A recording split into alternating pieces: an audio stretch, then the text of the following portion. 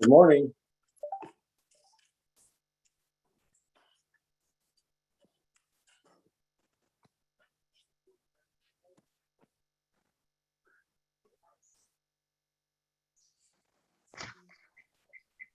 Joe, is that you? It's me.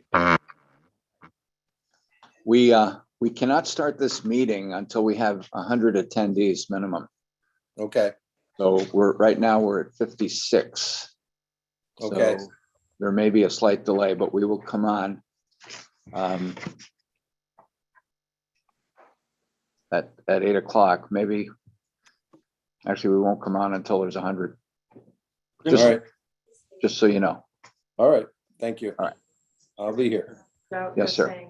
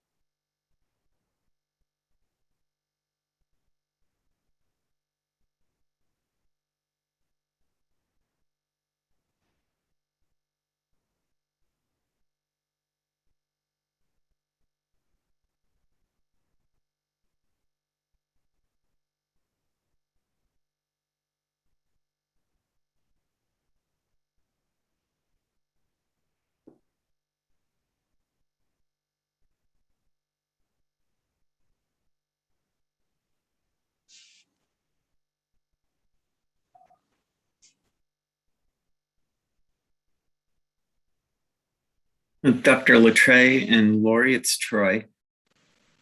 Just want to say good morning. And if we weren't planning on doing so, it might be worth mentioning briefly at some point the $20 Grubhub certificate sponsored by Milmick that's going out.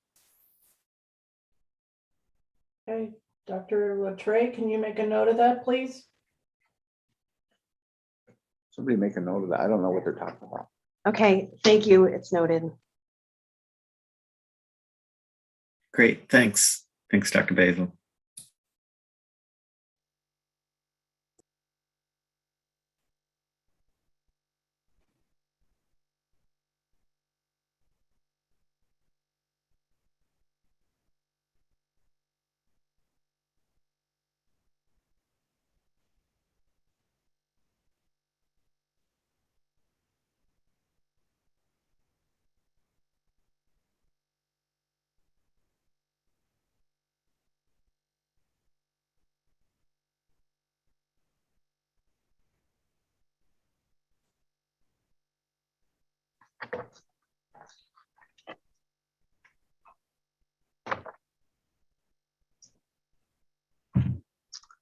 Would the members of the House please come to order? Good morning and welcome to the 2021 Virtual House of Delegates.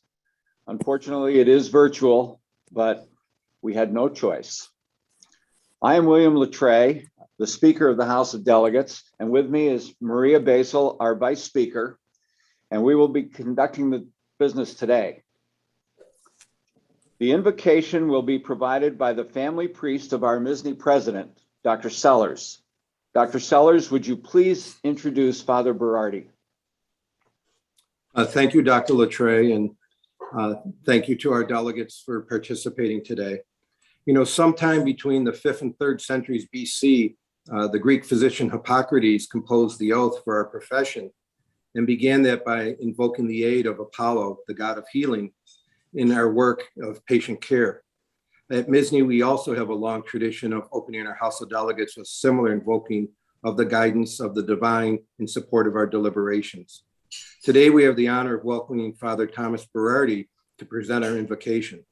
Father Tom is a retired priest from the Roman Catholic Diocese of Albany. He has served in parishes throughout the Albany Diocese, including in Cobblestone, New York, where I live and practice. Father Tom was born in Kingston, New York, received his undergraduate degree from Murray State University in Kentucky, earned his master's in divinity from St. Bernard's Seminary in Rochester, and attended a certificate program in international law and human rights at the University of Strasbourg in France.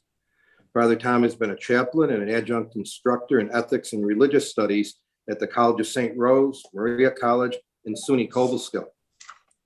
In his retirement, Father Tom remains active with outdoor avocations and continues to teach and to preach at parishes and colleges in the Albany area.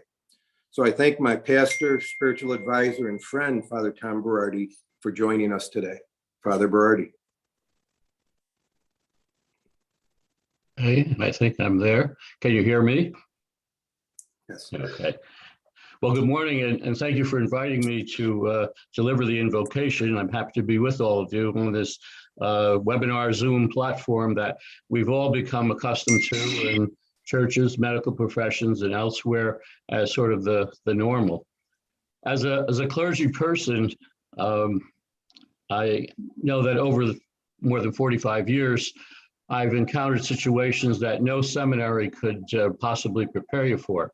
I'm sure somewhat similar is that for yourselves as physicians and people in the medical professions, you've encountered many things that no medical school could adequately prepare you for, most especially this whole year and a half of pandemic, which we're still kind of finding our way through.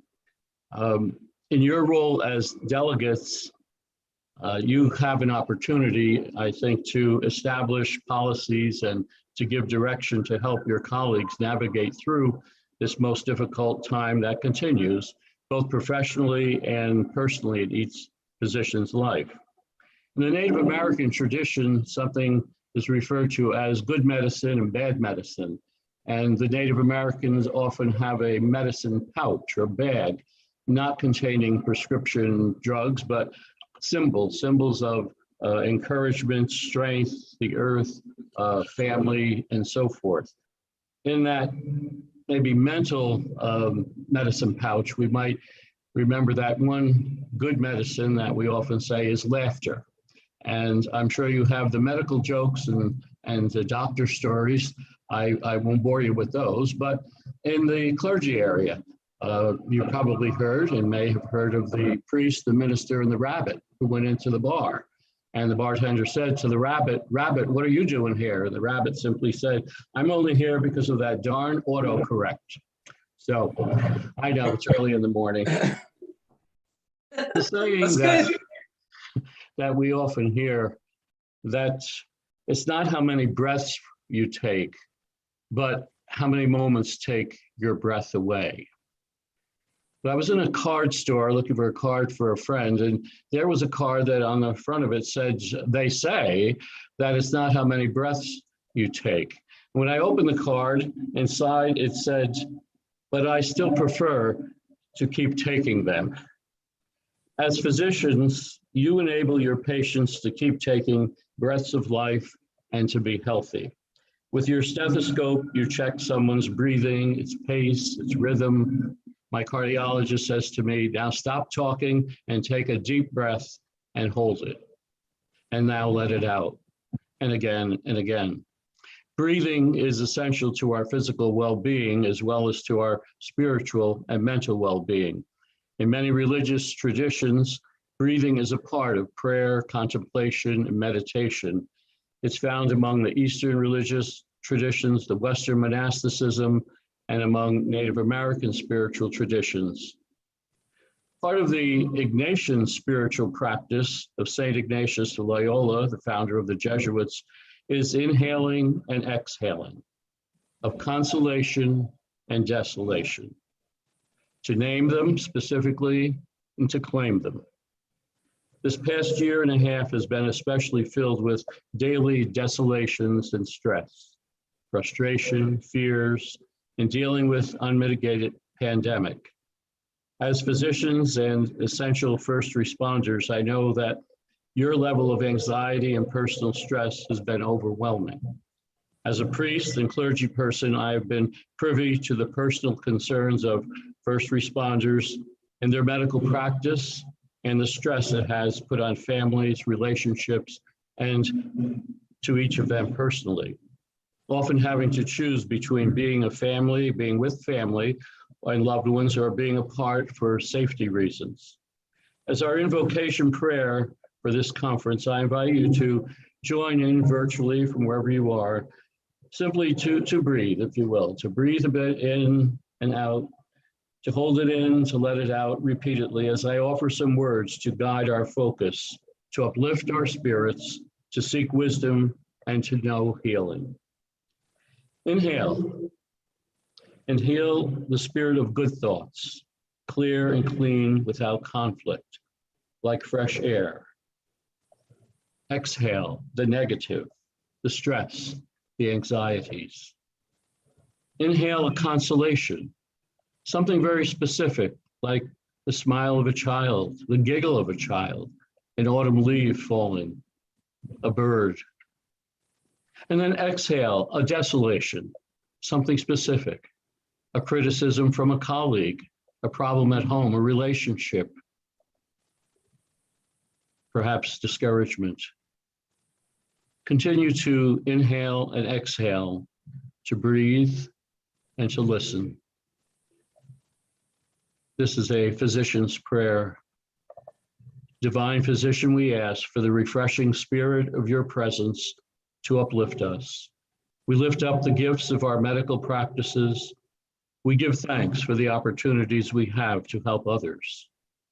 Give us confidence and assurance of bringing healing and well-being to those entrusted to us. Help us to know that we do make a difference in someone else's life. May we use wisely the medical and technical resources available to us. Enable us during this time of pandemic to not be overwhelmed, but to do our part in each place, each moment, and with each person. Help us to be compassionate by simply listening. Gracious One, Creator of all that is, be with us, that we may know that when we are serving and carrying out our practice, we are an extension of your creativity, of your creative spark, of your energy, of your love, of your light. May we be humble in sharing that light to bring good medicine of healing to mind, body, and spirit. Bless this conference and guide our words and thoughts to be a consolation to rise above all desolations. We give thanks and praise to you as the Holy One, the Light, the Redeemer, the Gracious, and the Good. May the Holy One bless you and keep you, smile upon you, be gracious to you. May the good and Holy One look upon you kindly and give you peace. Amen.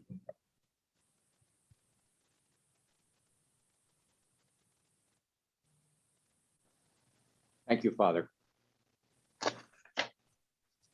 We will now stand for the Pledge of Allegiance.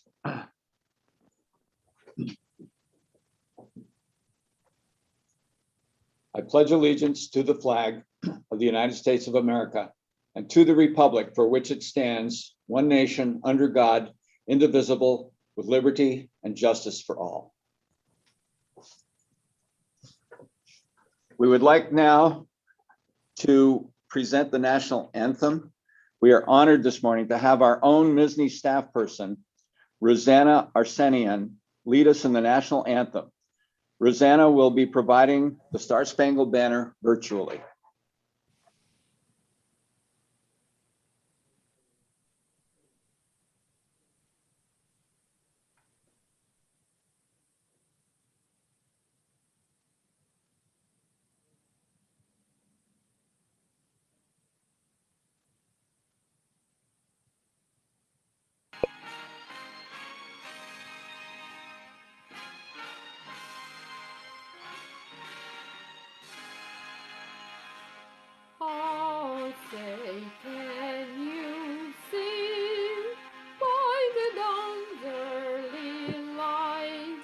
what so proudly we hailed at the twilight's last gleaming, whose broad stripes and bright stars through the perilous fight.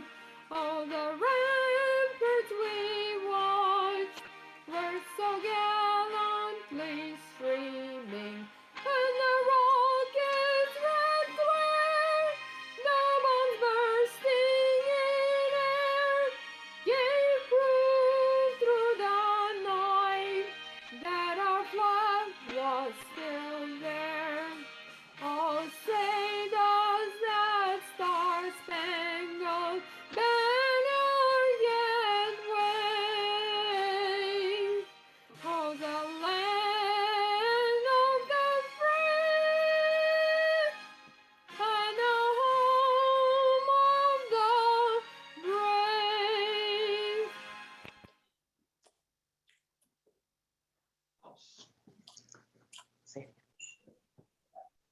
Thank you, Rosanna, and members of the House.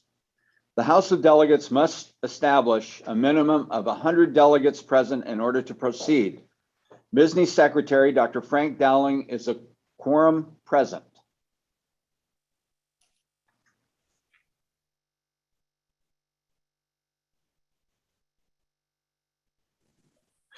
Sorry about that, Mr. Speaker. There are currently 301 delegates credentialed and 186 are participating in our virtual House of Delegates thus far, and the number is increasing as we speak. So we do have a quorum. Thank you, Dr. Dowling. I hereby declare the 215th meeting of the House of Delegates open for the transaction of business.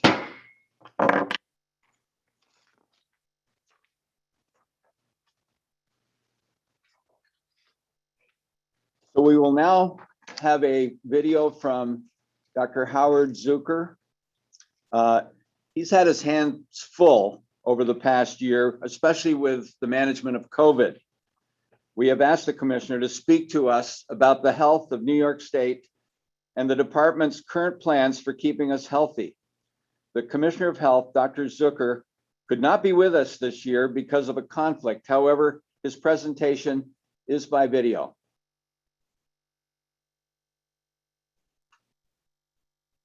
Thank you. It's a privilege to join you all virtually today for this year's House of Delegates meeting. We still find ourselves entrenched in trying times for our profession and for the entire healthcare system, both here in New York State and across the country, as our nearly 2-year-long battle against COVID-19 continues. I first want to acknowledge the stress and frustration that we all continue to experience as this pandemic battle wages on and asks more of our healthcare system and of all of you than any time in recent memory.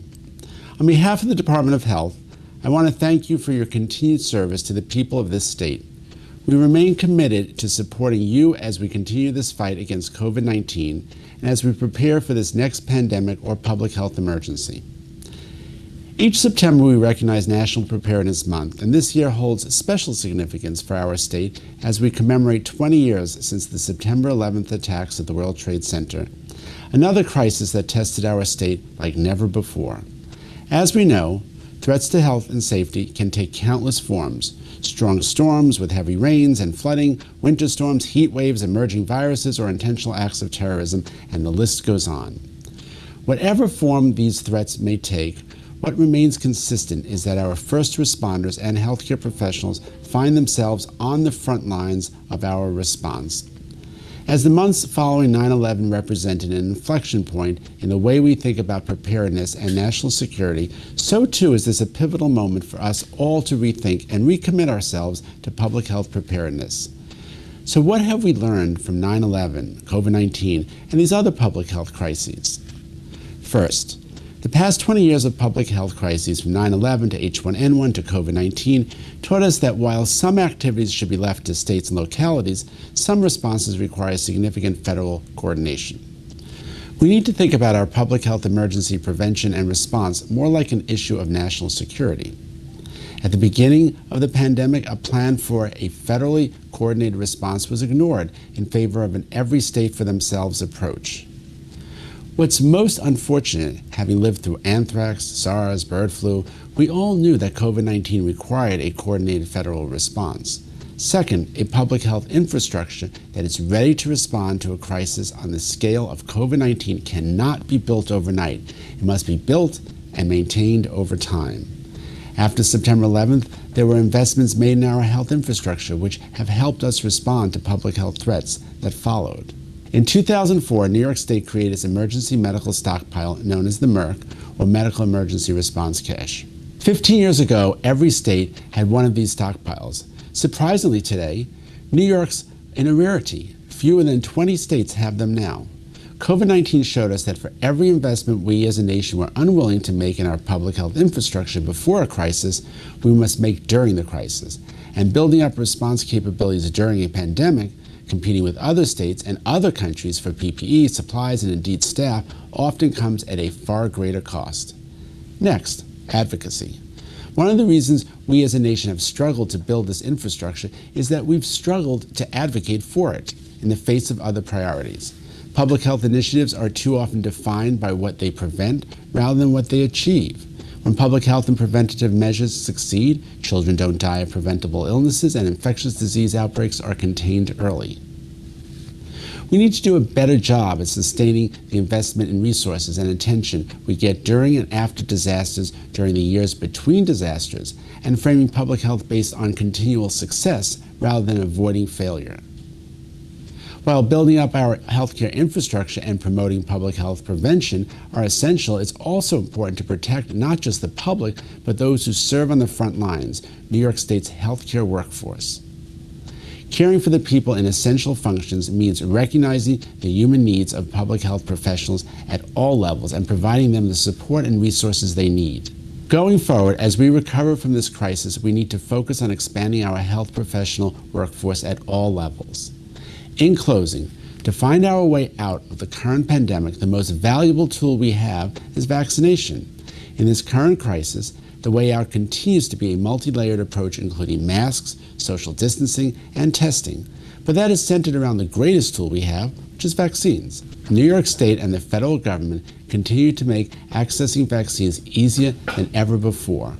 However, who we need now is you, New York State's physicians, to join us and vaccinate as many eligible New Yorkers as quickly as possible.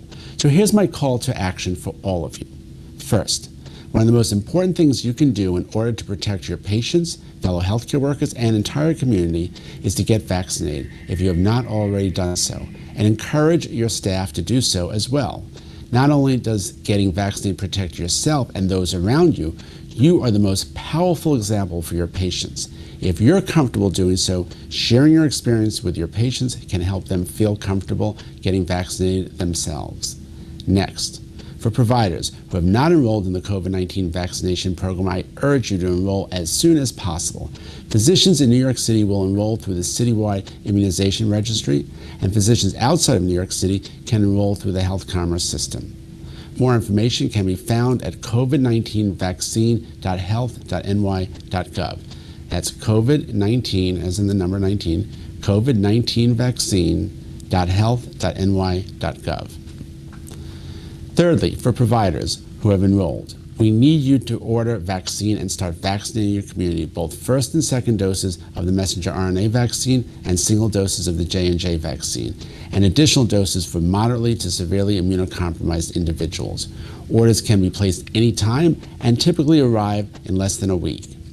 As the federal government approaches authorization of booster doses for those who have already received their primary series, and as we prepare for a return to school, work, and indoor spaces, this is the moment for providers who have not yet started vaccinating their patients to join us. As we prepare for the upcoming flu season, and as your patients come in for routine healthcare visits, one of the most important questions you should ask all eligible patients is if they are fully vaccinated for COVID-19. Co-administration of COVID vaccines and flu vaccines was authorized by the federal government earlier this summer, and we encourage you to do this for all your patients. When it comes to talking to New Yorkers who have not yet received the vaccine, especially those who are unsure or don't have the information they need, you are the most trusted voice. Unfortunately, COVID-19 is going to be with us in the months and years to come. However, we now have the tools to protect ourselves, and they are widely available.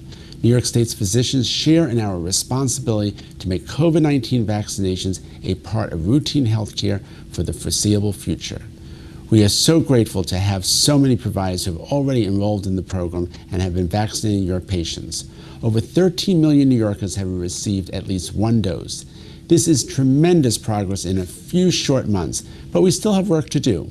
If you have not yet started vaccinating your patients, it's not too late. Now is the time. And thank you again for the chance to speak with you today and for everything you do to protect the health of New Yorkers through threats to health past, present, and future.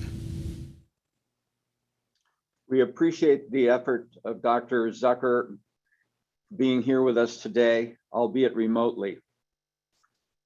The list of those who have served our profession for over 50 years has been posted on the HOD website. There are 181 names listed of those who have devoted their lives to the health of their patients and the science of medicine. 2 members of the House are included on this list, and we recognize them here.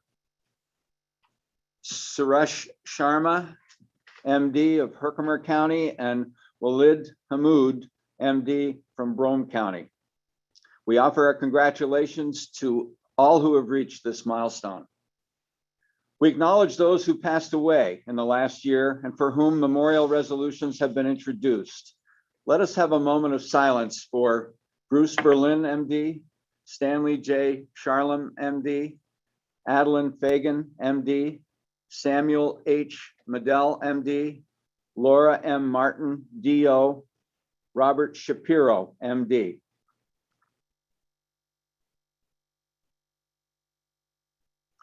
Absent objection, these memorial resolutions will be adopted. No less important are the members of the House of Delegates participating as representatives of their specialty and county societies for the first time. Those delegates are recognized on the screen before you. We welcome each of you to the House of Delegates.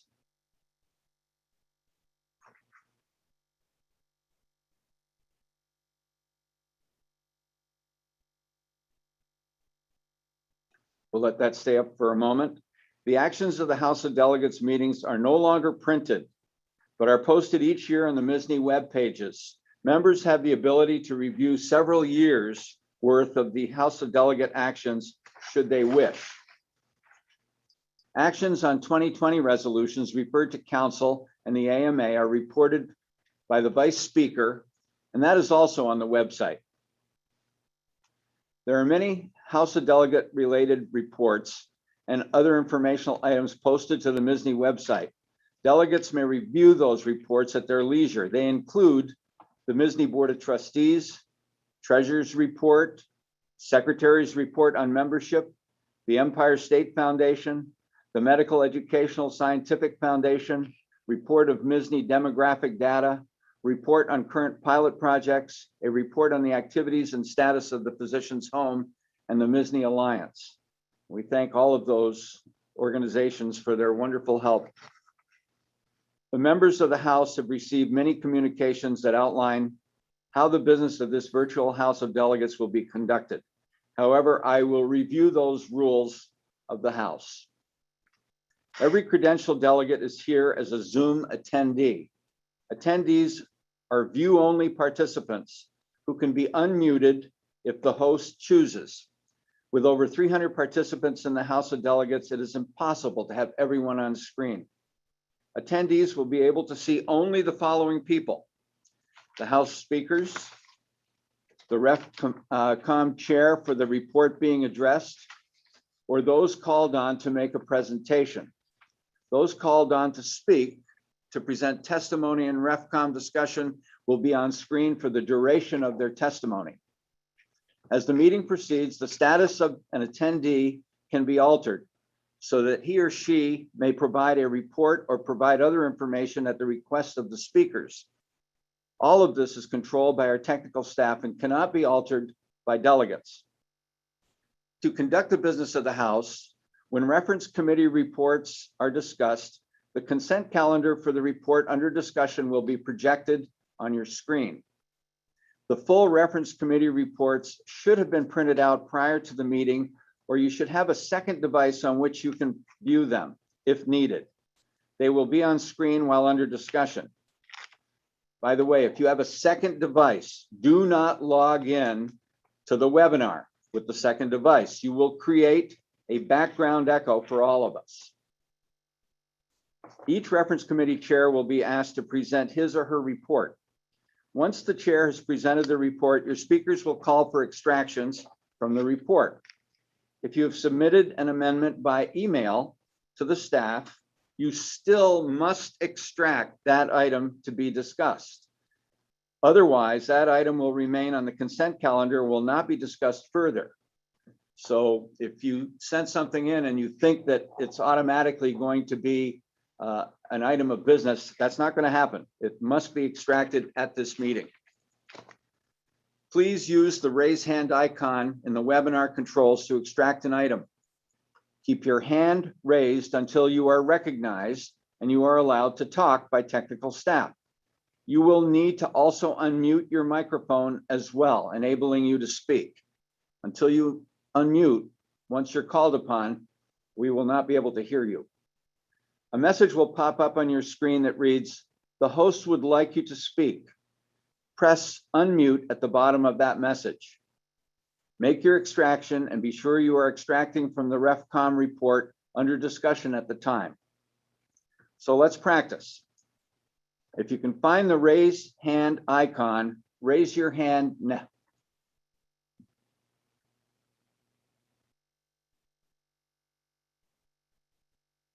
Please lower your hand by clicking it again.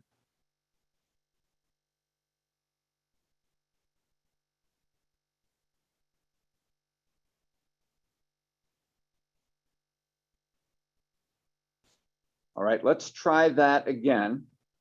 All hands should be lowered.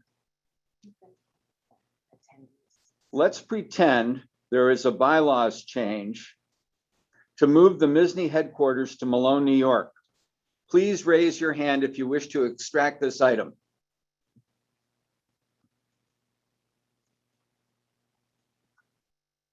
I don't think they want to do that. That's the hand raised. I mean, move the headquarters. Okay, so it looks like you've got the raised hand maneuver down. Okay, good. You can lower your hands now.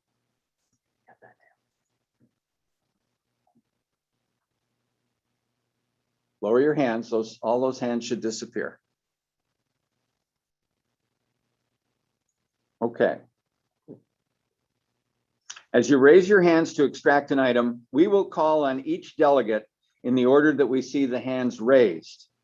Remember, when recognized, you will be allowed to talk by staff, but you must still unmute your microphone. Then you may state the number of the item you wish extracted. Make sure you extract by item number. It gets confusing if you start reading the title of the resolution or some other identification, just the item number. Please note, delegates need to pay attention during the extraction period.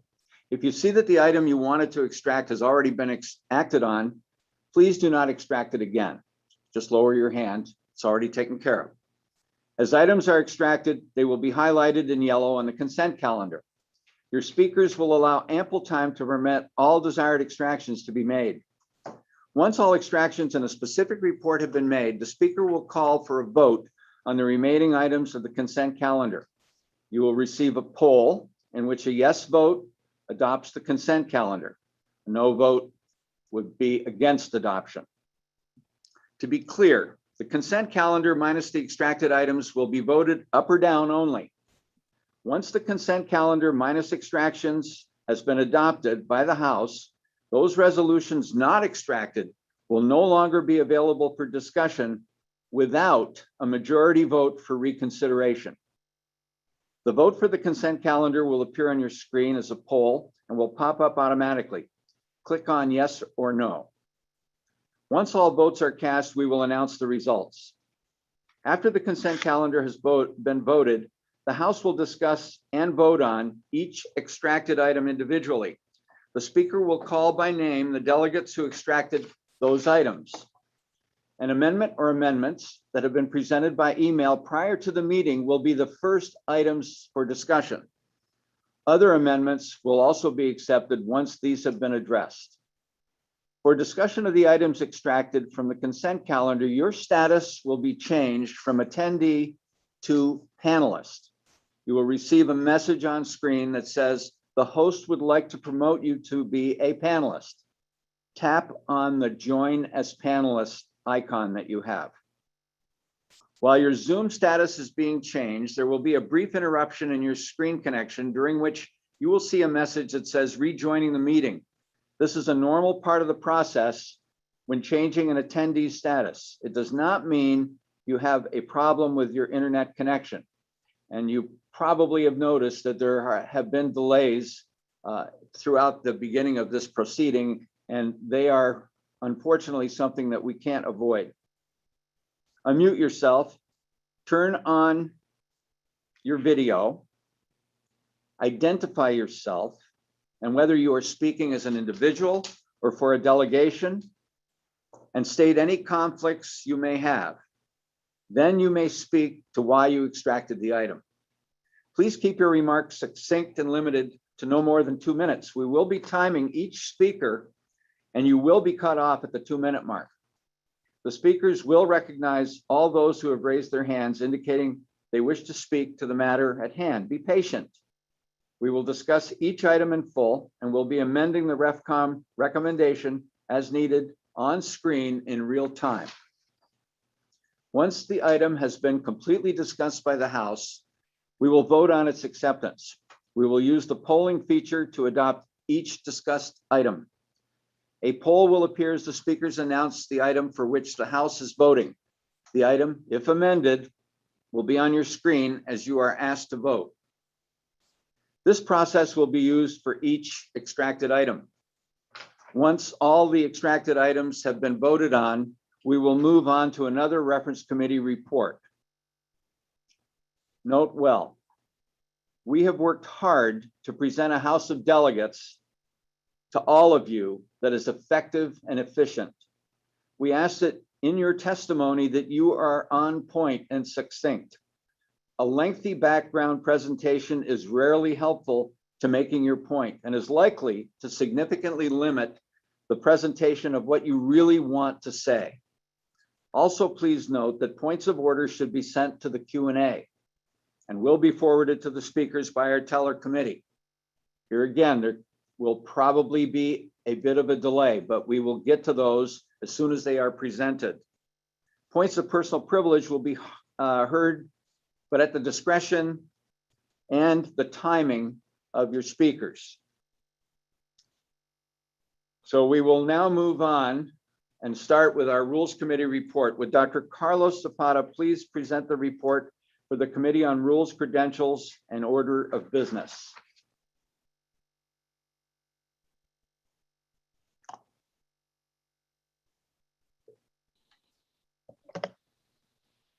Thank you, Dr. Speaker.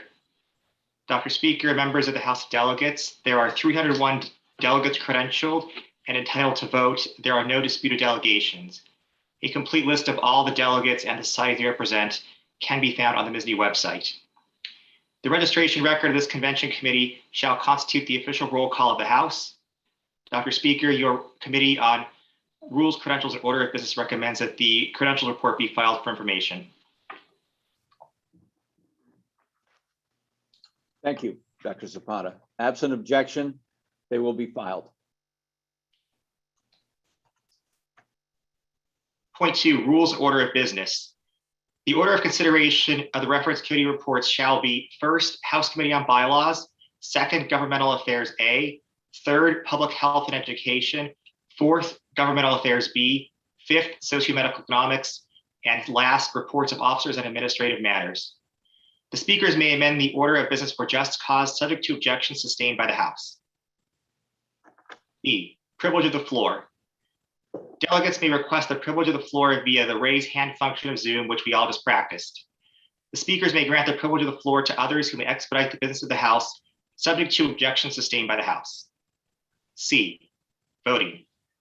The polling feature in Zoom shall be used for all votes. D, limitation on debate. There will be a 120-second limit on debate per presentation, subject to waiver by the speaker for just cause on any oral presentation. E, no seconds required. To expedite consideration of motions before the House, motions shall be assumed to have a second unless an objection to the assumption of a second for a specific motion is expressed. F, conflict of interest. Members of the House of Delegates who have a substantial financial interest in a commercial enterprise which would be materially affected by a matter before the House of Delegates must publicly disclose that interest before speaking on the floor of the House of Delegates on that matter. Dr. Speaker, your House Committee on Rules, Credentials, Order of Business recommend that the rules and order of business as just stated be adopted. Thank you, Dr. Zapata. Absent any objection, those rules will be adopted. Thanks. Resolutions. 42 resolutions received by the deadline of June 25th, 2021. Of those, 4 resolutions were withdrawn. 3 resolutions were submitted after the deadline. At the August 4th, 2021 meeting of the Convention Committee on Rules, Credentials, and Order of Business, the late resolutions and recommendations to the reaffirmation consent calendar were discussed. 38 resolutions and 4 sunset reports were referred to 6 reference committees, which conducted virtual hearings via Zoom from August 6 through 8, 2021. None of the resolutions on the reaffirmation consent calendar were extracted during the reference committee hearings. All reference committee reports were posted to the MSSNY website on August 31st, 2021. And as of this moment, there have been no emergency resolutions received. The speakers asked the Committee on Rules, Credentials, and Order of Business to review the recommendation for placing resolutions introduced at this meeting of the House of Delegates on the reaffirmation calendar. Reaffirmation of existing policy means that the policies reaffirmed remain active policies within the MSSNY policy database and therefore are part of the body of policy that can be used in setting MSSNY's agenda. It also resets the sunset clock so that such policies will remain viable for 10 years from the date of reaffirmation. Dr. Speaker, your House Committee on Rules, Credentials, and Order of Business recommends the following reaffirmation consent calendar for acceptance. Thank you, Dr. Zapata. I would ask now, are there extractions from the reaffirmation calendar?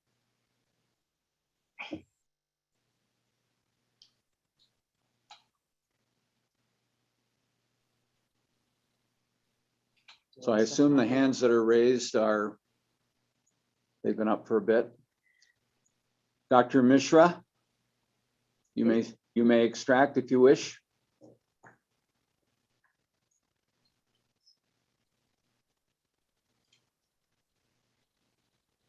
Can everyone who had their hand raised for the practice session, please lower their hands if they're not willing, if they're not raised to extract at this time.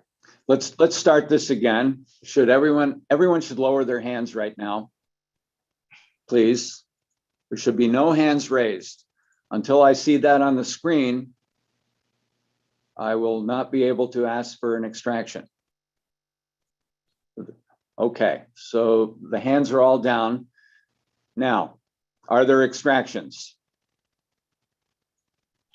Dr. Paul.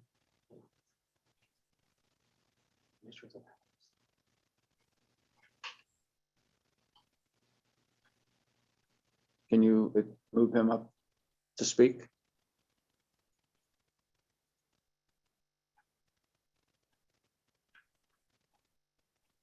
Dr. Paul? Someone before him? Okay, I apologize. There was a hand up prior.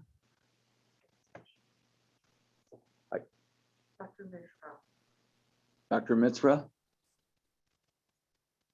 Please unmute.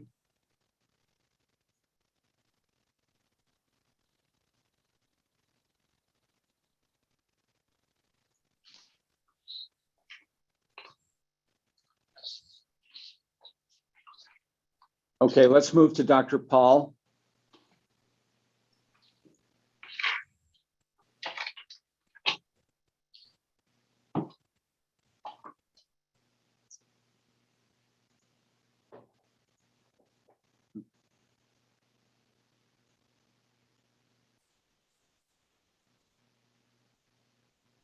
Please unmute, Dr. Paul.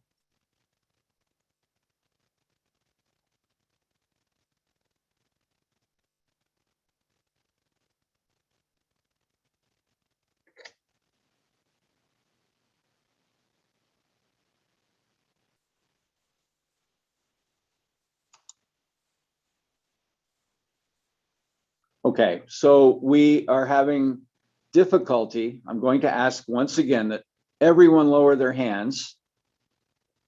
Please lower your hands, everyone, and we'll start again. Dr. Salzberg, please lower your hand. Dr. Paul, please lower your hand.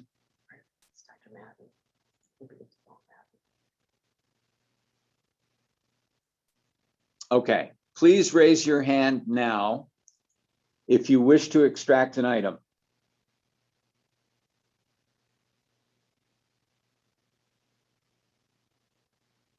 Okay.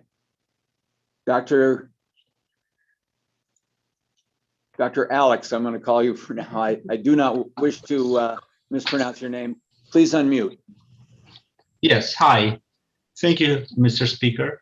I want to extract item number 54 and 55 for the Committee on Government Affairs A. Okay. And if I can, on social medical economics resolution, I'm sorry, resolutions 254 to 55, which are okay. What we have here is resolution 50, resolution 155, resolution 252, and resolution 253. Which are you asking to extract?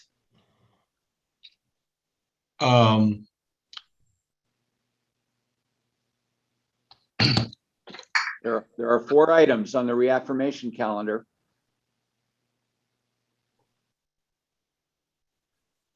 What happened to the other resolutions? These are the resolutions that got to the reaffirmation calendar. I'm not sure what other resolutions you're speaking about. Right, those other extractions will be treated when those reference committee reports are. Yeah, these are presented. separate. Okay, yeah, I got it. I'm sorry, I'm confused. No Yeah, worries. I understand.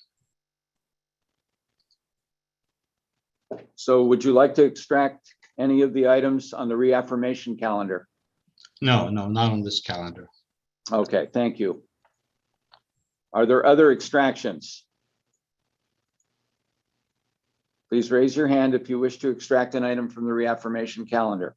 I apologize that this has gotten a little bit complicated, but we will work through it. I see no hands raised for extraction of the reaffirmation calendar. What you have before you then is the reaffirmation calendar, consent calendar that was presented by the Rules Committee. We will now vote. If you wish to accept or adopt the reaffirmation calendar, please vote yes. If you wish to not accept it, then vote no. Put up the poll, please.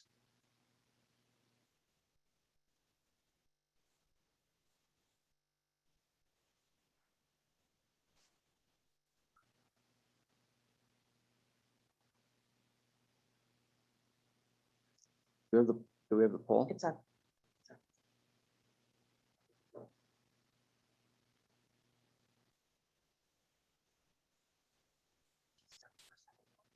So I'm looking at the results. I cannot exactly see them, but it looks like almost everyone has voted yes to accept the reaffirmation calendar. So the calendar is accepted. Thank you very much, Dr. Zapata. The late resolution calendar.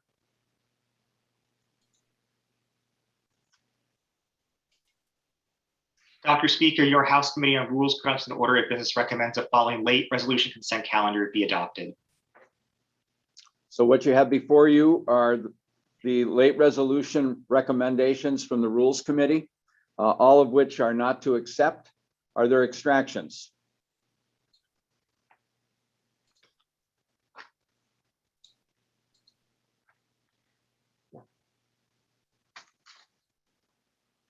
Seeing none.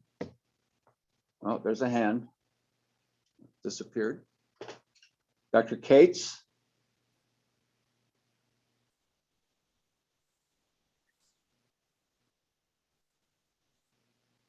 Please unmute. Okay, it's just a question. Were these provided to us prior to the meeting? Because I don't remember seeing this. Maybe I missed something. These resolutions were presented to the Rules Committee as late resolutions. And the Rules Committee makes the decision as to whether or not, by virtue of the issue of whether or not they're considered to be germane and timely. So it's not really about the content of the resolution, it's about the timeliness. And the decision was made that none of these resolutions were felt to be timely and needed to be introduced late. So that is the business of the House right now, to either agree with the Rules Committee, or if someone wishes to extract, they can do that. But it would require a 2/3 vote of the House to move these into the business of the House this year. Does that answer your question? Yes. Please. I will mute now and lower my hand. Thank you. Seeing no other hands, what you have before you is the late resolution consent calendar. The recommendation by the reference committee is that none of them be adopted. So if you wish to agree with the Rules Committee and that these items will not be adopted for this House, please vote yes. And if you disagree, you can vote no. Put the poll up, please.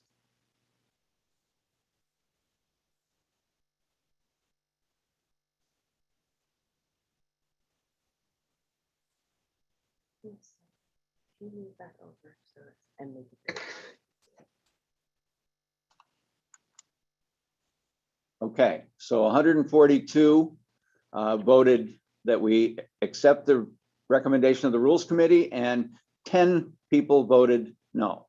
So the recommendation of the Rules Committee is upheld, and these items will not be discussed. Dr. Zapata. Item 4, election and balloting procedures. The MSSNY Council is authorized by the bylaws to act when the House of Delegates is not in session. A special meeting of council was held on May 8, 2021 for the sole purpose of electing the candidates for officers, councilors, and trustees for the term May 2021 to April 2022. In place of the normal process for election of New York delegates, the AMA, an electronic ballot was supplied to each credentialed delegate. The service providing the ballot was electionrunner.com. Every delegate was provided with a unique ID and key to access their ballot. Ballots were sent to delegates electronically on September 1st, 2021, and the opportunity to vote closed on September 14th, 2021 at 9 p.m. All delegates were permitted to vote for up to 10 of the 19 candidates on the ballots.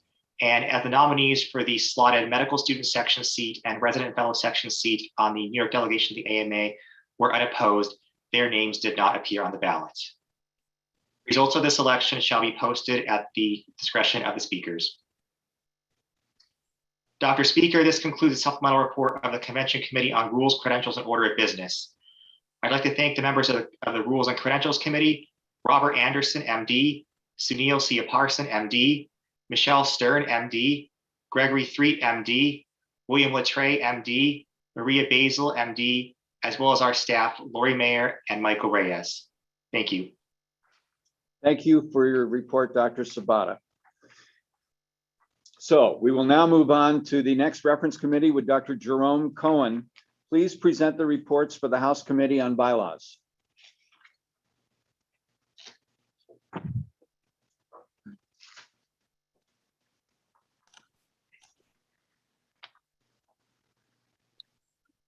To the House of Delegates, ladies and gentlemen, at the 2020 annual meeting of the House of Delegates, resolutions 2021 and 2020-2 were referred to the House Committee on Bylaws for review and report back to the House of Delegates in 2021. Recommendation number 1. The House Committee on Bylaws recommends that resolution 2020-1, addition to MSSNY mission statement, be adopted by the House of Delegates. Thank you, Dr. Cohen. We're going to do this a little differently than we will with the other reference committees. We have 2 items. and we will discuss the item that Dr. Cohen just presented. So let's move to any discussion about that item. Is there discussion? If so, please raise your hand. If there is no discussion, we will move to adopt that bylaw.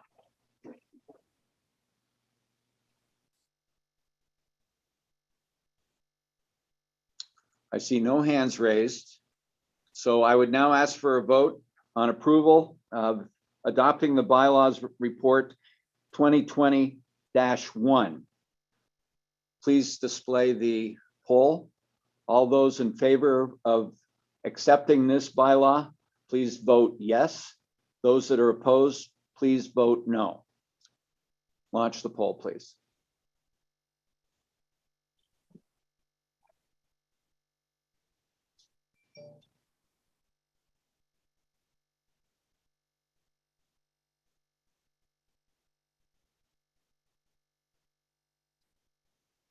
We're going to allow about 10 to 15 seconds, well, let's say 15 seconds for the polling. So I believe that the poll is completed. We have 167 delegates voting yes and 2 voting no. So item 2020-1 is now a new bylaw. Dr. Cohen. Recommendation number 2. The House Committee on Bylaws recommends that Resolution 2020-2, MSSNY Council representation, not be adopted. Thank you. So the Bylaws Committee has recommended not adoption of item 2020-2. Is there discussion?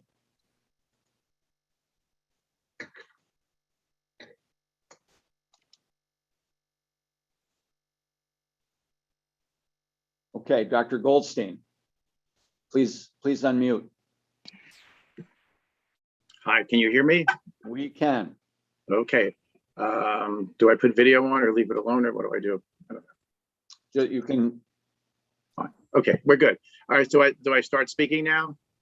Yes. Okay, Michael Goldstein speaking for New York County in support of the adoption of this bylaw. New York County, although no longer the largest county in the state in terms of membership, is one of the highest, if not the highest, dues-paying county, with almost 1,000 dues-paying members and about 1,000 life members. For years, we've been paying about 10% of all the dues paid to MSSNY.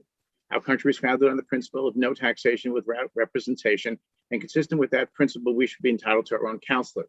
We're the home to 4 medical schools and 1 osteopathy school, with 1/3 of all these schools in the state. We're a major provider of healthcare in New York State and attract patients from New York County, commuters, the region, other states, and even the country.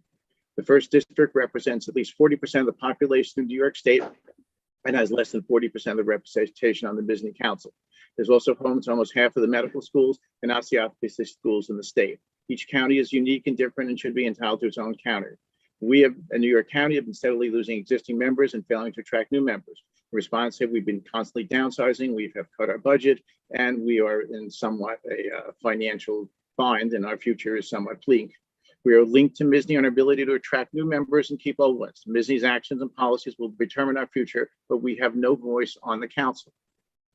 Our voice and our issues need to be heard in the MSSNY Council by our own counselor, someone who will advocate for us. We want proper and to prosper and survive rather than decline.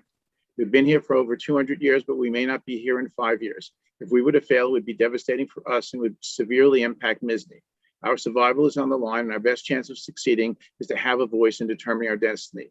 Justice and fairness demands that we have the right to shape MSSNY and our future. Resolution 2020-2 should be adopted. Thank you. Thank you, Dr. Goldstein. Dr. Birkin. While Dr. Birkin is getting on, I just will comment, as you can see behind me, there is a traffic light. That traffic light will be green for the first, I believe, all but the last 15 seconds, at which time it turns yellow. And then at the end of the 2 minutes, it will turn red. So you can kind of see for yourself if you're speaking that you may be running out of time, and we will remind you. Dr. Birkin. Thank you, Dr. Speaker. I speak on behalf of District 7 and 8 in opposition to this resolution. and 4 not adoption. We respectfully submit that a proposal of assigning 1 counselor for each of the 5 boroughs of each borough in New York City would potentially give more weight in votes to the downstate region. Conversely speaking, Buffalo is the 2nd largest city in New York State with 8 boroughs. So for the sake of equanimity, per the feedback from our delegates thus far, that would be tantamount to Erie County getting a counselor for each of their 8 boroughs. Okay, so we, if you take a look at upstate, if we do the same thing here, it seems kind of funny doing that, assigning 8 counselors to Erie County. But that's how we see it, as assigning more counselors to just to New York City. It will provide more votes, more say, and further alienate the upstate counties. So we strongly urge everybody to vote no and not adopt this resolution. Thank you. Thank you, Dr. Birkin. Dr. LaScalia, please unmute.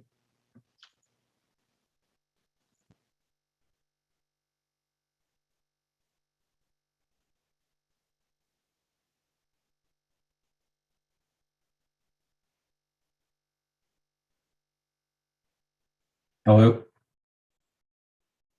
We can hear you. Oh, great. So this is Dr. Scala speaking as a member of New York County Medical Society. I just wanted to reiterate what Dr. Goldstein said, which is that we are struggling. We are struggling to hold on to members. Our representation is directly related to such membership, to representation. And if New York County folds, that will be bad for everyone. And we are fully aware of the ideas of representation across the state. But we are struggling to hold on to members, and we need a better representation at MSSNY. So I wanted to ask people to please consider this. New York County Medical Society is important to the state as a whole, and we need better representation. So we hope you'll vote for this. Thank you, Dr. LaScala. Dr. Lopresto, please unmute and turn your camera on.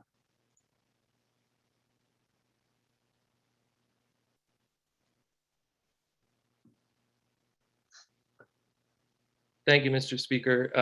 This is Charles Lopresto, DO, delegate from the Medical Society County of Queens, speaking as an individual. I have no conflicts. I rise in opposition to this proposal. While this change in the bylaws would help increase representation from District 1, I personally feel that this is a disservice to representation as a whole in the MSSNY bylaws. As defined in Article 4, the council functions as, quote, the executive committee of the House of Delegates, end quote. And thus decisions made by the council should function as equitably as possible with similar representation as the House of Delegates. Our MSSNY should consider an alternative resolution in the future to focus on expanding council seats to more adequately reflect representation as it is in the House of Delegates. Thank you. Thank you. Dr. White, please turn your camera on and unmute.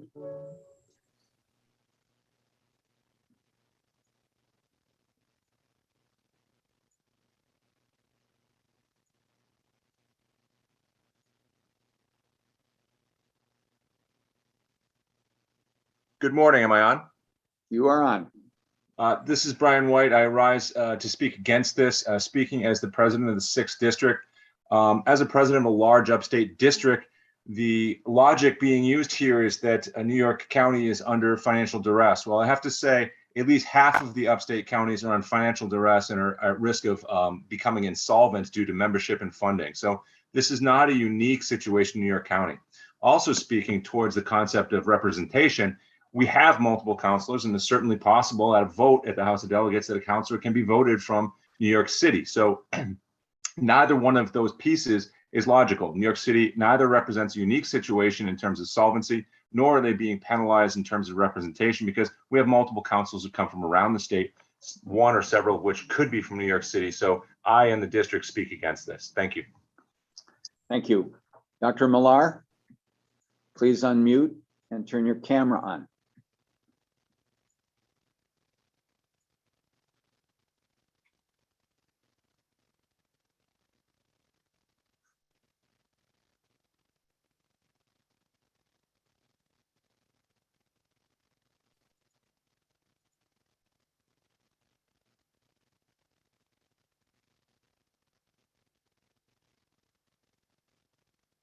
Dr. Millar? There we go. Hello? Unmuted. Yes, please. Oh, please sorry about proceed. that. I was just having trouble unmuting, but yeah, I actually, Dr. White basically said it all. We're having the same issues in Onondaga County, and I urge people not to support this. Thank you. Thank you. Dr. Zapata. Oh, pardon me, Dr. McCormick.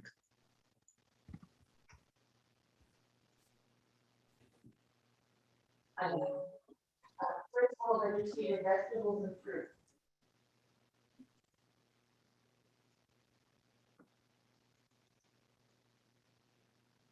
Hello, do you hear me now? We can. All right. Yes, Leah McCormack, past president, a member of the Queen's delegation, and I speak in favor of this bylaws change. It's not so much a question for me of finances, but the fact that there is a shared counselor between Kings County and Richmond, which is Staten Island, and also between New York County and the Bronx. And for many years, I feel that the Bronx and Staten Island have deserved more representation. There has not been a president from the Bronx in my memory. And the last president from Staten Island was about 20 years ago. So I speak in favor of this. I think it can be expanded in the future, but for now, this is a good start. Thank you. Thank you, Leah. Dr. Zapata.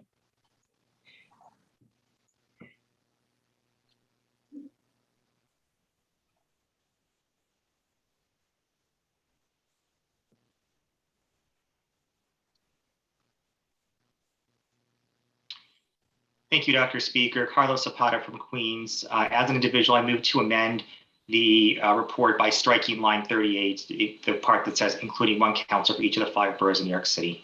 May I speak to that? Yes, you may. We need to project that and project Dr. Zapata's amendment. Okay. Proceed, Dr. Zapata. Thank you. Earlier testimony has referenced several concepts that I agree with. First of all, that the council right now seems to have a severe underrepresentation of certain areas of the state. I believe that delegates from New York County are correct that New York County having so many members is underrepresented on the council. However, there are other areas of state that also are underrepresented. For example, Long Island, Nassau County and Suffolk County both have over 2,000 members, yet only one counselor, which they're also underrepresented. Dr. Burkett earlier spoke that Erie County is underrepresented. Therefore, I believe that the best way would be to, if we increase the size of the council, but maybe consider that not all counselors be from New York City of the increase. And this would allow the House and the House's wisdom to go and elect the extra council wherever they felt is most appropriate. Therefore, I propose the following amendment. Thank you. Thank you. So what we have before you now is Dr. Zapata's amendment, which is essentially striking the tail end of the resolution. So is there anyone that would like to speak to that? If your hands are up from the previous discussion, please lower them and we will discuss the amendment. Dr. Hughes, please unmute and turn your camera on.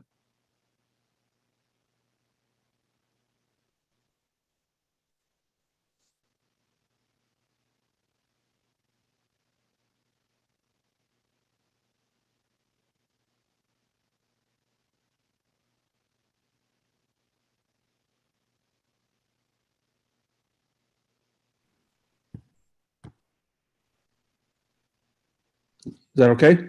Yes. Okay. I speak against the resolution because I've looked at. Excuse me, Dr. Hughes, can you identify yourself and tell us who you're speaking for and any conflict? Dr. Robert Hughes speaking as an individual. And I speak against this resolution, this amendment, because I've been looking at this topic for several years now, and there's a tremendous amount of issues involved here. For example, it's more complicated than just what this one resolution and amendment are addressing. There are some parts of the state where we don't get a president until every 18 years, and there's other districts that are getting presidents every 6 years. This is a much more complicated issue. I drew up a rotation plan idea where each district would get a president every 12 years. And in that plan, I broke the New York District 1 up into 3 separate groups, which gave each group, and it was based upon delegate representation. So it was very fair and it was very equal. And I would be more than happy to submit that as a resolution, but I don't think that a meeting like this and a telemed process like this is the best way to do it. As I said, I have a much better resolution that addresses the much more complicated issue than what New York County is asking for. So I would urge to vote no, both on the amendment and on the resolution. And I will submit that resolution for next year. Thank you, Dr. Hughes. So you are against the amendment? Yes. Okay. Dr. Cardullo, please unmute and turn your camera on.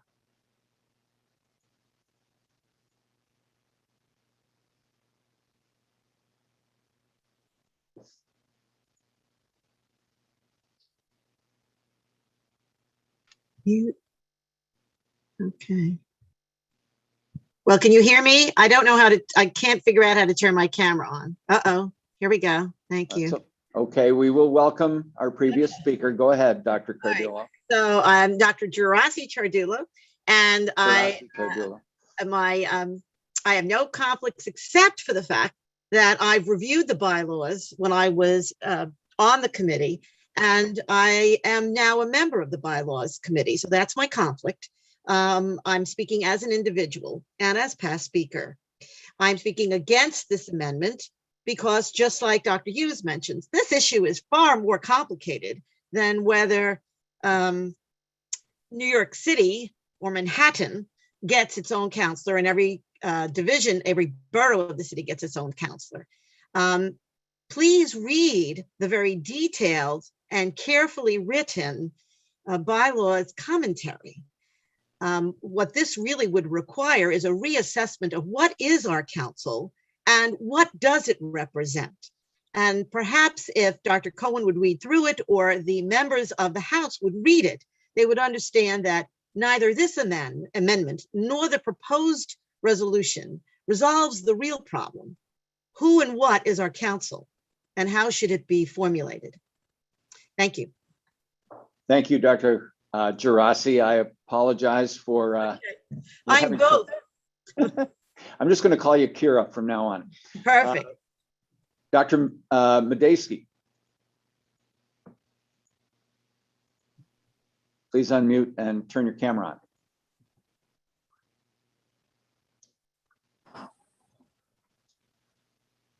on. Good morning. I have been able to listen to the testimony and agree that this is a complicated subject that has merits on both sides. And consistent with the report from the reference committee, would it be appropriate to ask for referral for study and report back, Dr. Latreille? I believe that is in order, although this is a bylaws change. My guess is that if you vote this down, there would be the opportunity to reintroduce a resolution, but I believe referral would be in order. Okay, well, I think there are issues on both sides of this that we need to explore more greatly. You know, individual representation based on membership, as well as the concept of geographic rotation throughout the state. So I would move to refer this for study. Thank you, Dr. Medeski. And that is in order. Referral is a higher move than amending. So the issue before you now is to discuss referral. I will go with the hands that are up. Dr. Fugner, please unmute. We're discussing now referral. Turn your camera on, please.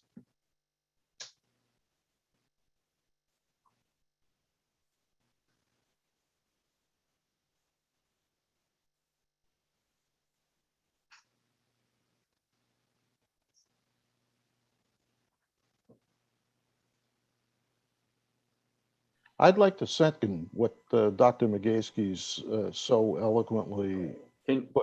Dr. Fugner, could you identify yourself?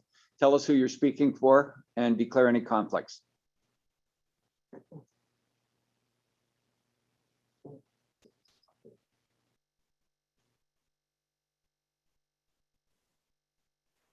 Thank you, Dr. Speakers.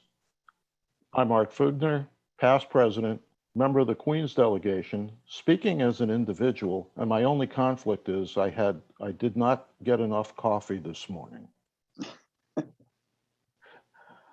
I second what Dr. McGaskey just said. This obviously is a complex issue. I believe that council study would be appropriate.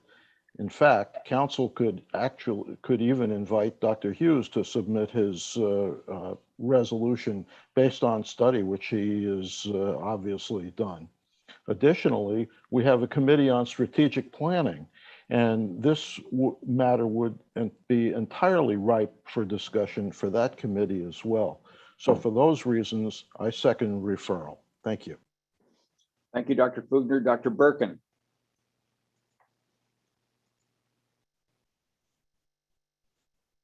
Please unmute and turn your camera on. I apologize for these delays, but they are impossible on this platform to avoid. No problem. I'm on right now. Rose Birkin speaking on behalf of myself, but I strongly supported by District 7 and 8. We're against the referral. The referral is not needed for this. This is a very poorly written resolution. And just like Dr. Geraci said, if you take a look at the report, it clearly specifies why this resolution will not work. I don't think it's up to the council to decide whether it's going to pass or not. I think it's up to the House to decide whether we accept this resolution or not. If the authors of this resolution would like to come back and introduce a different resolution next year that doesn't negatively affect upstate counties and upstate districts, then that's perfectly fine. They can do that. But I think referral is inappropriate, and I personally, and I'm supported by the districts, will vote against the referral. Thank you, Dr. Birkin. Dr. Diaz, please unmute and turn your camera on.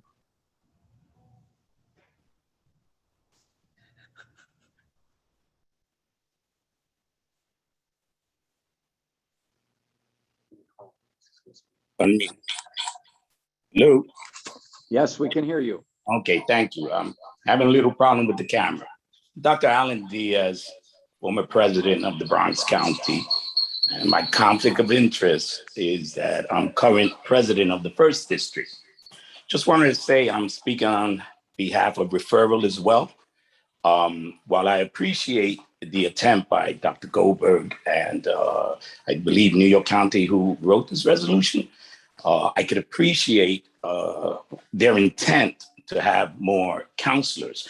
But as many of the other speakers brought to our attention, and as Rose just again spoke, it would be unfair to all the other counties in terms of representation. So this does become a much more complex issue. And so because of that, I speak on behalf of referral so we could study this in more detail. Other than that, then I probably would have to vote to strike this down. Sorry. Thank you. Okay. Thank you, Dr. Diaz. Please keep your comments to the issue of referral only. Dr. Glassberg, unmute and turn your camera on, please.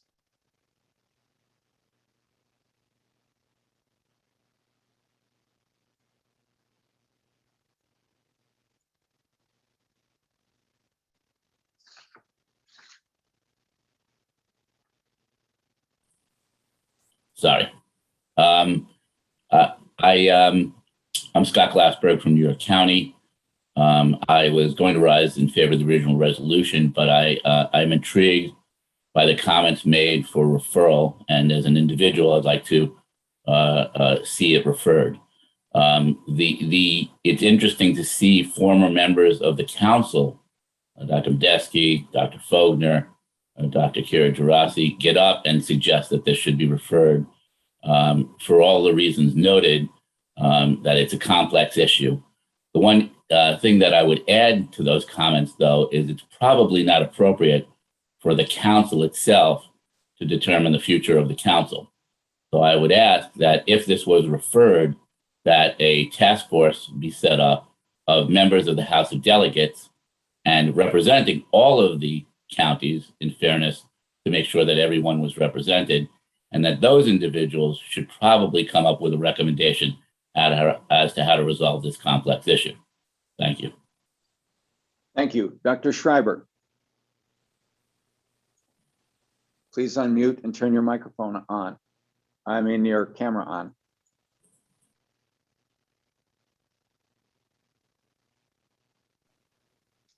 Can you hear me now? We can. Great. I'm Dr. Robert Schreiber, part of the Nassau County delegation. I have no conflicts to declare. I feel this is a very complex issue, more than the general meeting can debate at the current time. I recommend that we call the question in front of us and move on to a vote. I think we've heard enough discussion about this matter. Unfortunately, that is not in order. You cannot speak to the issue and then call the question. You speak for referral. Is that correct? I speak for referral. Thank you. Dr. Rothberg. Turn your camera on and unmute, please.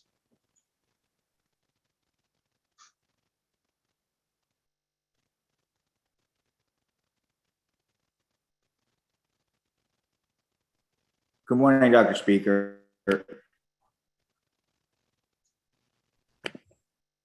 I'd like to speak on the issue of referral. I find this curious and maybe requiring clarification. Can you hear me, Dr. Speaker?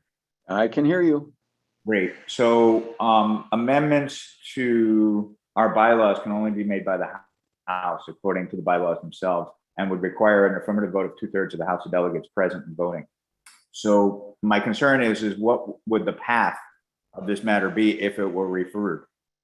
I also share Dr. Glassberg's concern that the council would then be deciding on a matter that affects itself. But my point is if the matter were referred to the council, would it then become a matter for a future House to consider yet again? Is that the intention of referral? And I wasn't even aware that you could refer a bylaws matter, but I can't find any prohibition. I don't know if somebody more knowledgeable than me could clarify that. I think that referring is awkward, but I do understand the, what the prior delegate was trying to achieve. I think that the amendment process is very clear in our bylaws, and that it is the responsibility of the House, except in a matter of law. Is there somebody who can clarify that for us, Dr.? I believe, Dr. Rothberg, that it was referred for study. So I don't believe that the council would act on that based on that recommendation for referral. They would study it. But then who would? Pardon me?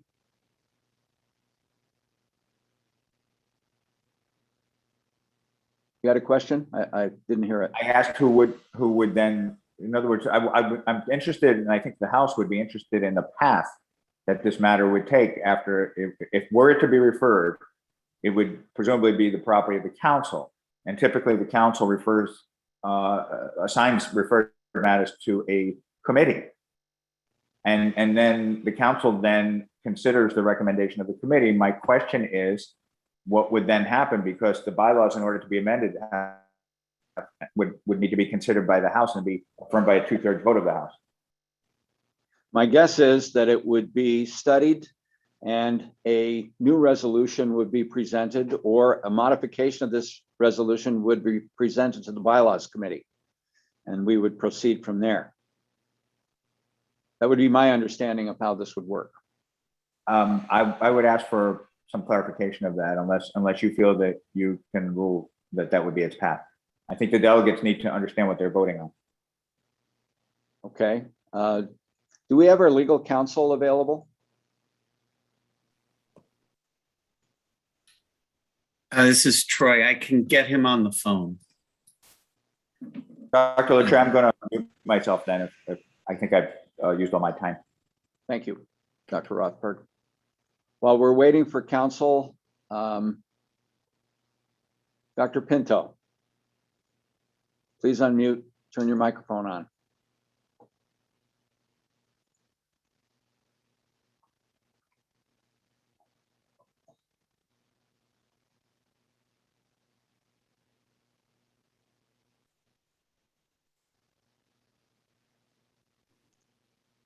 Okay, you can hear me now?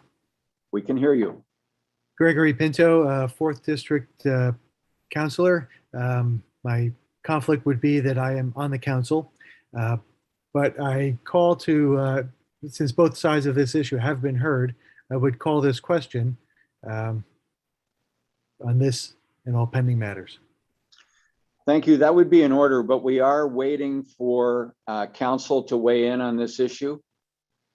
So I'm going to ask you to stand by and standing by.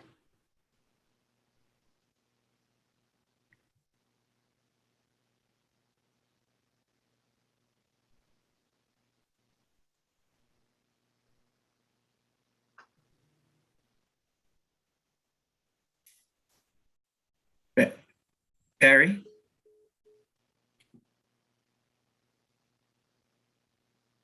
I'm hearing apologies. I'll try contacting him again. I don't want to hold us up. well, we've been asked to clarify this issue, and I'm not certain that I can offer any additional clarification as to how this would be managed by council. Perhaps Dr. Sellers could comment as our president.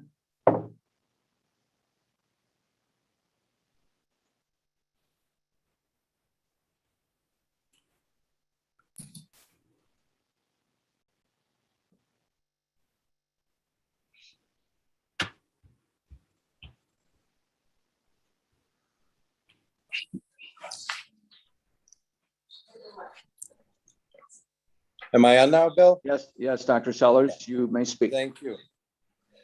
Yes, so if this is referred to council, as president, I am chair of the council, and I will have a group work on studying, and we will have our council bring a report back to the House Committee on Bylaws for action at the next House of Delegates. So I think that would be the process that was most consistent with our bylaws and the unique nature of a bylaws change. So it would not be decided by the council, but would be brought back to the House of Delegates.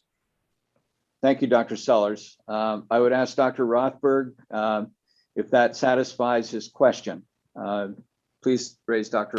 Rothberg to a panelist, and you may turn your microphone on and your camera, please.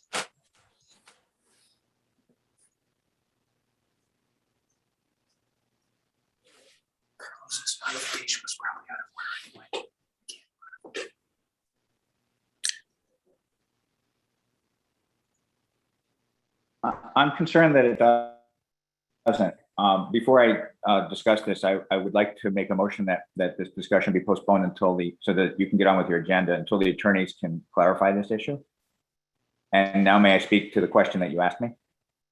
Yes, please. Okay, so in the bylaws, I'm going to read, and I'm sorry if I'm being pedantic here, but it says the amendments to the bylaws or to the principles of professional conduct, except such as are obligatory by law, shall be made only at an annual meeting of the House of Delegates after having been submitted in writing at a previous annual meeting and having been published in the official publication, the Medical Society State of New York, at least once in at least 1 month before the annual meeting, at which action shall be taken.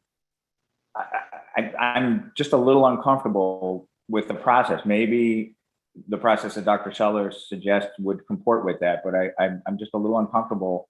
You know, the writers of our bylaws made a process for amendment that creates a hurdle on purpose, and I think we need to respect that. I still can't hear you. Thank you, Dr. Rothberg. It would be in I did order. propose a motion to table this. Well, it would be appropriate to ask that it be postponed to a time certain. Yes. Which would be an order of magnitude higher than referrals. So if that is your recommendation and you want to place that before the House, we can do that. I would, and the time certain would be when the attorney can provide us with the clarification that we require. Thank you. So is there any discussion about postponing this to a time certain?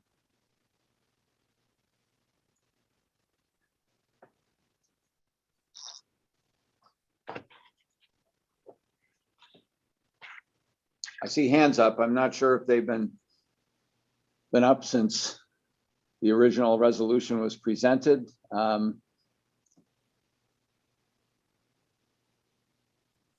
Okay, Dr. Barrick, you may speak. Please unmute and turn your camera on.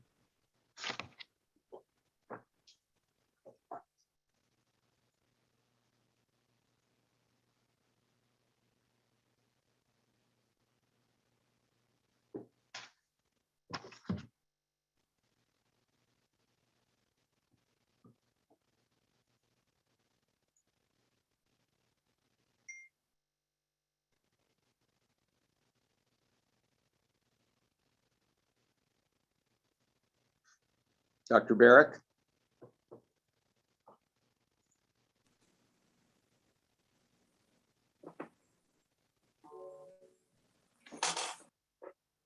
Good morning. Good morning. Can you hear me? Yeah, we can.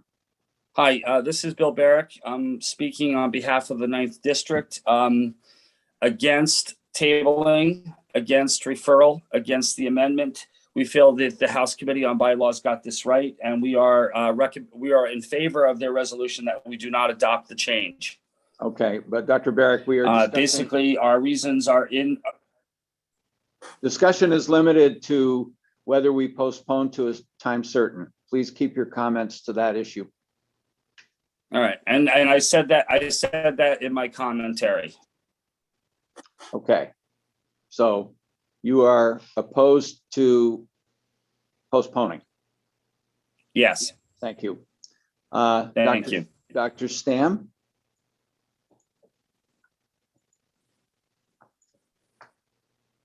Please unmute, turn your camera on.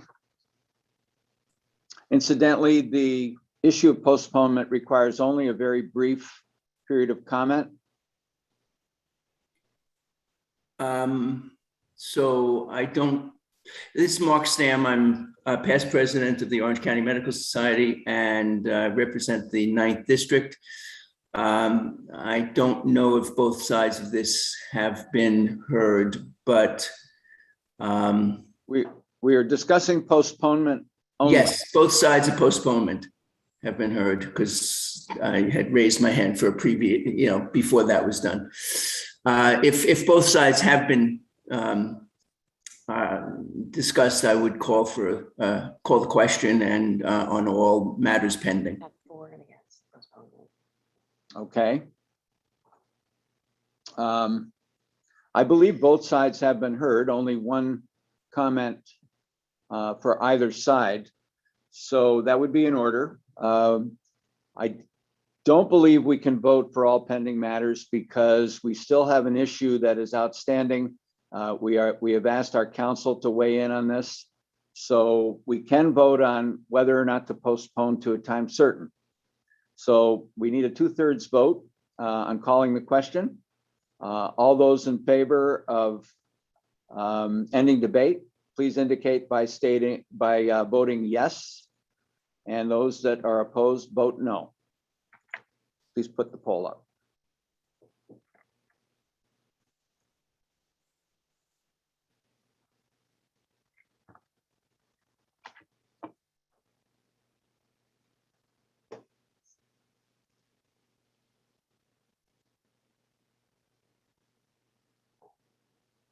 Tell me when it's closed.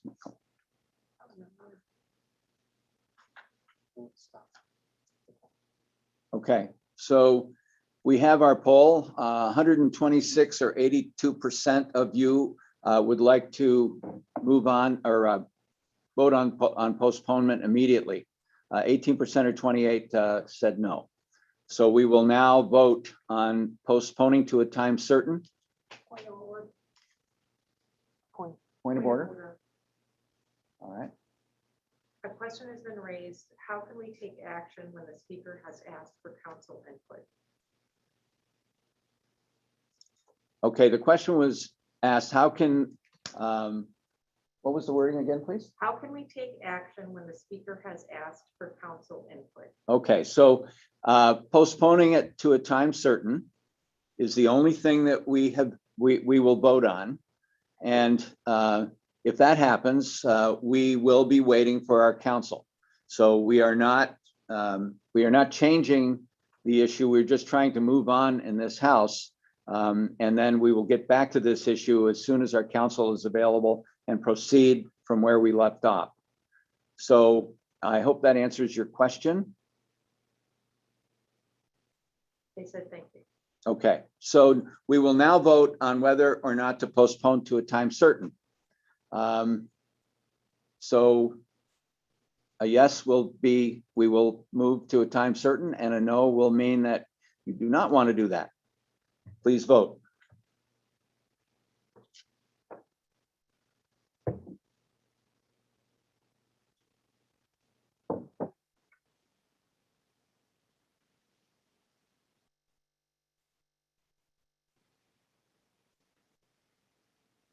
Point of order.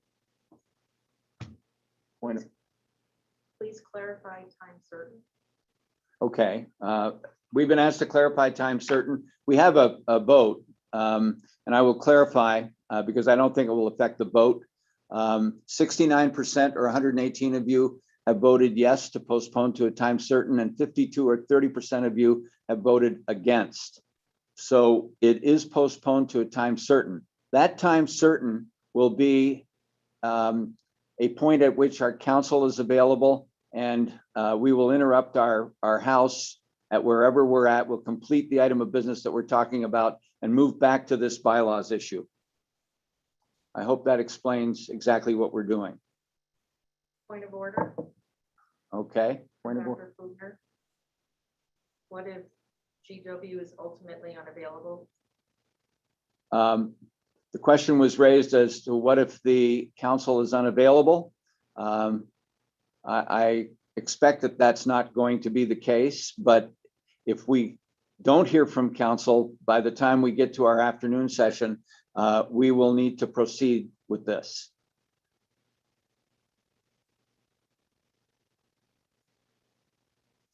I believe that your president and your speaker have both agreed that if this gets referred, it will be referred for study and will end up back in the bylaws committee. So I'm not sure we can clarify that any further.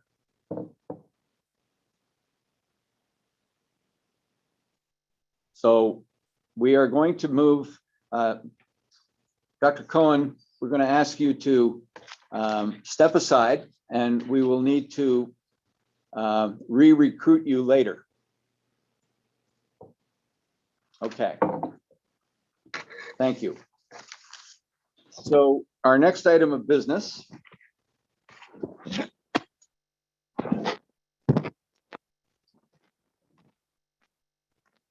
do want to remind, while we're asking Dr. Barrick to unmute and present his reference committee report on government A, I would like to comment to you that this House of Delegates is the biggest fundraiser for the PAC that we ordinarily have every year. And a little later on, Dr. Lee will speak to the PAC, but I'm asking all members of the PAC or members who are not members of the PAC to please ante up and become a PAC member. It's important. Our voice in Albany is extremely important. And I believe that our voice might be heard a little better under the current administration. It's important. So I speak in favor of every single delegate becoming a member of the PAC. Dr. Barrick, please present your report if you are unmuted and there you Good go. morning. Can you hear me? We Hi. can hear you, sir. Good. Happy Saturday, everyone. I'm William Barrick. I'm the chair of Reference A. Mr. Speaker and members of the House of Delegates, your reference committee recommends the following consent calendar for acceptance. Thank you, Dr. Barrick. What you see before you is the reference committee's report on Government A. I would ask now, are there any extractions?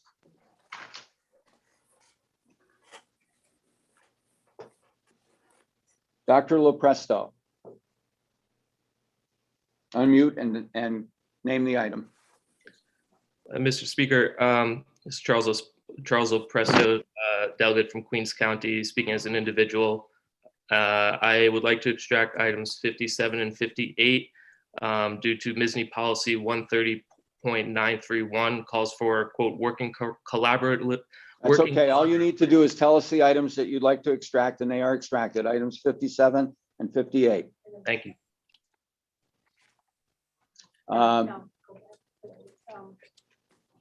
Dr. Melniker, unmute and tell us what you'd like to extract. I had my hand up for the same resolutions. I second. No, you don't need to do that, sir. Thank you. As long as your items have been extracted, and that would go for anyone whose hand is up. If your items have been extracted, please take your hand down. Alex. This is Alex Tonschler. I would like to extract items number 6 and 7. Items 6 and 7 are extracted. Dr. Stam. Hi, this is Dr. Stam, past president of Orange County Medical Society. I'd like to extract number 5. Item 5 is extracted. Dr.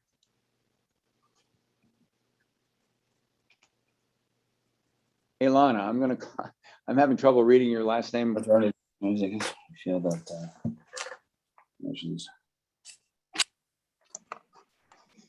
Ilana Sitnik. I'm sorry, my resolution has already been extracted. Thank you. Alex, did you have another item? Your hand is still up. I'm sorry, I didn't mean to extract number 7, only number 6. So you are asking that we not extract item 7. Were you the individual that originally extracted it? Correct.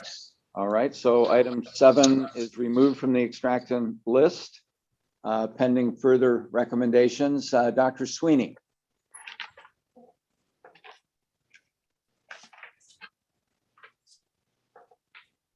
I thought I lowered my hand. Mine has been extracted already by Dr. Melniker.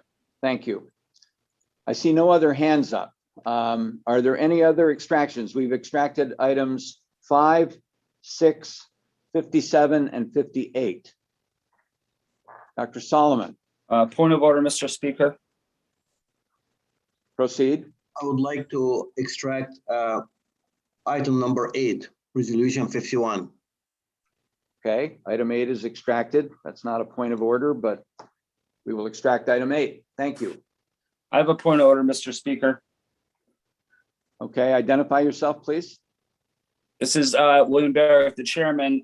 Please, I ask that people refer to the item number rather than the resolution number as being extracted. Exactly. Well, I apologize for that. Item 57 is item 9. And item 58 is item 10. So you've extracted items 5, 6, 8, 9, and 10. Are there other extractions? Seeing none, what you have before you is the consent calendar for Government A minus items 5, 6, 8, 9, and 10. So I'd like to ask for a vote to adopt the balance of the consent calendar. So we will vote now. A yes vote means that you accept the consent calendar minus those extractions. A no vote means you do not wish to accept the consent calendar. Let's vote.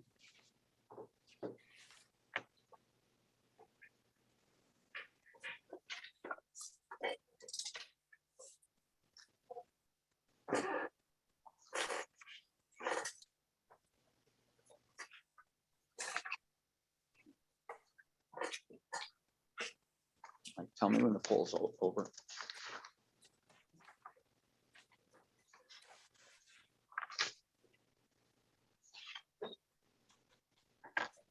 Okay, so 150 or 97% of you have voted to accept the consent calendar minus the extractions. 4 or 3% said no. So the consent calendar is adopted. Dr. Barrick, item 5, please. Okay. Item 5 is Resolution 54, Site of Service Availability. Recommendation A, the reference committee recommends that the following substitute. Excuse me. Yeah. Item 5, all you need to do is tell us that the committee recommends the following substitute amendment be adopted. And we'll take it from there. And okay, yes. The reference committee recommends that the following substitute amendment be adopted instead of the original Resolution 54. Thank you, Dr. Barrick. Now, we have an amendment that was presented prior to the House in the appropriate forum. So we will deal with that amendment first. It's projected on your screen in yellow. And the individual who offered that amendment, I would like to have be the first speaker. Do we know? Who is it? Oh, it was actually The maker of the amendment. We would like you to raise your hand. Is it Dr. Stam? It's not. Okay, sorry.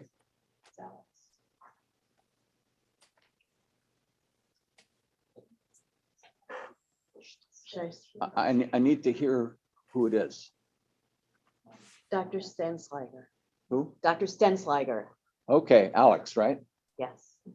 I'm sorry, Alex. I guess you're the author of this. I don't want to mispronounce your last name, but I got that first name down pretty well. Would you be able to speak to your amendment, please?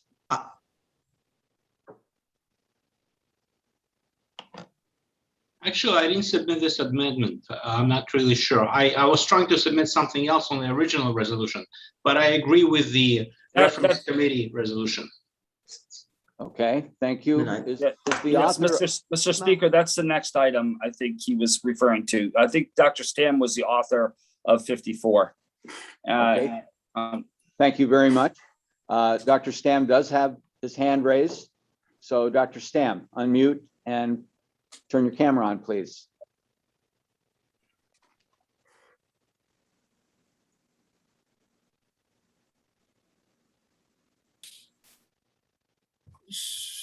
Hi, this is Dr. Stam, representing the 9th District and past president of the Orange County Medical Society. This was actually amended appropriately. We had submitted it, and my understanding was it was not going to be amended, but had to be pulled. So as it's stated now, I'm sorry, by authorizing, so I'm sorry, it is not. So my intent of this resolution when I wrote it was that it seemed to be that insurance companies were dictating where and who would be treating patients. And I just thought it was inappropriate. And I wanted to have the medical society curb that as best as we could. And I guess my intent was to state that it should not be an insurance company that dictates that a patient should have service at an ACS as opposed to a hospital, and would require pre-authorization requirements and restrictions. So I would like to leave in the portion that says imposed by health insurers. So just that one section there, the restrictions on site of service base imposed by health insurers. So you wanted to read requirements and restrictions based on site of service imposed by health insurers. Period. Period. Okay. We will allow that since you are the presenter of this amendment. So is there discussion about the addition and subtraction that you see on your screen? I see hands up, Dr. Schur.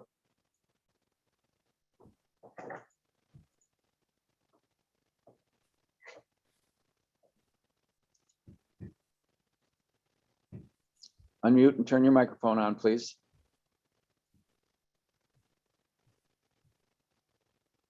Hi, this is Dr. Richard Shore. I am from Suffolk County, speaking on behalf of Suffolk County. I have no conflicts of interest. I'm speaking on behalf of the resolution. We are in support. The decision of site of service, it should be left up to the sole discretion of the physician who has intimate knowledge of the patient's best interests from a medical perspective in hand. Thank you. Are you speaking for the additional amendment? Well, actually, I raised my hand to speak for the resolution, but having heard the amendment, I do speak on behalf of that as well. Thank you. So what we're talking about now is only the amendment. It's a second order amendment. Dr. Hessen. Unmute and turn your camera on, please.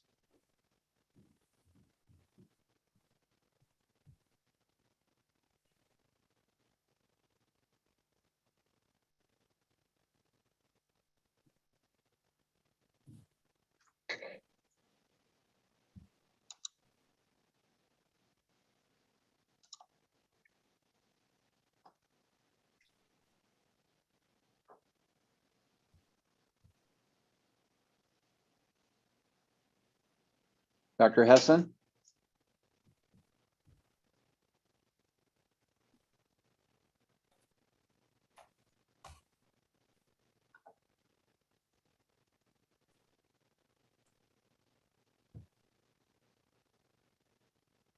Not sure if Dr. Hessen, there we go. So go ahead, Bob, we can't hear you. There you go, unmute. I did. Okay, you were talking, we couldn't hear anything, so. So Bob Hessen, Ithaca, New York, member of the Bylaws Committee, and a previous conflict of interest in that I was the owner of a Title 28 facility.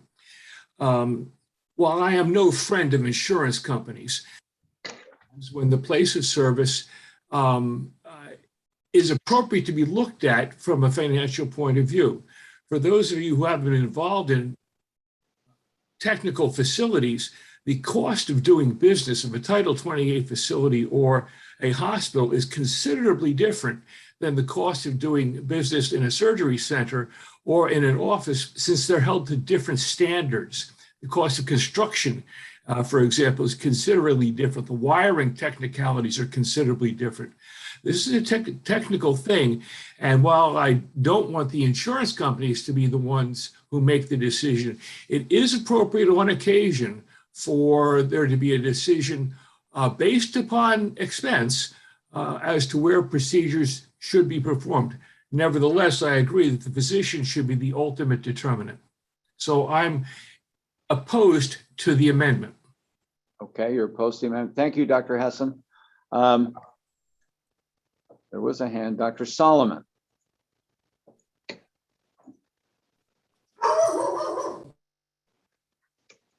Dr. Solomon is, we hear the dog.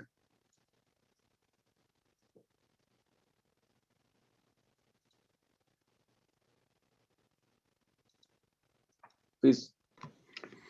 Thank you, Mr. Chairman, President. I'm just concerned about restriction on the side of service, and we're taking off the location of the procedures, since some hospitals, Article 28, the site different than location. The hospital sometimes have a PC, hospital related, but outside the hospital. So I think we need to be consistent that we include site and location, because the insurance company can utilize that against our request for deny any pre-authorization. Thank you. Thank you. So you oppose the amendment? Correct. Thank you. Dr. Chandra.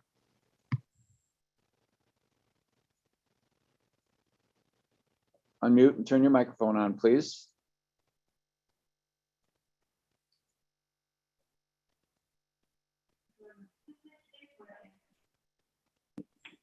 Hello, Dr. Speaker. My name is Subhash Chandra. I am delegate from Nassau County, speaking on behalf of myself as in support of this second order amendment. And I have no conflict of interest. And I also am a medical director of the Article 31 clinic. And I do agree that site-based, there have been differences in the services and the cost. But at the same time, with this kind of leeways, the insurance companies have crossed limits in terms of controlling the services that should have been decided by the service provider, by the psychiatrist, by the physician, or whoever is providing the service. So I'm in support of this resolution. Instead of letting the insurance company take away the control of something which they have no understanding of when it comes to the procedures, because cost should not be determining every action. Thank you. Thank you. We are speaking about the second order amendment. I assume that you are in favor of that amendment? Yes.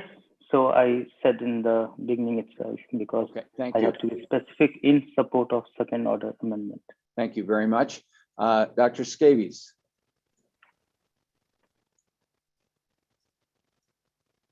Turn your microphone on and your camera, please.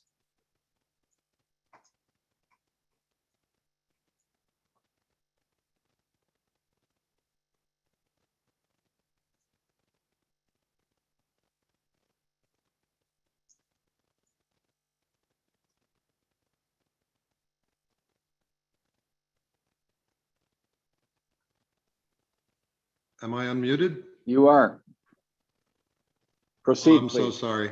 I'm opposed to the second order amendment imposed by health insurers because on line 183. Please identify yourself.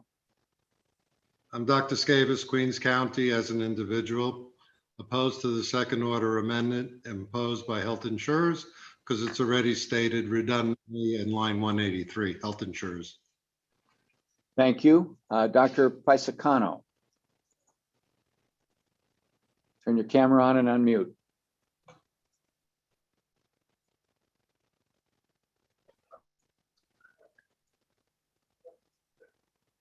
Okay, are you hearing me? We are hearing you.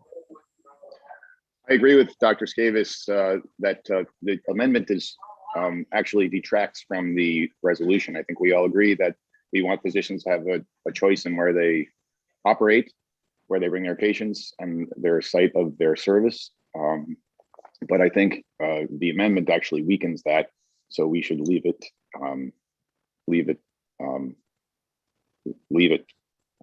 as it was. Thank you. Thank you. So you are opposed to the amendment. Dr. Pinto, Correct. Please unmute and turn your camera on. Yes, thank you. Gregory Pinto, 4th District Councilor. Both sides of this issue having been heard, I'd like to call the question on this and all pending matters. Thank you. That is in order. Although I don't believe we actually discussed the original resolution as a whole. We've only discussed the amendment. Okay, then. Pardon me? I said, okay, then. We'll just on the amendment then. Okay, so that is in order. We will now vote on whether to end discussion on the amendment and proceed with a vote on that. So all of those in favor of ending discussion on the amendment, please vote yes. If you are opposed to that, please vote no. Launch the poll, please.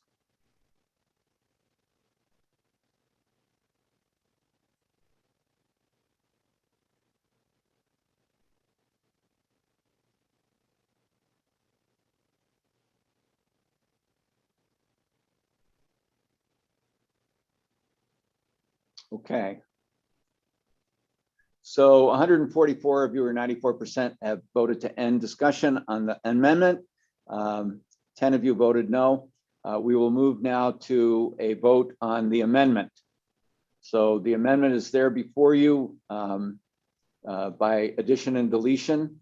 We will now vote on whether to adopt the amendment. Let's vote. Launch the poll, please.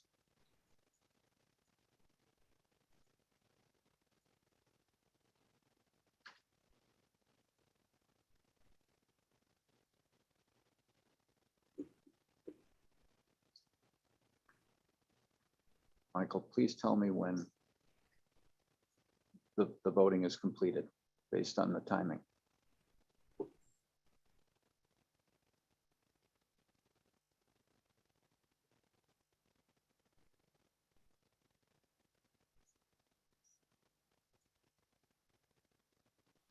Okay, the polls are closed. 103 or 66% have voted in favor of the amendment. 52 have voted against. The amendment is adopted.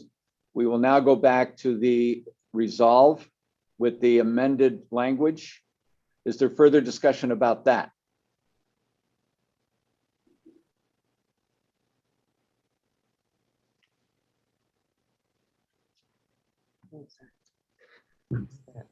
What you highlighted. Oh, sorry. I need the screen. Okay, so Dr. Sweeney, please unmute and turn your microphone on. Discussion now on the substitute amendment. I accidentally left my hand raised from my last time. Sorry. Okay, that's fine. Thank you. Dr. Dykes. Unmute and turn your camera on, please. I also apologize. I unintentionally raised my hand. I'm sorry for that. Thank you. I see no other hands raised. Oh, Dr. Klitsky. Unmute and turn your microphone or your camera on, please.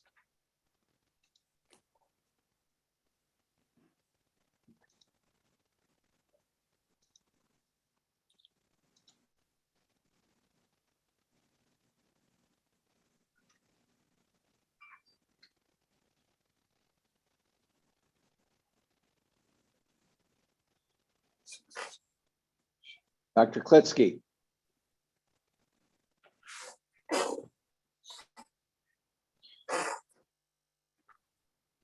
Would you like to speak? I can see you. You must unmute.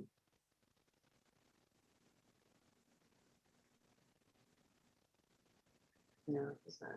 Dr. Klitsky, we cannot hear you.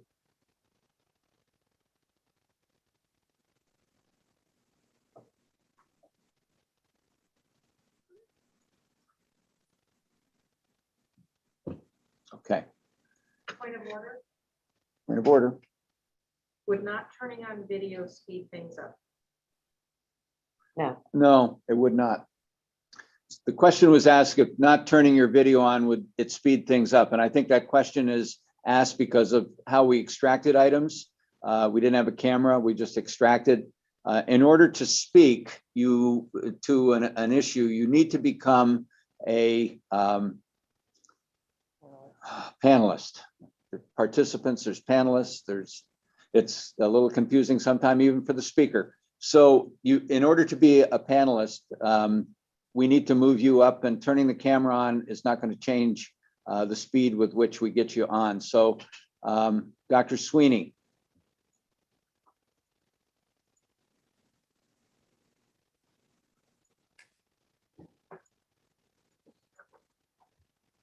Would you please repeat what we're voting on now?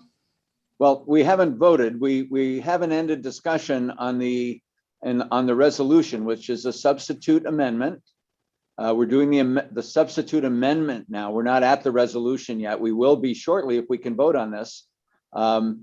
So I'm asking for any comments on the substitute amendment that has been amended in the second order. Thank you. So I see no other hands raised.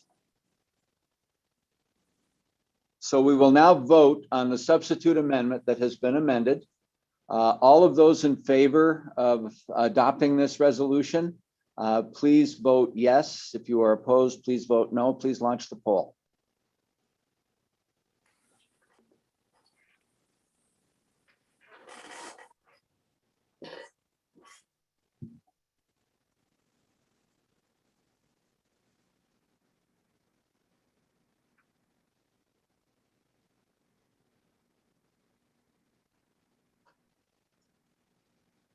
Okay, 135 of you, 136 have voted in favor of adopting, 16 voted no. The amendment is adopted. Now, recommendation B, Dr. Barrett. Okay, can you hear me? We can hear you. Okay. Recommendation B, the reference committee recommends that substitute resolution 54 be this amendment.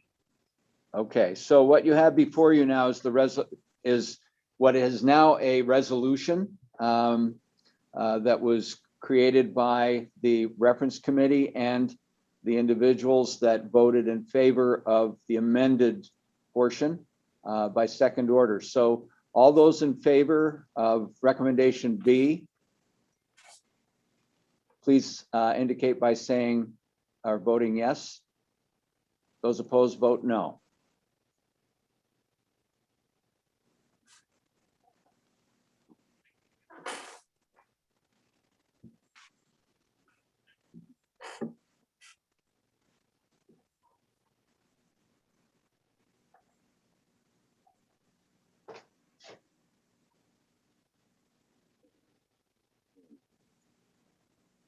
Okay, 138 or 97% of you have voted to adopt this resolution. 5 voted no. So the resolution is adopted. I will only comment here that when we have a substitute a substitute amendment, it may seem a little bit silly that we're going on to recommendation B because we've already really approved the amendment, which is identical to the resolution, but parliamentary procedure requires that we do that. When we do that, I will not be asking for comments because I would assume that when we talked about the amendments and disposed of those, that the resolution then becomes, approving it becomes somewhat moot. So absent objection of that, that's the way this House will proceed. Okay, Dr. Barrett, item 8, please. Or pardon me, item 6. Okay. Recommendation A, the reference committee recommends that the following substitute amendment be adopted instead of original resolution 55. Okay. I believe that item 6 was extracted by Dr. Alex. That's his first name. I apologize. Dr. Alex, would you speak to this, please?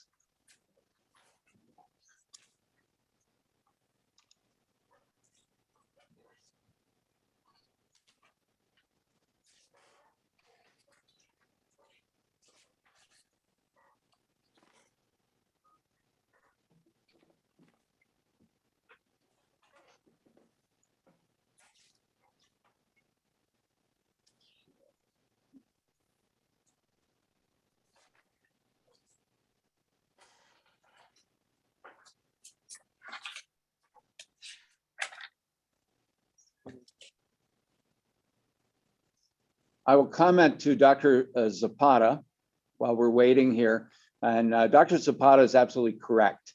When we get to the recommendation, whether it's B, C, D, or whatever, to approve the entire body of the resolution, at that point, someone could request that another resolve be offered.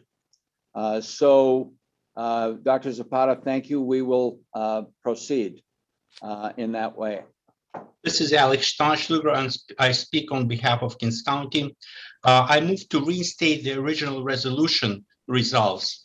which was overwhelmingly adopted before, and also to include the second resolve proposed by the reference committee, lines 250, 252. Okay, to be clear now, what you are moving the original, which is in order. Yes. Okay, you may comment now. Yes. EFT fees as a percentage of revenue on virtual credit card payments is a scam perpetrated by insurance companies. The reference committee, unfortunately, was given outdated information by the American Medical Association. As a result, the reference committee proposed changes to the resolution based on outdated facts. The Centers of Medicare and Medicaid, CMS, which regulates this issue, came out and publicly acknowledged that the AMA guidance is no longer valid or legal.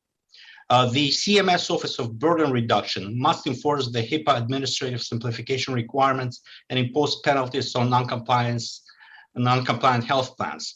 I uploaded links to the website in comments where CMS acknowledges that they have not resolved complaints for 4 years.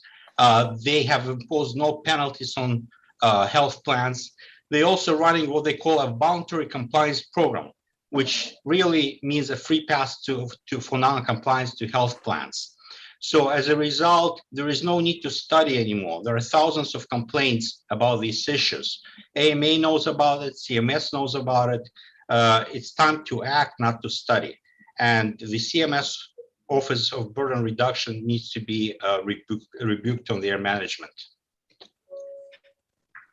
Thank you. Dr. Medeski. Please.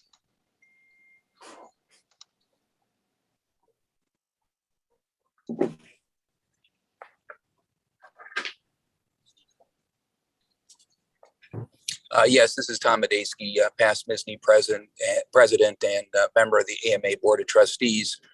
This is an important issue. The AMA has advocated strenuously on it, but has not been successful in getting CMS to change what they're doing.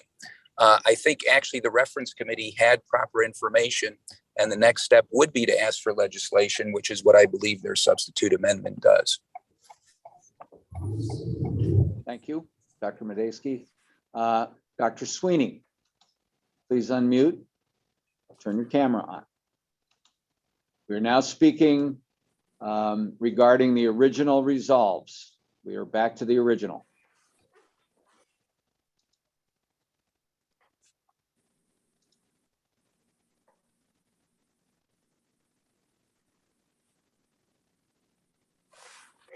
I thought I heard Dr. Sweeney, but then I'm old, so my hearing is going.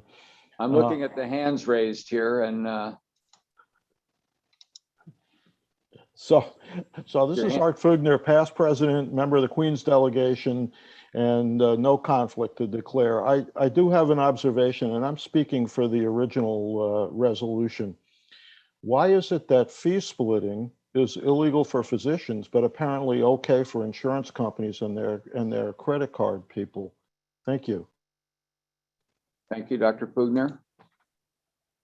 Is there any other comment about this?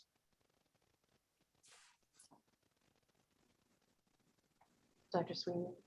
Seeing none, what we will vote on now is the original resolution 55. Now, if you vote this in, the substitute resolution goes away. Okay. How can we get back to the reference committee's recommendation?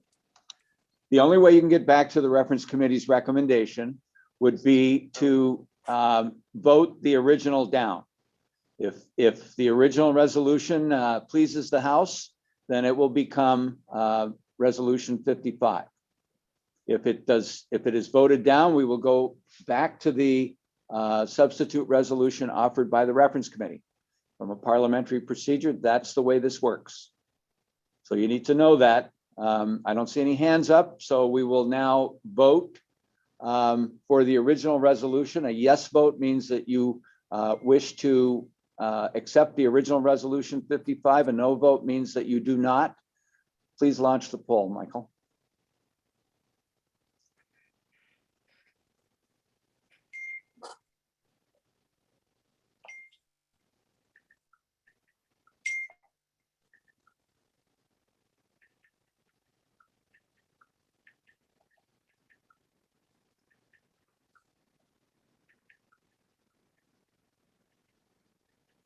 Okay, 99% of you, or 99 people and 68% of you have voted in favor of adopting Resolution 53 in its original form.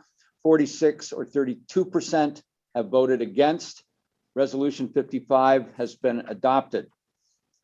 Now, I'd like you to raise your hand if you need to go to the bathroom. We're going to take a 10-minute break so that everybody can maybe step around a little bit and do what they have to do. So it is on my watch, 10:13. We will be back here at 10:23 sharp. Okay, so please, don't run down to the coffee shop and grab one. We don't have time for that. So we are recessing for 10 minutes. Thank you.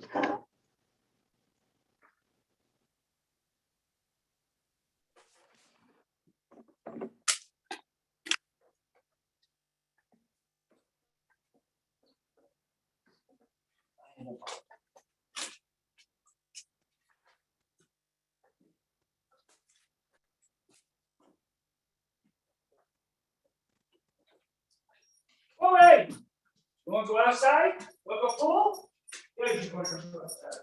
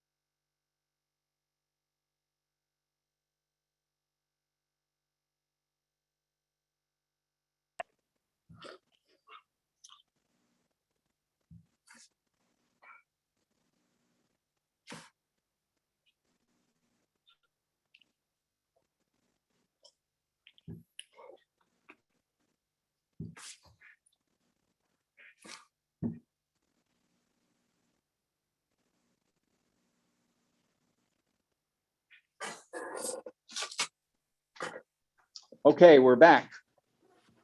Dr. Barrick, item Yes. 8, please. Okay. Just give me a second there. Okay, recommendation. The reference committee recommends that resolution 51 be referred to council. Okay. So what you have before you is a recommendation from the reference committee to refer this item to council. Is there discussion on the issue of referral? Dr. Bushness, please unmute and turn your camera on.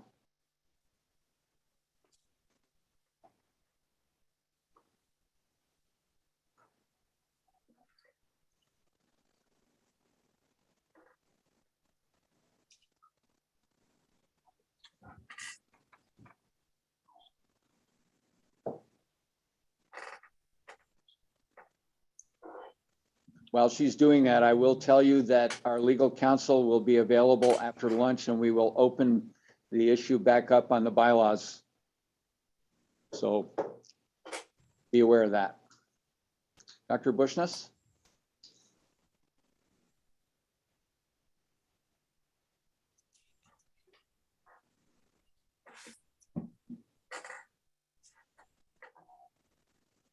I can see you.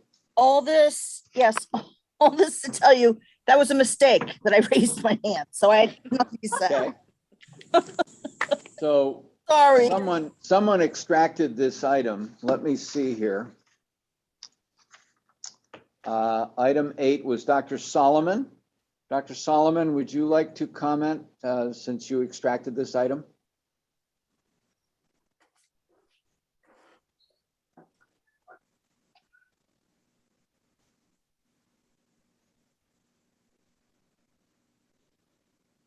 Thank you, Mr. President. It's just the items at toward the end of the items, there is uniform minimally acceptable standard of care. It's not clear acceptable standard of care is at national, locally, state. So there's nothing called. Excuse me, Dr. Solomon. Please limit your comments to the issue of referral. Do you wish to refer it or do you wish not to refer it? I wish to refer. To refer? Yes. Okay, well, so that was the recommendation of the reference committee. So you're supporting that recommendation. Yes. Are there other folks that want to testify on this? The item has been recommended for referral. I'm not seeing any hands raised. So what you have before you is the reference committee's recommendation to refer resolution 51. We will vote on referral. All those in favor of referring resolution 51, please indicate by voting yes. Those opposed, vote no. Launch the poll, please, Michael.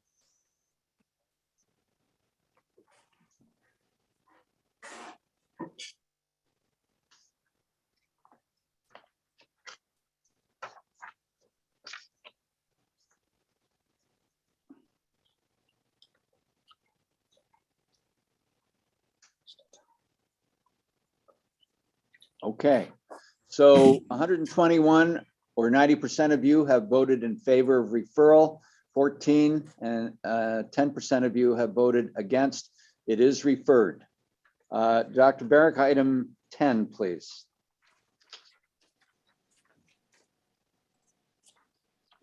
A second, please. The reference committee recommends that resolution 58 not be adopted. Okay, thank you. So resolution 58, let's see who, I believe that Dr. Lopresto, we're in item 10, yeah, Dr. Lopresto, you. Mr. Speaker, point of order, I think did we deliberately skip over 9? Item 9. Oh, I am sorry. Yes, we did. I got to get these. These were the items that were extracted by their number rather than their item number. So yes, I apologize. Item 9.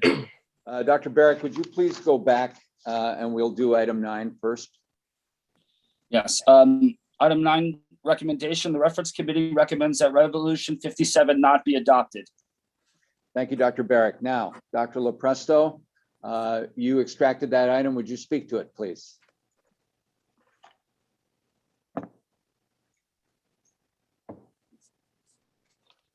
And Mr. Speaker, Charles Lopresto, DO, delegate from Queens County, speaking on behalf of myself and no conflicts of interest.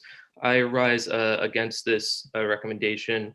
Many of the ills of our healthcare system come from the inability to reconcile the conflict between the interests of profits and patients.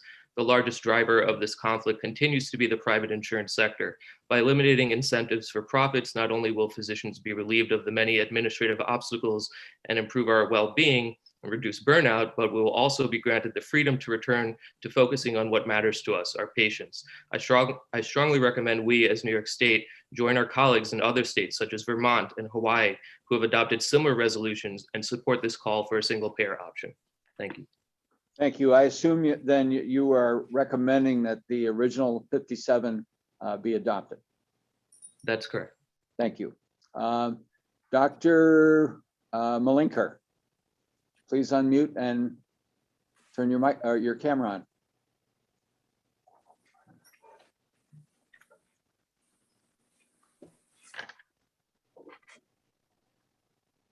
Thank you so much, Dr. Speaker.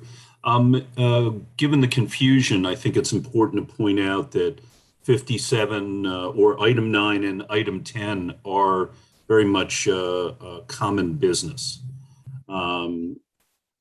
I would like to thank Dr. Lopresti for his extraction and his comments. You let me know when the proper moment is to offer the revisions based on the comments from the reference committee, please. So are you recommending or offering an amendment? Yes, based on the report from the reference committee, I have comments and a revision that will combine items 9 and 10, resolutions 57 and 58 into a single resolution with content changed by both deletion and addition. Okay. I can read that. That would be creating a resolution in lieu of. Yes. Yes, I believe that's in order. If you would like to make that, or do we have that resolution? I put it in the question and answer section and was told that I might have to verbalize it. I'm prepared to do that now. Well, let me ask our staff if we can project that. Can you type it in? I can take it on. I copied and pasted it in, and I'm sure it would be relatively easy to reverse that process. Okay, we're trying to project it. The formatting collapsed, so the deletion had to actually be deleted because the bar through did not work in the Q&A section. Okay. We still don't have that projected. There it is. There it is. Yeah, let's move it to where it's enlarged. So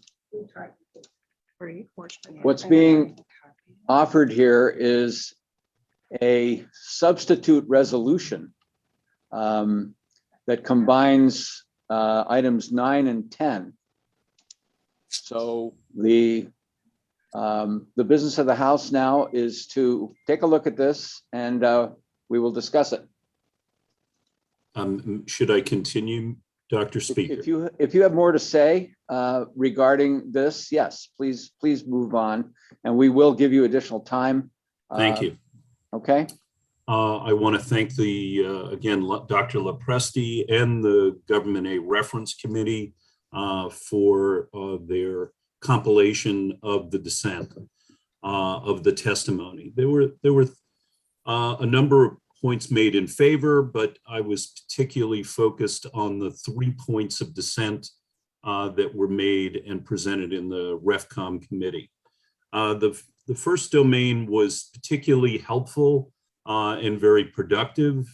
Doctors Glassberg, Rothberg, and Zapata's comments on not tying the resolution to such a malleable thing as a piece of legislation that will be renumbered, renamed, and revised in the future led to the revision or in lieu of a resolution you see on the screen before you, and I thank them.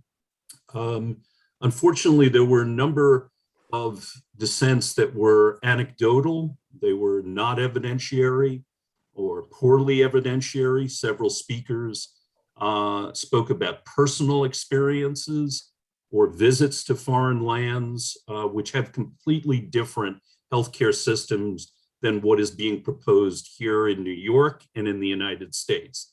I too have studied foreign healthcare systems and can assure you I would never support an old Soviet style or even the National Health Service currently in England. The USA is a resource-rich environment and private insurance industry is highly distortional to market forces, resulting 15 seconds, Doctor. I thought I had extra time, but okay. We restarted the clock at 2 minutes. Okay, very unhealthy competition, and removing that distortion would result in it. One comment that Dr. Lepresti made that that many of our problems are the result of this private insurance industry also overlooks the fact that MSSNY believes that the private insurance industry is a significant part of the problem. With scores of resolutions, we just went through a few already that show that we believe the multi-payer system Doctor, I'm going to have to cut you off at this point. If you wish to get back on at a later time, you can do that, but we have several people with their hands up. Thank you. Dr. Podwell. Point of inquiry? Yes. Is this resolution being considered as a first order amendment Yes. in lieu of both resolutions, or is this being considered as a primary motion? This is considered a primary new resolution. It is not considered a first order amendment. When you combine two resolutions, you create a resolution that's in lieu of, and it becomes a brand new resolution. So it can be amended both in the first and second order if that is necessary. That is the parliamentary way we would handle this. Hopefully that answers your question. So Dr. Podwell? I'm on. Can you hear me? I can hear you. Okay.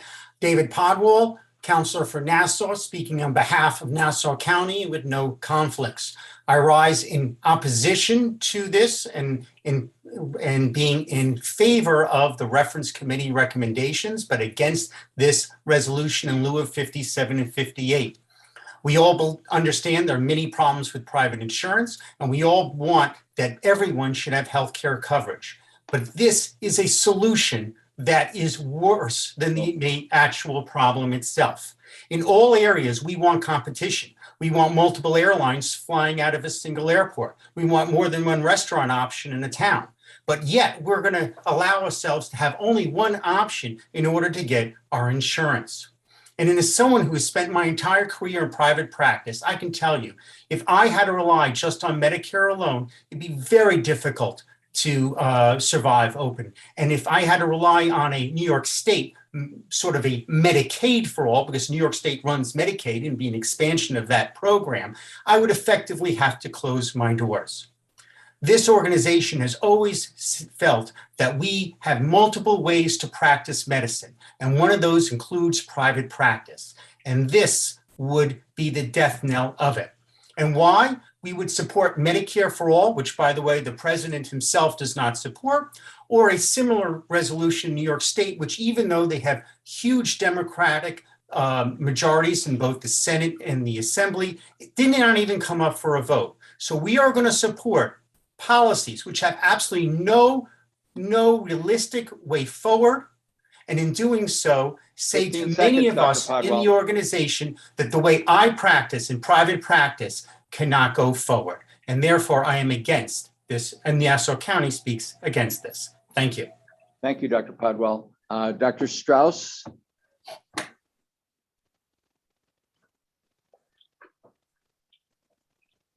Unmute, turn your camera on, please.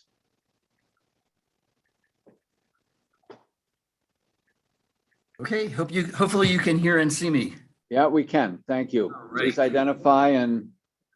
I'm Wayne Strauss. I am the Yates County delegate speaking for myself and also for the New York State Academy of Family Physicians. I rise in favor and support of this resolution. Unfortunately, this organization is not able to accept what I feel will be the inevitable change to the delivery of medical care in the United States. So I'm going to use this testimony to provide you with two things to consider. Mahatma Gandhi said, first they ignore you, then they laugh at you, then they fight you, and then you win. I submit that we're in the final throes of this process when it comes to single payer. Winston Churchill wrote, those that fail to learn from history are doomed to repeat it. Many in this room are too young to remember a time before Medicare. When the Medicare bill was introduced, the AMA, the voice of medicine, was vehemently against it. They fought tooth and nail to prevent its passage. But the tidal wave that was Medicare came despite organized medicine's defiance. The AMA was swept aside, Medicare became law, and the AMA wasn't even at the table. Unless we make some changes and think differently, the same thing will happen with Medicare for all. MSSNY and the AMA are vehemently against it, but they no longer represent the voice of America, of all of medicine. The American College of Physicians is for single payer. The New York State Academy of Family Physicians is for single payer, and most students and residents are for it, and that's our future. It is only a matter of time before the tidal wave of single payer Medicare for all will arrive.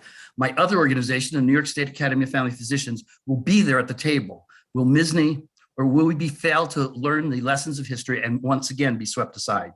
Even if you don't agree with this concept, you might make some contingency plans. I will introduce a resolution next year. That is 15 seconds. Okay, thank you. Are you, Doctor, are you in favor then of? I am in favor of the resolution, the in lieu of resolution. Thank you. Dr. White. Please unmute and turn your camera on.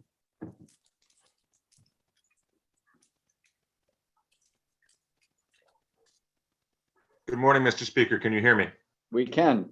Please proceed. Identify. Identify. State any conflicts. I'm speaking as myself. I'm the president of the 6th District, and I apologize for my close this morning. I didn't know we were going to be on video. I am speaking against the proffered new resolution and for the reference committee's decision to not adopt this.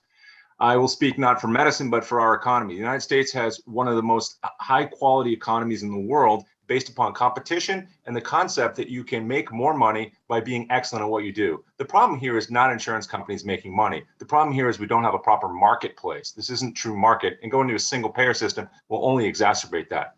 We shouldn't be trying to dictate that businesses in our economy can't make money. Perhaps somebody would like to dictate that doctors should only make $75,000 a year because to them that seems fair, despite all our training and our exposure to risk and all the other things. So I think we need to move away from this concept of focusing on insurance companies actually making money, because if they do a great job, they should. However, they're not doing a great job. We should be focusing on the fact that they do a crappy job, partially because there's a disrupted marketplace that gives them leverage. But they're making money should not be an issue. Neither should it be an issue for us as physicians to make money. We should make a good salary. We deserve it. Thank you. So you are opposed to the new amendment? Yes, I'm opposed to the new amendment, and I support the reference committee's decision not to adopt the initial. Thank you. Dr. Birkin, please unmute. Turn your camera. Okay, Rose Birkin, speaking on behalf of 7th and 8th District. This resolution can have catastrophic effects for our physicians. First of all, eliminating competition and only relying on a government-controlled insurance could be disastrous because, as we all know, Medicare is not so easy to work with. They can implement cuts whenever they want to. Right now, on the table is a proposal to cut down on 9.5% of Medicare reimbursement to physicians. And we're actively trying to prevent that. So imagine if we had no other insurance company, no other choice, would we be able to survive financially? I'll give you another example. Medicare doesn't pay equally to all physicians. For example, anesthesiologists only get 1/3 of the commercial rates with Medicare. If we only switch to Medicare, the anesthesia departments would be completely insolvent and the private practice in anesthesia would be eliminated. Right. What we need to concentrate is healthcare for all. That has to be our goal. Healthcare for all, we need to work with all insurance companies and with Medicare and Medicaid to make sure that we sign up as many people as we can for ACA, for other insurance, make it affordable and available to people.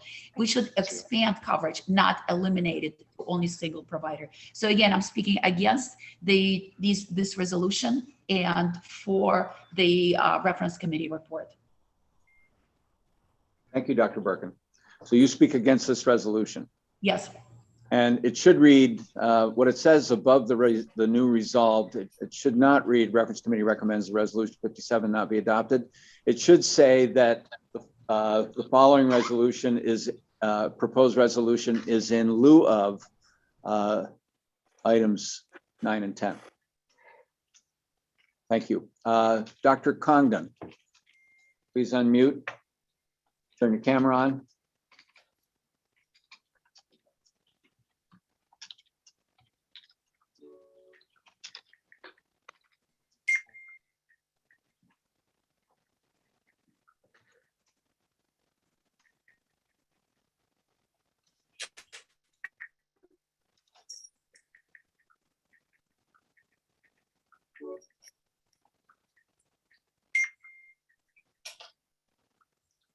Dr. Congdon?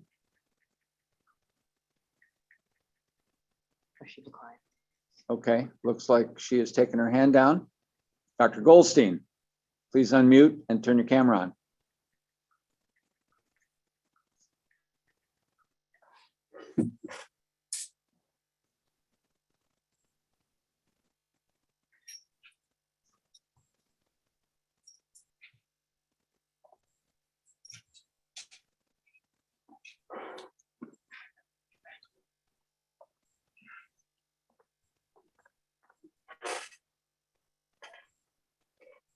Go ahead, Dr. Goldstein.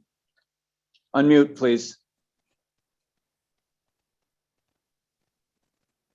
Hi, Michael Goldstein, New York County, speaking as an individual and opposed to this resolution and in support of the reference committee. As a physician who has been involved in the areas of collective negotiation and writing articles and about this whole thing, the real problem in healthcare is the screwed up antitrust laws, which have stifled competition, resulted in consolidation, and the loss of power of the physicians and the patients. It's not, and essentially this will be the touches in which the government will control everything. Politicians will control healthcare. They'll control budgets. Every time there's going to be a budget cut, who's going to be affected? The physicians. As far as care, choice, ability to contact patients, interaction, everything is going to be controlled by the government. If you think the government's done a great job in running the post office or any other institutions, then you should obviously be for this. But I personally think that this is a total disaster. What we need is more competition in healthcare. We need choice. Patients need options as to how they can get health care. Physicians need choices how they can deliver it. Single insurance companies are not a good idea. Nonprofit insurance companies, which are no better than dealing with than for-profit ones. So it's not the profit motive that's the problem. It's a consolidation that's the problem, the loss of competition. And we should be lobbying for new antitrust laws that didn't come from the 1880s and the early 1900s, ones that are relevant to our times, that will allow us to band together so that we can have more power and force in terms of advocating for what we think is right. I think this is a total disaster and I'm opposed to it. Thank you. Thank you, Dr. Goldstein. Dr. Zapata.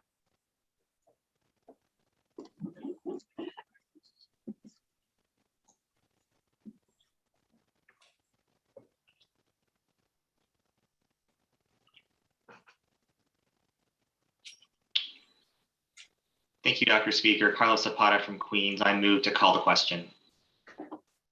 Thank you. We have heard both sides, so that request is in order.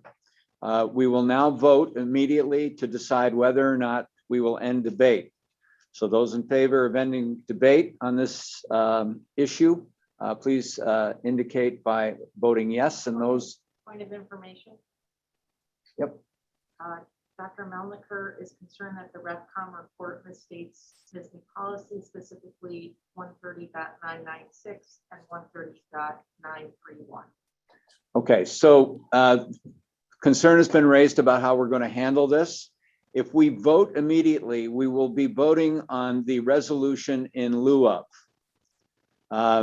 That would not preclude going back to item 9 and discussing it, and the same with item 10. We have a resolution here that was presented in lieu of.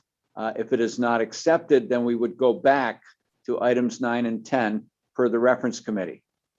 So what we're going to vote on now is whether to end debate and proceed with a vote on the resolution in lieu of. So if you would like to end debate, please indicate by voting yes. If you would like to continue on debate, we would advise you to vote no. That does take a 2/3 majority to proceed with a vote immediately. Launch the poll, please. Voting on ending debate.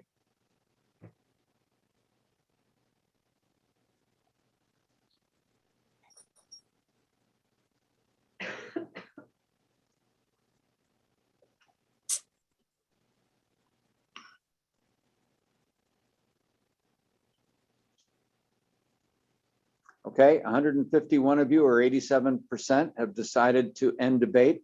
23 or 13% would like to continue on. Debate is now over, and we will vote immediately on the resolution in lieu of items 57 and 58.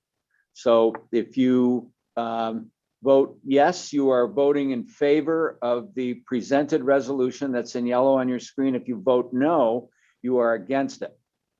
So let's vote. Launch the poll, please, Michael.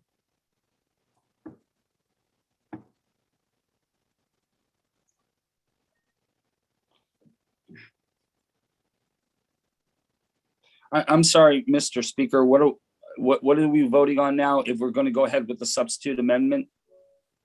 We are voting on the, actually, it's not a substitute amendment. It's a resolution that combines 2 items. So as such, it is a brand new resolution.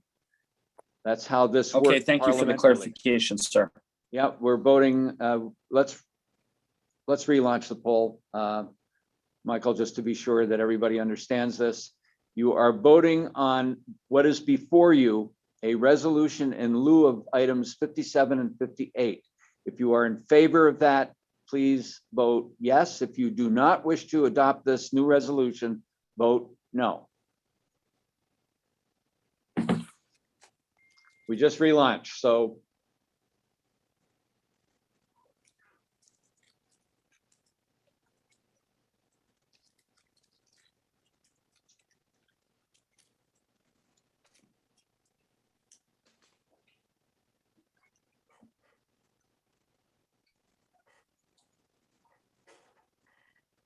So 122 of you, or 71%, have voted no. 50 or 29% have voted in favor of this resolution. It is not adopted. We will go back now to item 9. I'll ask Dr. Barrick to restate the recommendation of the reference committee. The reference committee recommends that resolution 57 not be adopted. Okay. So we are back now to discussing whether or not resolution 57 should be adopted. We will hear testimony on that issue.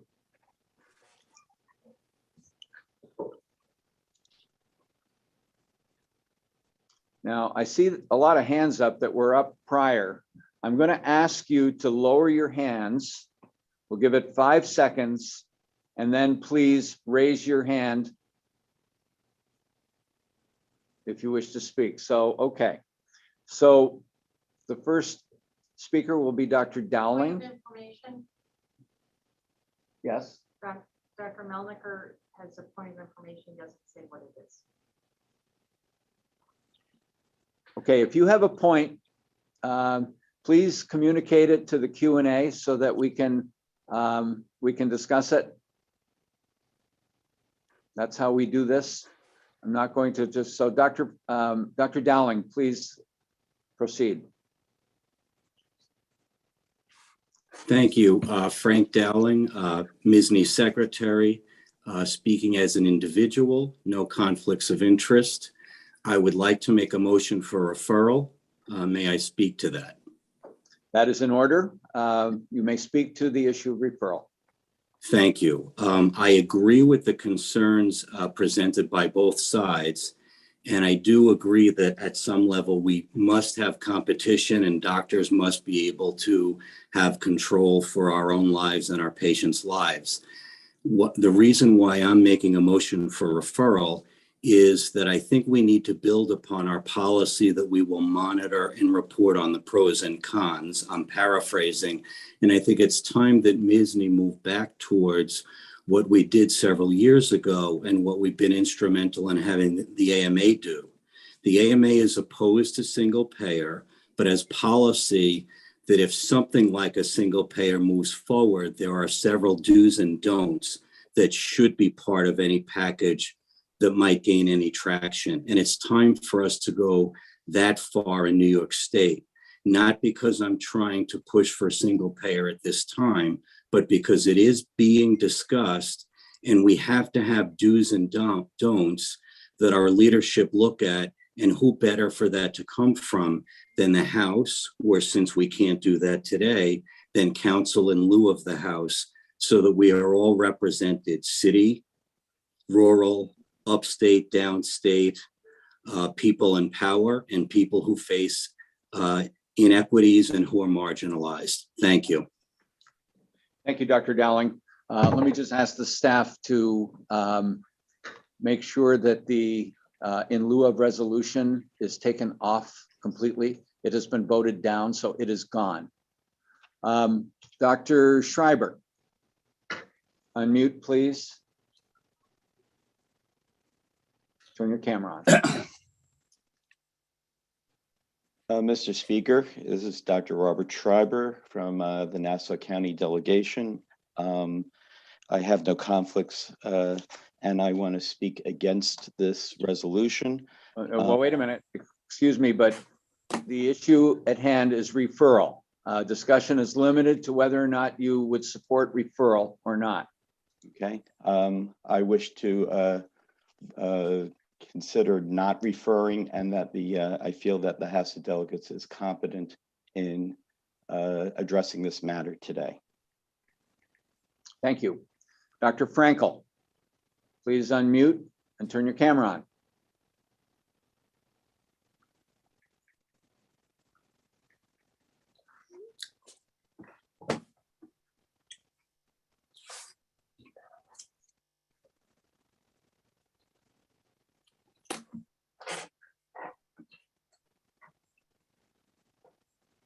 Hi, guys.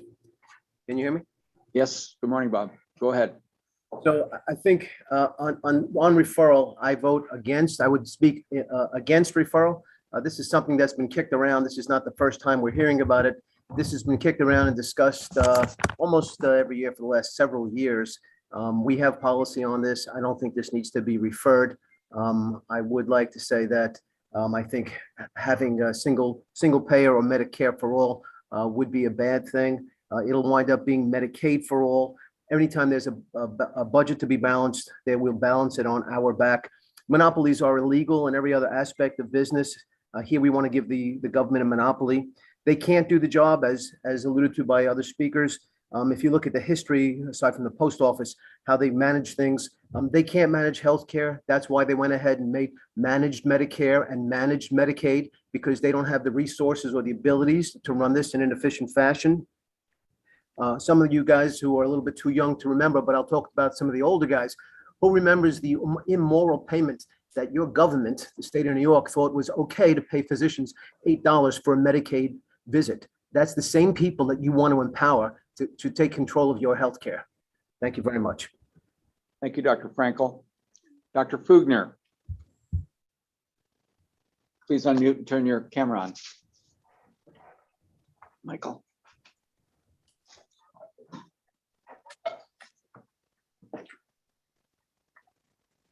Yes, thank you, Dr. Speaker. I'll keep this brief. Take time. Well, I'll reintroduce myself since that's reasonable. Art Fugner, past president. So we had this discussion back in 2019 when I was inaugurated president of the society at the last real House of Delegates. We invited Sean Watley, the past president of the Ontario Medical Society, not county, but province. In the movie Bananas, Woody Allen faced a firing squad. He managed to escape, jumped over the wall, and suddenly was confronted with another firing squad on the other side. This discussion has always been binary. Why should it always be a choice between the Gambino crime family and Hobbes' Leviathan? I speak for referral along the lines of the same argument that Dr. Dowling did. It's time to revisit Dr. Scher's panel on healthcare reform 2.0, if you will. And I salute the House for their efforts in this regard. Thank you. So I speak in favor of referral. Thank you, Dr. Fugner. Dr. Lee, and we're going to try to speed this up by having the next individual that I see in the queue unmute and be prepared to speak. Actually, don't unmute. You'll be promoted to a panelist, and when the previous speaker is finished, we will ask you to unmute and turn your camera on, which maybe would speed things up. So we're going to give that a try. Dr. Melniker, please be prepared to be the next speaker. So go ahead. Is this for Dr. Melniker or is this for Dr. Lee? No, Dr. Lee is. Dr. Lee is next. You will be next after him. So we want you to be prepared. That's all. We're going to try to speed this up. Hi, Tom Lee, 9th District Councilor, speaking on behalf of the district against referral and in favor of the original reference committee recommendations. I think we have discussed this issue to death in terms of the pros and cons, and nothing on the ground has really changed. Current MSSNY policy allows for flexibility for MSSNY to be involved in discussion of payment model, including single payer. And we are at the table, contrary to what a prior speaker has spoken to. We all know what happens when there's monopoly on the payer side, and single payer would be the ultimate monopolistic player. Government payer would set payment rate and eventually eliminate the financial feasibility of most independent practices. New York State could not even run Medicaid efficiently and cannot be entrusted to administer such an over-encompassing program. Once again, as the 9th District, which I speak on behalf of us, we speak against referral. This issue has been discussed ad nauseum and in favor of the RefCon recommendations. Thank you, Mr. Speaker. Thank you, Dr. Lee. Dr. Melniker, you will now speak, but Dr. McIntyre, you should unmute and Good change of operational policy. That worked really well. I'd like to point out again the fear mongering about practice failure. We haven't discussed this to death. I favor referral. Anyone who thinks this policy is done is simply on the wrong side of history. The point that I wanted to make is in the RefCom report, there is conflicting information, which I believe is erroneous and misleading. The former policy opposing single payer 130.996 is an arcane policy which was superseded by 130.931, which was revised by addition in 2019 and reaffirmed in 2020. Dr. Glassberg spoke well to the need for honest disclosure There's no chance that legislators and regulatory agency members in Albany, Washington, or anywhere else are going to appreciate such duplicitous language as is presented in the report. It's intellectually dishonest. The multi-payer system is the problem. Dr. Lopresti was right. People don't just believe that. MSSNY believes that. A significant part of the work that we do at the House is year after year about problems in the multi-payer system. To paraphrase Reagan, the multi-payer system is the problem, not the solution. Individuals and societies which support the multi-payer system are part of the problem, not part of the solution. And it's high time for MSSNY and the AMA to be part of the solution. So I strongly favor referral, and the idea that this has been overspoken about is utterly ridiculous. Thank you. So Dr. McIntyre, you can unmute and turn your camera on. Dr. Cohen, Joshua Cohen, you will be moved also into a panelist position and be ready. Thank you, Dr. Speaker. Both sides of the question having been heard, I move to vote to close debate on this and all pending matters. Thank you. Okay, so the motion to end debate has been made. I believe that we can only move on the issue of referral because we haven't really discussed the original item completely. So what we will do now is vote on referral, or pardon me, on calling the question. So launch the poll. If you wish to end debate, please vote yes. If you do not wish to end, please vote no. Launch the poll, Michael. Thank you.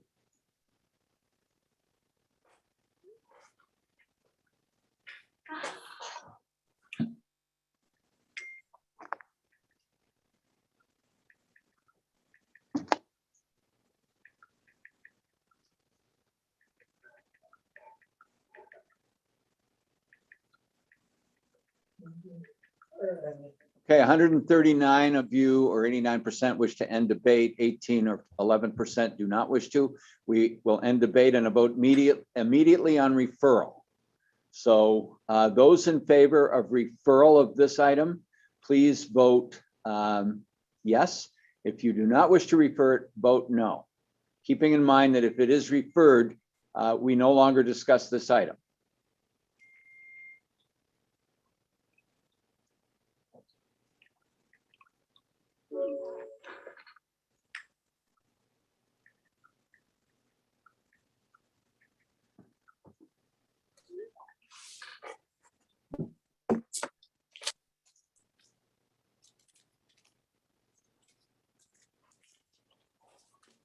Okay, 98% or 58% of you wish to refer, 72 or 42% wish not to refer. It is referred.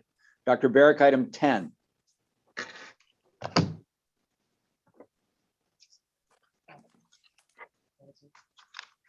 I'm sorry, Mr. Speaker, I did not hear that last bit. Cut out for a sec. Yes, item 9 has been referred. So would you please introduce item 10?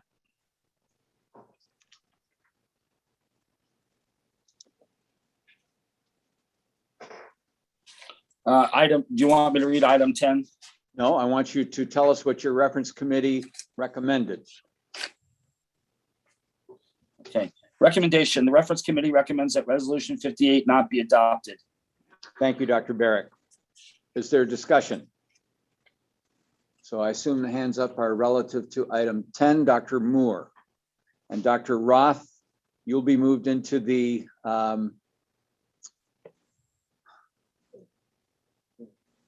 what? Okay, you'll be moved into the panelist. We got too many things going on here. So you will, so Dr. Moore, is it Dr. Moore? We initially, yeah, Dr. Moore, please unmute, turn your microphone on. And your camera. You may speak to item 10.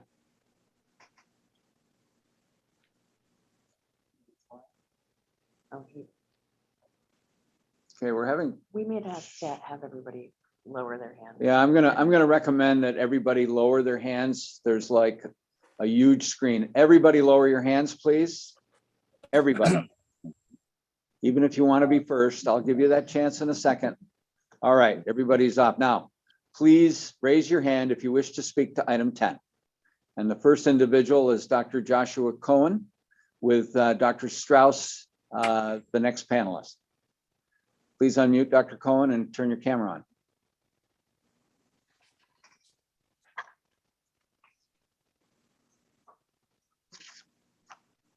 Yes, thank you, Mr. Speaker. Josh Cohen from New York County, speaking as an individual. I also move referral on this item, if I can speak to that. You may speak to it. It's in order. Thank you, Mr. Speaker. For many of the same reasons as Dr. Dowling, I would recommend that we refer this resolution and that it can be studied together with Resolution 57 in the same report.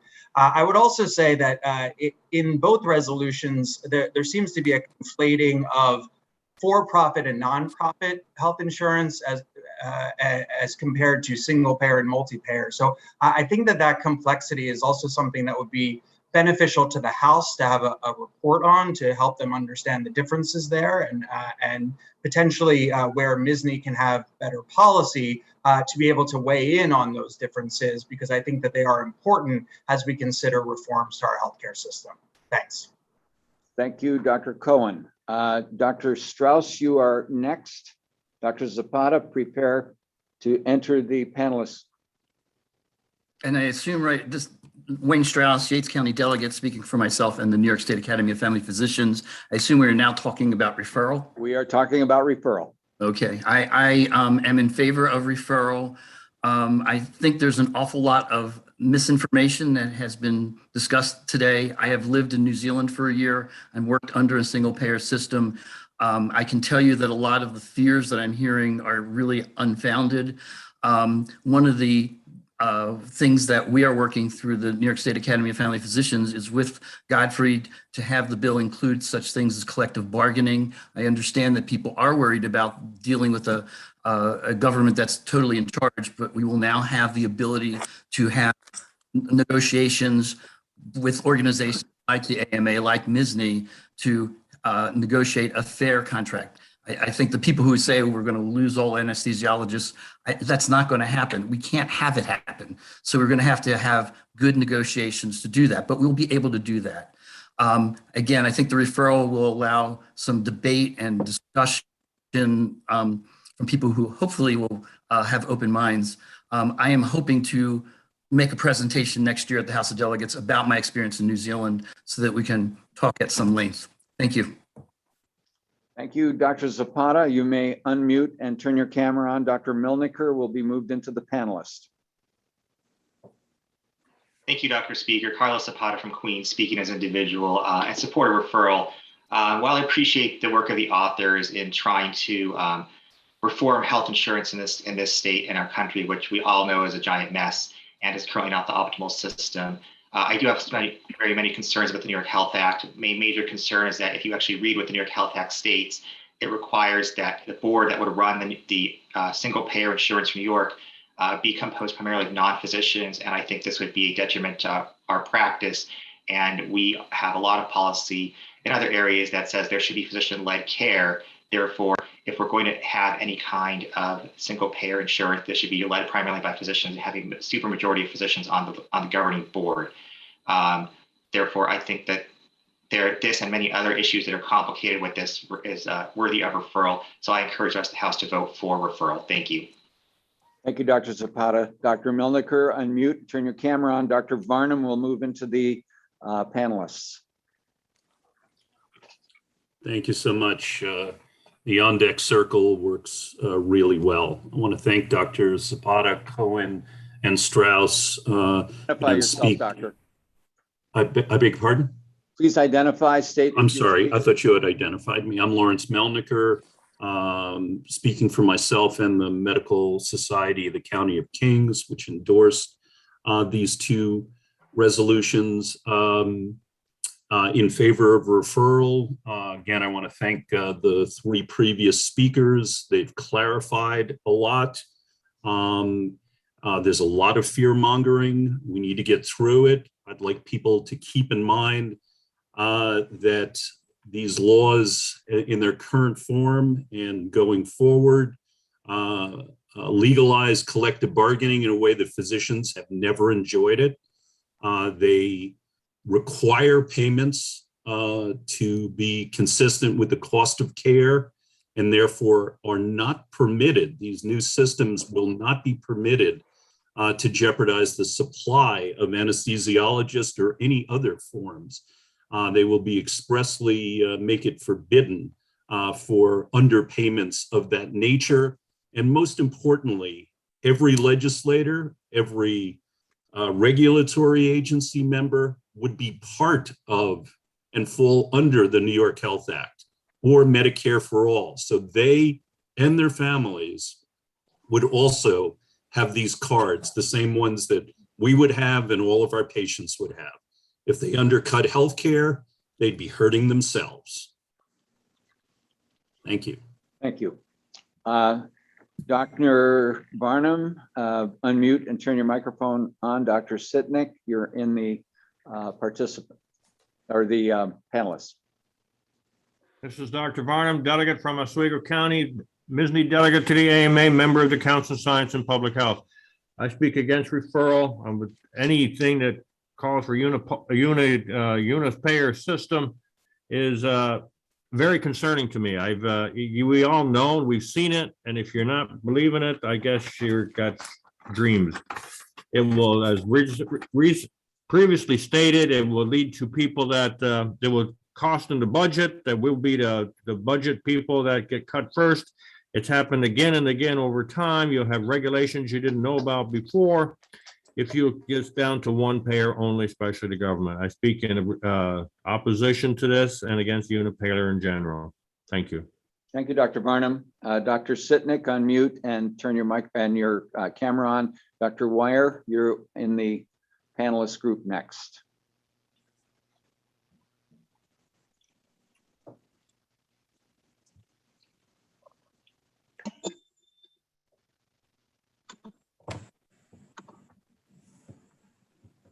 Thank you. MSSNY delegate from Shenandoah County, speaking in favor of referral of this resolution on behalf of the medical student section.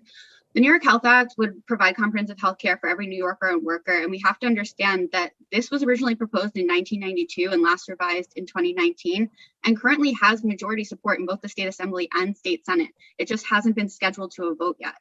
And what has changed in this debate around single payer in the last 2 decades is this historic pandemic.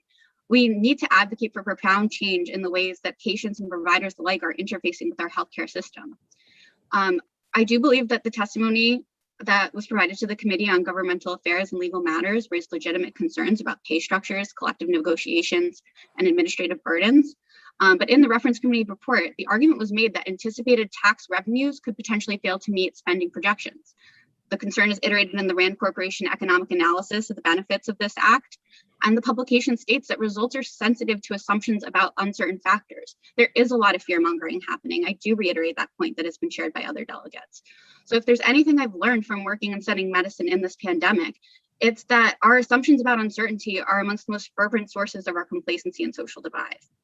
So for those opposed to the resolution, those who are opposed to referral, those opposed to the New York Health Act, I hear your concern. Like, as a medical student who is at a public institution, is going to graduate at age 30 with nearly $400,000 in student loans, I am concerned about reimbursement rates. I am concerned about payment schedules. But also as a young adult who had countless opportunities to make a difference in my community, I'm concerned about failing into a state of burnout as I navigate the balance between administrative responsibilities and providing evidence-based and compassionate care that drew me to this challenging field of work. So I think it's time for us to join our American Academy of Pediatrics, New York State Academy of Family Affairs, Doctors for America, National Physicians Alliance in New York, and support the New York Health Act. The best we can do is support referral. I'm sorry, Doctor. Thank you. Thank you. Time's up. Dr. Wire, unmute and turn your camera on. Dr. Pugner moves into the participant. Thank you. Pete Wire from the Bronx. speaking as an individual, no conflicts of interest. I speak for referral. Dr. Dowling, a few minutes ago, made a compelling argument for the need to stay current and to continually reconsider the options and issues. The folks that have been arguing against referral are trying to pretend that the entire context of healthcare in this country is standing still. The context is not standing still. The pandemic has exposed, for example, the huge importance of health inequity and disparities across the entire system. If someone mentioned a few testimonies ago that a great deal of the House of Delegates is devoted to trying to engineer fixes to the current system. Well, a system which, in fact, no matter how you think about it, could never address the issue of, could never achieve health equity, could never resolve the disparity issue. It's time to consider options that might actually do that. And therefore, I vehemently support Dr. Dowling's point of view and referral. Thank you, Dr. Wire. Dr. Fugner on mute. Turn your camera on. Dr. Sweeney will go to the panelists. Having heard both sides of the argument, this is Art Fugner, past president. I move the question on referral. Thank you, Dr. Fugner. That is in order. We will now vote on whether to end debate on referral. Please vote yes if you wish to end debate. If you do not wish to end debate, vote no. Michael?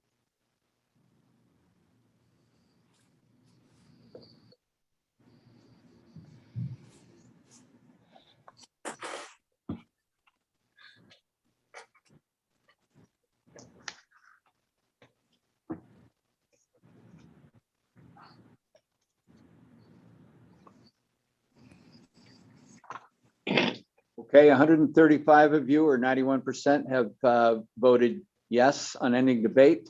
13 or 9% voted no. We will now vote immediately on referral.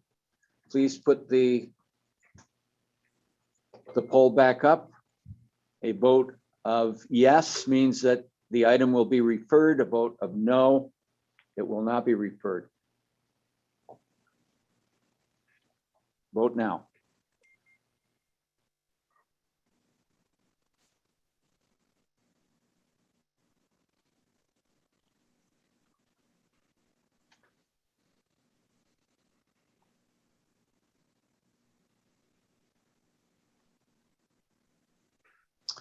Okay, 107 or 64% of you have voted yes for referral. 61 or 36% voted no. It is referred. Dr. Barrick, your closing remarks, please. Thank you, Mr. Speaker. Your chairman is grateful to the committee members, namely Amjad Hamad, Gina DeSavio, James Satterfield, and Gabrielle Shapiro, MD. Your reference committee chairman also wishes to express his appreciation to Mo Oster and Rebecca Dawes for their help in preparation of this report. Okay, thank you very much for a job well done. Before I turn the House over to our Vice Speaker, Dr. Basil, who will be handling the Public Health Reference Committee, I would like once again to plug the PAC. Again, this House is always our biggest fundraiser, and we need the money in the PAC, as you well know. Most of you that put money in the PAC at this meeting are high donors. So I would encourage everyone, Dr. Lee will speak to this later. So please put some money in the PAC. Dr. Basil. Thank you, Dr. Speaker. The chair calls Dr. Penny Stern. Point of order. Point of order. Yes, Tellers. Point. About the previous bylaws resolution that we are waiting for council comment on. Yes. I have been told that our counsel will be available after lunch. This is an issue that concerns me, and we will make sure that this does not happen in the future. We need to have our counsel with us throughout this entire meeting. So it will be dealt with after lunch. We will now move to the Public Health Committee. Thank you, Dr. Latreille. Would the chair of the Committee for Public Health and Education, Dr. Penny Stern, please present your report.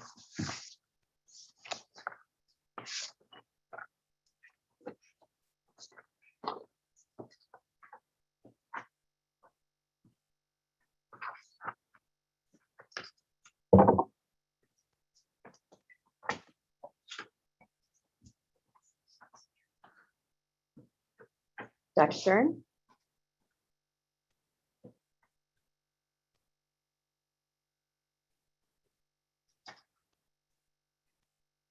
She's muted. We're having trouble. with Hello, that. can you hear me? Thank you, Dr. Stern. Yes. Can you, oh, you want me to repeat? Yes, please. Dr. Speaker and members of the House of Delegates, your reference committee recommends the following consent calendar for acceptance. Thank you, Dr. Stern. You have before you the report on public health and education. Are there extractions from this report? Seeing none, no, just kidding. Okay, so we have, thank you.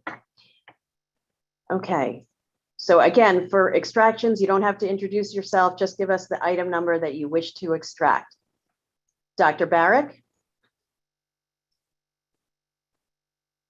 Yes, Madam Vice Speaker, I'd like to extract item 6. Item 6 is extracted. Dr. Dowling?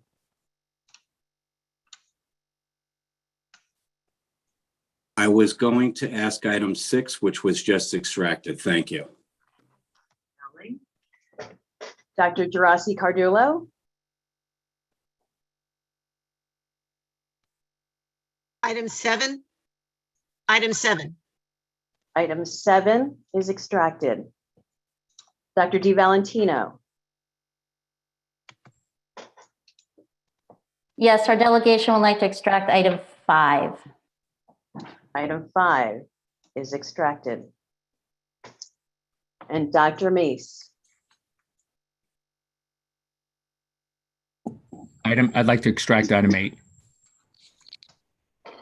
Item 8 is extracted. You have extracted the following items from this report: 5, 6, 7, and 8. Are there further extractions? Seeing none, the remainder of the consent calendar for public health and education is before you. And we will vote on that. A yes vote will adopt the remaining items.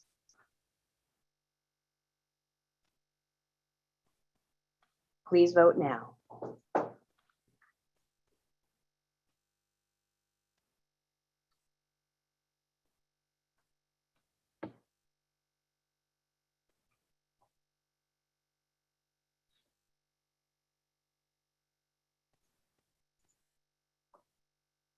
Thank you. The House has voted to adopt the consent calendar for public health, or the remainder of the consent calendar, by a vote of 136 or 99% to 2 or 1% of the voters.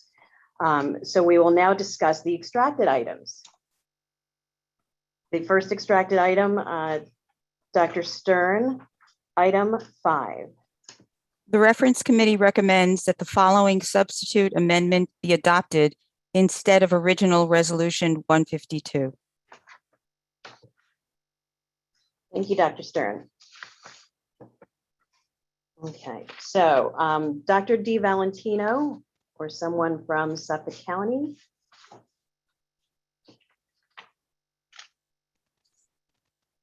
You extracted that piece, so would you like to speak to that?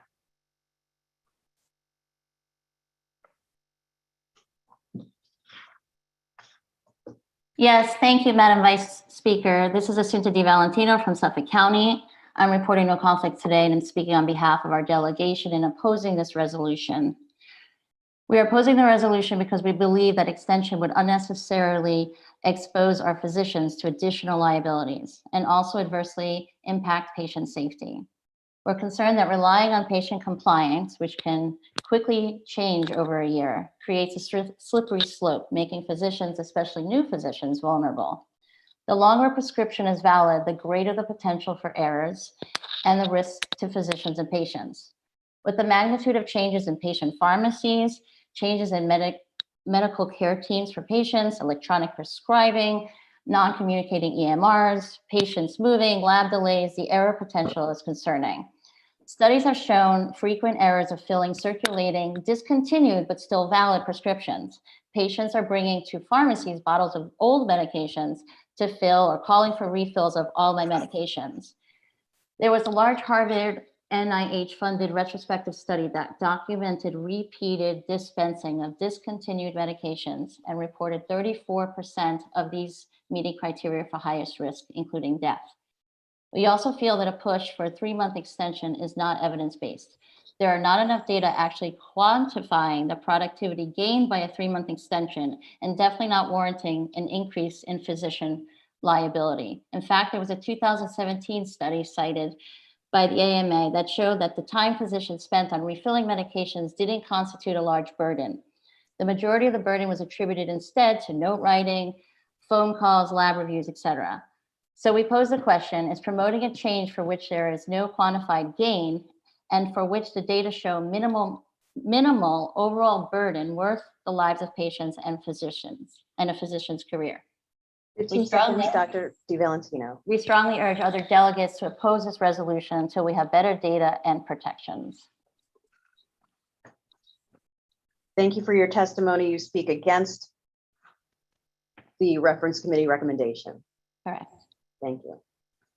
So we'll have Dr. Barrick next and Dr. Korn also into the panelist room. So Dr. Barrick.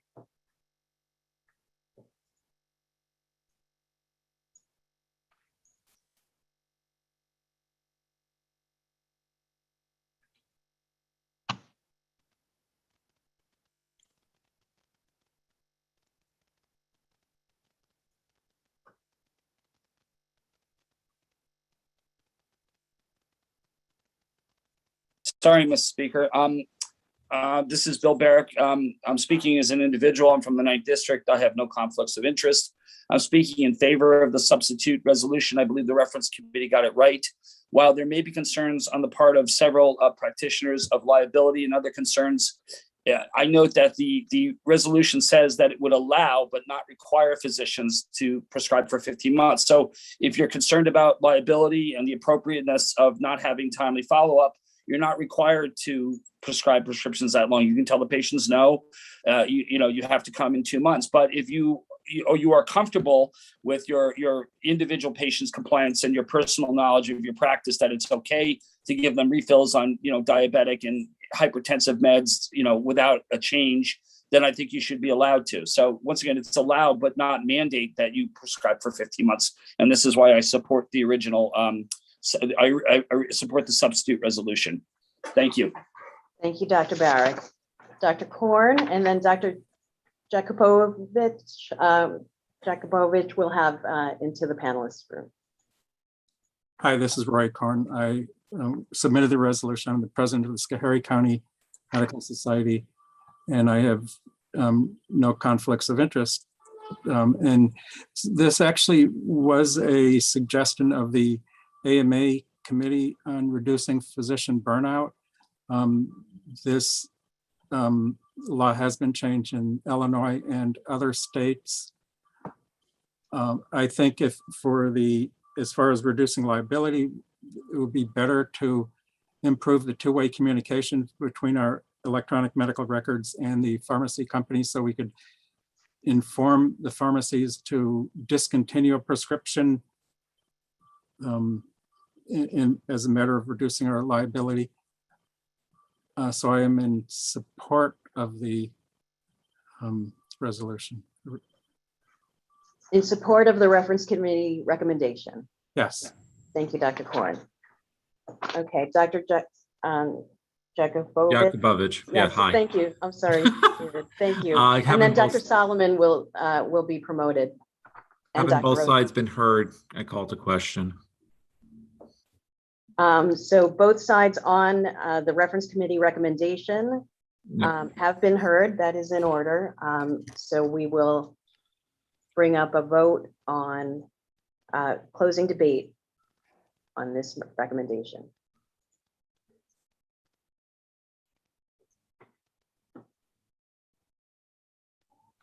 Oh, okay, vote now.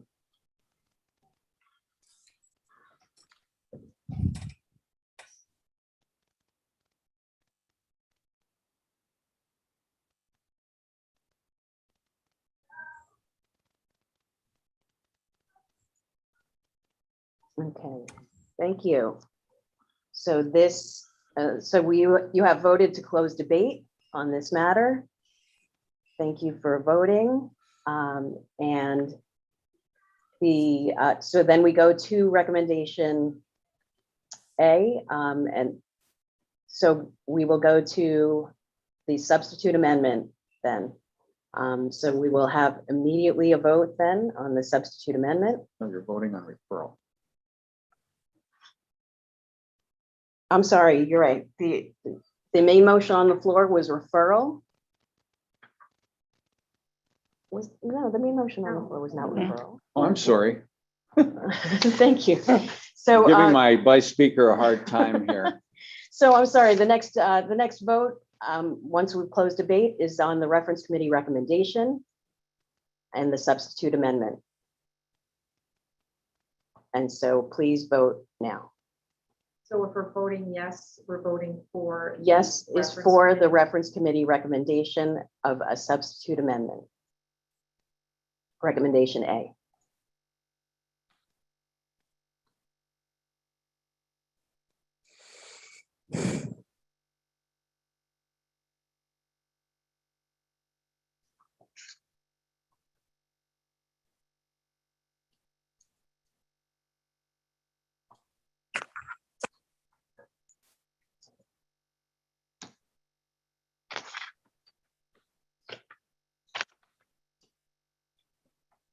Okay, thank you. So the House has voted 73% to 27%. And the raw numbers here, which we've been asked to announce as well, are 108 to 39. So you have then having adopted the language of that substitute amendment, we then will go to recommendation B, Dr. Stern. The reference committee recommends that substitute resolution 152 be adopted. Okay, thank you, Dr. Stern. So you have before you then the substitute resolution 152, which you just voted to amend. So please vote now to adopt it as a resolution.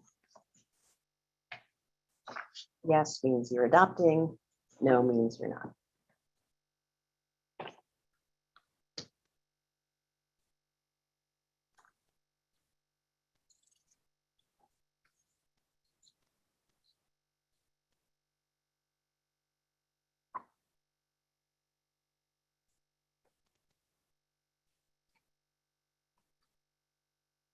Okay, the poll shows that it is adopted, 109 to 41, 73% to 27%. Next item is item 6. The reference committee recommends that the following substitute amendment be adopted instead of original resolution 153. Thank you, Dr. Stern, and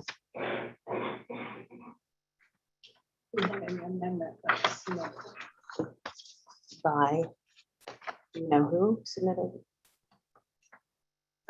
So we're waiting to project an amendment that was submitted. by the 9th district. Is that, Dr. okay, so Dr. Barrick and Dr. Dowling will enter the panelist room. But Dr. Barrick can speak first to this extraction. Good morning, Madam Vice Chairman. I'm Bill Barrick. I'm representing the 9th District. I have no conflicts, and I'm the author of this resolution. The friendly amendment, I'm calling to speak for the friendly amendment in the resolution. And basically, there's a loophole in the PMP that we are all required to report to. The pharmacists have to report to, and we have to check it. And as much as I had reservations against the original PMP, it actually works pretty well in stopping a lot of doctor shoppers, with some exceptions. It's not perfect, but it is a big step. I found out from personal experience, I'm a spinal surgeon, and I had a patient coming in for back surgery, and I'd given him a prescription after surgery for a short-acting opioid, oxycodone.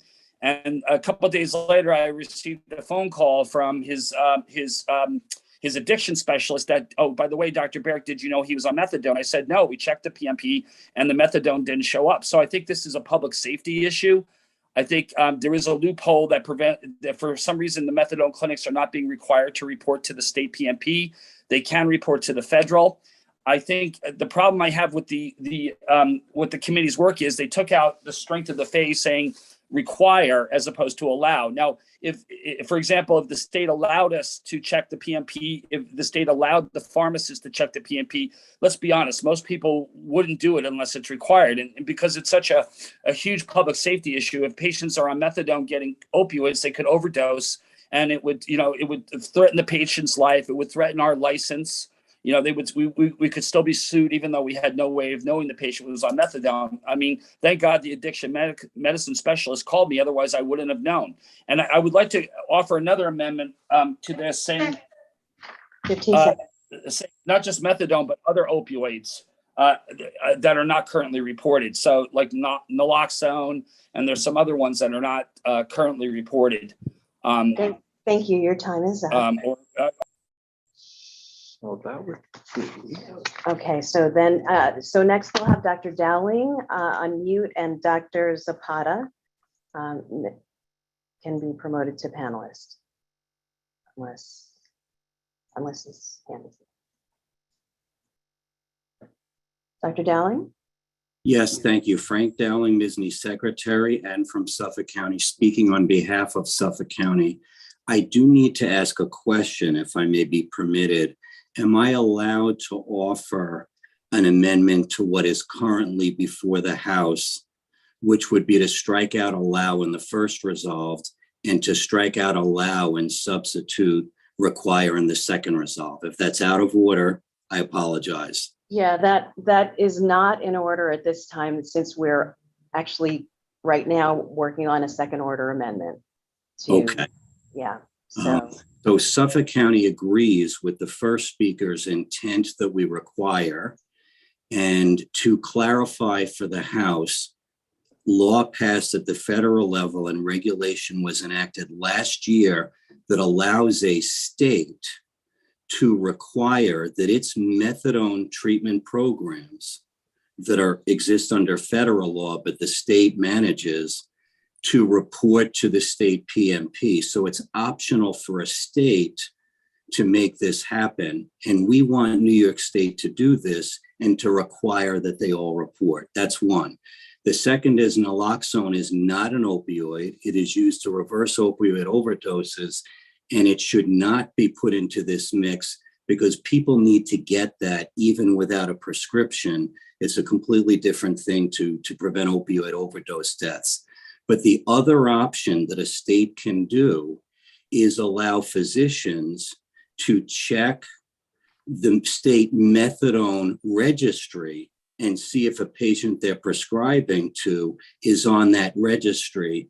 That's what the second resolve speaks to, where one might in the future at the appropriate time, according to our rules of parliamentary procedure, change allow to resolve there. Thank you.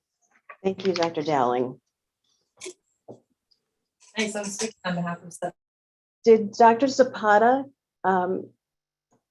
was Dr. Zapata, I believe the he room, wants or to did he- offer another amendment. He sent me a text, so he would not be speaking on this okay, item. all right, so then we'll have Dr. Barrick promoted then back to the panelist room to speak next.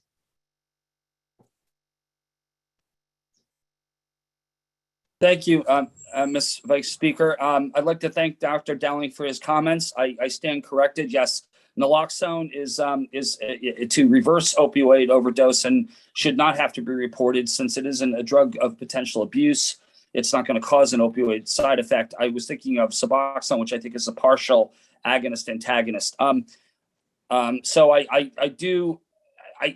the problem I have about allowing us to check the methadone registry, I'm okay with that, but that just creates more work for physicians. I would rather place the burden on the methadone clinics who are dispensing and receiving compensation for these medications to simplify our task as physicians. I really don't have the staff or personal time to create the additional work of having, because how would you know the check? Are you going to check the methadone database on every single patient you see if you don't know if the patient's on methadone? It's just not practical to have to check two different registries. So I would like the burden to be placed on the methadone prescribing clinics in reporting to our PMP so we can check one source. Otherwise, it's not practical to check it on every single patient since we don't know who's on methadone and who's not. Patients aren't always forthcoming with discussing their substance abuse history. So thank you.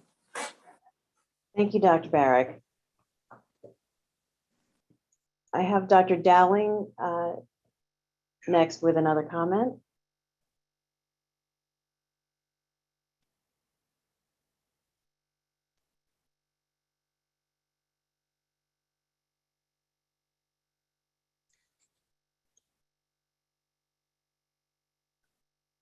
And then Dr. Heston will also be promoted to the panelist room. Oh, Dr. I'm sorry. Dowling? Yes, you've been promoted, Dr. Dowling. Yeah, I didn't realize I was muted. I'm sorry. Apologize about wasting people's time. If you look at the second, I'm speaking again as Secretarian for Suffolk County. If you look at the second resolve, the reference committee got us almost where we need to be in talking about the interconnectivity between the state PMP and the methadone clinics.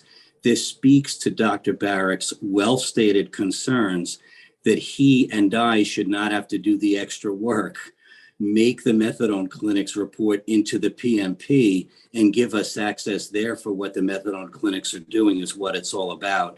And again, in the future, after we deal with this first amendment, we can then change that to require. And either of these two solutions would work, and MSSNY should pursue both. And it would take the burden off the doc's offices, and we'd have access to which of our patients on controlled meds are getting methadone. Thank you. Thank you, Dr. Dowling. So then for my clarity, Dr. Dowling and Dr. Barrick have both spoken in favor of this substitute, the amendment to the substitute amendment to the amendment. Amendment to the amendment, substitute amendment. To the substitute amendment. So you've both spoken in favor. And then next was Dr. Heston. Dr. Heston was next, and then Dr. And now Stam. Dr. Stam will be promoted. I believe I'm unmuted. Thank you. I'm opposed to the substitute resolution and actually prefer the original resolution. The presumption is that people who are being prescribed methadone are being prescribed methadone for opiate addiction out of a methadone clinic. And while that may be true, it is also true that methadone is prescribed as a pain relieving drug for non-opiate addiction. And in fact, it is the opiate of choice for the dialysis patient who has to have chronic opiate relief. So reporting it to the iStop is the appropriate solution. We should know about all of these drugs, and one single place is the right place, and that place is iStop. I'm opposed to the substitute resolution. Thank you, Dr. Heston. Dr. Stam?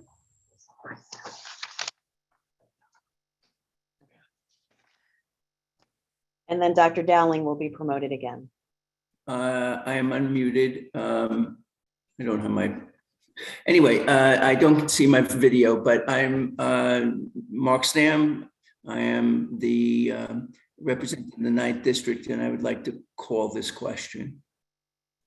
That is, having heard both sides of the question on the substitute amendment, that is in order. So a vote to close debate and vote on the amendment immediately. Second order. And the second order amendment immediately. So close debate. Vote yes if you want to close debate now, and no if you don't.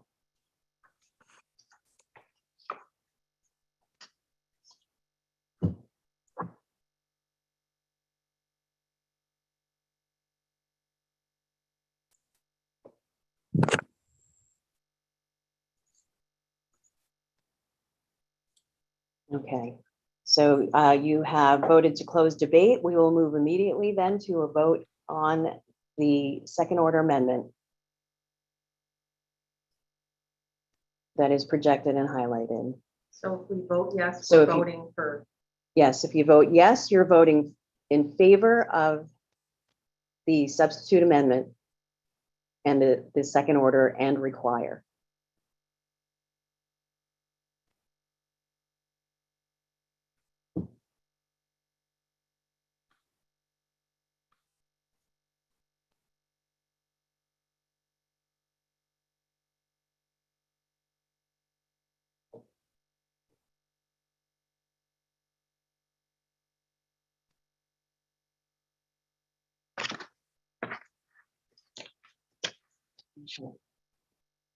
It is amended by a vote of 136 to 12. And so that, Dr. Stern, recommendation B. Reference Committee recommends that substitute resolution 153 be adopted as amended. And voted on the, we only voted on the you second have amendment. to vote on the second order or on the first order amendment. And then I believe Dr. Zapata may have an additional resolve. Okay. So Dr. Barrett. You voted on the word require, basically, and require. And Now we would require. need to vote on the whole thing in yellow. Okay, so so we have voted to, Speaker advises me, we have voted to include the words and require in the second resolve. And now we are voting to accept the entire second resolve, the entire substitute amendment.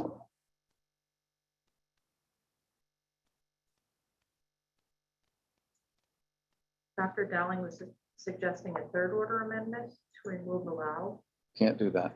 Right, Well, no, it's, it would- I'm just, may I that's out of may I order. speak? yes. Okay, so you have voted in favor of a second order amendment. It would be in order now if someone would like to add another second order amendment to this first resolved, which once you do that, if you do that, then you would be voting on the entire, on the resolved, on the whole resolved, unless there are other amendments that that the House may wish to add. So you can proceed that way. Thank you, Mr. Speaker. And thank you for your patience. So so Point of then order. on this next, Point of order. yes, point. Suffolk County Medical Society is next with amendment, question mark. Yes, so, and will Dr. Dowling speak with that amendment? And has the language been typed anywhere, or are we going to receive it Yes, Dr. verbally? Dowling. Okay. So let's promote Dr. Dowling then from Suffolk County, and also put Dr. Zapata in the panelist room. But I'll hear from Dr. Dowling first with his, with the next amendment.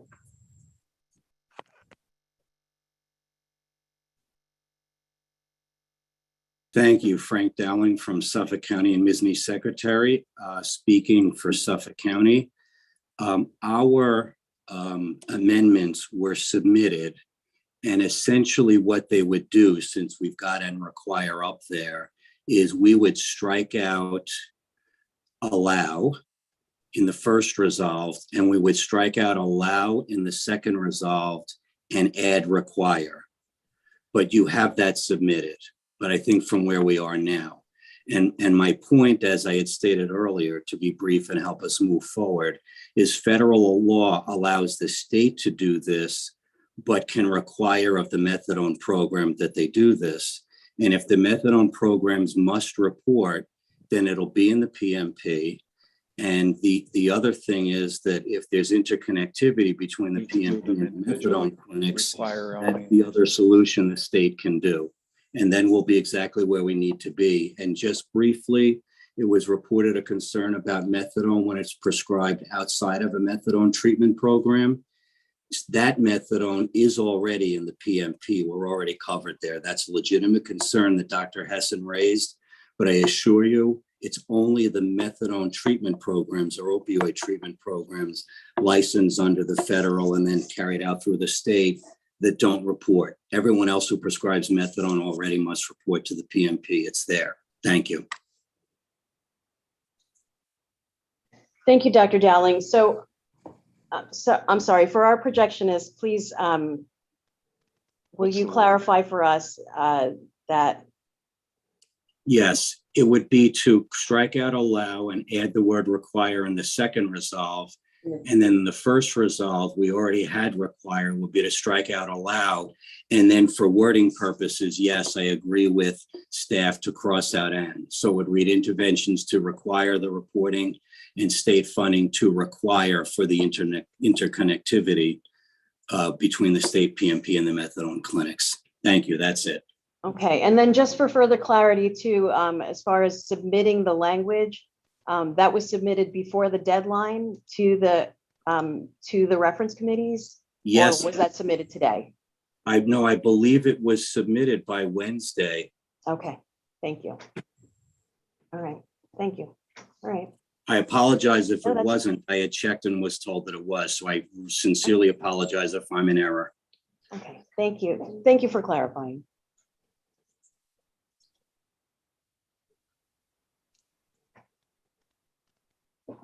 And we'll ask the House's patience for just one moment. So is it as projected? Is that those? Yes, that's it as projected. And I've already given testimony so that I don't want to take any more of the House's time. Thank you very much. Okay, thank you. All right, so the House has before it a second order amendment to the amended resolution. And I have Dr. Barrick online for comment, and also Dr. White should be admitted to the panelists. But actually, so both Dr. Barrick and Dr. White can be promoted, but we'll have Dr. Zapata speak next. Thank you, Dr. Speaker. I'd actually wanted to make a different second order amendment, so I'll step down now and allow for the other people to speak, and I guess be recognized as soon as this second amendment is disposed of. Thank you, Dr. Zapata. Dr. Barrick? Yes, Madam Speaker. Yeah, I want to just, I have a comment, and I have a question first and a comment. As I know, I totally agree with Dr. Dowling. My original language did say the word require, and I welcome and support his suggested changes. I think allowing is not strong enough. A question is, do we need to add as another amendment in the language, other opioids, methadone and other opioids currently not reported to the PMP? Because I'm not sure, I'm not an addiction specialist, but I know there are other ones like Suboxone and other ones that have some partial agonist opioid activity that could interact with, acute or short-term acting opioids. And that's a question for Dr. Dowling. Thank you, Dr. Barrick. So that would be in this format, that actually would be a third order amendment to the matter at hand. And so that is not in order. You can maybe ask Dr. Dowling separately and work on that and bring it up separately as Dr. Zapata will be doing. Okay, so it's just a question then. Okay, thank you. So next we had Dr. White. Yes, can you see me? Okay. My comment has to do with the question of redundancy. I'm uncertain why the second resolve is necessary if we're asking the state to seek legislative or other regulatory interventions. It would seem that funding would be a necessary action. So that would be my comment. Thank you. So again, just from a parliamentary point of view, what is being debated now are the amendments. So the words, striking the words allow from the first resolved, adding the word require to the second resolved as projected, and not, your proposal is actually a third order amendment, and that is not in order. But thank you for your question, Dr. White. Apologies. I have Dr. Dowling back in, and then, but before, and then Dr. Lungay.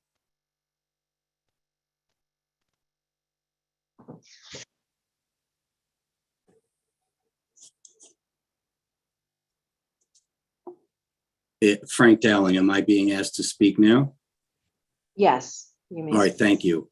MSSNY Secretary, Suffolk County. In support of the amendments and to answer the question about funding, if we're going to mandate in New York State that all the state methadone programs or opioid treatment programs connect to the PMP and report, or report in some other mechanism so that we can get the methadone patient registry info, and when we sign on to the PMP, there's going to be a cost to make that happen. And what we want is that the state foots the bill on that cost, not physicians' offices and not the methadone treatment programs. And that's why these two resolves are seeking the same solution in the end, that physicians have the information that we seek on who's in the methadone program and getting methadone. But under federal law, there's two ways to do it, that all the methadone programs report to the PMP, or physicians have some way to check the methadone registry. And if we are going to do it that way, then we want it to pop up when we sign on to the PMP, so it's not extra work for us. So either solution would work. Why not pursue both? And whichever one comes through gets docs and patients what they need. Thank you. Thank you, Dr. Dowling. And I've been corrected, actually. So when I allowed you to speak, I actually meant for you to speak just again to those words, striking allow and then require, but I did allow an answer to that question. So thank you. Dr. Lungay? On these second order amendments.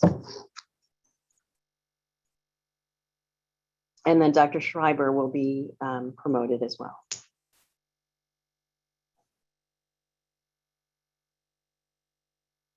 Do you see, I declined the first time. Oh, I'm sorry. Okay, so Dr. Schreiber?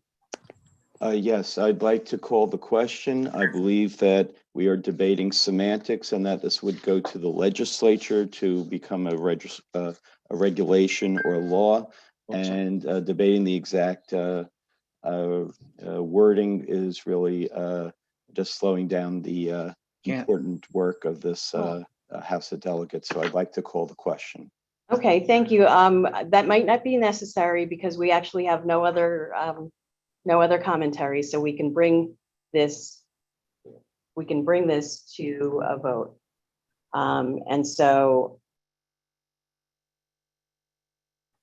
no other commentary on this, on striking allow and adding require to the resolves. So a yes vote will be in favor of this second order amendment to strike allow and from the first resolve, to add the word require to the second resolve, and a no will be to not make those changes.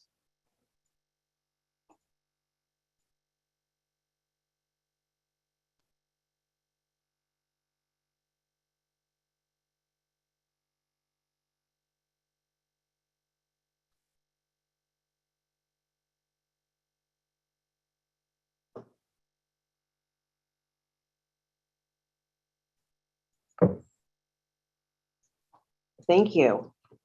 So that language has been adopted. So now can we vote on the entire? No, you can vote on the resolve. Or you can ask if there are other amendments to that first resolve. Okay, so so you have before you now a duly amended resolution, substitute resolution 153. Are there additional? Is there additional debate? So we have Dr. Zapata, and then Dr. Barrick will be promoted now to speak. Dr. Zapata first.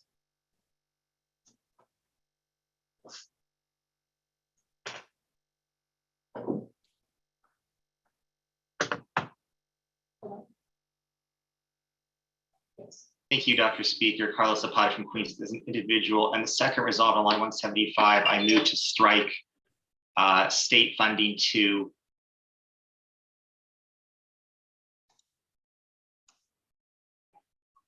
and then I guess you have to change required to requiring the interconnectivity to make it grammatically correct. Right. So striking state funding to and the word require to requiring, just grammatically. Whatever was grammatically correct, I don't. The intent is the support requiring. May I speak to this? Yes, please. Thank you. So while I agree with most of the testimony that's been given before, it's definitely a great idea to go and allow methadone to be, or require methadone to be disclosed in the PMP. It is my understanding that no other practice gets state funding to report your prescriptions to the PMP. And we don't even know, we're also making the assumption that we require a large state expenditure. It's not within the scope of the House delegates to determine how the state funds such projects and what exactly it takes to get done. I think that we run down a slippery slope of requiring funding for certain practices and not others is an correct precedent for us to send. Therefore, I think it would be best if we just support or requiring interconnectivity between state PMP and methadone clinics, which I think accomplish what we want to accomplish right now without muddying the waters. Thank you. Thank you, Dr. Zapata. And then we had Dr. Barrick, you can unmute, and Dr. Batista. Dr. Mace will be allowed into the panelists room.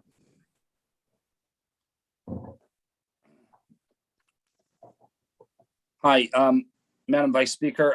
Question is, I guess now we're talking about Dr. Zapata's third order amendment. I wanted to talk about the specifics of the methadone. So I guess it's another resolve. Yeah. So what are we talking about? What am I allowed to address now? Do I have to? Am I limited by what he said, or can I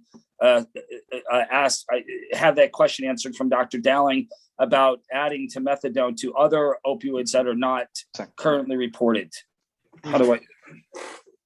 I'm going to defer to the speaker to answer that question. Okay, so what Dr. Zapata is proposing is a second order amendment on the second resolve. I would suggest that and we can proceed with that, but we have not adopted the first resolve. We've adopted two amendments to that first resolve. So we'll need to go back and do that. Assuming there's no other discussion or other amendments that anyone would want to add to that first resolve. But what Dr. Zapata is doing is a second order amendment on the second resolve, which is in order. Okay, so I would like to propose a second order amendment to the first resolve, which we haven't completed yet, would be to. No, that's out of order. So would you like to? No, we need.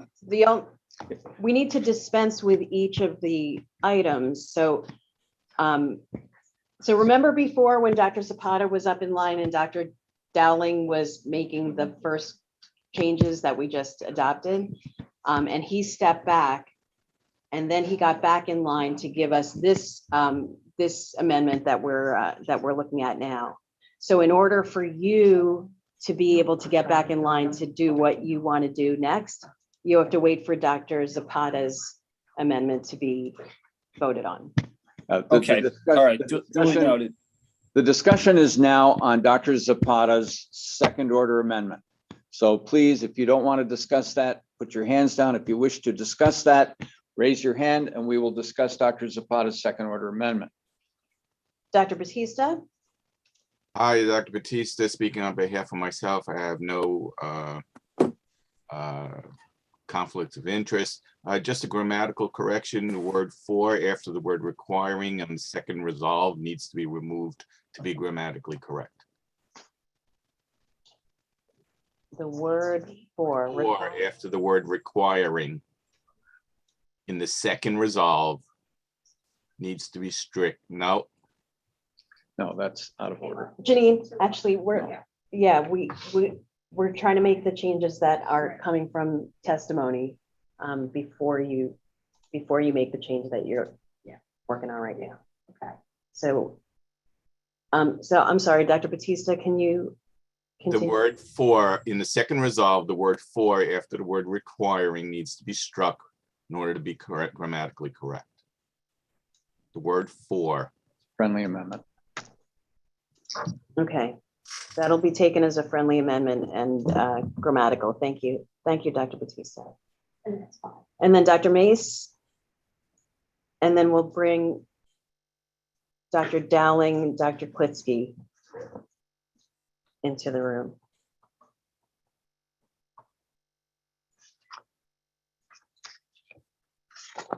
So this is a point of order from Josh Cohen about the second order amendments. He states that after the second order amendments have passed, can we please remove the strike throughs and underlines of that language so it's not confusing to the House?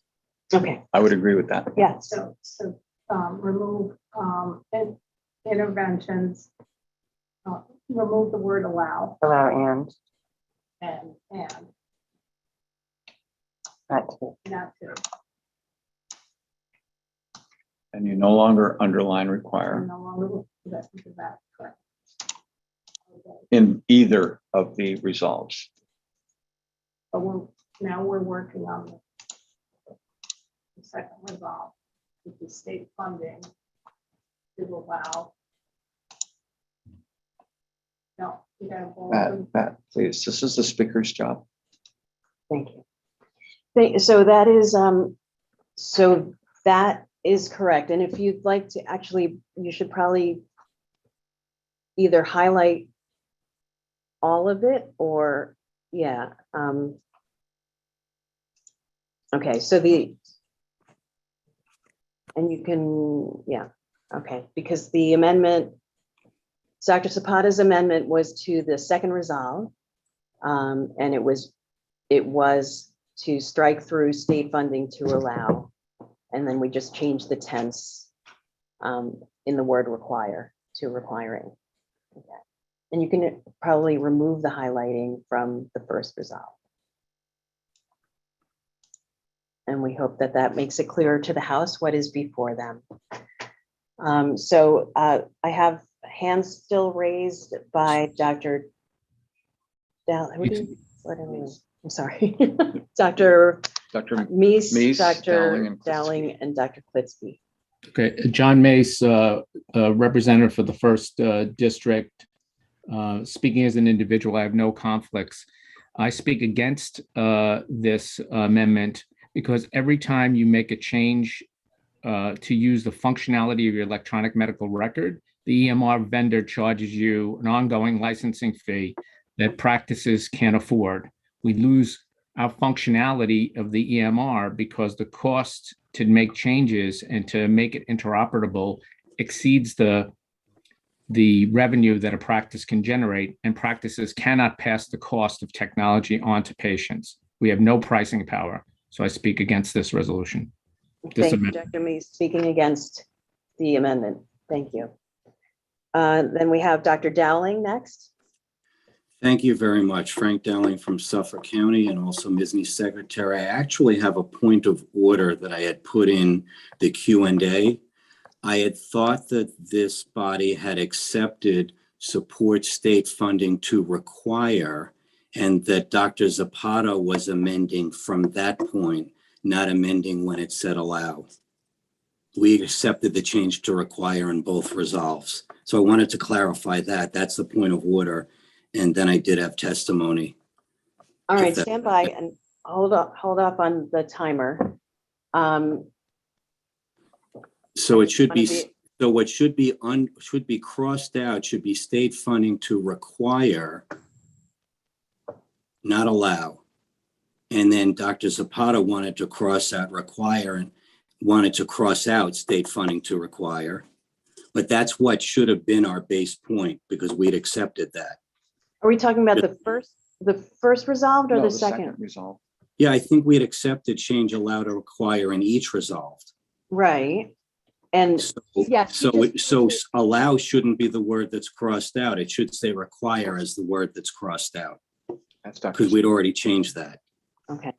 just like we've corrected with the first resolved. Okay, before we allow you to testify, to speak to that, can we ask Dr. Zapata if that is correct? So what exactly did he want to strike?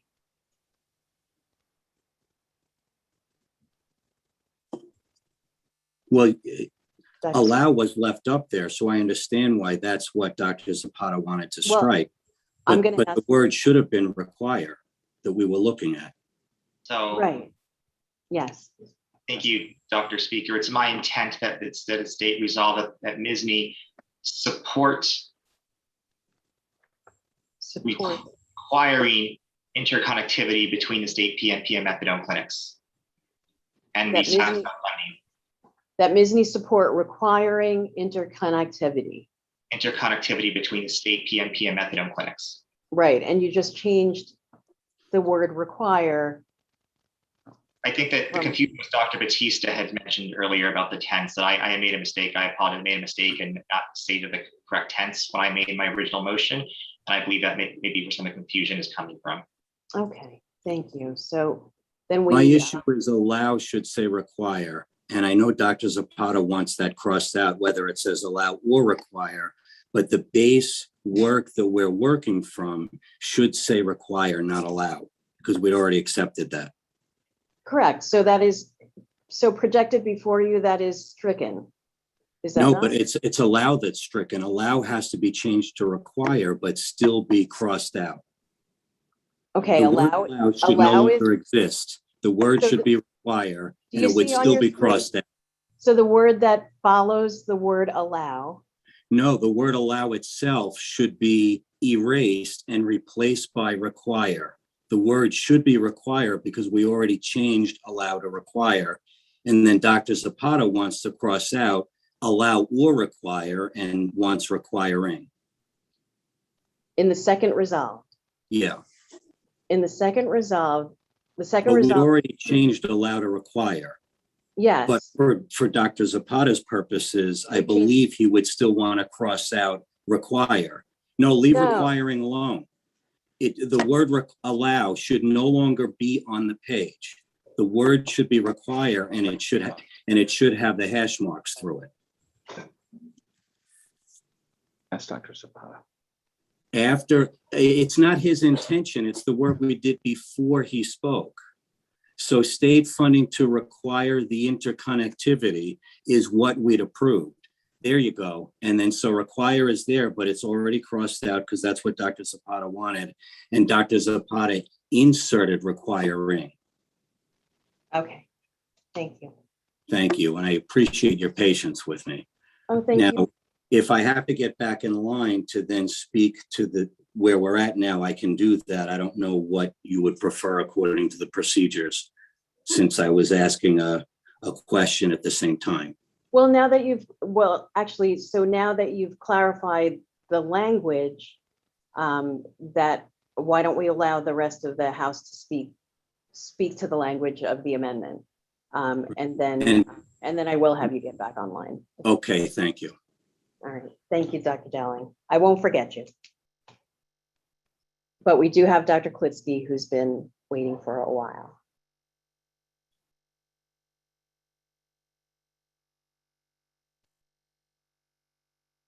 No, we can't hear you, Dr. Klitsky. We see you, but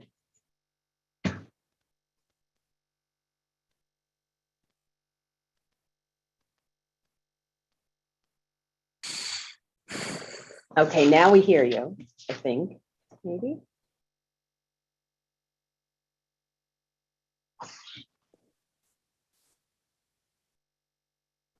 But we just can't hear.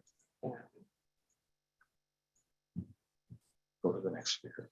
Okay, so the next, I have Dr. Wire and Dr. Del Savio. So Dr. Wire? Yeah, Wire from the Bronx. I'd like to call the question on this and all pending matters. So that's not, have we heard both sides of Dr. Zapata's amendment? Okay. All right, so that is in order. We'll close debate on Dr. Zapata's amendment as stated. Although we didn't get to hear. Okay, all right. Okay, so then vote to close debate.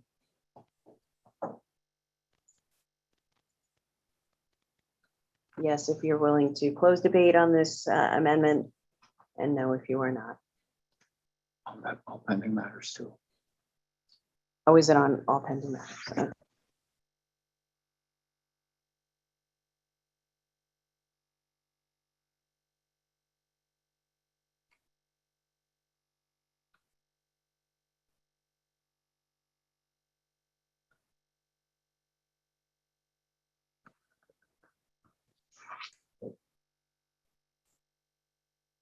Okay, so you have voted to close debate on this and all pending matters.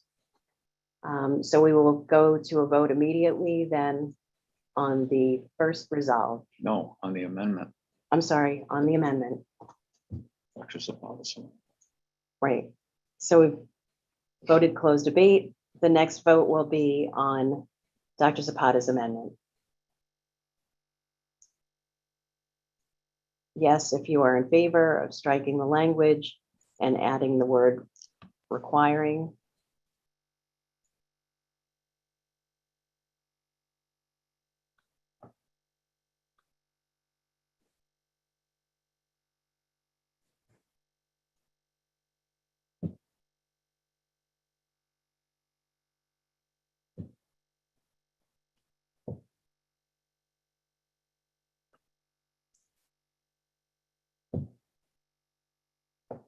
Okay, all right, you have voted to, it is amended.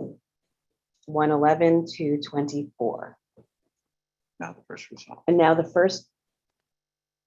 the House has before it the first resolved of Resolution 153. Please vote yes if you would like to adopt that resolve.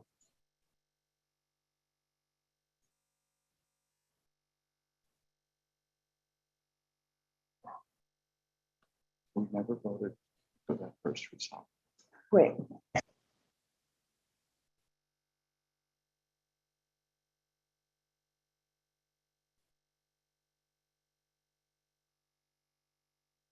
Okay. All right, so you have voted to adopt the first resolved, okay, as amended. And you voted for with a number of 125 to 6. Point of order. Yes. There's some confusion about what people were voting on that last vote. Okay. So, Redo it. all right, we that I will allow because I am confused as well. So we will have You're voting on the first resolve. so we're voting on the first resolve as amended. Okay, and so we need to adopt each of Is these. recommendation A currently as amended, currently the question before the House? Or was there a request to divide the question? See, that's what I was. Yeah. So we amended the first resolve twice, but we have not adopted the first resolve. Now, it doesn't matter to me really if we adopt both of the resolves together or we do them individually, but the House has said, let's vote on this and all pending matters. So we need to vote on those two resolves. And since they were both amended, I would vote on them individually, but it's up to the Vice Speaker. Right. I mean, they were never really divided. The question was never really divided as we were doing all of this wordsmithing. So Okay. my idea was to vote on both resolves, as you know, as amended. So the House. So what I will put in front of you then for this recount is the remaining pending matters, which are 2 resolve clauses from Resolution 153 that have been amended. So you have before you that language, and a yes vote adopts both resolves, adopts the language for both resolves as amended. Both amendments. Both amendments to the resolutions. So we will relaunch the poll.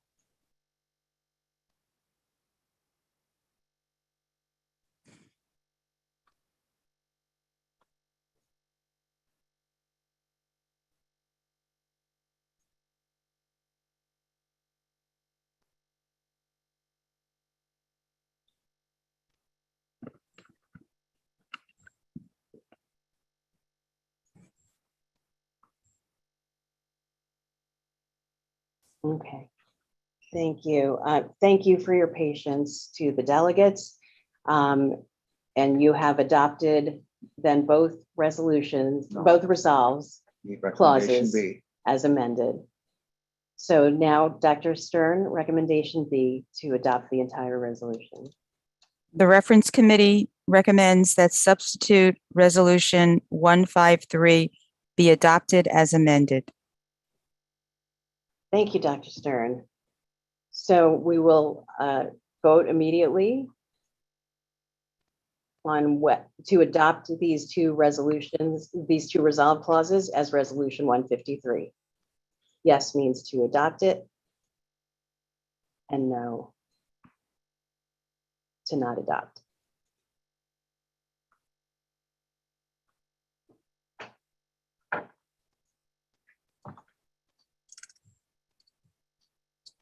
Rose Burton has a point of order. Announce the vote.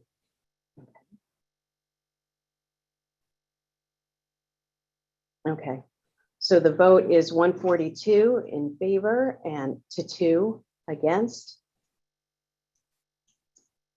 The resolution 153 is adopted as amended. And we have a point of order from Rose Birkin. Dr. Birkin? Did she state her point? Can you unmute? Yes, I just wanted to clarify. I don't think we ever broke down the 2 resolve or combined the 2 resolves. I feel that we should have voted separately for 2 resolves because they're not the same. And they don't ask for the same thing. Voting for the 2 of them prevented some of the delegates from maybe voting yes for one and no for the other. Okay.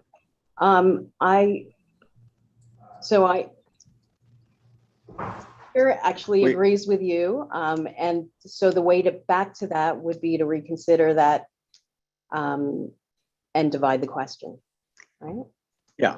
So both of the resolves were amended. And I would agree with Dr. Birkin, we should deal with each resolve separately since each resolve was amended. But unless there is somebody here that wants to create additional discussion about these 2 resolves, they've both been approved by the House. And you know, we can ask for reconsideration, or someone can ask for reconsideration if they wish. It's a majority vote. And if that's your preference, Dr. Birkin, you can do that. Otherwise, we'd leave this matter. I have multiple points of orders from other people about this. Okay. Would you like me to read them? So, Or, Yeah, you got it pretty down. okay. yeah.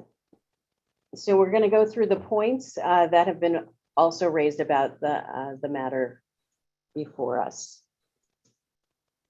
Dr. Fogarty? First one is point of order. The resolutions were not divided, so they can be considered together. Dr. Mills. Dr. Zapata states that he does not agree with Dr. Birkin. Nobody asked to divide the question when recommendation A was before the House. Brian White states, no, we only vote on resolves separately if they are divided. Otherwise, you vote for amendments and then vote the item is amended, which is the resolves have not been divided would include all That's fine. resolves. That is technically correct. I just wanted to get out of this particular item. Right. And so they Yeah. were voted on. So all the points, actually, Dr. Birkins and all of the points in the Q&A are all valid points. However, the ruling from the chair was to take the two resolve clauses and vote on them together. And that was adopted and they were both adopted as amended by the House. And so there is a path, as the speaker mentioned, to reconsider and divide the question if there is someone to make that motion. Dr. Birkin, is that what you would like to do? Or? Oh, no, well, let's wait. Dr. Zapata is correct. In the future, if we are going to divide the question, we have to state that. So we got into a bit of an issue with this. I think that the two resolves weren't divided and they've both been approved. So it would be my ruling that this item is finished. In the future, when we discuss resolves, we will divide the question if that is the will of the House. Otherwise, we can go through and amend 10 different resolves, and then at the end of that, ask for approval of all of the resolves at once. So that's the ruling. It is 12:30. Item 153 is dispensed with. We're going to recess the House, and we will return at exactly 1:05. There will be we will start up, and during the break, by the way, there are going to be some presentations from Milmec and from the Sellers Insurance Agency. So you're welcome to watch that. At 1:05, we will reconvene the House, and we will start with a couple of people speaking. We will then go to the bylaws issue and then return to public health. So we are in recess. Thank you. Can we also mention that all of the delegates should have received a gift certificate for Grubhub. And so that is lunch on us, on MSSNY. Okay, so order away and we hope you enjoy. Thank you, Dr. Basil.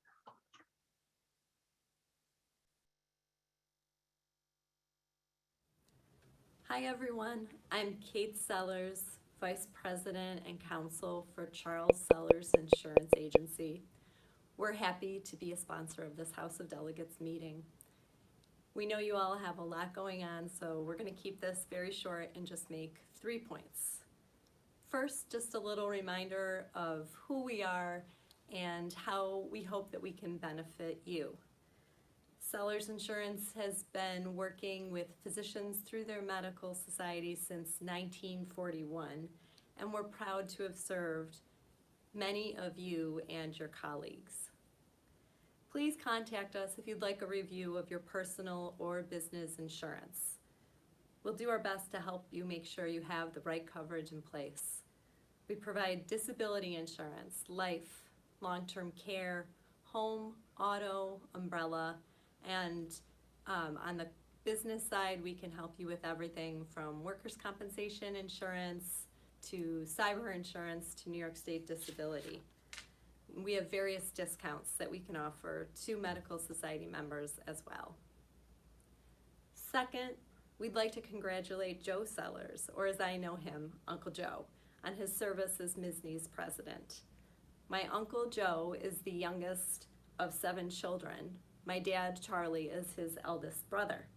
His older siblings, as well as everyone in my generation, are very proud of him. Third, and most importantly, everyone at Sellers Insurance would like to say thank you to all of MSSNY's physician members. There aren't adequate words to express how much we appreciate the personal sacrifices you all make to provide care for us during these challenging times. And we really appreciate MSSNY's leadership throughout the pandemic across all of New York State.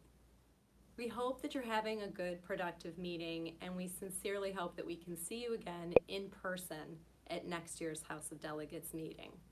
Thank you.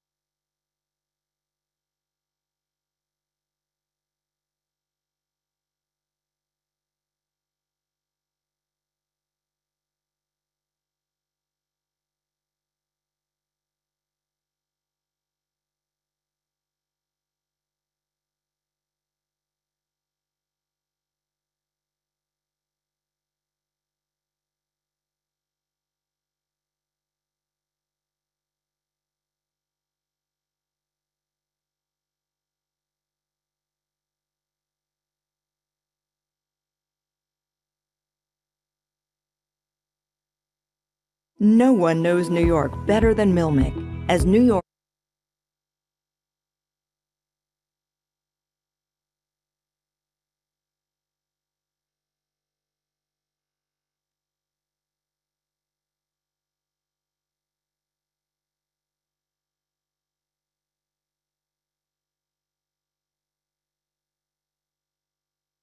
No one knows New York better than Milmick.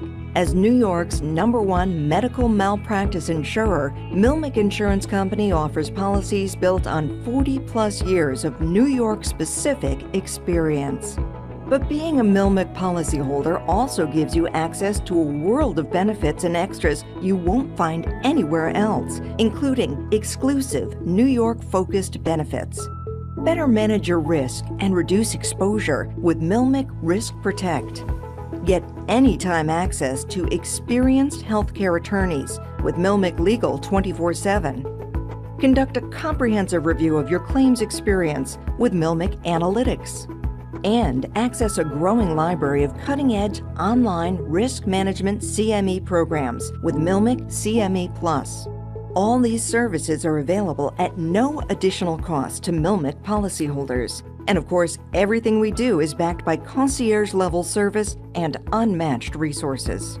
Take advantage of personalized research assistance or browse Milmick's deep library of publications. As a Milmick policyholder, you also have the opportunity to benefit from a wide range of discounts and savings to help reduce your premiums. New York benefits, New York expertise, with the backing of a Berkshire Hathaway company. Discover the Milmick difference.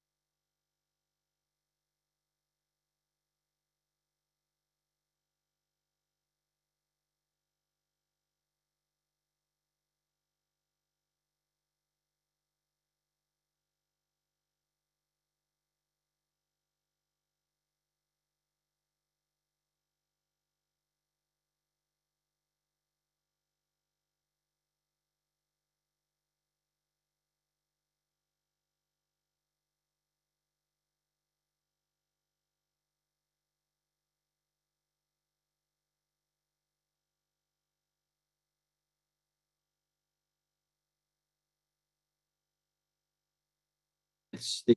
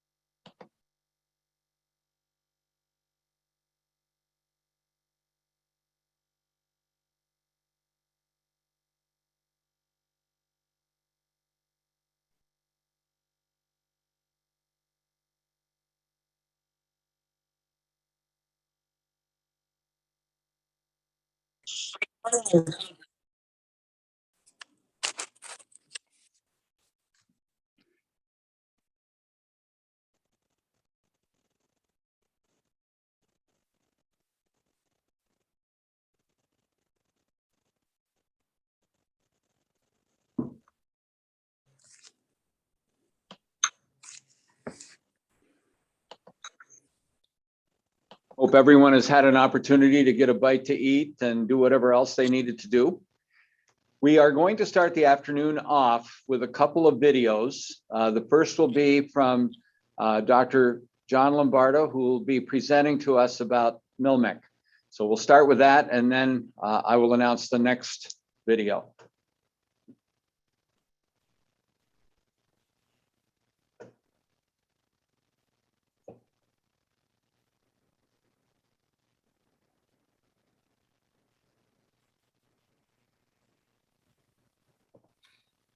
Hello, everyone. I'm Dr. John Lombardo, the Chief Medical Officer at MILMIC Insurance Company, and I'm happy to be with you again this year, unfortunately virtually. Hopefully next year we'll be together once again, which I know is important to all of us. I bring you greetings from MILMIC, and I am, on behalf of the company, proud to once again sponsor the House of Delegates this year. This is the 47th time that MILMIC and MSSNY have participated together in this. Our relationship goes back to 1975. And during that time, we have worked together seamlessly on behalf of you, the physicians and healthcare providers of New York State. It's a record that we are very proud of. We are a New York company. We will always be a New York company, and we are there for you in order to provide what we feel is a service that's like no other. It's a company where decisions are made by physicians for physicians, and that will never change. As I said, the history goes back, we're entering our 47th year, which is really very incredible.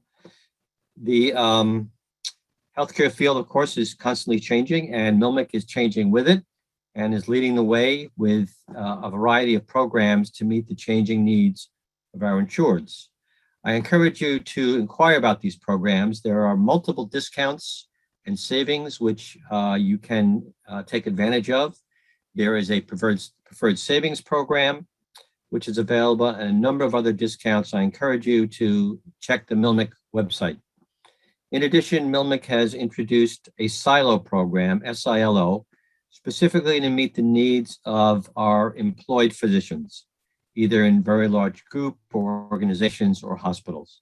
As you all know, this is a growing segment of the physician population, and it's been crucial to be able to provide you with the services that you specifically need. As I mentioned before, MILMIC has always been a New York company. We are proud of the fact that we have distributed to our insureds $2.502 billion associated with the conversion to a stock company from a mutual. Surpasses and any other company has made in. Finally, I wanted to give a shout out to those of you who are doing really God's work during this pandemic, our health heroes. It's really what we are happy to support. It's really our raison d'etre at MilMec in order to make life easier for you so that you can do the important work that you do. MilMec had a sizable representation at this summer's parade for the healthcare heroes. We were happy to support you all, to give thanks and express our gratitude for the wonderful work that you were doing. So I want to thank Dr. Sellers and Dr. Luttrell for the opportunity to speak here today. And again, I look forward to having a glass of wine with you next year in person, when hopefully we can once again meet in person. Again, any questions, feel free to contact me, jlombardo@milmic.com. And thank you for the opportunity to speak. Have a good day. Thank you, Dr. Lombardo, for your presentation. We consider MilMec to be our closest friend, and we continue to intend to have a long relationship with you folks. So thank you. I would like now to present a video about the foundation. This was sent to us by Dr. Medeski, and we will have that up for you here in a couple of seconds. I'm Dr. Tom Medeski. I'm a past president of MSSNY and currently on the AMA Foundation Board of Trustees. I wanted to give you an update on MSSNY activities with regards to the AMA Foundation. Dr. Dwayne Cady and Dr. David Meza III were two of our greatest MSSNY and AMA leaders during my lengthening tenure with the Medical Society. They were both good friends and good mentors to me personally.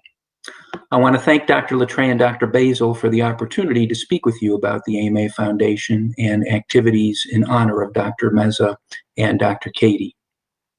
The AMA Foundation has a long-standing community health program that is dedicated to supporting vulnerable populations and improving health equity. After the passing of our good friends, Dr. David Meza and his wife, Donna Marie, it was important to my wife, Sandra, and me to honor their lives and their practice in a rural, underserved community and take steps to address health disparities and promote health equity in their honor. The AMA Foundation, the AMA Center for Health Equity, provided a pathway for us to do so. We're proud to work with the Foundation and the Center for Health Equity to provide resources to support community-based pilot projects and programs that seek to eliminate the inequities that cause disparities in health and healthcare outcomes through the David and Donna Marie Meza Health Equity Fund. I deeply appreciate that many of you have signed up already to become founding donors to help seek a new and better pathway for better healthcare for all of our patients. The Physicians of Tomorrow program at the AMA Foundation awards $10,000 scholarships to final year medical students that demonstrate financial need and show passion and dedication to the profession and involvement in organized medicine, particularly MSSNY. I'm particularly proud of the fact that MSSNY, along with several members of this House, came together to create an endowed fund that supports New York medical students with an interest in organized medicine and who want to practice in the state of New York. It's our way as physicians to pay it forward to the next generation of doctors, as well as preserve the legacy of Dr. Dwayne Cady. This fund, the MSSNY Dr. Dwayne and Joyce Cady Physicians of Tomorrow Scholarship, has supported 11 students with scholarships over the last several years, including 2 this past June. I want to thank the many members of this House who generously donated in memory of Dr. Cady last year when he had passed. I can share with you that Joyce Cady continues to be immensely grateful for the outpouring of support to the fund bearing their name. I also want to give a special thank you to the Empire State Medical Scientific and Educational Foundation for underwriting a second scholarship this past year. As a lifetime leader, mentor, and compassionate physician, I know that without a doubt, Dr. Cady would be, and Joyce is, very proud of these medical students.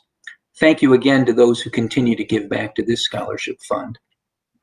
I used to joke with Dr. Cady and Dr. Meza that leadership requires 3 actions: thanking, asking and catalyzing change. I thank Dwayne and David for their meaningful legacy, and I thank each of you for your devotion to our profession and giving so generously of your time, talent, and treasure to help our patients and provide stewardship to our noble profession. Before I leave you with a personal message from one of this year's scholarship recipients, I encourage all of us to make a gift to either the MSSNY, Dr. Dwayne and Joyce Cady Physicians of Tomorrow Scholarship Fund, or the David and Donna Maria Meza Health Equity Fund by visiting amafoundation.org/MSSNY. During this global COVID-19 pandemic, it is even more critical that we catalyze the change for our patients and our profession in small and potentially very large ways. Well, first, I'd like to thank the MSSNY House of Delegates for allocating donations towards this scholarship fund. I feel it will ease my financial stress during residency applications. And so far, it's also been a huge source of motivation and confidence for me, as it reaffirms my belief that I can become a leader, educator, and researcher within the field of dermatology. Additionally, it's helped me maintain my focus on my melanoma research efforts here in the Netherlands. So overall, I'm just incredibly grateful for MSSNY as well as the AMA Foundation, as these scholarships have a huge impact for medical students. And I very much look forward to further collaboration when I'm a physician.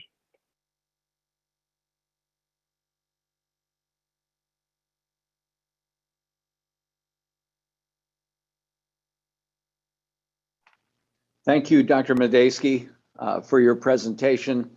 We all value the foundation, and your speakers certainly encourage everyone to contribute to this very important fund that helps people get to where we are. So again, thank you, Dr. Medeski.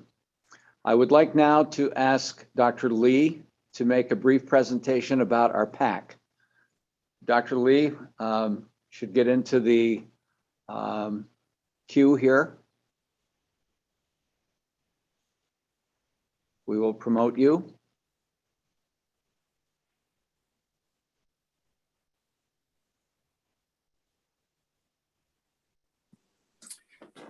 Thank you, Mr. and Madam Speaker. My apologies. I've been trying to fix this camera for the whole day. My apologies. I promised the speakers to make this a 5-minute presentation, and I shall. I would like to start the MSSNY PAC report with a single slide, if you could project that, and emphasize the importance of our house contributing to this worthwhile cause. MSSNY leadership, including President Sellers, immediate past President Livak, my MSSNY PAC co-chair Rose Birkin, as well as MSSNY senior legislative staff Mo Oster and Pat Clancy, with other physicians and staff, have led the charge this year and accomplished much in the 2021 New York State legislative session. MSSNY protected patient pharmaceutical benefits by passing legislation to strengthen PBM regulation and legislation to limit mid-policy year formulary changes, and also by preserving Medicaid prescriber prevail in a budget negotiation. MSSNY maintained professional liability protection for physicians by defeating regressive legislation that would have caused huge increases in liability premium, and by securing excess malpractice insurance funding while rejecting a 50% premium cost sharing on physicians, also part of the budget negotiation. MSSNY maintained due process protection for physicians by preserving the process during OPMC investigations and protecting physician confidentiality prior to and during the investigation. MSSNY has achieved medical economics improvement for our physician members and non-members alike by securing payments for claims submitted to the liquidated health insurer, Health Republic. Delaying sequester cut, as well as continue to work on the prevention of pending 2022, almost 10% cut to Medicare physician payment. MSSNY also greatly helped expand coverage for telehealth. MSSNY defeated scope of practice advancement by paraprofessionals to promote quality healthcare and patient safety. MSSNY remained very active during COVID-19, by being in direct contact with governor's office and DOH to ensure availability of COVID vaccines for physicians, staff, and their patients, advocating for PPE availability, and making sure physician offices remain essential during the pandemic. I would like to shift gear to recognize the MSSNY PAC contest winner this year. The Distinction Award goes to Outstanding Membership Improvement. These are counties of Albany, Dutchess, Jefferson, and Nassau. Congratulations. Honorable mentions for Outstanding Membership Recruitment goes to counties of Allegheny, Cattaraugus, Cayuga, Franklin, Livingston, Montgomery, Ontario, Schoharie, Warren, Wayne, Wyoming, and Yake counties. The Distinguished Merit Award for Outstanding Revenue Achievement goes to Erie, Nassau, and New York counties. Last but not least, we hope you all achieve the House of Delegate Merit Award, which requires 100% delegates from your county contributing to MSSNY PAC, and that is ongoing. Thank you and congratulations to all the counties above. We have achieved much with limited PAC resources this year. However, we could do much more with additional financial resources. Our friends in our legal profession raised over 4 times what we did in the past election cycle. Our dental colleague raised more than 2 to 3 times what we contribute. I'm, however, glad now to announce that Westchester County Medical Society has just contributed $1,000 to MSSNY PAC, and I urge that all our other counties do their part as well. MSSNY PAC needs your financial support so we can advance MSSNY legislative policies and priorities passed at this and prior House of Delegates. This is a small investment for our profession's present and future. Please join MSSNY PAC, especially at President's Circle and Counselors Club levels. I urge you, all of you as MSSNY leaders, to do that. Achieve 100% PAC in our district and counties for this House of Delegate, and continuing to communicate with and educate our legislators. Our fundraising goal for donation and pledges is once again $100,000 for this House of Delegate. It's a tall bar given the electronic format of this meeting, but I ask you to do your best to help us achieve that for ourselves and our fellow physicians and all our patients. We thank you, and all New York State physicians also thank you. Once again, the donation link and text are projected.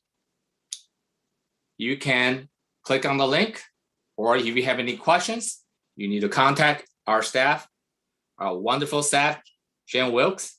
She will assist you through the process. You could text her at 914-933-7722.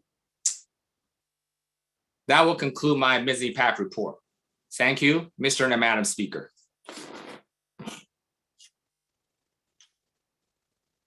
Thank you, Dr. Lee. We can't stress enough the importance of the contributions that are made to the PAC, especially at this House. You have a website that you can get on and make your donation.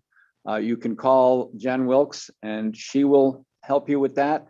And you also have a text address on your screen. So we will continue to comment about the PAC and recommend donations throughout this House. I would like now to ask Michael to move Dr. Scott into the queue, please. We are fortunate today to have with us the Speaker of the AMA.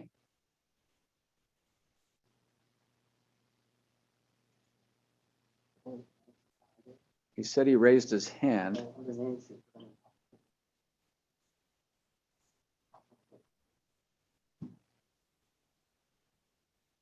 You have it?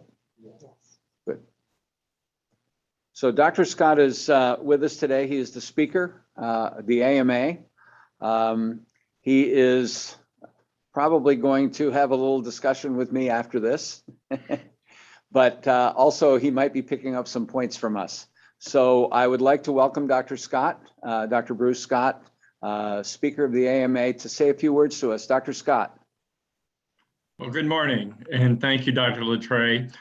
First, let me say that I think both of your speakers here in New York are doing a great job. It is a real challenge to navigate the parliamentary issues that they have been dealing with, but even more so, more than you can imagine, the challenges of this virtual environment. I deal with this on the national level, and it's quite challenging, and it's going quite well. I know there are inefficiencies of the system, but you guys are doing great. It's also a pleasure to follow Dr. Medeski and his important announcement about the AMA Foundation. Tom has been a great addition to our AMA Board of Trustees, and New York should be very proud of him there, following in the tradition of Dwayne Cady and others who've served with distinction on our AMA board. And I recognize you all have a lot of business to cover, and I won't take much of your time. I bring you greetings from the American Medical Associations. I want to just mention a couple items that our AMA is doing in support of physicians and our patients. Starting with the most obvious item, and that's COVID-19. With the rapid spread of the Delta variant and the alarming increases in deaths related to COVID-19 and the variant, and our hospitals and our physician practices stretched to the limit, aggressive measures are clearly necessary. The AMA is on record as supporting vaccination. We are, in addition, on record as supporting mandatory vaccination for COVID-19. Aggressive measures are called for, and we also support those measures to encourage the unvaccinated young people to become vaccinated, to increase the protection of our school children by masking and mandating vaccinations within schools, increasing the supply of monoclonal antibodies. Physicians and frontline healthcare workers have taken tremendous risk during this pandemic, and we continue today risking our own safety and well-being, putting our families and ourselves at risk, largely to treat unvaccinated patients infected with COVID-19. The AMA has robust policy on this and continues to advocate in this direction. Let me take this opportunity to thank each and every one of you physicians listening here today for the efforts that you have made and the care that you have provided during this pandemic. I will mention one other thing relating to vaccination. The AMA CPT panel has created CPT codes so that you can be compensated correctly for the vaccinations. One of the things we have pushed for is for vaccinations to be available in physicians' offices, and now there are codes for that. If you need help with that, if you go to the AMA website, ama-assn.org, and you look for the vaccine code finder, there is a resource there that will help you with these new codes. In Washington, D.C., our advocacy team is consumed by consideration of the budget reconciliation package.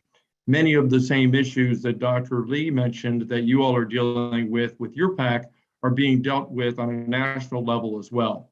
At this time when physicians are struggling, this is not the time for a physician pay cut. So we're working for sustainability of the Medicare program and postponement of the 2% and 4% impending physician payment cuts that are scheduled to take effect January 1st of 2022.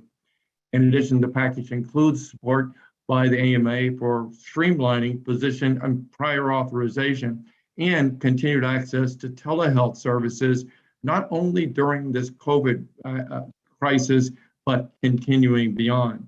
This has become an important source of access to care for many of our patients. In addition, the provisions that we support include efforts to increase the workforce to provide vital care to our nation by improving and continuing the Conrad 30 program supporting international medical graduates. And finally, there are provisions within the bill which we support to improve cybersecurity and infrastructure to help physicians. I want to mention something that I know that's been important to New York for years, and that is the issue of surprise billing. The implementation of the interim final rule with requirements related to the No Surprise Act will go into effect later this year. The AMA supports the important patient protections, including strengthening the prudent layperson emergency room standard and limiting patient out-of-pocket protections. But we have concerns regarding the determination of the quality payment amount, the amount that non-participating physicians would be allowed to charge, and the amount that the insurance companies would pay. It should be no surprise, no pun intended, that we have concerns that we don't believe that the use of median network rates is an appropriate starting point. Also, very important, we have questions about what will happen to state laws that are in effect presenting a better floor of coverage for no surprise billing. And we want to make sure that there's clarity, particularly for insurance companies that practice across state lines. The last thing I'll mention is perhaps some good news, but mixed. Just released earlier this week was the 2021 overdose epidemic report. And I'm pleased to announce that for the 10th straight year in virtually every single state, the prescriptions for opioids has decreased once again. In fact, 44% decrease in the number of opioid prescriptions between 2011 and 2020. And when we look at the morphine equivalents, there's been over a 50% decrease during that same period of time from 2011 to 2020. Unfortunately, during the same period of time, even more Americans are dying from drug-related overdose, primarily from illicitly manufactured fentanyl and the fentanyl components, along with methamphetamine and continuing problems with cocaine and heroin. The COVID pandemic has increased stress and the challenges for many, resulting in an increased substance use disorder and increased overdose deaths. We are trying to encourage the nation's policymakers to pivot towards access to evidence-based care for patients with substance use disorder, co-occurring mental illnesses for patients with pain, and including opioid therapy when clinically indicated. Public health interventions, including overdose prevention efforts and harm reduction strategies, must become our focus as we move forward to attack the true roots of this crisis, which is the overdose of opioids. With that, I'll happily send you back to Bill for continuation of your business. It's been a pleasure to listen. And yes, Bill, I'm absolutely taking notes on some of the things that you guys are doing so smoothly. And I hope to project a equally smooth virtual format in November. And I'll see many of your members of the MSSNY delegation at that time. Last thing I will say is all of you listening to this should know that MSSNY has an amazing delegation to the AMA. I would definitely call them some of the movers and shakers of our AMA. So the policies that you're passing here that include a desire to go forward with the AMA will be well represented, I'm confident. Thank you for your time.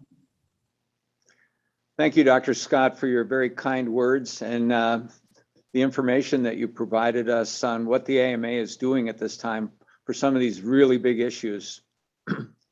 So we will now, as promised, go back to the Bylaws Committee, and I would ask Dr. Cohen to move into the queue.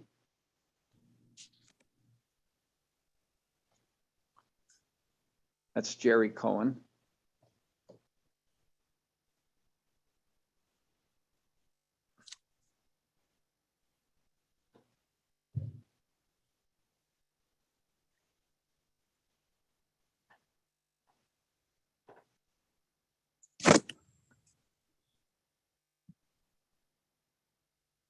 Dr. Cohen, unmute and turn your camera on. Yes, turning everything on here. Okay. Okay, so if you would reintroduce the resolution that we were discussing, please. Yes, indeed. That was recommendation 2, resolution 2020-2, MSSNY Council representation. And the House Committee on Bylaws recommends that resolution 2020-2 not be adopted. Thank you, Dr. Cohen. Now, if you'll recall, we had a fair amount of discussion about this, and at the end, it was moved to refer. And Dr. Rothberg raised the question about the appropriateness of referral to council. And we do note that it was referred for study by Dr. Medeski. So we now have Dr. Barry Sapalowitz, who is our counsel, available. And I would turn the floor over to him to comment about where we're at here. Dr. All right, good Sapalowitz. afternoon. Bill, can you hear me? We can hear you, sir. Great. So first of all, good afternoon to all. I hope you're all well. So based on my understanding of what has been happening, it's my opinion, based on reviewing of the bylaws and looking at past precedent, that the option of having this go for referral to council is not prohibited by the bylaws, by the MSSNY bylaws. The House of Delegates does have broad powers, and I think that a referral to council would not be prohibited by the bylaws, as long as the process that is being followed, after the study is done, will still be consistent with Article 16 of the MSSNY bylaws, which governs how an amendment can happen. So as long as we follow the Article 16, that for me is the major concern. I don't see necessarily a studying abrogating that in any way. So I have no objection to that motion. Thank you, Dr. Sapalowitz. And by the way, he is Dr. Sapalowitz. So, but I don't practice anymore. That's okay. Forever a doctor. Thank you. That's true. So what we have now before us is, again, the issue of referral. I would ask for further comments with regard to referral of this item only. And Dr. Zapata, I think Dr. Zapata has something to tell us from the Rules Committee. So if we could unmute and turn your video on, Dr. Zapata, and give us that presentation real quick.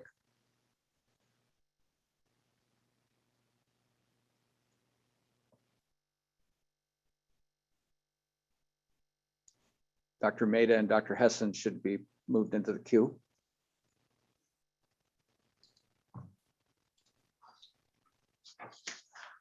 Thank you, Dr. Speaker. Carlos Zapata from Queens. I move to amend the rules to restrict testimony to 90 seconds per speaker. Thank you. Thank you. We have a motion to move from 120 seconds to 90 seconds as maximum time for a given speaker. We won't discuss this, but we will put it up for a vote. So Michael, if you would put up the poll, those in favor of reducing the speaker time to 90 seconds from 120 seconds, please vote yes. If you are opposed and would like to keep things at 120 seconds, vote no. So launch the poll, Michael.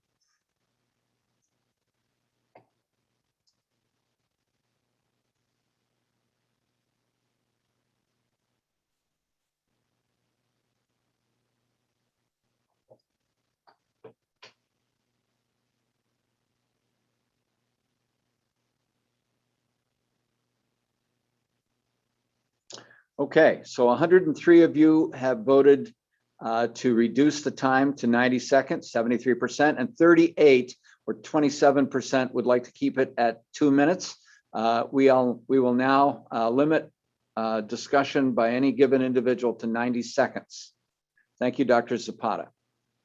I believe that the next individual in the queue, Dr. Mehta. Dr. Mehta, please unmute and turn your video on.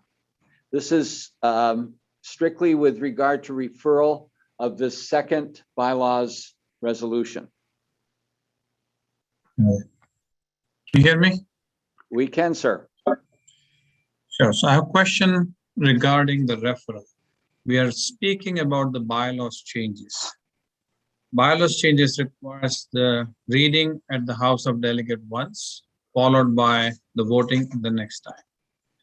Now we are asking this change is referred to the council. How will it work that when the referral changes, whatever the report comes back, it will be read again one more time and followed by the voting? So that's the question number one. And second, that yes, the interpretation is true that House can decide whatever it is the highest authority. But in this particular case of bylaws changes, does the House have authority to assign their responsibility to a smaller council to make the decision, who is further going to give it to even the smaller group of people to make the decision? Thank you. Thank you, Dr. Mehta. Who is next here? Dr. Hessen. Dr. Hessen. That was a please question. unmute. Can anybody answer that question? Well, if you would like my comments, I can comment, or I can ask Dr. Sapalowitz to comment. I can comment. So again, Doctor, the answer is that as long as we're in compliance with the amendment provision, we'd have to see. So for example, right now there's something on the table today at the House of Delegates, a proposed amendment. If the study is done and there is no further revision to the amendment, and at the next House of Delegates, a presentation is made to substantiate why and to support why these revisions are being proposed, but no additional revisions have been made. And as long as the notice compliance requirements were complied with prior to the next House of Delegates, you could theoretically vote at the next House of Delegates in 2022. If on the other hand, the study results in changes to the amendment, so now we're dealing with a different provision or a different text, then we have to basically start from the beginning. We have to then present that text at the next House of Delegates meeting in 2022, comply with the notice requirements, and then take the vote in 2023. So it really depends on what the study does and what the end result is in terms of the proposed amendment. Again, as far as is the House of Delegates or is a smaller group taking over the power of the members in under the amendment provision, I would say not. I would say that the only thing that we're talking about, at least from my understanding, is that we're asking for a study to be made. And then basically the study goes back down to the committee level and we basically start the process. So again, I'll say this again and again, just to be clear, as long as what we do is still consistent with Article 16, then we're in compliance with the amendment provision of the bylaws. Thank you, Dr. Sapalowitz. Dr. Mehta, does that satisfy you? Yes, it does. And I just want to clarify that we are discussing the recommendation not to adopt. If at all the committee decide that not to adopt, then it would be fine to vote. But if the committee comes out with different thing, then it will be going for a 2-year cycle. Well, from a parliamentary standpoint, Dr. Mehta, the motion to refer supersedes the motion to amend. So the item on the floor now with regard to this bylaw is referral. So from this point on, unless it is not referred, in which case we would go back to that amendment, we will proceed with discussion on referral. Thank you. So I see hands up on the issue of referral. Dr. Birkin, please unmute and turn your video on. Taking the names.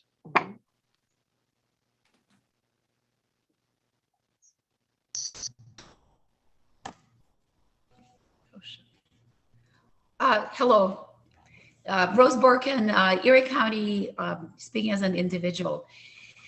This came out of the bylaws committee, and this has to do with the change in bylaws. And the ask is for the change in number of counselors. In my personal opinion, it's inappropriate for the council to decide on its own composition. I feel that this is a matter to be decided by the House of Delegates. I speak against the referral, and I agree with the reference committee that this resolution should not be adopted for many reasons stated earlier. Thank you. Thank you, Dr. Birkin. I would only comment that it should be clear that the House makes the decision on referral. And I think Dr. Sapalowitz made it clear that the council will not be making a decision on this. It will go for study. And then ultimately, if the study reveals that the amendment is should be accepted or not accepted, it would go back to bylaws and could be presented at the 2022 House. If any other change is recommended by the study, it will wind up going back to bylaws, and then they will meet on that, like any reference committee, decide what to do with it, and it would then become the business of the House in 2023. So the council is not really making a decision as far as your speaker understands. That was just to clarify. Right. The way it's written on a screen right now, it says refer to council, work with bylaws committee. So the council will work with bylaws committee. The bylaws committee will not be working independent of council the way it's written right now. That's why, in my opinion, the council should be not involved in the composition of the council. Thank you, Dr. Birkin. Dr. Zapata. I have a point of information. Leanne Knight has stated that the MSS delegation is now 100% contributing. Yeah, we members. can't do, no, those are points of personal privilege. They wait. Thank you, Dr. Speaker. Carlos Zapata from Queens, speaking as an individual in support of referral. I think a lot of my colleagues here are all confused about what we're actually voting on. We're actually voting on this, sending this to referral for council, and they'll report back to the House at the next date. It's my understanding this would actually meet the criteria of bylaw number 6, section 16 of the current MSSNY bylaws, because this is, by presenting it at the session of the House of Delegates here in 2021, this is the notice that we're giving to the members of the House of Delegates that this will be coming up again at a future session of the House of Delegates. And the question we'd be referring to the council, which they would most likely refer then to the bylaws committee, is the question of how many is the appropriate number of counselors that we should have, and number 2, what should be the geographic distribution of those counselors, since those are the questions that are germane to the amendments that have been proposed by the bylaws committee and the amendments that were made earlier, second order amendments are made earlier today. It is generally the practice of the council, having served over 7 years, that anything the House refers to council is generally referred from the council to one of the standing MSSNY committees. And in this case, the bylaws committee would be the appropriate committee to refer this to. So I think that we can refer this to council. I think that this does deserve further study, and therefore I'd encourage the House to vote for referral at this time. Thank you. Thank you, Dr. Zapata. Dr. Moore. There's a question. Dr. Gerasi Cardulo said, I believe the referral can be made straight to bylaws, not mentioning council. Wanted to check with the speaker. I'd have.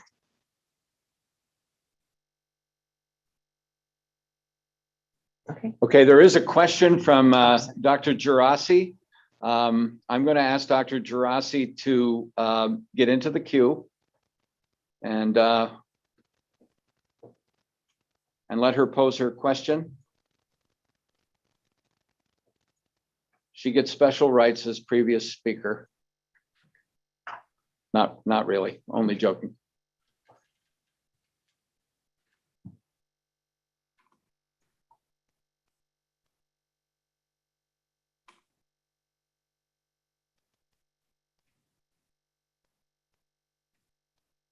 We got Dr. Fugner and Dr. Klitsky in the queue. Yeah, this is very complicated. I don't know if you can see me or not, but at least you can hear me. It has been our custom and practice in our House of Delegates at MSSNY's that when we ask for referral, it goes to council. And as has correctly been stated, council generally doesn't deal with it directly, but rather relegates the issue or the problem or the resolution to the appropriate committee, which is what we're inferring is going to occur now. But it is true, I believe, that in other houses of parliament, if you will, that the House can ask that it be referred to a specific committee. So you can ask, refer to bylaws. That is my understanding, but I defer to the speakers on this. If you're not comfortable with that, if you want to keep with the tradition that we have had, that everything is referred to council only, then we can leave it at that. But I just open up as a point of, I guess, parliamentary procedure or parliamentary order I will defer to the speaker's decision on this. I just wanted to bring that out. Thank you. Thank you, Dr. Gerasi. As Speaker, my ruling would be that this will be referred to council with the intent that it will be studied. And I believe that council has the wisdom, and I believe the House believes that council has the wisdom to send this to the appropriate committee. And I certainly agree that bylaws would be where that should go. So I'm not sure. I think it was referred for study. It's possible that that we can't really amend a referral, but I think the message is loud and clear. So we'll move on. Thank you, Dr. Gerasi. Dr. Hessen. So a point of information. Please introduce yourself. Can you hear me? Yeah, we need you to introduce yourself, please. Oh, Bob Hessen, Tompkins County, member of the Bylaws Committee. According to Article 5, Section A in the 6th paragraph of the bylaws, it points out that there are 4 counselors who are specifically designated for groups: young physicians, medical students and residents, etc. The counties actually don't get any counselors at all. The counselors are assigned to different counties by the president as liaisons to the counties. And therefore, it would be possible, for example, for a person from Western New York to be assigned to a county downstate at the discretion of the president. This particular resolution would obviate all of that. And so it's not appropriate for me to say yay or nay on the main motion, but I'm opposed to referral because it is in violation of what we already have. Thank you, Dr. Hessen. Dr. Moore, followed by Dr. Fugner and Dr. Klitsky.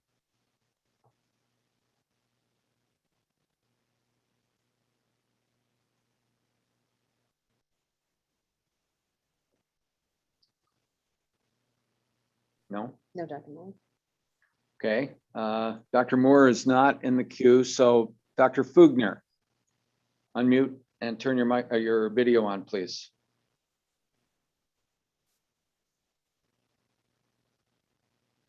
Followed by Dr. Klitsky and Dr. Barrick. Thank you, Dr. Speaker. Art Fugner, past president, Queens County. Having heard not one, not two, but all sides of this argument, I call the yay or nay while this horse still has a pulse on referral. Thank you. Thank you, Dr. Fugner. That is in order. So the question has been called to vote on referral only. So please put the poll up. If you vote yes on calling the question, we will move forward on the issue of referral. If you vote no, we will continue to talk. 2/3 majority.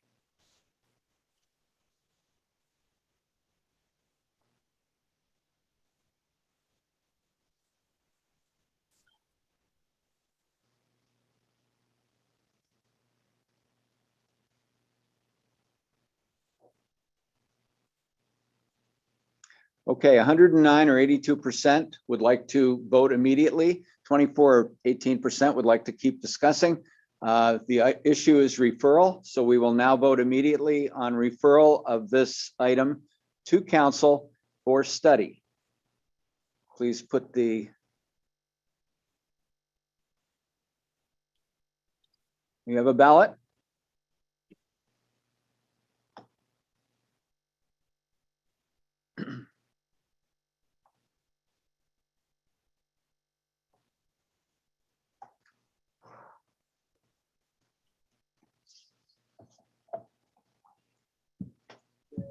Okay, 84 or 57% of you would like to refer.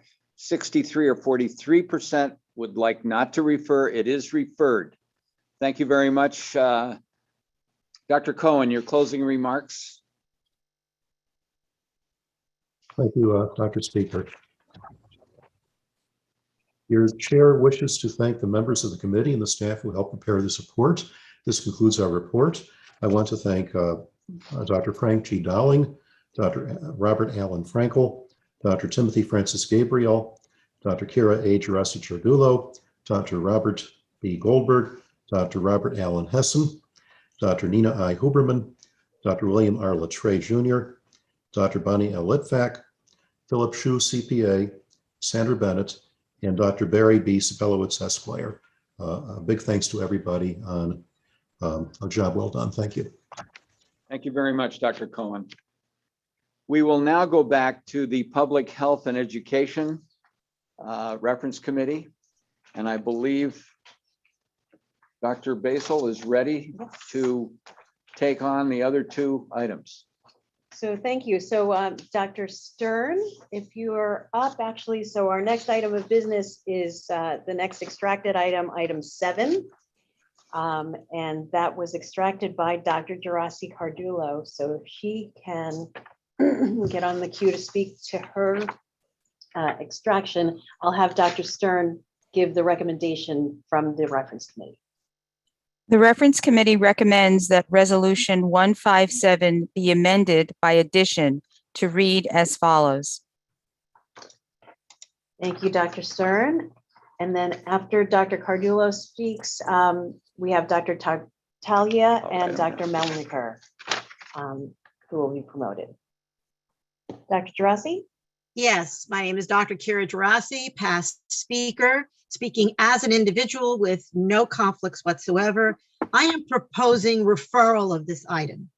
May I speak to that? Yes, please. Yes, I think the concern I have is the use of the word youth. Now, in the reference committee comments, they make a point of saying that there was a great deal of debate about the age of consent, but they said it was not relevant to this particular resolution. I think they are completely wrong. They use the word youth. That clearly is an issue here. The issue is the age of the individual. Now, it could be inferred that a youth is a prepubertal child, or I could be considered a youth. So I think we need a little bit better definition. I would love to hear from the physicians who perform this particular gender affirming care. I want to see more detailed medical, scientific, and clinical information by these physicians on how they determine what youth can undergo this kind of care. This has nothing to do with parental consent. I'm just talking about the word and the use of youth and the definition. We know in this House of Delegates and in extensive literature that the adolescent brain matures up until the age of 25. So are we talking about youth 25 and older? Are we talking about youth 10 to 24 where they have evolving brain and perhaps certainly evolving hormonal status? I think that this is a critical issue, and I think we should just really think about this issue. That's my comments. Thank you very much. I ask for referral. Your time was up, but thank you very much, Dr. Gerasi. I'm sorry. No, that's all right. Thank you, Dr. You get in the habit of doing things here. So Dr. Dr. Basil. Tartaglia, yes, Dr. Tartaglia on referral. You have to come off mute, Doctor. Sorry about that. Sorry. Joseph Tartaglia, past president, Westchester County. I also support referral. I have a lot of issues with this. Youth, again, the age, who's making the recommendation for transgender affirmation? Does it come from the youth? Is it from a teacher? Is it from the parents? Is it done in conjunction with the parents? Should it be done in conjunction with the parents? Should it be done without the consent of the parents? There are many very volatile issues here that stir a lot of emotions. I think we have to craft the language of this very carefully and more elaborately than this. I speak in favor of referral. Thank you for your testimony. We'll next hear from Dr. Wire, and then following that, Dr. Diaz and Dr. Rothberg. I'm sorry, actually, Dr. Wire, before you start, actually, we had Dr. Melniker, who was in between Dr. Melniker and after Dr. Tartaglia. I think he pulled out. All right, so Dr. Melniker has left the queue, so it is back to Dr. Wire. Actually, my hand was up from the previous discussion, so I. Oh, very good. Okay, thank you. Thank you for clarifying that. Then we will move then to Dr. Diaz and then Dr. Rothberg to follow him.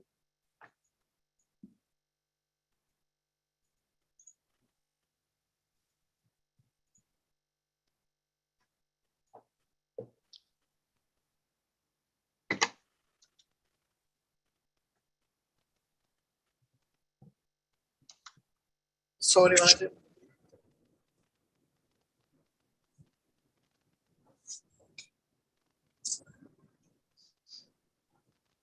Dr. Diaz?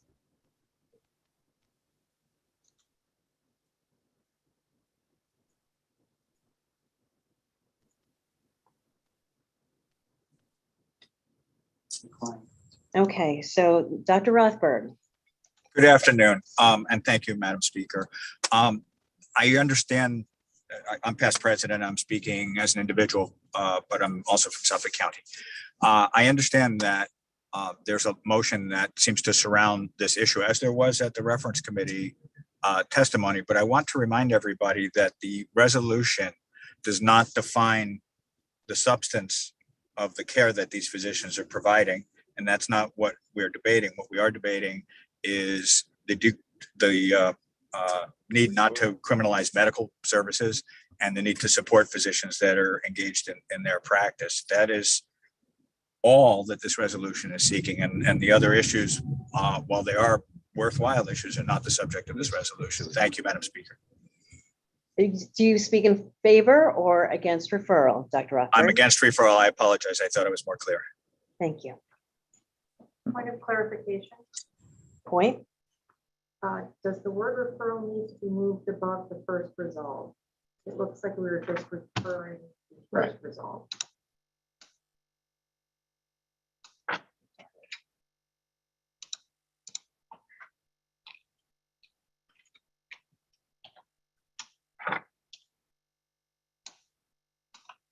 Okay, that seems to better reflect the current motion on the floor. And Dr. Rothberg was speaking against referral. Is that correct? Okay. Yes. All right, thank you. So then next we have Dr. Cho and Dr. Dowling. No, good. Or is it just Dr. Dowling? Okay, Dr. Dowling. Thank you. Frank Dowling, Suffolk, MSSNY Secretary, speaking for Suffolk and for the AMA LGBTQ Advisory Committee as chair. All the questions raised today were raised at the REFCOM, and I gave the information as your New York State expert and chair of the AMA's committee. Pediatrics, family medicine, OBGYN, internal medicine, GLAMA, psychiatry, general and child, all support gender affirming care. Gender affirming care is defined, and so are the terms social transition, which is all we do with children pre-pubertal, medical transition, which may include hormones later on as teens, and also includes hormone blockers early in puberty to buy time so parents and children can make the best decision for that child together. Psychiatric assessments are required, and depending on the extent of the medical or surgical treatment, 1 or 2 assessments are required. All of these things have been defined clearly and are the standard of care from all the expert specialty societies, including the World Association that addresses transgender healthcare, WPATH. This is something that should not be referred, and it should be supported today. MSSNY has ample policy in support of transgender and non-binary youth and adults. There's nothing frightening here, and we should pass today. We shouldn't refer this. That's an unneeded and unwise, harmful delay that harms children. Thank you. Thank you, Dr. Dowling. Leanna Knight is the next delegate to be promoted, and then Dr. Zapata.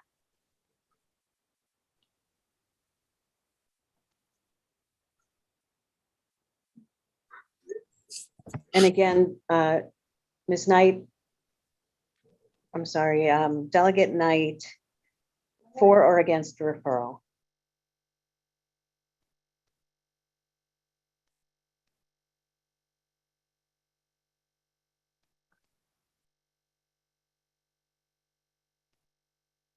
Okay, once you're promoted, you do have to unmute.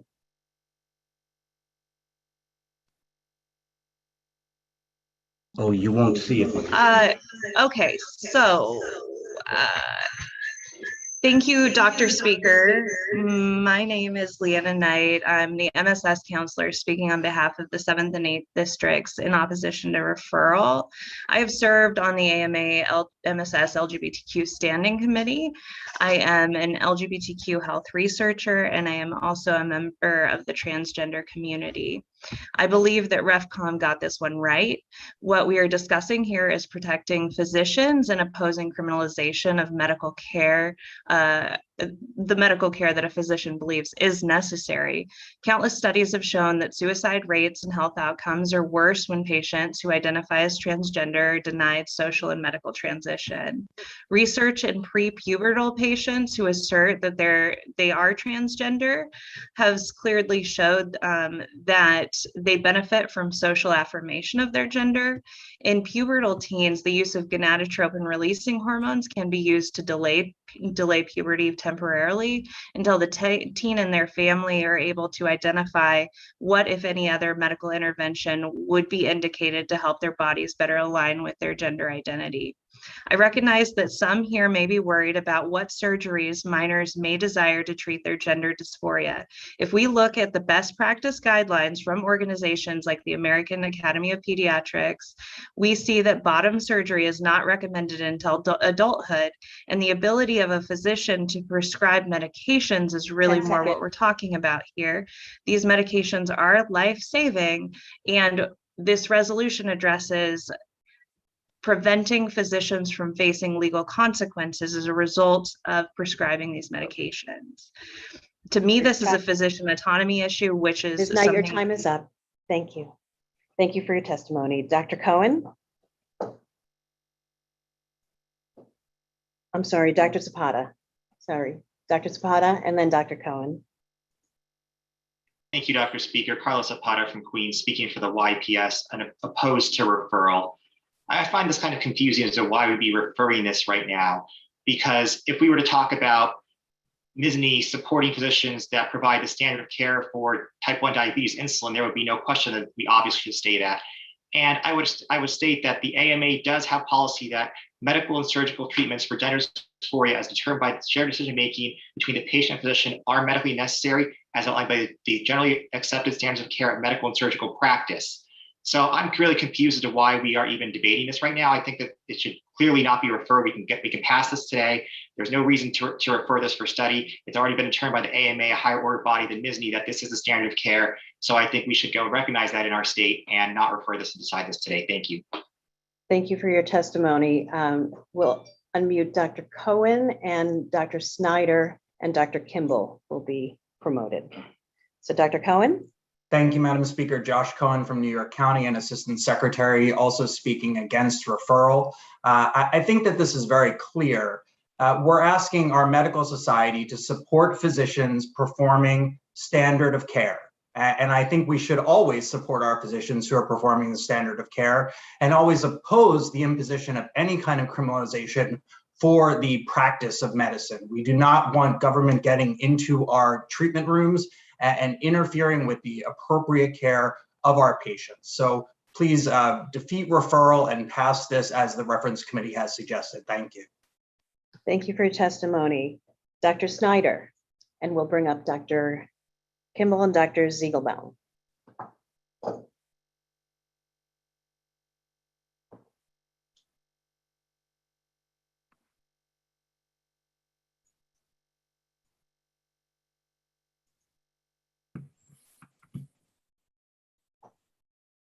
Yes, Dr. Snyder, we see you. Okay, I'm sorry. Jeff Snyder, 5th District representative, speaking for the 5th and 6th District. We also had a long discussion about this resolution. Prior to the hearing the discussion we've just heard from some experts in the field. And I think, although the experts in the field may be comfortable with what's going on, many of the rest of us are not. We're not comfortable with the definitions of some of the words used in the resolution. And we felt that it would benefit from discussion at council and perhaps expanding some of the definitions, expanding some of the explanation within the resolution. So the 5th and 6th District Caucus recommended referral and recommends referral to council. Thank you. Thank you for your testimony for referral. Dr. Kimball. And then we'll elevate Dr. Pinto. So Dr. Yes, my name is Robert Kimball. I am the president of the Medical Society of Jefferson County. Speaking as an individual, I have no conflicts, except that I seem to be one of the few people speaking today who is not a past president of something, is not a member of the council, has not been on a committee, has not been invited to be on a committee.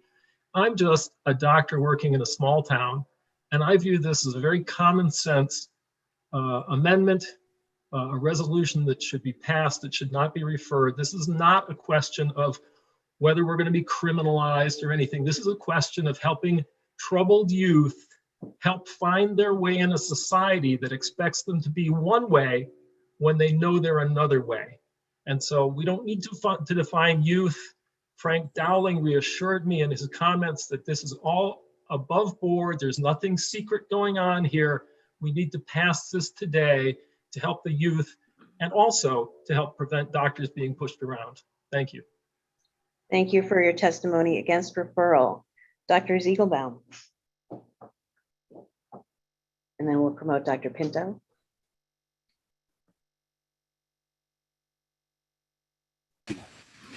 I'm Mike Ziegelbaum, past president of Nassau County, speaking as an individual. I agree with the majority of the voices that we just heard. This resolution is not about the procedures. It's about criminalizing those who are doing procedures that are perfectly legal, accepted. I would, however, change the word youth to all ages.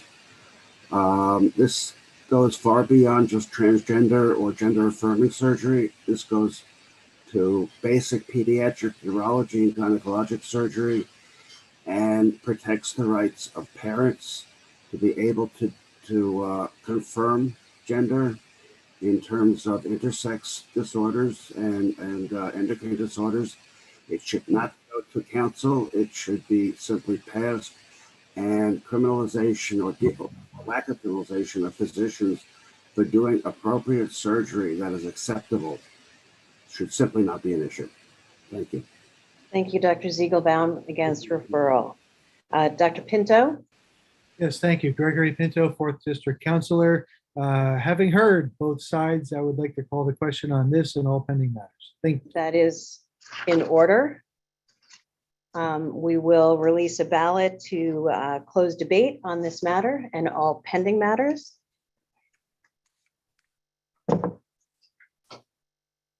If you vote yes to close debate, we will not further discuss this further, or that's on referral and all pending matters, right?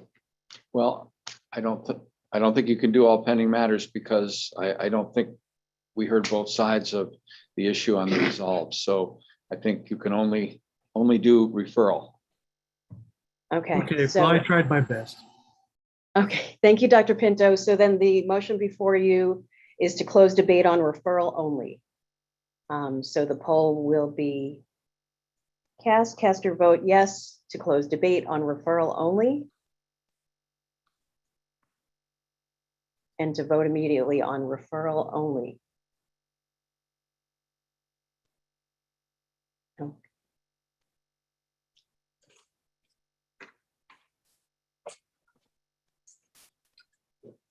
Okay, that's 148 or 95% in favor of closing debate and voting immediately on referral. So the next poll will go up, yes or no, to referral of this matter.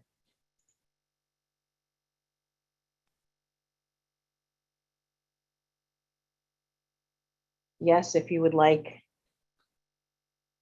the item referred, and no if you would not like the item referred.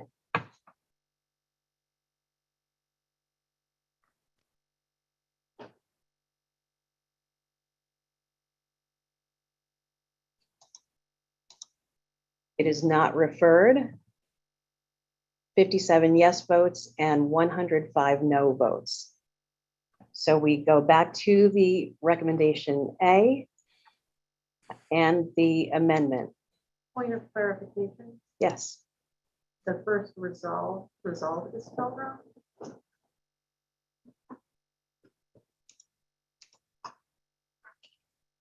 Thank you.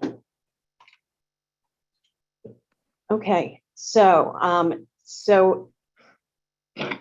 should have asked actually everybody to lower your hands for this next, and then just people raise their hands who want to speak to the recommendation of the reference committee. Is that an amendment? What's it? That's the reference committee's recommendation. Right, the reference committee's recommendation. Dr. Stern, if you would like to read it again. The reference committee recommends that resolution 157 be amended by addition to read as follows. Okay. So I have, you have before you recommendation A from the reference committee, and we have first online Dr. Dowling and then Dr. Birkin.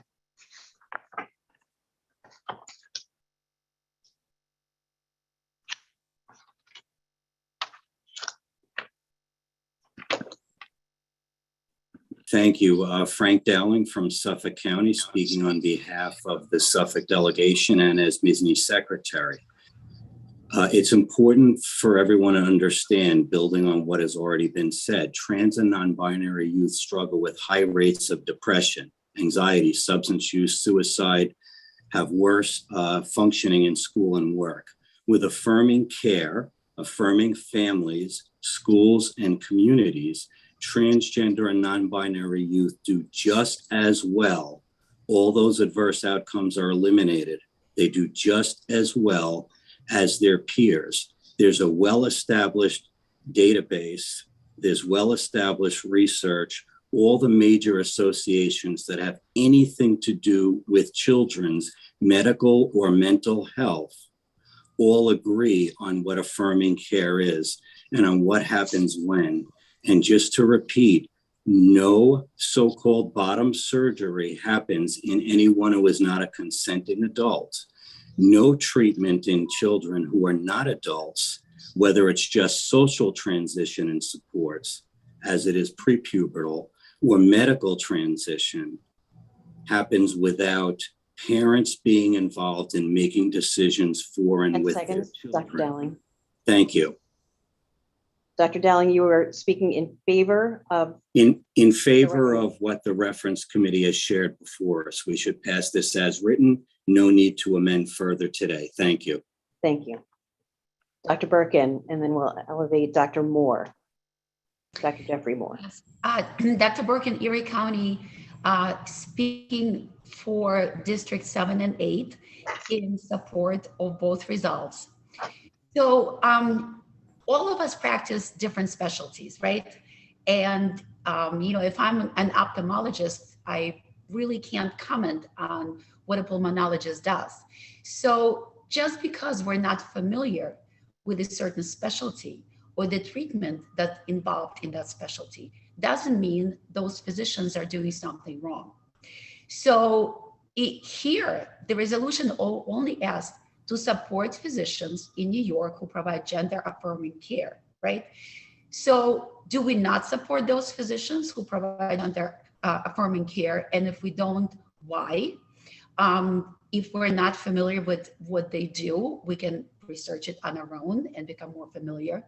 And the second resolve, the only thing it does is ask for to oppose criminalization of providing gender affirming care. So we strongly support the amended both resolves, and we hope that the House will pass both of them. Thank you. Thank you, Dr. Birkin. Dr. Moore and Dr. Cho will be elevated next. Greetings, Jeffrey Moore from 6th District, past president of Tompkins County, speaking for myself. And I think that the resolution should be passed as amended by the reference committee.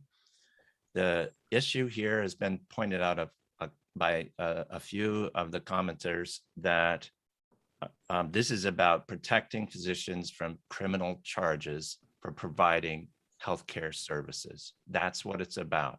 And if you, in August of 12th of 21, the New England Journal had a perspective about Arkansas outlawing such provision of services in the state of Arkansas. Florida has laws prohibiting the discussion of firearms with patients. We cannot allow physicians to be prohibited from providing services that are promoting the health and well-being of our patients. Please support this resolution. Thank you, Dr. Moore. Dr. Cho? And then we'll promote Dr. Murray. Thank you, Dr. Speaker. My name is Eunice Cho, medical student at SUNY Upstate, speaking on behalf of the medical student section. I have no conflicts of interest. Our MSS stands in favor of Resolution 157 being passed as amended. We agree with the previous speakers who spoke to this point. Current MSSNY policy 285.989, discriminatory policies that create inequities in healthcare, and policy 105.996, medical spectrum of gender, served as the foundation for Resolution 157.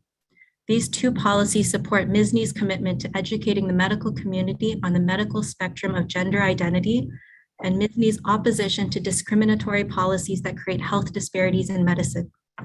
Given MSSNY's already established commitment to protecting patients who face inequities in medicine, we ask that MSSNY also protect the physicians who are serving these patients. Our medical student section urges the House to support Resolution 157 as a sign that we will continue serving as a voice for New York's most vulnerable populations, which includes people who are sexual, gender, racial, and ethnic minorities. Thank you. Thank you, Dr. Cho. So before, Dr. Murray, before you unmute yourself, there is a growing line of people behind, and I have heard mostly positive testimony once the item was returned to the recommendation of the reference committee. So in the interest of time, I'm going to ask actually people to decide whether they have, I'm going to actually ask for everyone to lower their hands behind Dr. Murray and only hear if there are, and only raise your hand then after everybody's lowered your hand, if you have an opposing view that needs to be heard by this House.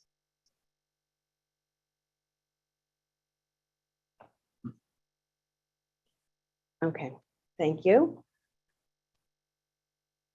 Dr. Murray. Can you hear me? Yes, thank you, Dr. Murray. So as Dr. Brian Murray, 3rd District Counselor, speaking for myself, as a urologist and having experience both with pediatric surgery and pediatric urology, and the urology community actually being fairly involved in this, I support the essence, and I think probably the biggest concern I get from people in the background of this is, as when everything, and we get caught up in technical legal terming, I think it's important to maybe put in an amendment of standard of, Dr. Dowling brought up importantly, that there is a committee and a body who has assigned the standard of care for this. And I think that's a key thing because unfortunately in the past, there were a number of places where people were doing non-standard of care, at least adult surgery. And I think if we're going to support this, there has to be a recognition of that we're supporting the standard of care and not all gender affirming surgery, unfortunately, because things do exist outside the standard of care. Beyond that, I do totally agree with the fact that this should move forward, but I think that would make people more comfortable that we're looking at the standard of care. So you are speaking in favor of the reference committee's recommendation? Reference committee, but with an amendment of providing standard of care, gender affirming. So the amendment is out of order, but the Well, the amendment's in order, amendment's in order? but Okay. that's, But then that will change. Who's, no, then we'll have to speak to that. we That will have to become the speak main to the motion. amendment as our next, yes. So if he's proposing an amendment, that's in order. Okay, so So ask him to. are you proposing an amendment to this? Or an edit to add standard of care. And where do you want that added? Who provides standard of care, so provide standard of care. Or I guess let's see what's the best way to put this in.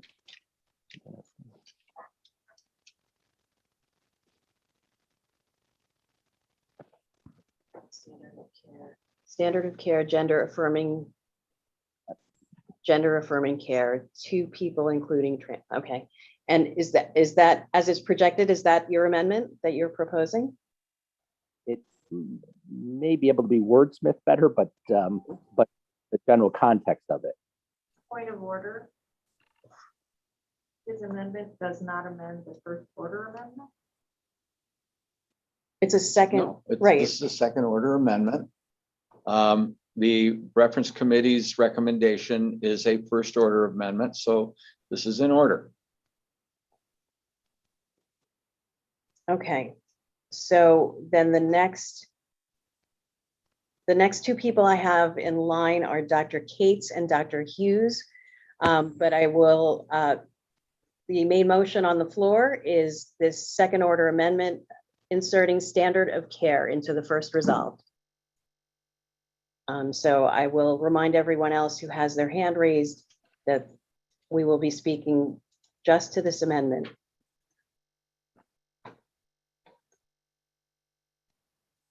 Dr.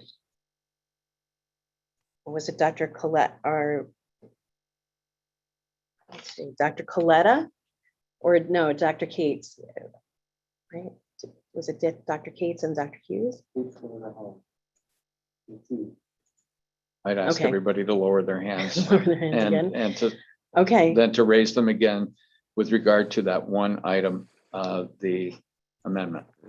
okay. If everyone can lower their hands and raise your hands, just speaking to this second order amendment, insertion of standard of care. Needs to be wordsmithed. Point of order. A second order amendment needs to amend the first order amendment, and the first order amendment was purely the addition of the words and binary. No, the first order amendment in this case was the entire, those two entire resolves as proffered by the reference committee. So the first order amendment was.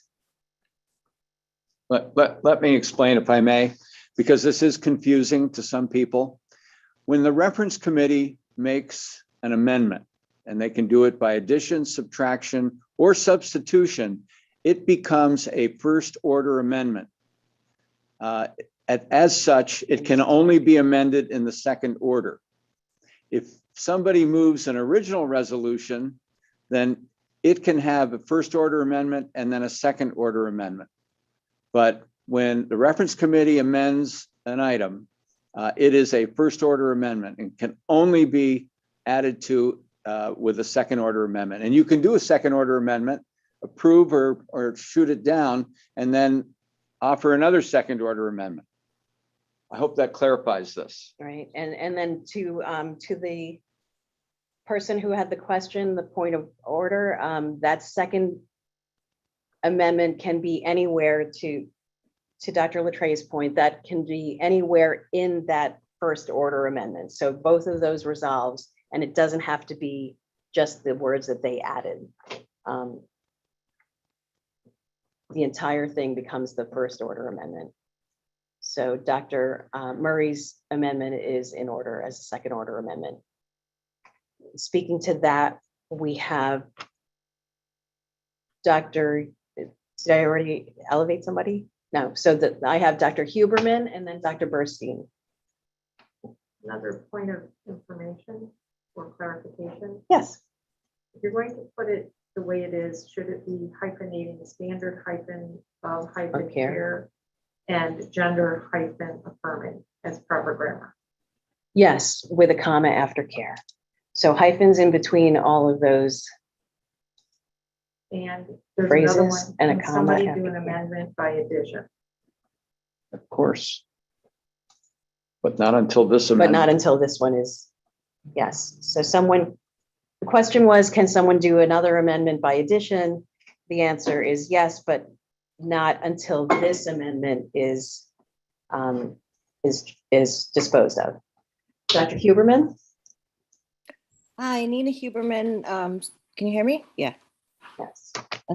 Speaking as the current president of the Bronx County Medical Society, speaking on behalf of myself, I have no conflicts of interest other than the fact that I'm a pediatrician and I have numerous children who are part of the LGBTQ plus community. And I support emphatically the standard of care. I know with other situations, people get under desperation and will go to somebody who will sell them a bill of goods. I think it's very important that we add this Second Amendment so that we make sure that only protection is for people who are actually doing what they need. We've seen this with people who are injecting silicone, that they go to anyone, and there's all kinds of disasters, even deaths. And I think that same possibility of thing can happen, especially with youth and as well as adults, because the vast majority of patients that I have that are part of the LGBTQ community suffer from some form of depression due to social pressures and complications and family issues and all kinds of things like that. So I support this wholeheartedly. Thank you, Dr. Huberman, in support of the second order amendment. Dr. Burstein, and then we'll bring up Dr. Solomon. Yes. A couple other clarifications. Is there a possibility to do a third resolve? Yes. Yes, but so the possibility of doing a third resolve is in order after this amendment is disposed of. And then Dr. Gerasi, to Dr. Murray, proposal of the second order amendment. Can he add to the second resolve? Please consider. Please consider the same language to the second resolve. And then she said that is the standard of care, gender affirming care and second resolve. I don't really. Okay, I will ask. She would have to. Yeah, so the question before you go, Dr. Burstein, we have an editorial question to the amender of this resolution. So if you'll let Dr. Murray speak again, can we take the standard of care, gender affirming, or standard of care amendment and put it in the second resolved as well before gender affirming? So that same phrase, and is that friendly to your original intent? Dr. Murray? Yeah. So I would agree that's appropriate to make standard of care for both resolves. Okay, thank you. Thank you, Dr. Murray. Thank you, Dr. Gerasi Hardulo. And now Dr. Gail Burstein, thank you for your patience.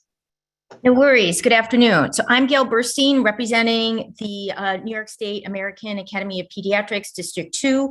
I'm in Chapter 1 of the district, and I am in full support of this resolution. I can tell you that as an adolescent medicine physician, providing care for transgender and binary youth is essential.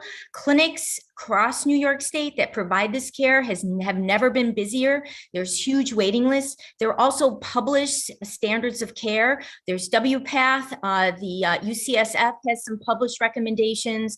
There's some also published recommendations out of Boston. So these are guidelines based.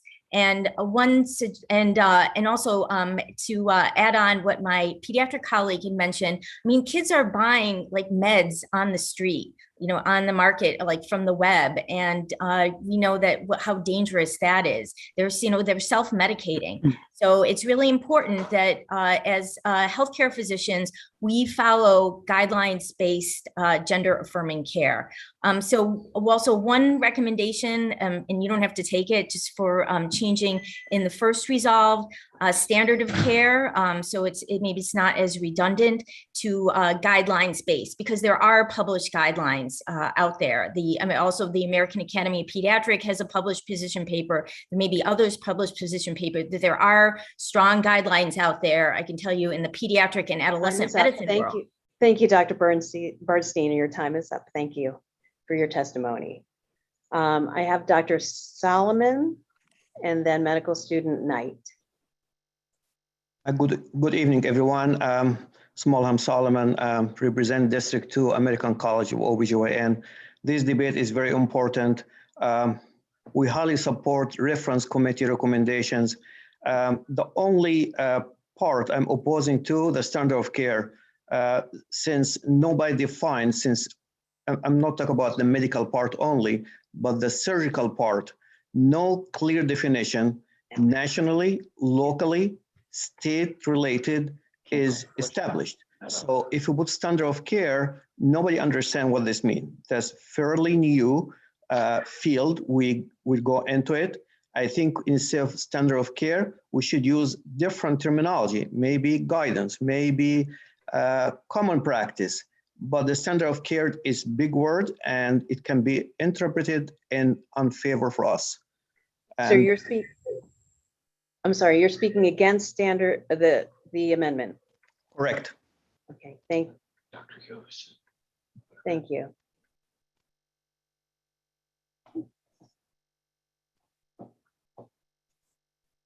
So I have medical student Knight and then Dr. Robert Hughes.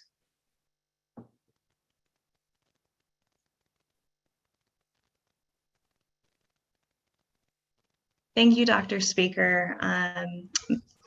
Leif Knight, MSS counselor, speaking on behalf of the medical student section in opposition to this amendment. I think when we think about specialty care, our society doesn't normally get into the weeds around what kind of care needs to be provided. I think choosing to do transgender or gender affirming care differently than we do other types of resolutions on specialty care isn't wise and isn't needed. As long as the point of this resolution isn't about even the gender affirming care, it's about protecting physicians from being from their care being criminalized. So I rise in strong opposition to this amendment. Thank you, medical student Knight. Dr. Robert Hughes is the next delegate online. Yeah, I move to refer. May I speak to that? Is referral, that is in order. And Oh, wait a minute, did we already vote on referral? We already voted on referral, so we can't vote on. There's been significant changes in this resolution by the addition of standard of care, which raises the exact issues that Dr. Gerasi had brought up.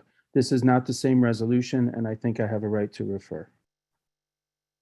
Referral of this issue. Well, although we also haven't voted on the standard of, yeah, we haven't voted on the standard of care. That's why I have a right to refer. Right. Well, we haven't. Yeah, I mean, there's a. Well, let me speak to it then, if you're not going to let me refer. Point of you have order. Two separate people have said we've already voted on referral and that the vice speaker is correct. And I would agree that referral is certainly not in order, particularly since the issue that we're talking about hasn't even been approved. So, then let me speak to this and give me my 90 seconds. Standard of care. There is no standard of care. That's what this entire conversation is about. We're talking about groundbreaking ideas that are being promoted, and we're talking about 15-year-olds who have body identity disorder. What 15 or 16-year-old isn't confused? Every 15 or 16-year-old is confused. We're talking about major surgery like mastectomies, irreversible surgeries in people who can't buy cigarettes and can't even vote. So you're expecting to create a standard of care on an issue that has no standard of care. I speak against the resolution in general, but specifically against the concept of a standard of care where there is none. Thank you. Thank you, Dr. Hughes. Dr. Dowling, and then Dr. Scheissensluger.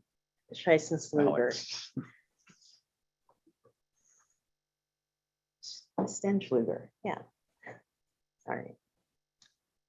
Thank you, Frank Dowling, MSSNY Secretary, Suffolk County, speaking on behalf of the county and as the chair of the AMA LGBTQ Advisory Committee, in opposition to referral, which I guess we're not doing now, but in opposition to the wording standard of care, because we don't impose such language on cardiology, on respiratory medicine, on ear, nose, and throat medicine, and any other specialties where the specialty needs the support of MSSNY or the AMA. It shouldn't be there. You leave it to these specialty societies. I listed several societies that all have guidance and expertise, and I'm someone who does practice in this space. I support a transgender and non-binary children who are adults, and I live in this space and breathe in this space.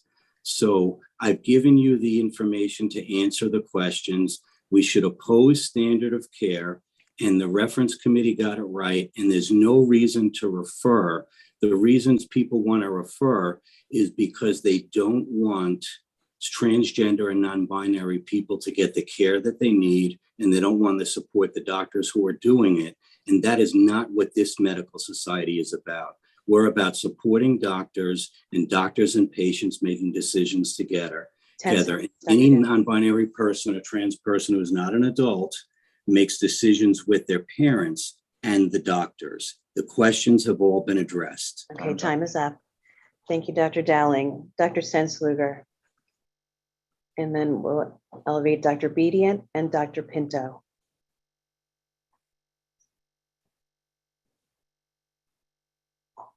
Dr. Bushkin-Bedient. Dr. Alex Stenschluger, I'm a urologist. I would support the idea of having a standard of care. There are a lot of diversity in patients who are defined as transgender and non-binary. There are also a great range of practitioners to claim to practice this type of medicine. There are standards of care. There are WPATH, or at least I would ask Dr. Murray if he would be willing to amend either to WPATH standard of care or ABMS, American Board of Medical Specialties guidelines standard of care. That would give you sufficient breadth so that, different specialties that are, approved by American Board of Medical Specialties, create guidelines. But the problem is that, just standard of care is a vague legal term. You can have non-ABMS, for example, two guys come up with a board and create standard of care and call themselves, something practicing some voodoo medicine and call it standard of care. So I think defining it, especially when it comes to children, is a good idea. Thank you, Dr. Stenschluger.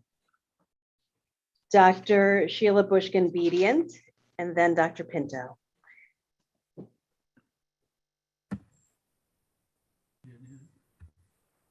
Hi, good afternoon. Sheila Bushkin, Saratoga County, speaking for the 3rd and 4th District, and I have no conflicts of interest. I'd like to first of all say that I have sensitivity for actually all the issues that have been brought forth today. I would also like to say, and that includes for the transgender treatment, the non-binary youth, and gender-affirming care in general. Especially of interest to me is how to protect physicians from criminalization of anything they do in their treatment management of patients. They cannot be protected by their colleagues, us, against a standard of care if that standard of care is not defined in front of us. If we don't know what the standard of care is, we cannot say that they were criminal or not, as much as we don't want them to be. We also can't decide what is the proper time and age to start transgender and non-binary care. We know that children begin to start entering adolescence in the like 8, 9, and 10 nowadays. And that if you were to be successful, at least with hormonal treatment, you'd have to start quite early in childhood, even before adolescence. We don't know what can estrogens do to bone growth in young boys who 10 are seconds, becoming Secretary. transgender. What can it do to the safety of skeletal development? And many other issues have to be considered. I think this I'm sorry, needs to that's be time. referred and defined better. Thank you for your testimony. Dr. Pinto? Yes, thank you. Gregory Pinto, 4th District Delegate. Still, all sides having been heard exhaustively, I call the question on this matter. Thank you. This matter. On this matter of the second order amendment, standard of care, there will be a vote to, there is a motion to close debate. So vote yes if you wish to close debate on the matter of the second order amendment. And no if you want to keep debating.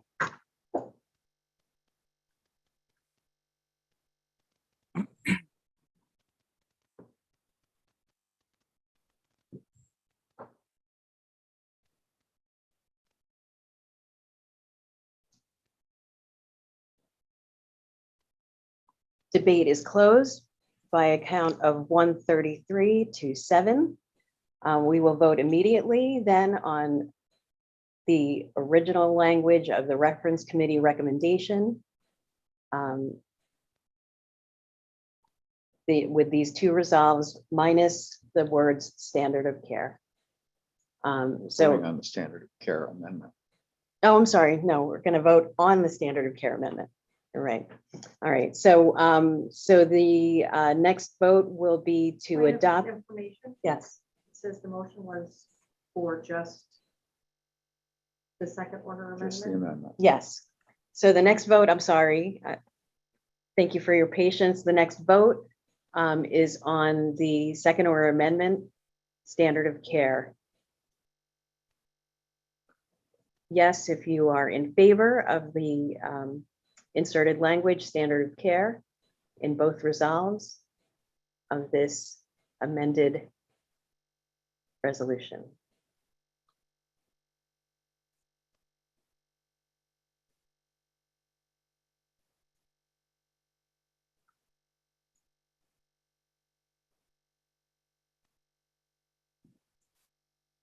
Go back to the original. Okay. The amended language is not adopted. And the vote was 57 yeses and 92 against. So now we're back to the original recommendation, the original resolves as proffered by the reference committee. So do I have, so all of the hands that we have up, I'm going to assume are in favor. So again, lower your hands if you were from the last debate. And raise your hands if you're ready to abate the original recommendation of the reference committee.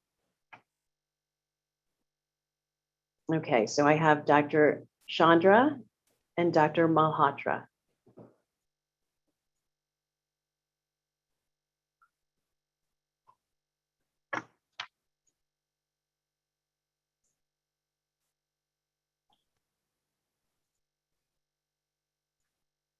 Hello, greetings, Madam Chair. My name is Subhas Chandra. I'm delegate from Nassau County and chair of MSSNY YPS section. Talking in support of this first order amendment as suggested by the reference committee. But since we are back to the original amended resolution, yes, I'm speaking in support of this first order amendment.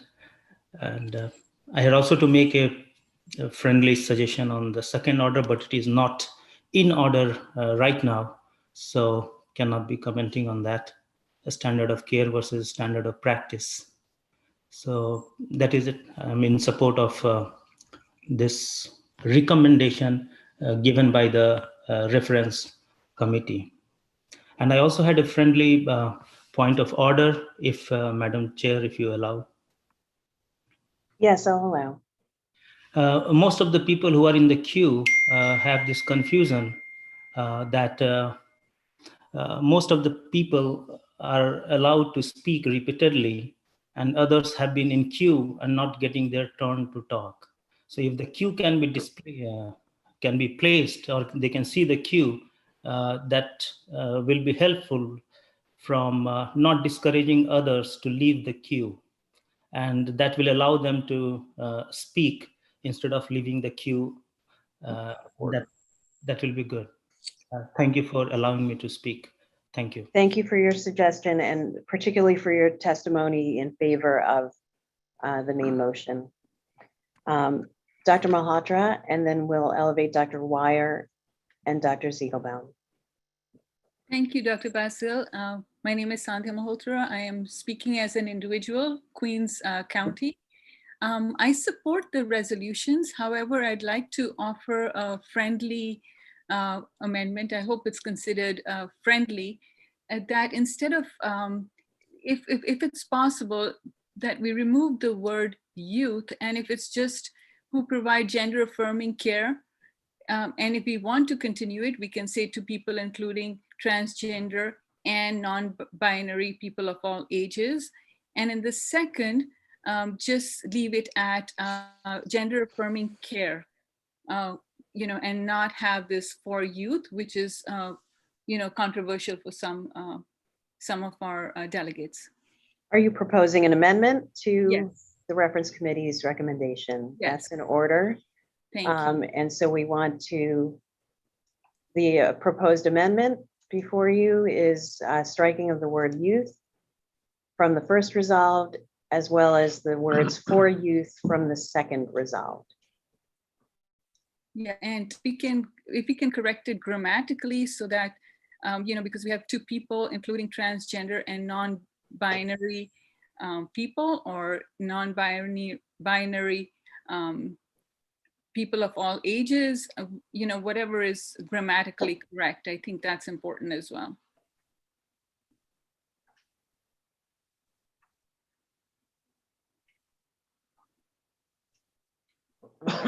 People. Okay. No, just people. Yep. And do we need the word people? Individuals. Yeah, I think that's a great idea. Thank you. Individuals? Yes, I think that's better. That sounds better too. And then do we need something in the second resolve to providing gender affirming care? No, just end it after the word care. Yes, thank you. I think that conveys the message. All right, thank you, Dr. Malhotra. So we had Dr. Wire up, and Dr. Ziegelbaum. Were you able to speak to this amendment? I was going to put the question on this and all pending matters. No, that's out of order now that we have a new amendment as the main motion. But thank you. So Dr. Ziegelbaum on the amendment. And Dr. Jakubowicz will be next. Yeah. Was this proposed as a friendly amendment or a true amendment? She originally said friendly It's a full amendment, but it's a full amendment. Well, we should ask the reference committee chair. Dr. Stern, would this be considered a friendly amendment to the recommendation of the reference committee, or a whole new, does it change the nature of your recommendation? Well, I think the original intent related to youth, and this changes it to individuals. So I would defer to the authors of the resolution. Do they feel that this is in line with their original intent or not? All right, thank you. Then we'll hear them speak. And so that was, so Dr. Ziegelbaum. So you- Yes, Dr. Ziegelbaum, member and past president, Nassau County, speaking as an individual.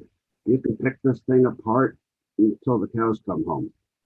I'm not even sure what the original amendment or resolution writer was trying to get across, but I think that we all know that Disney supports appropriate care for patients for all diseases, meaning that to specifically say that if I take care, gender affirming care on any patient, why do I need to have a specific resolution saying that you don't think I should be criminalized? I do, however, think that this amendment should be broadened. I agree with taking youth out to individuals. If you want this to be referring to the youth, then it should say to people of all ages or whatever at that point, because youth should go down to age newborn. This is far more far-reaching than what we're talking about here. And as a urologist, I'm probably speaking from the pediatric urologist, there is criminalization threats for any genital surgery, which could be anything from hypospadias to a penectomy, affirming female based on genetics. There's so much behind this. Thank you, Dr. Ziegelbaum. Thank you for your testimony. I have 2 points. Okay. Yes, 2 points. The authors would like to make a comment on whether the amendment is friendly or not. So the speaker will, the vice speaker will rule actually that this language cannot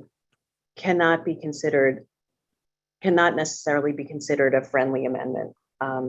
That it does change the nature of the recommendation of the reference committee. And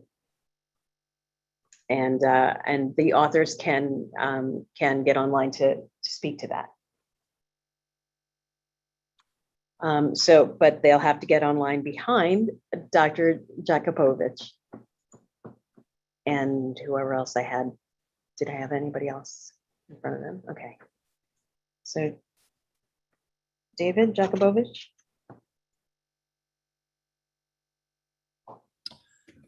Madam Speaker, David Yakubovich, former president of Bronx County Medical Society and a counselor in MSSNY, speaking as an individual. I speak against this amendment. I speak for the hard work of the reference committee who considered the testimony before.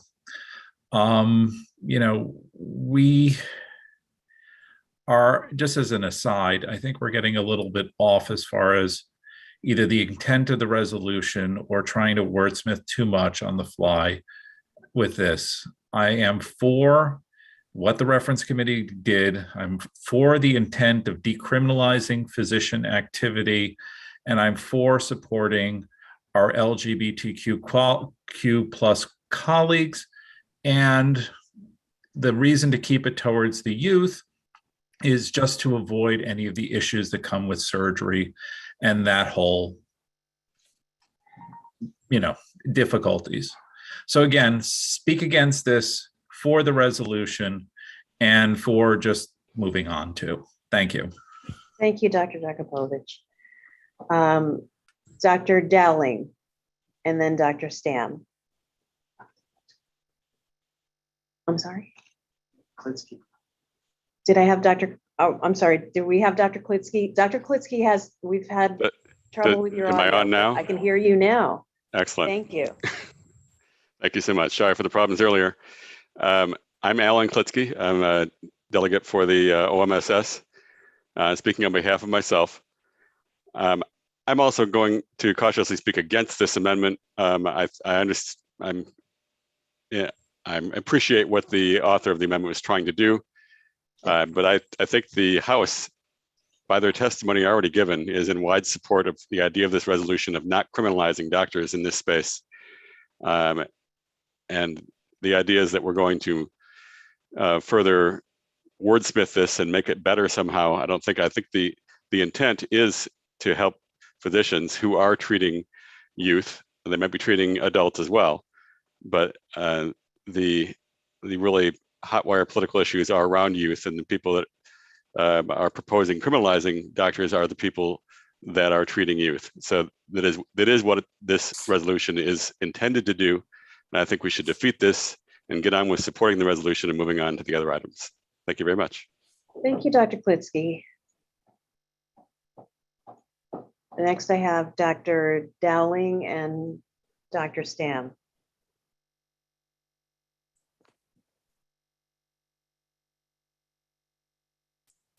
Thank you very much, Frank Dowling, MSSNY Secretary, speaking as a co-writer of the resolution with Suffolk and with Family Medicine. And we do not see, despite the intentions being good, it is not a friendly amendment to change to individuals. Youth is what is needed. The chair of the REFCOM got it right. The REFCOM committee got it right. The focus is to protect youth so that they will do as well as their trans and their non-trans and their non-binary peers by providing gender-affirming care, social, medical, legal, and surgical, and with their doctors and with their families involved, as all the major specialty societies and the World Professional Association for Transgender Health recommend. We don't recommend such limits as putting in guidelines or other things somebody well-intended or not may want to do here.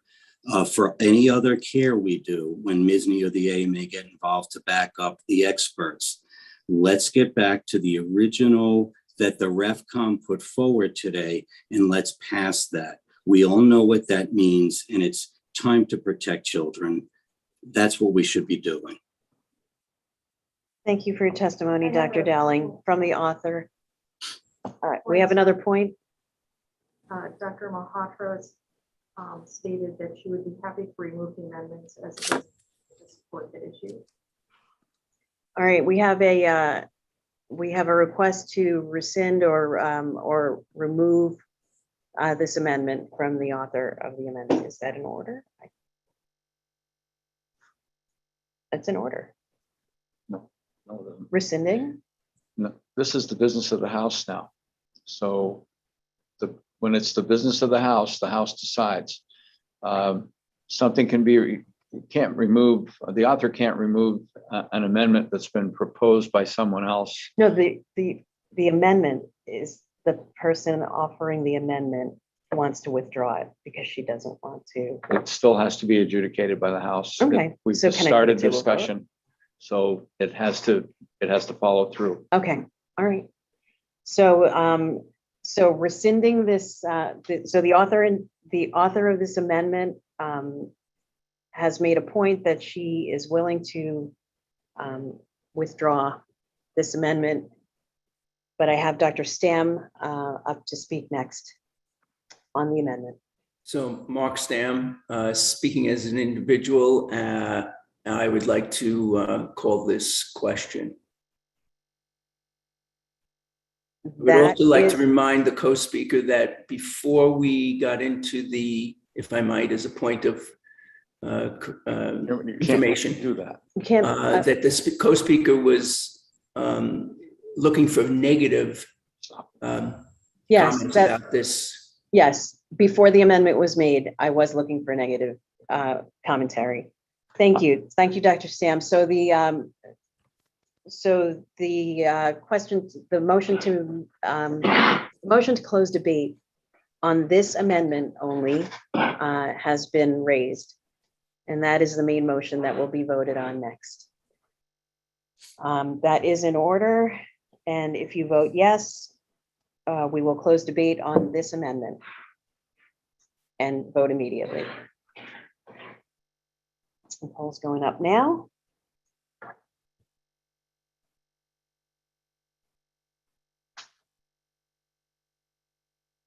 Yes to close debate and no to keep debating this amendment.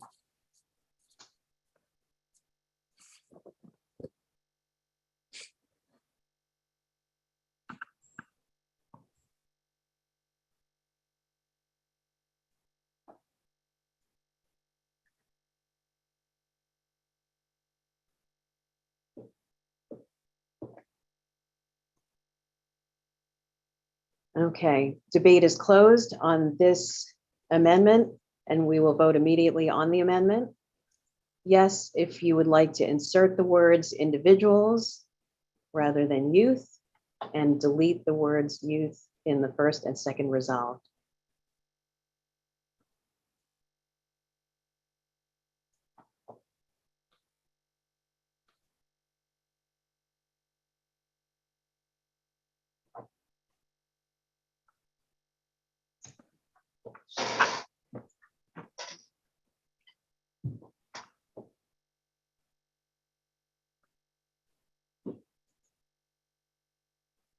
Okay, the amendment which is highlighted is not adopted. Okay, by a vote of 61 to 81, or 43% to 57%. Could I make a comment to the House, please? Yes. Thank you, Madam Vice Speaker. I just want to clarify something here. Once something is introduced and discussion begins regarding an issue, it cannot be rescinded. It becomes the property of the House, and the House will have to deal with it.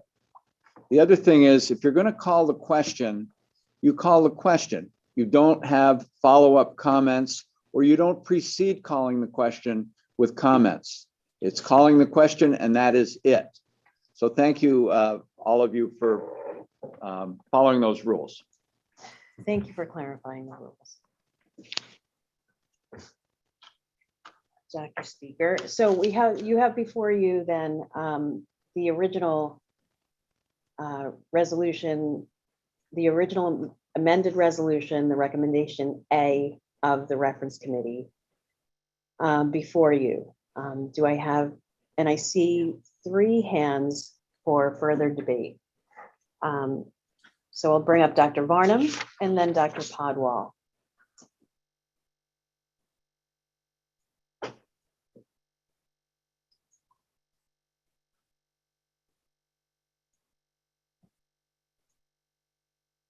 Disappeared. I think he's going over to panelist. Dr. Barnum, delegate from Oswego County, MSSNY delegate to the AMA and then the Council of Science and Public Health. My concern about this whole resolution is the ambiguity of the word youth. I certainly don't want any of us facing criminal charges.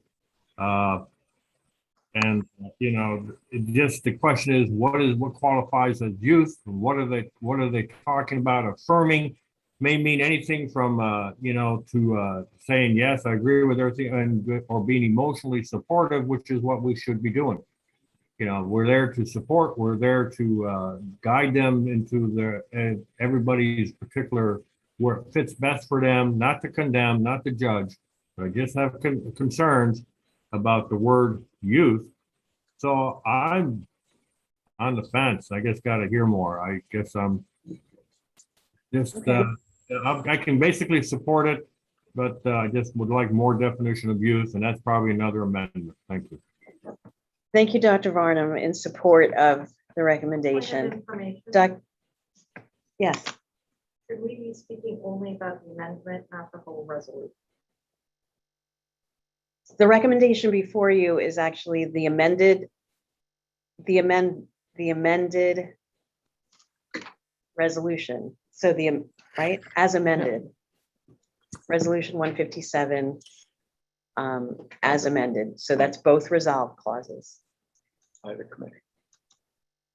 As recommended by the committee. So speaking to that, we have Dr. Podwell and then Dr. Baduchian. Or is Dr. Podwell has left the queue? So then Dr. Baduchian and then Dr. Zapata.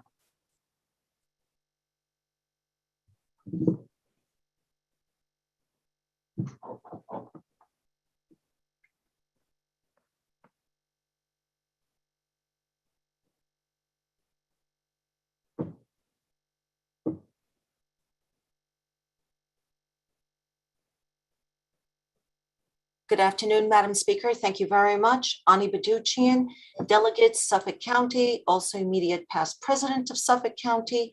I have no conflict of interest. Having heard debate on all sides, I called to question this and all of the pending matters on this resolution. Thank you. That is in order. Thank you, Dr. Baduchian. The House will now vote to close debate on this and all pending matters of recommendation A. Vote yes if you would like to close debate on recommendation A. 157 as amended by addition.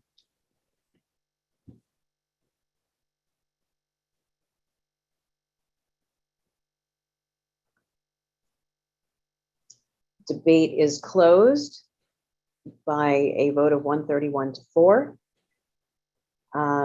So you have, so then we will, so then the next vote will be immediate vote on recommendation A to adopt the resolves as amended by addition.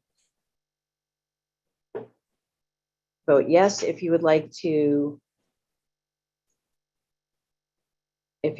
adopt this language as amended.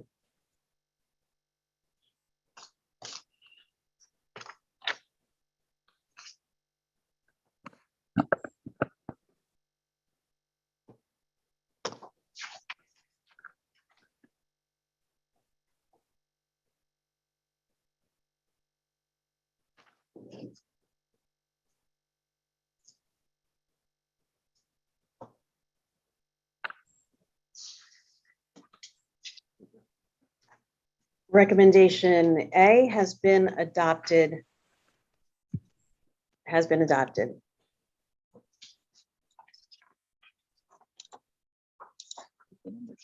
I'm sorry. So recommendation A has been adopted by a vote of 125 to 20. Recommendation B. The Reference Committee recommends that Resolution 157 be adopted as amended. Is there any discussion of recommendation B?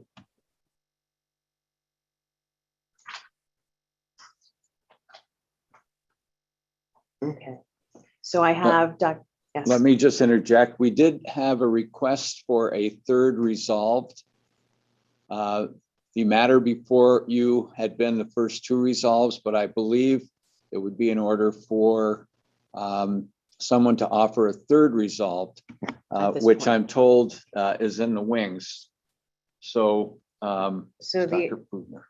Okay, thank you. So Dr. Fugner, I'll call Dr. Fugner then to the floor to offer an amendment to Resolution 157. There's also a point of misspelling. The word reference in reference committee is misspelled.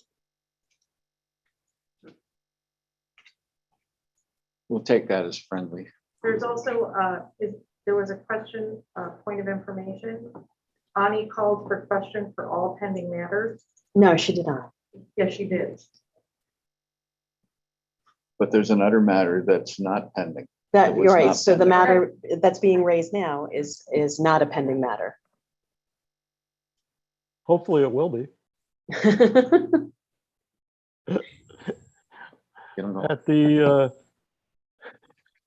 At the risk of this is Art Fugner, past president, MSSNY, Queens County. Dr. Gerasi raised a very important point that's still kind of floating out there in the ether. So I'm adding a third resolved in the hope that this would point us all in the right direction and close the loop, which really needs to be closed. Resolved that our MSSNY call for and support multi-center studies of long-term neurodevelopmental outcomes of pubertal blocking therapies. May I speak to that? Let's get it projected properly on the screen. Certainly. Before we start the clock on you speaking to it. Certainly, I don't want to see resolved. So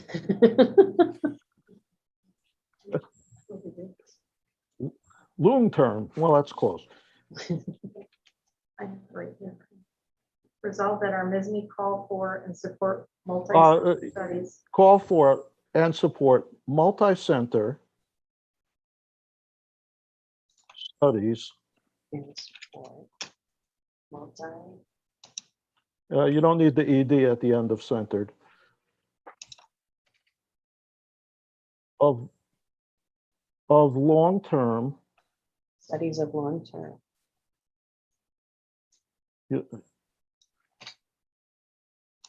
Neurodevelopmental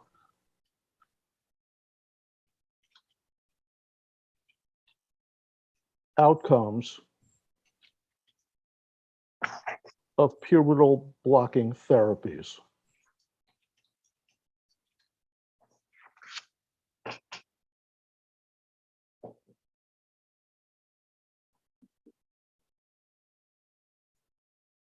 Do you see it projected before you, Dr. Fugner? That looks fine.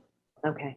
You may speak to it now, and the clock will start. Thank you very much, and I promise I'll be brief. I'll try to stick to the NBA 24-second clock. Having experienced the original decision of many men who were actually raised as girls because they had some genital deformity at birth, I fear that we have a dearth of information for long-term outcomes of pubertal blocking therapies. It turns out that the literature would support that, and that they have raised consensus development of structuring such studies, but they have, as of yet, not been conducted. Similar to cancer registries and vaccination registries, and I'm not calling for a registry, I'm calling for simply studies. We should look at this and revisit the issue periodically. Neurodevelopment, as Dr. Gerasi pointed out, does not end at age 18, but ends theoretically, or at least studies have shown, at age 25. We need to investigate that. We know that there are side effects of hormone therapy. We need to know the side, and there are bone effects of pubertal blocking drugs. We need to know what the long-term outcome is for this. I'm not in favor of criminalizing anything, and I fully support caring for patients. But I do need to remind folks that we need to know what we're doing, and I'm done. Okay, thank you, Dr. Fugner. I'm going to ask everybody online to lower their hands.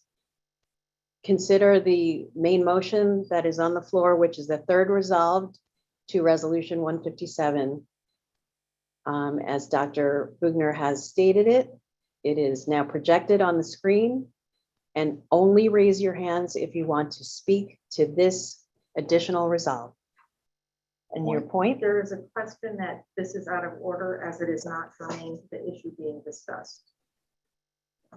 It's out of order. A third The resolve. House will decide that. And then I have a second one, a friendly amendment of adding cardiovascular, bone, and cancer studies. Multi-center, long-term neurodevelopment, cardiovascular. Can you give that to the projectionist? Sure. Cardiovascular, bone, cancer studies.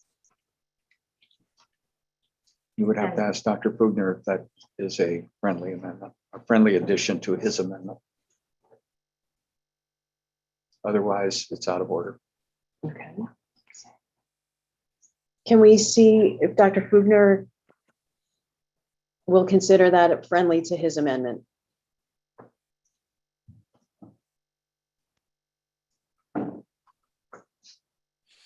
Is Dr. Fugner still? Sorry. Dr. Fugner, you may speak. Is this considered friendly to your amended response? Okay, thank you. All right, so now you have before you an additional third resolved. It has been ruled in order and is now the main motion in front of the House. I have Dr. Kimball and Dr. Solomon up to speak next.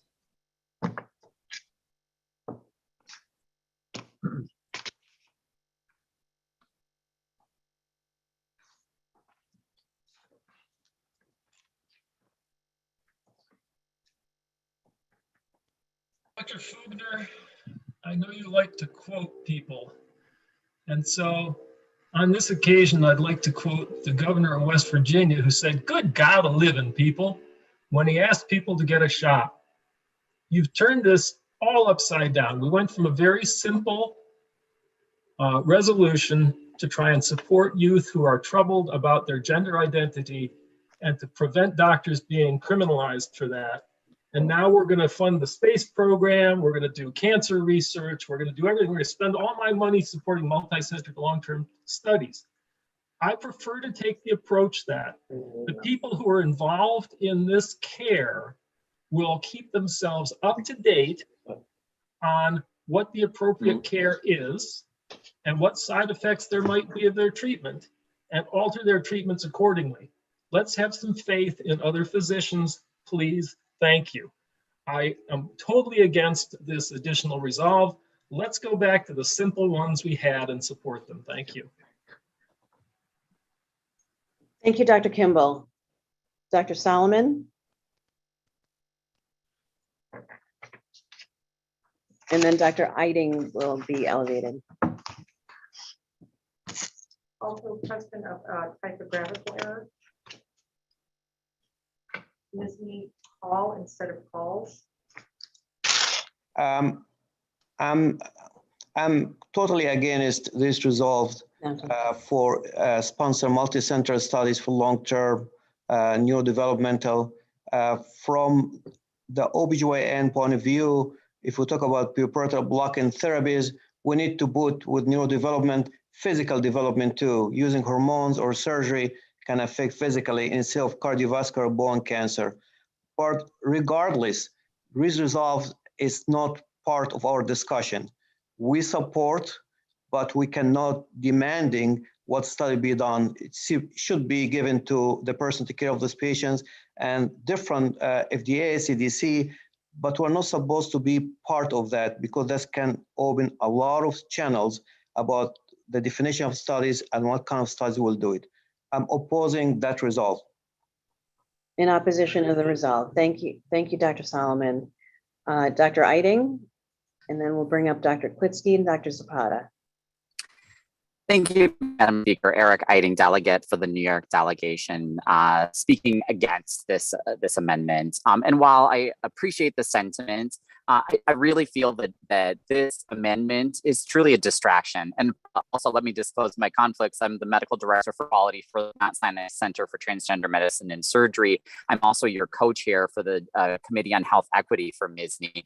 I think that this really takes the intent of the resolution and really distracts for what we're trying to accomplish here. I think it's really important to make a statement as a society that unlike what is being done in other states where they are criminalizing some of the behavior, caring for some of these very vulnerable patients, we need to make a clear stance that that's not going to be tolerated. We need to stand up in favor of our patients. I'm not saying we don't need more evidence, and there will be a time to have that discussion, but I really don't think that this amendment has any place in this resolution, and therefore I speak against it. Thank you.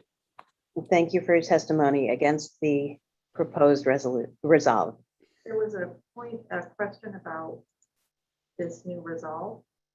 I don't know if this is out of order. It's a point. What is it? Dr. Fugner, Dr. Roth wants to know if Dr. Fugner means financial support, and if so, what is the fiscal note? That's out of order. They can't. Dr. Fugner is unable to give us a fiscal note, just like any other member of this House would be unable to do so.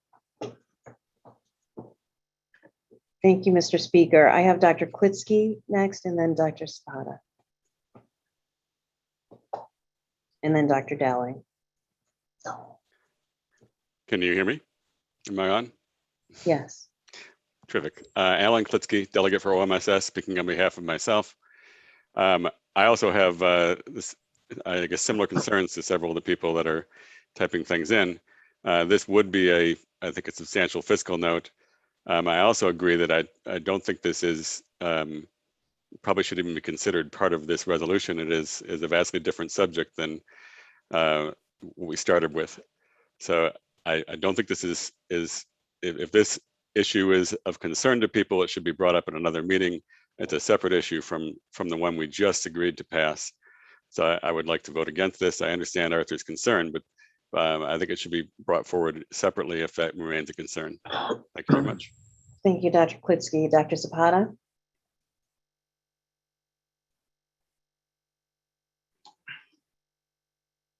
Thank you, Dr. Speaker. Carlos Zapata from Queens. I move to call the question. That is in order. So there is a motion to close debate on the third resolve. We'll vote and to vote immediately on the third resolve. So the vote to close debate, the poll is going up now.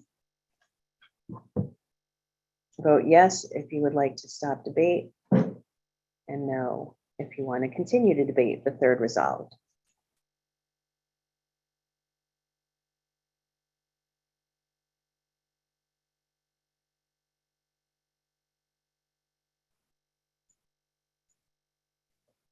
Debate is closed and we'll vote immediately on the third resolve as offered by Dr. Fugner. Vote yes if you are in favor of the resolve clause that is projected, and no if you are not.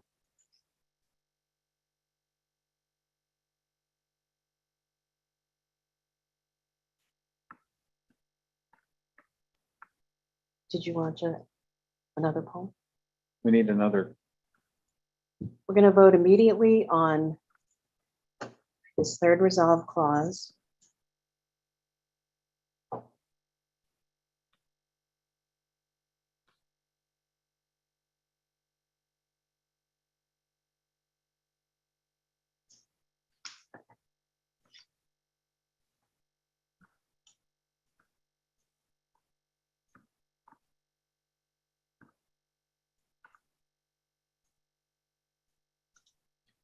Okay, so it is defeated. Now we will return to the original Numbers.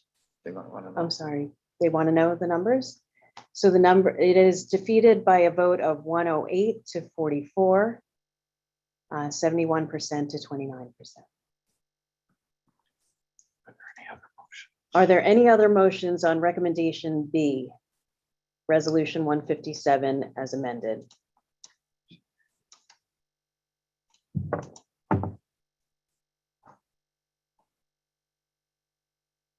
No, I'm sorry, was it recommendation A? It's recommendation A. And I said, everybody put their hands down. And then request if there's another motion. Remember, the first two resolves have been dealt with. Okay, seeing none. Then we can move to recommendation B. Dr. Stern? Reference Committee recommends that Resolution 157 be adopted as amended.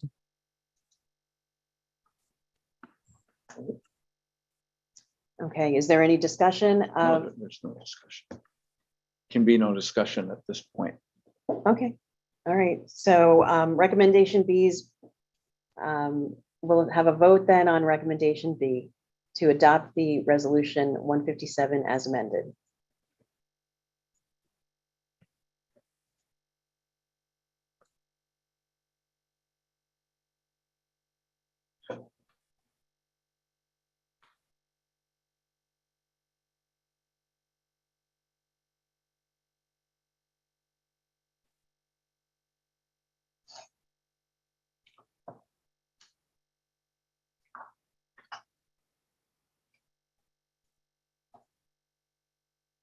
It is adopted by a vote of 119 to 24.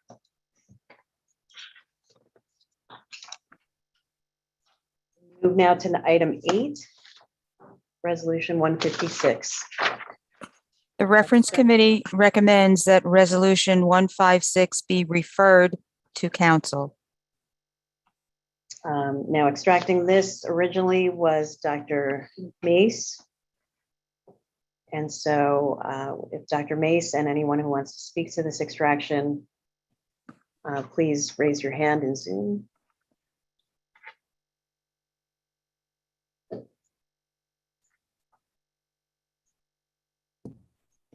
Yes, this is John Mace, delegate to the first district, speaking on behalf of the Richmond County Medical Society and as the author of the resolution, and I speak against referral. Okay, Richmond County has had this position in place for 8 years. Dr. Mantello, who's a member of MSSNY, has been in that position. The title of that position is Director of Health and Wellness. It was originally an idea of the Richmond County Medical Society and presented to then candidate Jimmy Otto, running for borough president. It has given us unprecedented access to government regarding the healthcare issues on Staten Island and given us a unique focus to deliver care appropriately. So some examples: during the pandemic, COVID, we've been able to get vaccine to communities that were unvaccinated and work with DOH to provide obstacle cards to people who were refusing vaccine. We were able to get PPE and vaccine into physicians' offices during the pandemic.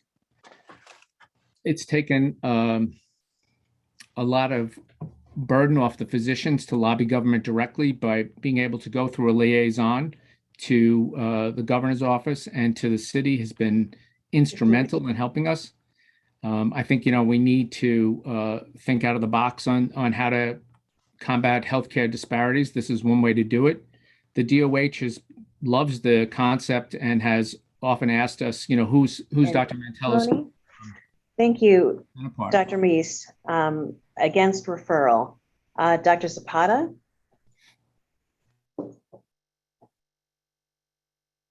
And then Dr. Melniker.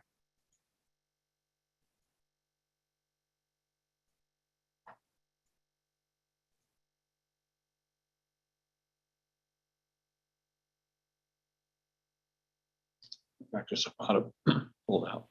No, he's. I withdraw my testimony because I was going to make a motion no longer in order. It's no longer in order? He withdrew his request to speak. Okay. Thank you, Dr. Zapata. Dr. Melniker.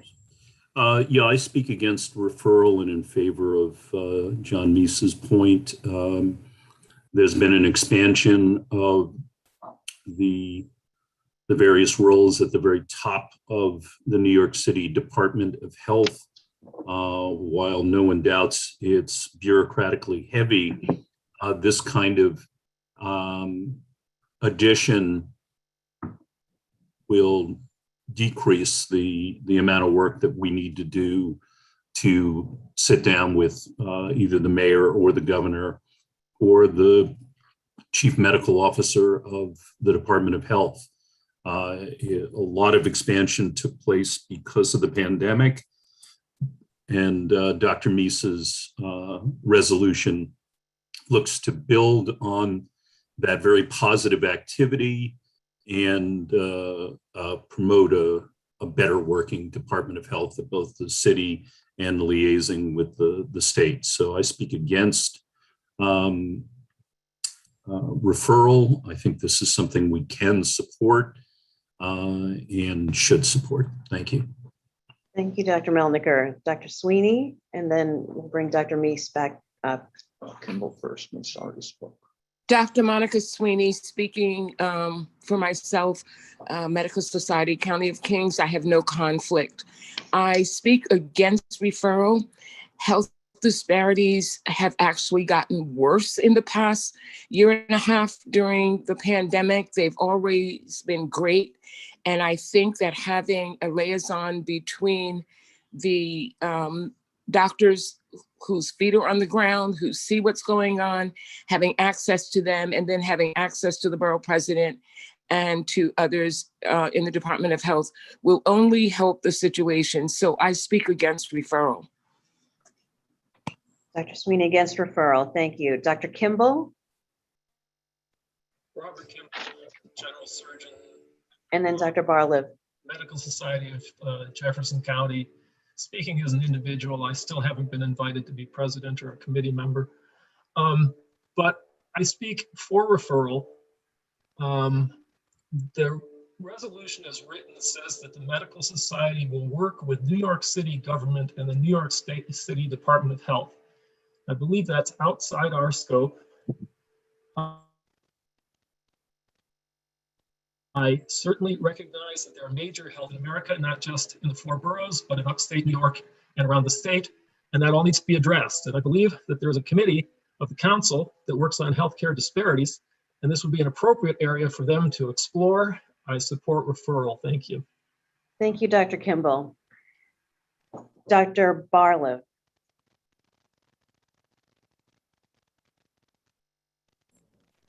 Hi, I'm Ashley. I'm a medical student from Nassau. And speaking on behalf of myself, and having heard both sides, I move to call to question this and all pending matters. That's in order. That is in order. So the motion is to close debate on this and all pending matters. So on referral and all pending matters to close debate. It's the only matter that's referral.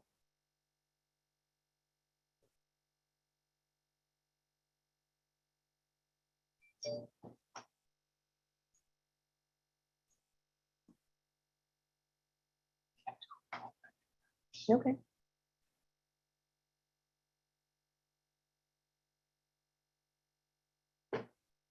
Because we didn't discuss referral. Discussed referral. Okay. Okay, so the vote is to close debate on referral only.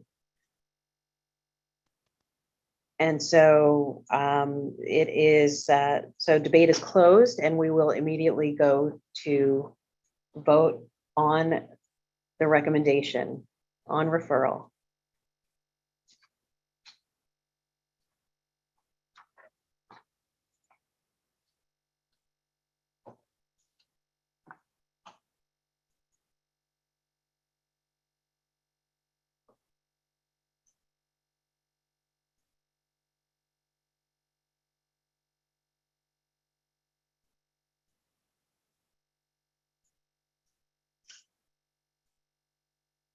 Okay, the original recommendation is adopted and resolution 156 will be referred by a vote of 80 to 38.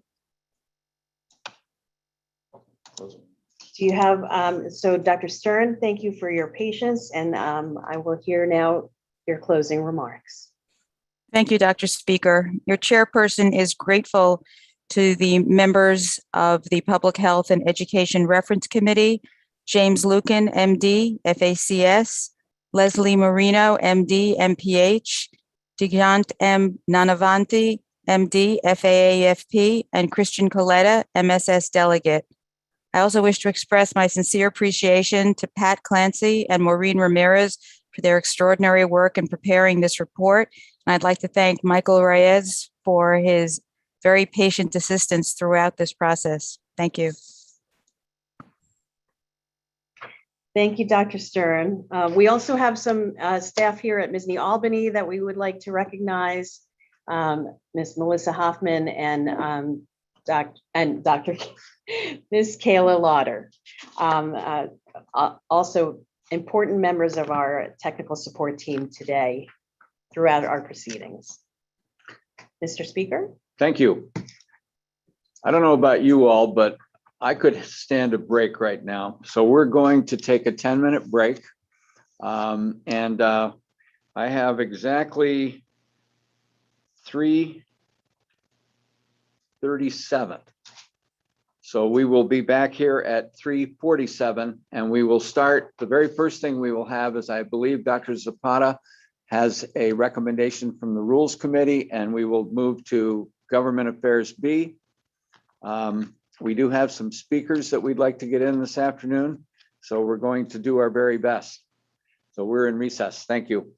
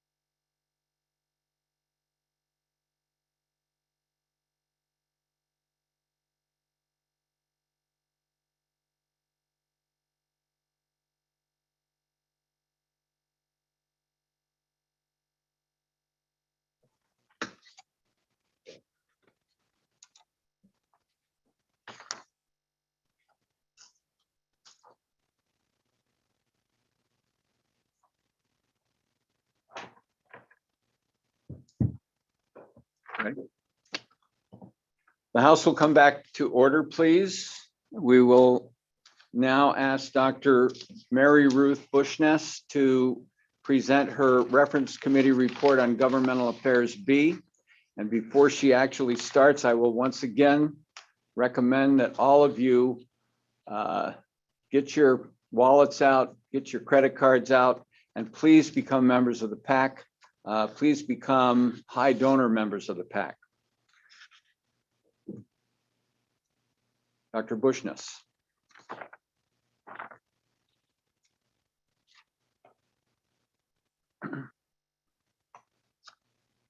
Before Dr. Bushness speaks, I believe Dr. Zapata has a message from the Rules Committee. So we might move Dr. Zapata up ahead of Dr. Bushness.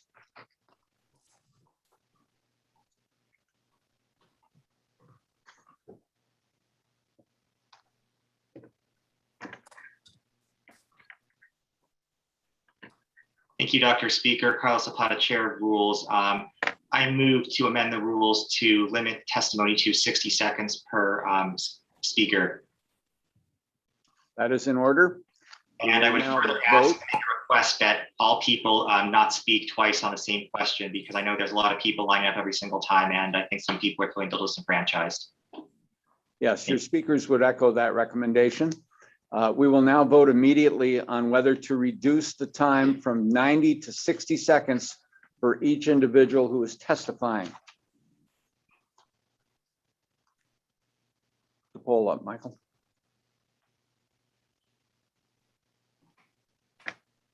You vote yes, you wish to limit debate to 60 seconds. If you vote no, you want to continue on at 90 seconds.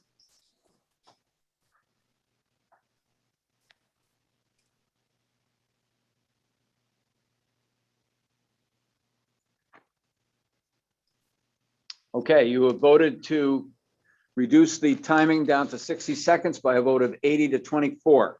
So we will ask that your indulgence during the rest of these reference committee hearings regarding the time limit. Dr. Bushness. Dr. Speaker and members of the House of Delegates, your reference committee recommends the following consent calendar for acceptance. Thank you, Dr. Bushness. What you have before you now is the consent calendar for Governmental Affairs B. Are there extractions?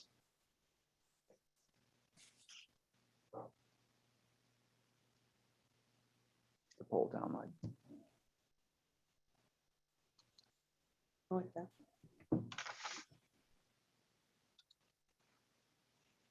Okay, Dr. Goldberg.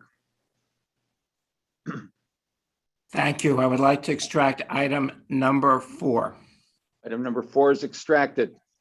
Dr. Doucette. I would like to extract number 2 and number 6. Items 2 and 6 are extracted. Dr. Rothberg took his hand down. Are there other extractions?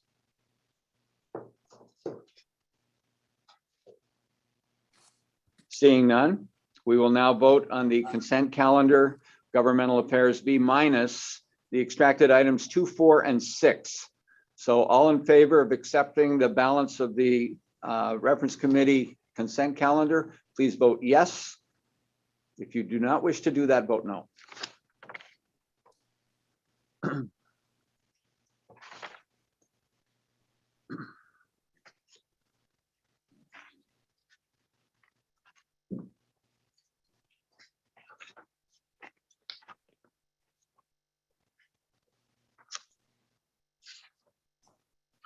Okay, thank you. The vote to accept the consent calendar is 107 to 1. The consent calendar is accepted. Dr. Bushness, item 2. That resolution 100 be amended by addition as follows. Thank you, Dr. Bushness. My understanding that Dr. Doucette is the individual who wants to talk about this first. So Dr. Doucette, raise you to a panelist and unmute turn your camera on and we'll hear from you.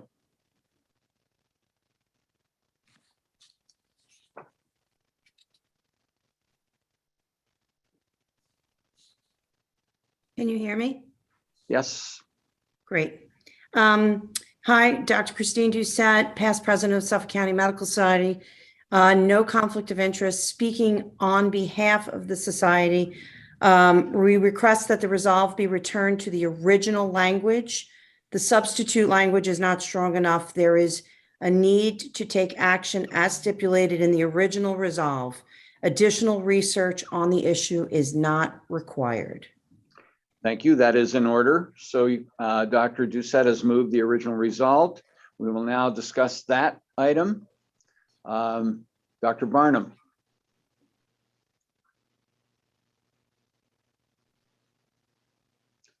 Excuse me. Actually, Dr. Doucette, did you want to say more than what you said? At this time, no, thank you. Okay. Dr. Barnum? Dr. Barnum here, delegate of Oswego County, MSSNY, delegate to AMA, and on the Council of Science and Public Health. Having worked with telemedicine beginning March last year or shortly thereafter, which was very certainly probably a practice saver, and the great insurance companies paying us the same reimbursement, I still have reserves about it. And when things normalize, if they ever do, that it really isn't ready, as I say, for prime time in a lot of ways, and that needs to be addressed. And says many patients up here can't always activate. They think they're going to do video, but then they can't. Then you're on the phone. They don't have blood pressure monitors in the house. They don't have temperature thermometers, or they can't find it. And you can't listen to their hearts and lungs. It is not a standard, a good examination. Maybe certain things can change, but we need other caveats to this to make it effective and a good quality care. Time's up, Dr. Barnum. Sorry. Dr. O'Brien. Please remember now, we're down to 60 seconds. I'm Allison O'Brien from Delaware County, speaking as an individual. I speak strongly in favor of the original resolve, having practiced in a rural community for the last 2 years with limited transportation options. Telehealth has been extremely helpful in getting my patients the care that they need. Thank you. Thank you, Dr. O'Brien. Dr. Stink?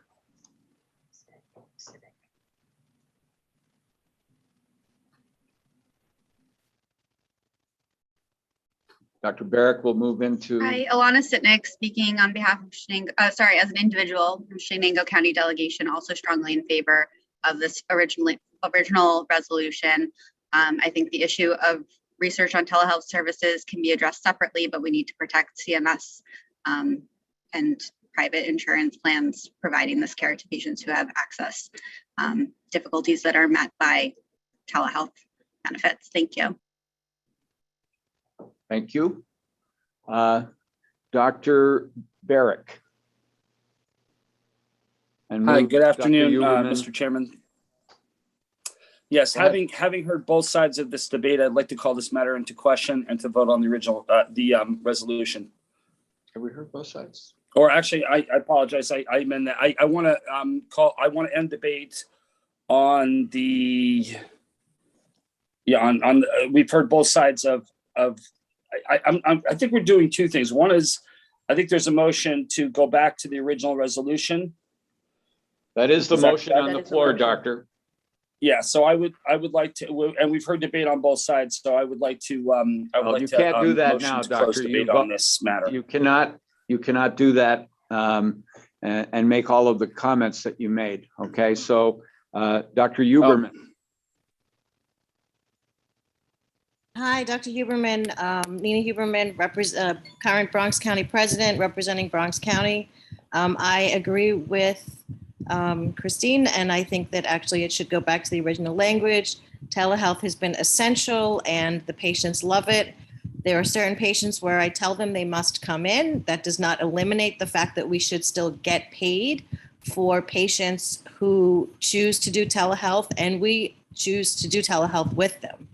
So I absolutely support the original resolution. Thank you. Thank you. Dr. Mehta.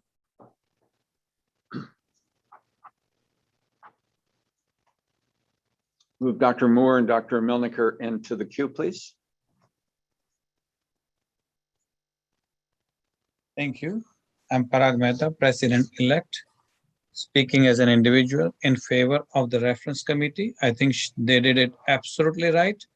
It does include in the second part that the policies that will protect telehealth benefit. At this moment, telehealth is not mature enough where we can say it is ready. It does require further research. So I support what is recommended by the reference committee. Thank you. Thank you, Dr. Moore. Hi, Jeffrey Moore, Tompkins County, past president of Tompkins County, speaking in favor of the reference committee's resolution because just recently, a company called Care First announced a new product that is virtual first healthcare. And that has the prospect of cherry picking patients who have no health problem and leaving people that don't have those health problems needing to go to a more traditional plan. I don't think telehealth is, I think we need it. I'm in support of that, but I don't think it's ready for just prime time and now support. So I'm in favor of the committee's resolution. Thank you, Dr. Melniker. Thank you again, Larry Melniker, President-elect of Medical Society of the County of Kings, speaking against the amendment and in favor of the original language. I have used telehealth off and on for 7 years now. As a fellowship trained epidemiologist, I can guarantee that there is more research that needs to be done and more questions that need to be answered. But that is distinct and separate from the fact that practitioners who are now using it, have incorporated it into their practices, need to be protected from CMS or private health insurance plans from just cutting them off, which is their raison d'etre. So, yeah, in favor of the original and against the amended version. Thank you. Thank you, Dr. LaScalia.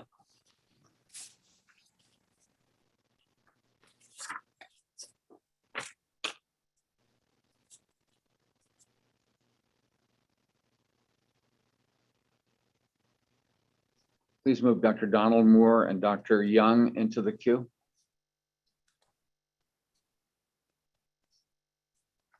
Where is she? She disappeared.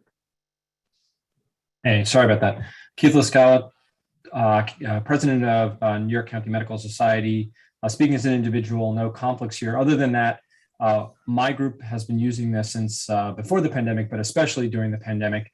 We have patients all over the New York area and in and around the surrounding city. We could not have gotten around and taken care of all of the patients who needed to be cared for during this pandemic without telehealth. I think we should be as strong as we can be in supporting and keeping telehealth as an option. I think the idea that this is not ready for prime time or that their research needs to be done is a separate issue. Certainly we can continue to support and call for payment for the telecare that we're providing now, while also doing studies to improve it. In fact, I think it's a great area for our future students to get involved and learn how we can do this best, but I don't think that means we should not promote this to the best of our ability. Thank you. Thank you, Dr. Donald Moore. Put Dr. Buttichain and Dr. Podwell in the queue, please. Dr. Donald Moore, delegate from the County of Kings and chair of the MSSNY HIT committee and member of the telehealth working group, now a subcommittee. Telehealth has been around a long, long time. The pandemic actually just accelerated our use of it. For most of us in practice, it was a lifesaver. It needs to stay. I think the language in the original resolution is strong enough.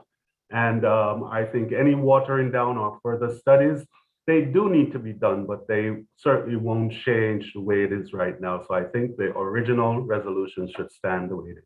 Thank you. Thank you, Dr. Budachain. Thank you, Mr. Speaker. Ani Baduchian, Delegate, Suffolk County, also immediate past president of Suffolk County. I have no conflict of interest. Having heard debate on both sides, I call the question. Thank you, Dr. Budachain. That is in order. So we've been asked to close debate. We will vote on that immediately. 2/3 vote. We'll close debate. Please put the poll up. Yes vote closes debate. No vote. We keep talking.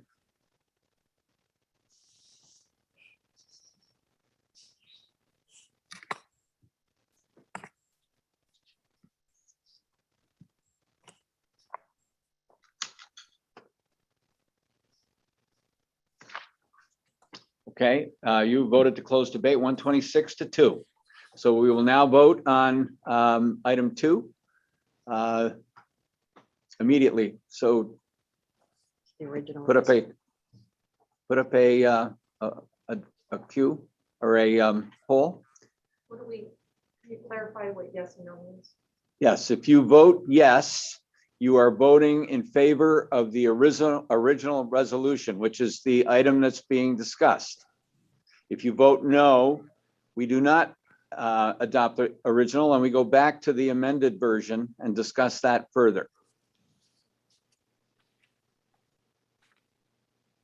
So 47 to 9, getting to have a small house here, voted in favor of accepting the original resolution. So the original resolution has been adopted.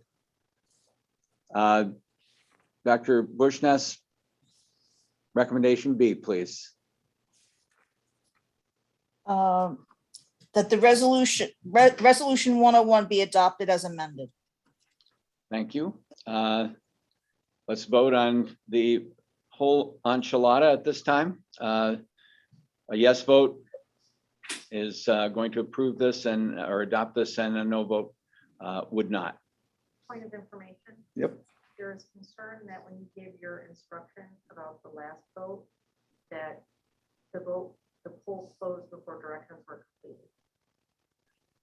So some people didn't get the vote. Okay, well, there's concern about our last vote. So we will go back to the original resolve, which is the item that was being discussed, and it is the item that we will now vote on. The original resolve. All in favor, we'll do this again, of adopting the original resolve, please vote yes. If you vote no, you do not wish to adopt the original resolve.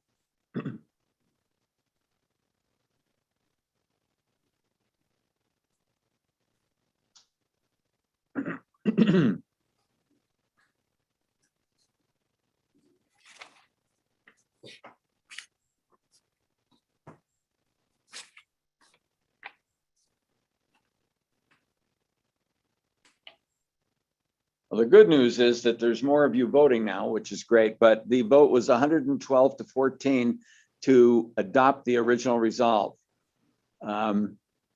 Is there any other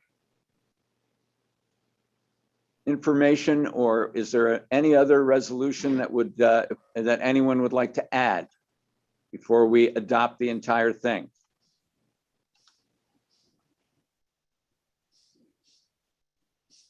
Dr. Barrick, do you want to propose an additional resolve?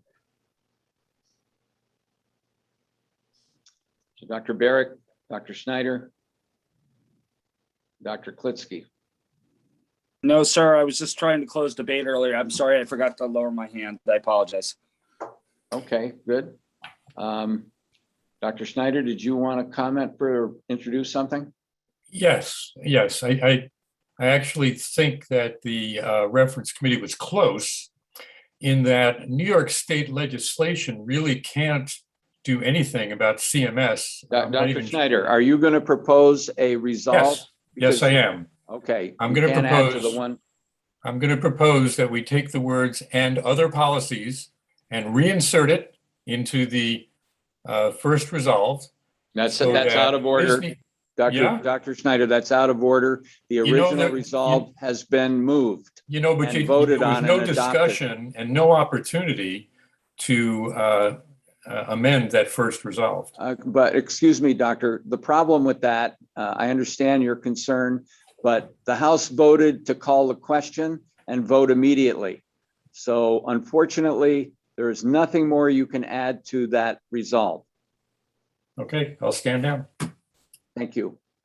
Seeing no other hands, we will now ask Dr. Bushness to present resolution recommendation B. That resolution 100 be adopted as amended. Okay, what you have before you is to vote the original resolution. All those in favor of adopting the resolution, please vote yes. All those opposed, vote no. Somebody is questioning what we are voting for. Well, okay. We have adopted the original resolution. Okay. We always have a recommendation B that would actually, you may be actually correct. Recommendation B becomes moot when the reference committee's amended version is no longer an item. So we actually did adopt resolution 100, and I thank you very much for indicating that. So Dr. Bushness, item 4. Resolution 102, increasing the physician workforce in New York State. Okay. According to my information, Dr. Goldberg extracted this item. Would Dr. Goldberg please speak to this item? Please move Dr. Goldberg into the queue and then follow that with Dr. Green.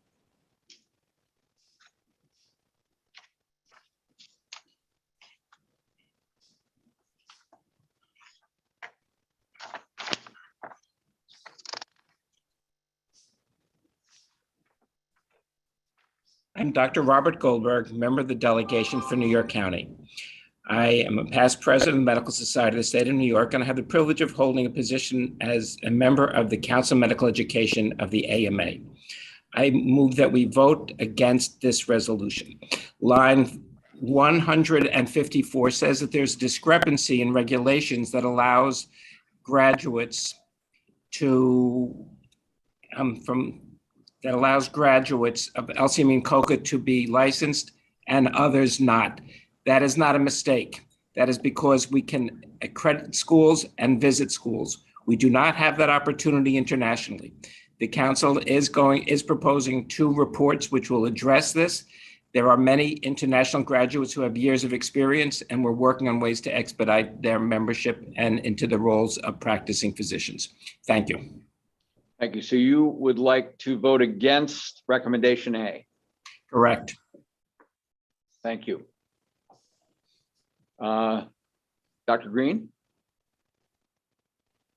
Hi, I have been trying to get onto so many conversations. You never recognize me. This is the first time I got recognized.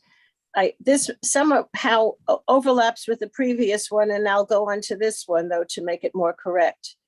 I'm very concerned by notices I've gotten recently that telehealth is starting with CVS and other venues to assume the role in telehealth and counseling patients. And I don't know who these people are, how they're accredited, but it seems like telehealth is expanding into the front line of medicine. And again, I don't know if these are pharmacists or nurses or LPNs or who they are in the pharmacies who are going to be the primary care people. And the word provider is the most murky word in medicine, but just the same, if they're going to extend telehealth into the pharmacy or extend anything beyond what it is, I'm very concerned. Doctor? Yes. I would like to ask you, which resolution were you commenting on? The previous one. It was my original resolution. I raised my hand 1,000,000 times during it. Well, the I'm debate was sorry. going on. I'm sorry, we have the list in front of us, but that item has been adopted. We are now on item 4.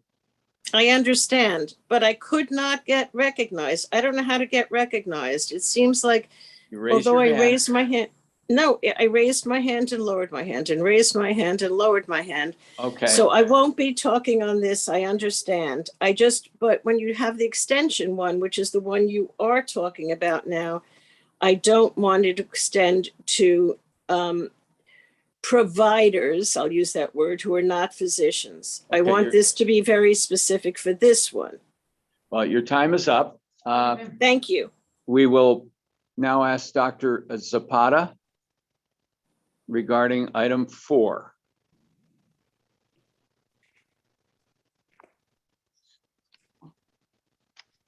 Recommendation A.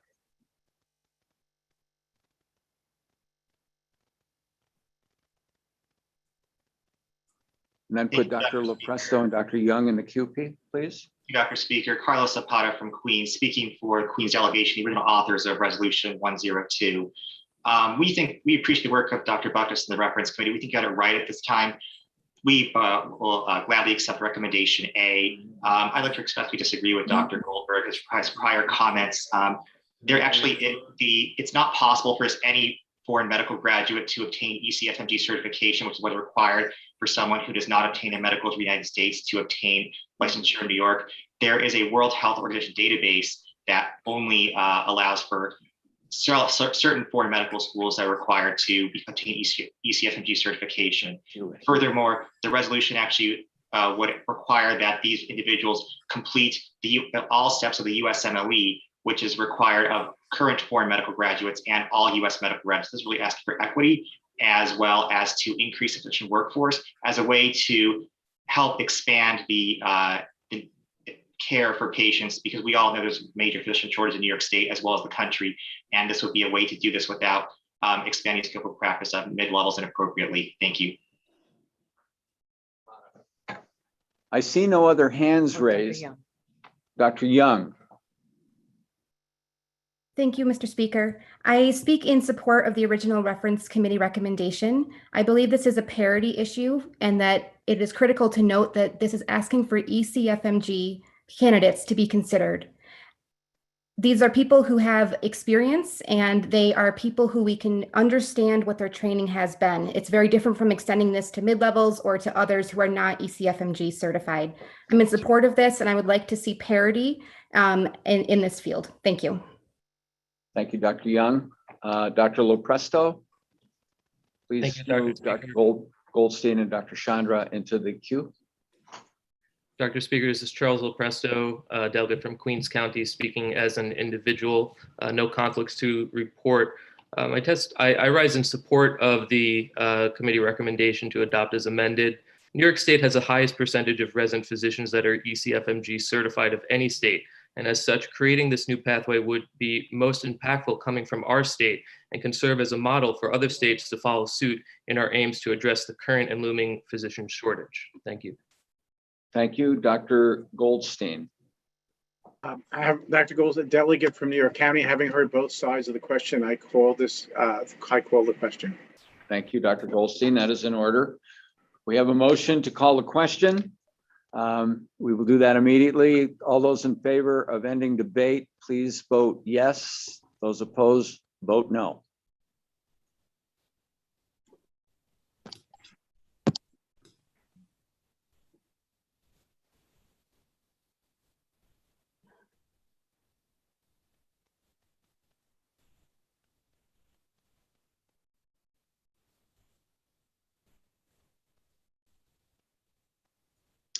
We will close debate 131 to 4. So we'll now vote immediately on the amended resolution presented by the reference committee. Recommendation A. All those in favor of that recommendation, please vote yes. All those opposed, vote no. You're voting on the resolution that was amended by addition and deletion by the reference committee.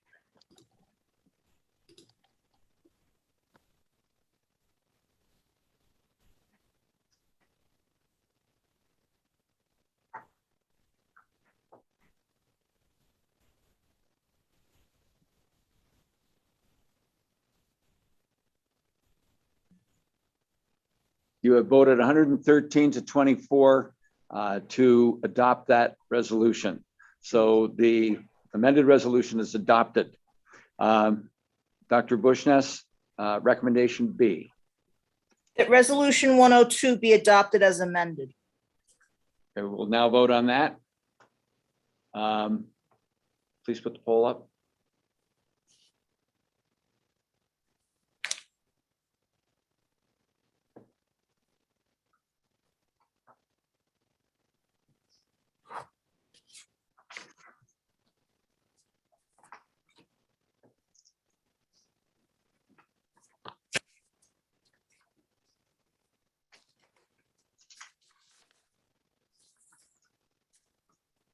You have voted 97 to 20 to adopt the amended resolution. Dr. Bushness, item 6. Recommendation A, the reference committee recommends that resolution 106 be amended by addition and deletion. Thank you. I believe that Dr. Doucette extracted this item. Would Dr. Doucette please? There, your hand is up. We will move you into the queue, followed by Dr. Powers and Dr. Rothberg.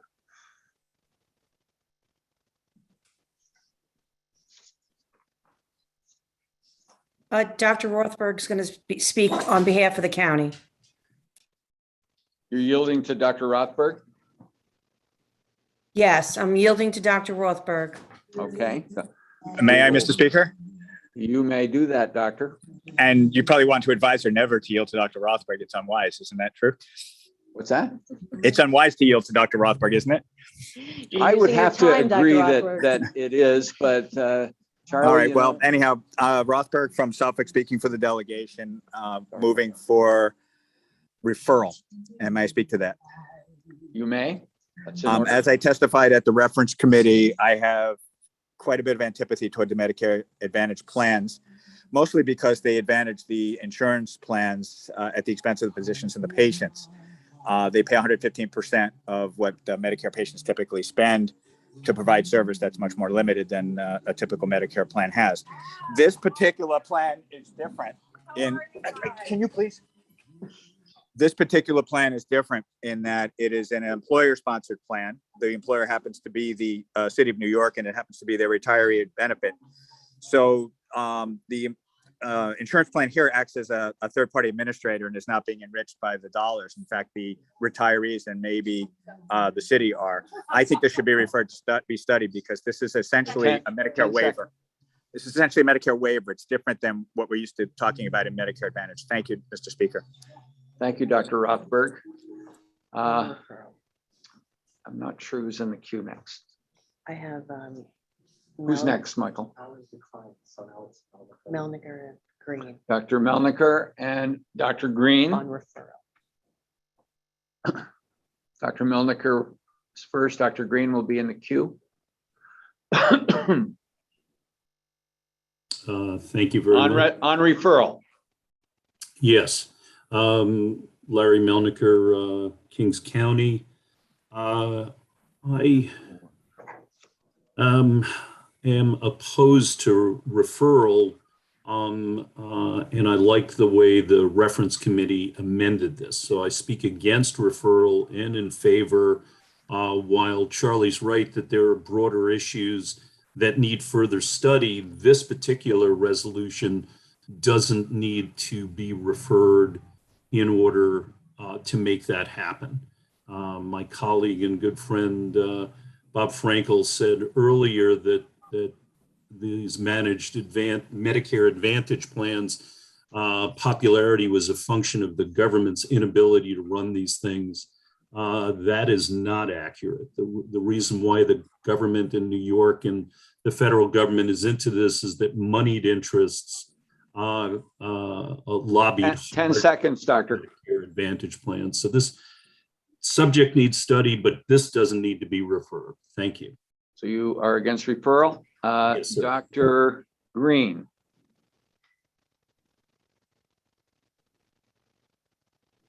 Hi, thank you very much for letting me speak.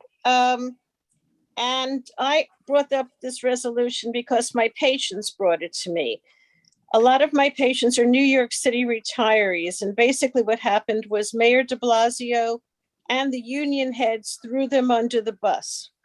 As of January 1st, very soon coming up, believe it or not, January 1st, 2022, they are going to be told that they have to go into Medicare Advantage plans.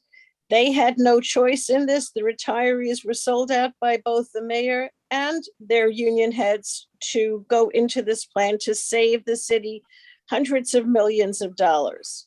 This is not what they wanted. This is not what they counted on when they retired. They were told that they would be in regular Medicare plans. Now they're bringing out a plan saying it's not a regular Medicare Advantage plan. It's different from the regular Medicare Advantage plans, but who knows how long it will stay different. And once they're forced Sorry, into- Doctor, your time is up. Dr. Don Moore.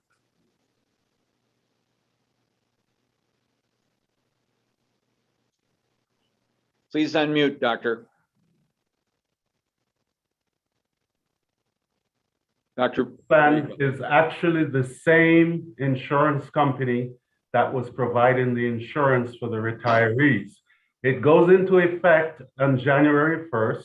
The members were not involved, and they are actually now being forced to do that. They've also told the retirees that all doctors in New York State that accept Medicare will accept this Advantage plan. So what the city has done with their union and the insurance company is actually acted against our patients and the physicians themselves. This cannot be referred. The issue would be done by the end of this year. So I speak not for referral, but for immediate action. Solomon. Thank you so much. Molam Solomon, District 2, ACOG, New York. Strongly oppose the refer for this item. Medicare, better coverage, better access, less financial burden on the patients compared to Medicare Advantage. Strongly against refer. Should be action done on this item today. Thank you, Dr. Moore, or Dr. Solomon. Dr. Podwell. And then move Dr. Peer and Dr. Budachain into the queue, please. David Podwell, Nassau County. All sides being heard. Michael. Need to expedite processing, but what kind of problems do crop up? I'm sorry, Dr. Podwell, we didn't hear what you wanted to say. All sides being heard, I will want to call the question on this and all pending matters. Okay, well, the only matter I think at hand is recommendation A. So yes, we can call the question. We'll vote immediately on whether to end debate. I think you know how to do that now.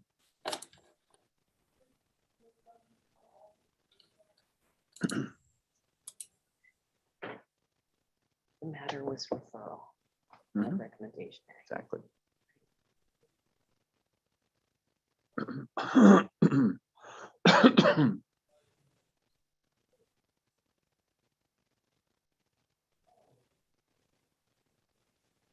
Okay, we will end debate at 1:16 to 4. The question, the issue is referral. If you wish to refer this item, please vote yes. If you wish not to refer it, vote no.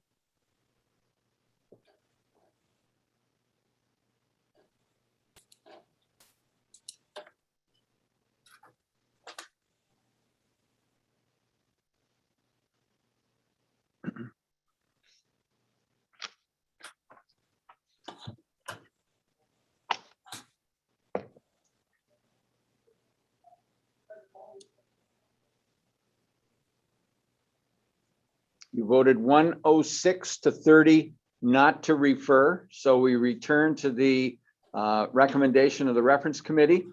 Further discussion.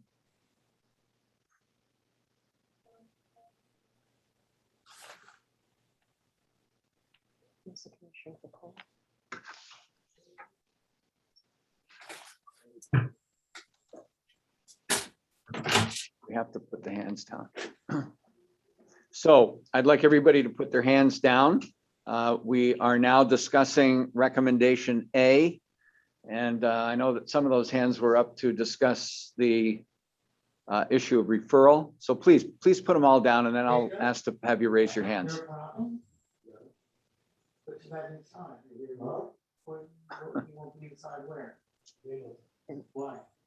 I guess. Dr. Podwell. Okay, well, Dr. Podwell, would you speak to recommendation A? Dr. Rothberg and Dr. Green would be in the queue.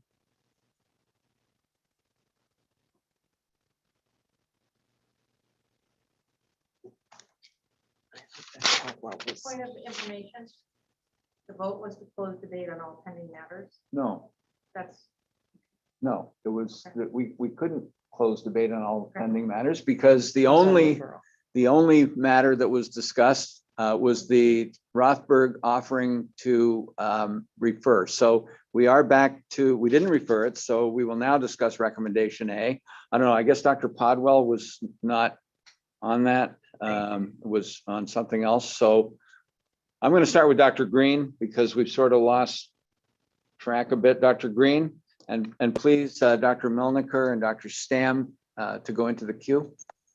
Thank you very much. I wanted to tell you that this plan has become so unpopular with the city retirees, and they're not represented by their union heads. The retirees don't get to vote in the union, and it happened to them without any representation. But they even tried to modify the plan to make it more palatable. Right now, all the Medicare Advantage plans in New York City are not accepted by HSS, Hospital for Special Surgery, and Memorial Sloan Kettering.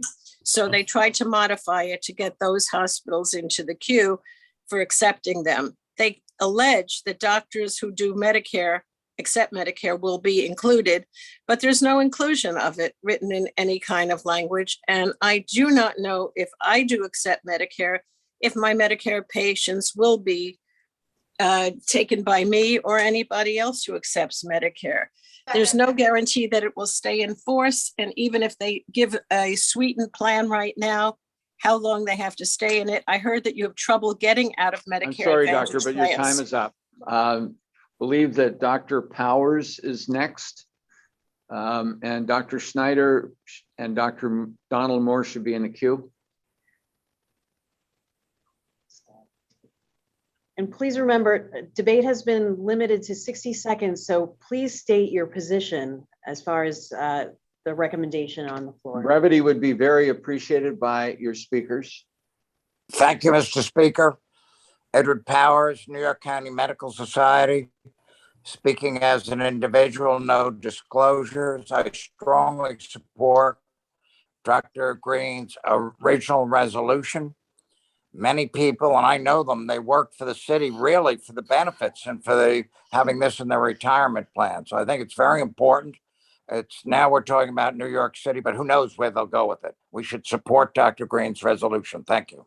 Excuse me, but the business at hand is discussion of recommendation A. No one has moved the original resolve. If someone wanted to move the original resolve, that would be in order, but we are now discussing recommendation A, which is the reference committee's amended resolution or amendment. Unless Dr. Green or Dr. Powers were No. moving, I mean, because they didn't state what they were, whether they were in favor or So against. Dr. Powers. Yes, Mr. Speaker. I'm in favor of A. No, you're in favor of you're in favor of recommendation A. Okay. Thank you. Yes. Dr. Snyder. Me.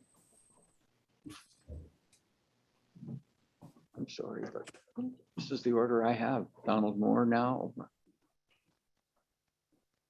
Okay, so doctors, we're getting mixed up here because hands are going up and going down. And so Dr. Stam, I believe you're next. Mark Stam from Orange County, past president and speaking as an individual. This is just, I am in favor of this recommendation, A, because I just feel that the patients are getting the short shrift in today's society, and this is just another example of it. And we should, as physicians, be opposed to it. Thank you. Dr. Melniker. Yes, having heard both sides on this, I call for a vote on recommendation A. Thank you. That is in order. We will now vote to end debate. Those in favor of ending debate, please vote yes. Those opposed, vote no.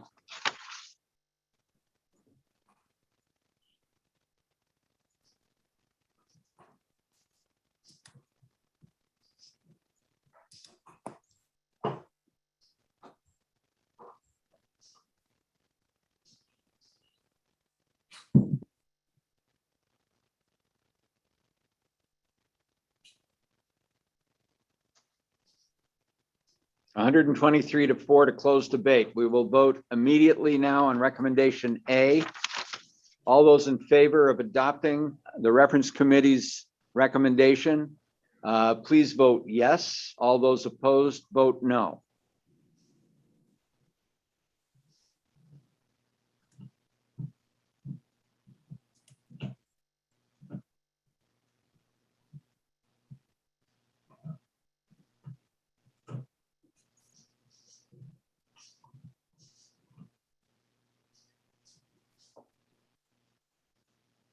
Recommendation A is adopted by a vote of 115-16. Is there any other offering for this resolution? I see Dr. Rothberg's hand up. Dr. Rothberg, please put him in the queue.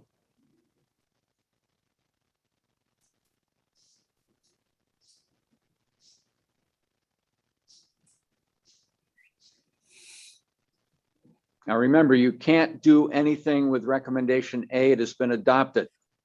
We're giving you the opportunity to introduce something else. If you do not want to introduce anything else, then please put your hand out. Dr. Rothberg? I want to make a point of personal privilege, if I may. Well, the points of personal privilege will come. It relates to this particular matter because I was empaneled as a panelist, and then somehow the screen reverted to raise hand, and I feel I did not get a chance to speak. And I can take the fact that I was defeated on this matter, but I would like to, with your permission, just point people in the right direction so they can inform themselves on this issue. And there are two facts that I would like to point out. One, Dr. Rothberg, unfortunately, that's out of order. This issue has been adopted, and I agree. But if I'm concerned, there's some issue where when I raised my hand and was recognized that I then somehow technologically I was not permitted to speak, even though I had unmuted. You know, we are doing our very best. Okay. You absolutely. You guys apologize. Great job. No, I'm just making you aware of it. If I'm not permitted to offer, that's fine. I just want to make you aware that these things are occurring. That's all. And you guys are, you and Dr. Basil are doing a fabulous job. I couldn't have ever hoped for better. So thank you for your work. Oh, thank you, Dr. Rothberg. Dr. Bushness, your closing comments. Or have we done? We haven't done a recommendation B. I apologize. Dr. Bushness, recommendation B. That resolution 106 be adopted as amended. Okay, what you have now is to vote the entire issue as a resolution. Please vote.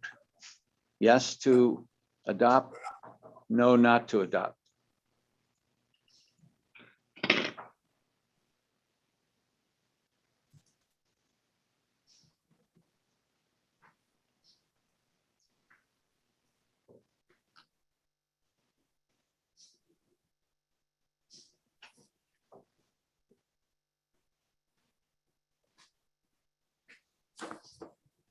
It is adopted 117-8. Dr. Bushness, your closing remarks, please. Your chairperson is grateful to the committee members, namely Rose Birkin, MD, Subhash Chandra, MD, David Fishman, MD, and Daniel Gold, MD.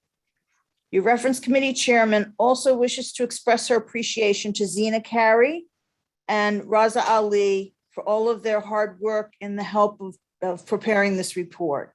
And I have to echo Dr. Rothberg that the speakers are doing an outstanding job of keeping this going smoothly. Thank you. All accolades will be accepted. Thank you very much.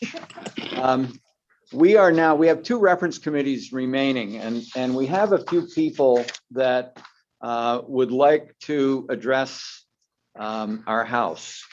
So I'm going to start with Dr. Joseph Sellers, our current president.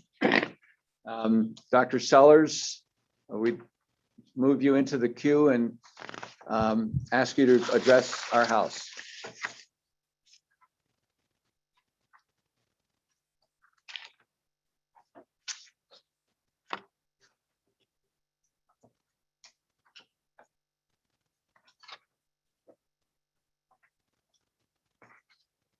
Dr. Sellers.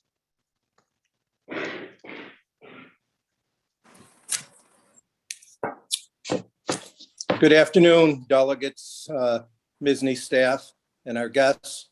I'm Joe Sellers, an internist and pediatrician from the other side of the Catskill Mountains here in upstate New York, living in Schenectady County. Or Scary County, sorry. My wife's in the background correcting me. Well, how would I get along without that? Yeah. I would like to share with you today how focus, friends, and family are the words that would sum up where we are at as a medical society and where I hope we would go. In May of this year, I received the distinguished honor of being inaugurated as the 214th president of the Medical Society of the State of New York. So now we're 4.5 months into a very eventful year. I'd like to share what our Office of the President, our MSSNY staff are working on daily to advance the agenda entrusted to us by the House of Delegates and by the MSSNY Council. Again, these efforts can be summarized by 3 words that I put together today: focus, friends, and family.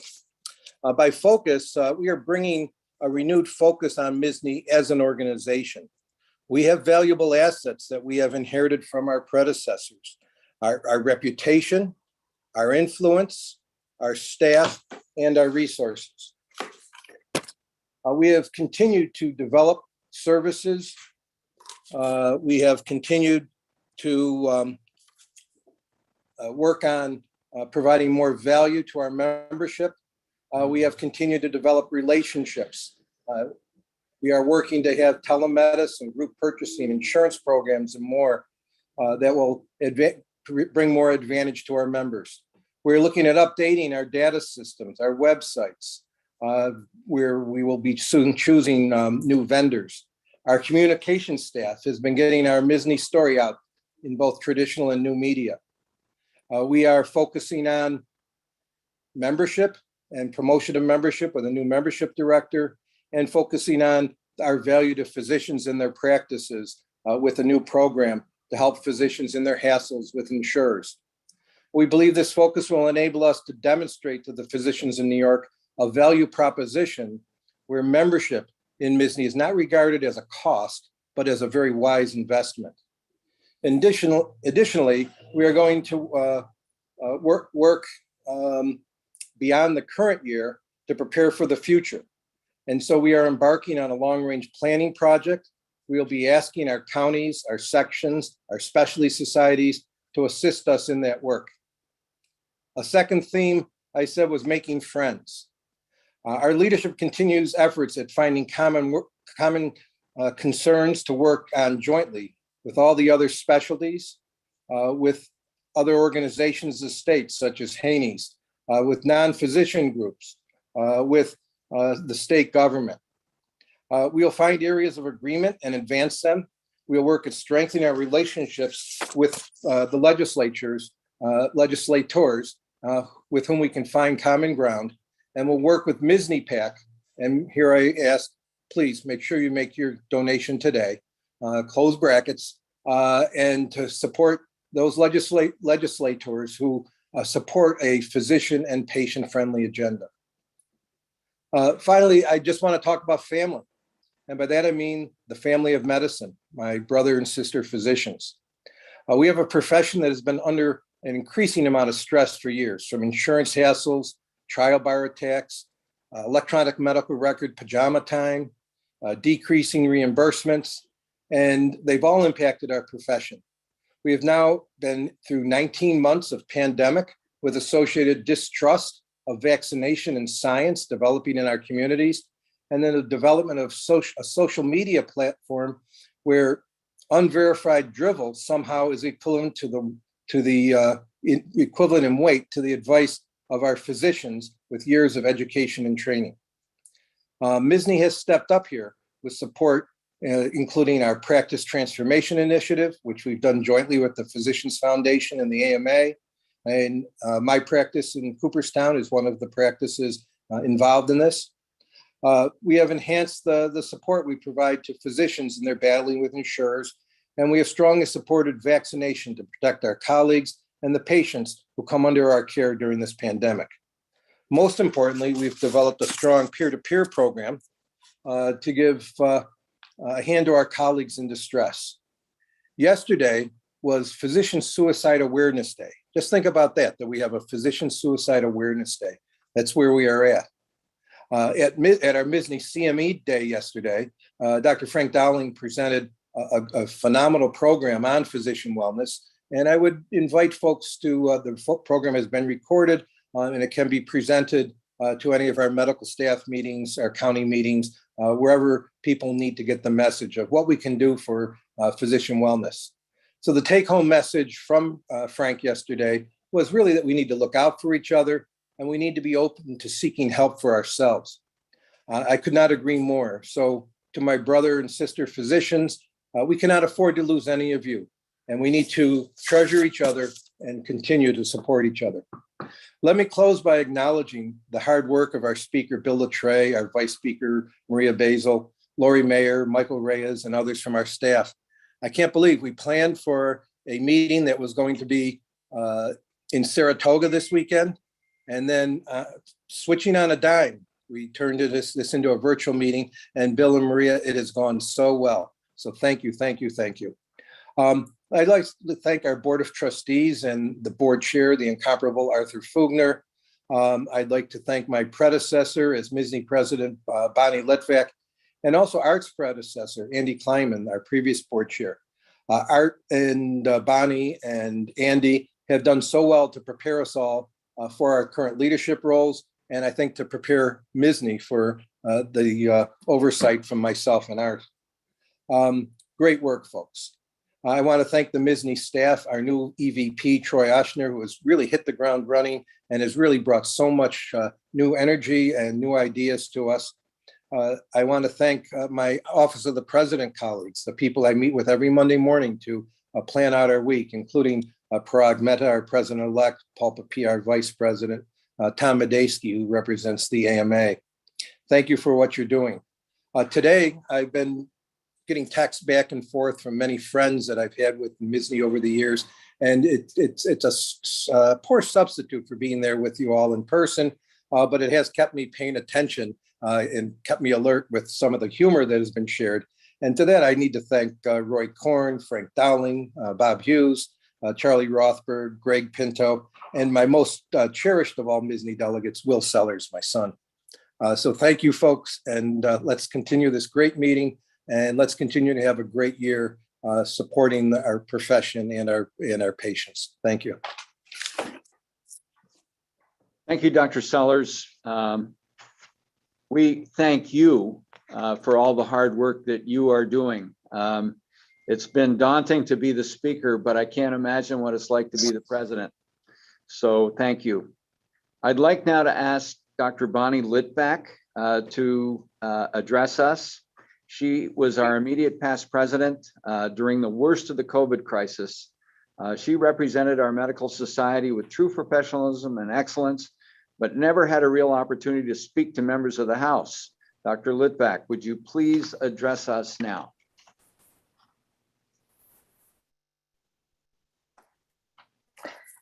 Thank you so much, and good afternoon, everyone. Thank you, Mr. Speaker and Madam Vice Speaker, for the privilege of addressing this House of Delegates and for your Herculean efforts in facilitating the important work of our House of Medicine. I'd also like to say thank you to all our delegates, alternates, and MSSNY staff for furthering our profession, for the sacrifices you have made to advance patient care, and for your heroic efforts in fighting the ongoing and ever-changing COVID-19 public health crisis. At my college convocation, we all received etchings of the Brooklyn Bridge to commemorate the 100-year anniversary of this New York landmark that was designed by civil engineering alumni Washington Roebling. However, there's an interesting backstory. As the force behind the bridge becoming a reality was actually Roebling's wife, Emily, one of the first women leaders in the management of technology who stepped in to oversee the bridge construction when her husband's health deteriorated. I recalled the story as I was reflecting back on the past year and all the metaphorical bridges our society has built, the ones that were completed, started, redesigned, and those that progressed through our society's fortitude in the face of adversity.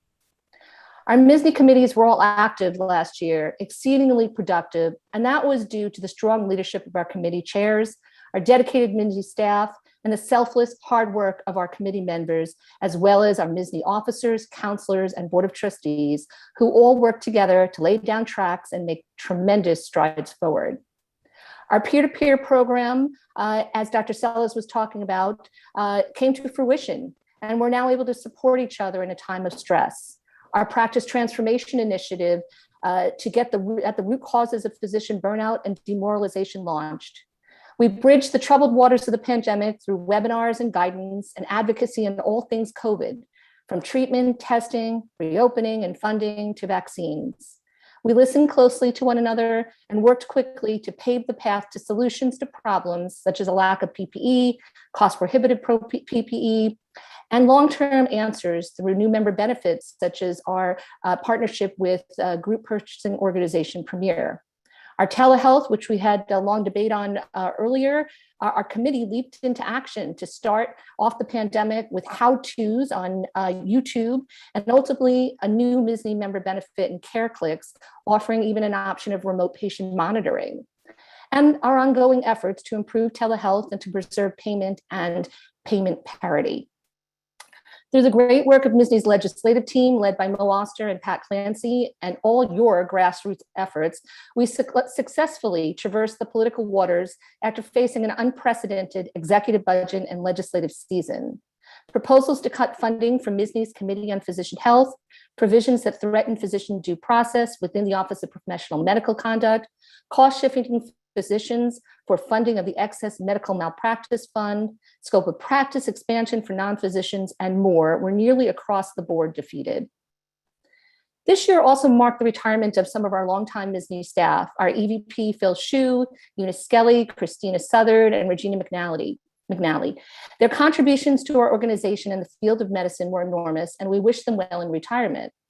However, strong bridges were again built, and our infrastructure has been reinforced with the onboarding of our new EVP, Troy Oshner, who has quickly and effectively assembled a formidable crew, including our new membership VP, Valerie Camiso, our new Director of Physician Payment and Practice, Heather Lopez, and the promotion of Julie Vecchio Di Simone to Communication Vice President. Our MSSNY Office of the President, which Dr. Sellers also spoke about, serves as our construction team, leading and guiding our organization from day to day. This committee was built to ensure a seamless transition from year to year and has greatly contributed to the success of our organization. I treasure the friendship of all that I've served with and cannot thank them enough for their leadership and mentorship, especially Dr. Joseph Sellers, Dr. Andrew Kleiman, Dr. Art Fugner, Dr. Tom Medeski, Dr. Charlie Rothberg, Dr. Parag Mehta, Dr. Paul Papia, Dr. Maria Basil, and Dr. Bill Latre. We at MSSNY are fortunate to have Dr. Joe Sellers, though, here, the bridge builder extraordinaire at the helm this year. There's already been a flurry of activity with our newly named Health Equity Committee, vaccine advocacy efforts, meetings that he spoke about with elected officials in the Department of Health, and now our virtual HOD. This month is actually Women in Medicine Month, and our upcoming virtual Women's Leadership Conference is open now for nominations in an effort for our MSSNY to nurture future Emily Roeblings. Thank you all for granting me the privilege and the honor of serving as MSSNY's president. Thank you to the entire 9th District delegation, and especially Dr. Ann Sia, Dr. Mark Fox, Dr. Andrew Kleiman, Dr. Tom Lee, and Dr. Michael Rosenberg, and current and former execs, Janine Miller, Stuart Heyman, and Brian Foy, for your mentorship in Bridge Building 101. Thank you to my husband, Craig Penn, and my daughters, junior bridge builders, Sydney, Haley, and Carly, for your love, support, and encouragement through a year like no other. Thank you, Dr. Litvak. I don't think any of us can thank you enough for the year that you put in and your leadership and your continued leadership. You are involved still in many, many things. And I know that you and Dr. Kleinman are working together on many things, and we thank him as well. I would like to now ask Troy Oshner, our new EVP, to address the House. Troy? Hi, everyone. Hope you can hear me. Thank you, Dr. Littré. And I just want to say I'm really honored to be here. I started about 6 months ago, and I want to say thanks to Dr. Kleinman, Litvak, and the many others involved in the search for the new position. I am succeeding Phil Hsu. I'm certainly not replacing him. He's irreplaceable. But I'm really honored to be here. And for those of you who don't know me really briefly, I'm a 30-year veteran of state government. About half the time I was at the New York State Attorney General's office, where I was suing insurers, drug manufacturers, and pharmacy benefit managers for illegal and deceptive business practices. Worked very closely with Drs. Kleinman and others at MSSNY. Sued Aetna for improperly denying claims, United on the Ingenix case, where the United-owned database was skewed to underpay physicians. And the other half of my time, 30 years, I was the Deputy Superintendent of Health Insurance at the now named Department of Financial Services, DOFS, or DOOFUS, as we like to say, where I was the Chief Regulator for commercial insurance in the state, worked on New York's landmark No Surprises Act, implementing the Affordable Care Act, and a host of regulatory actions against insurers for violating prompt pay laws and other consumer and physician protections. And I think the insurers were pretty happy when I left. We used to tell the story about the heart transplant patient who was asked to choose the heart of either a young athlete or an old insurance executive. And she chose the old insurance executive because she wanted a heart that hadn't been used. So what have we been doing over the first 6 months? I think Doctors Sellers and Litvak covered a lot of that.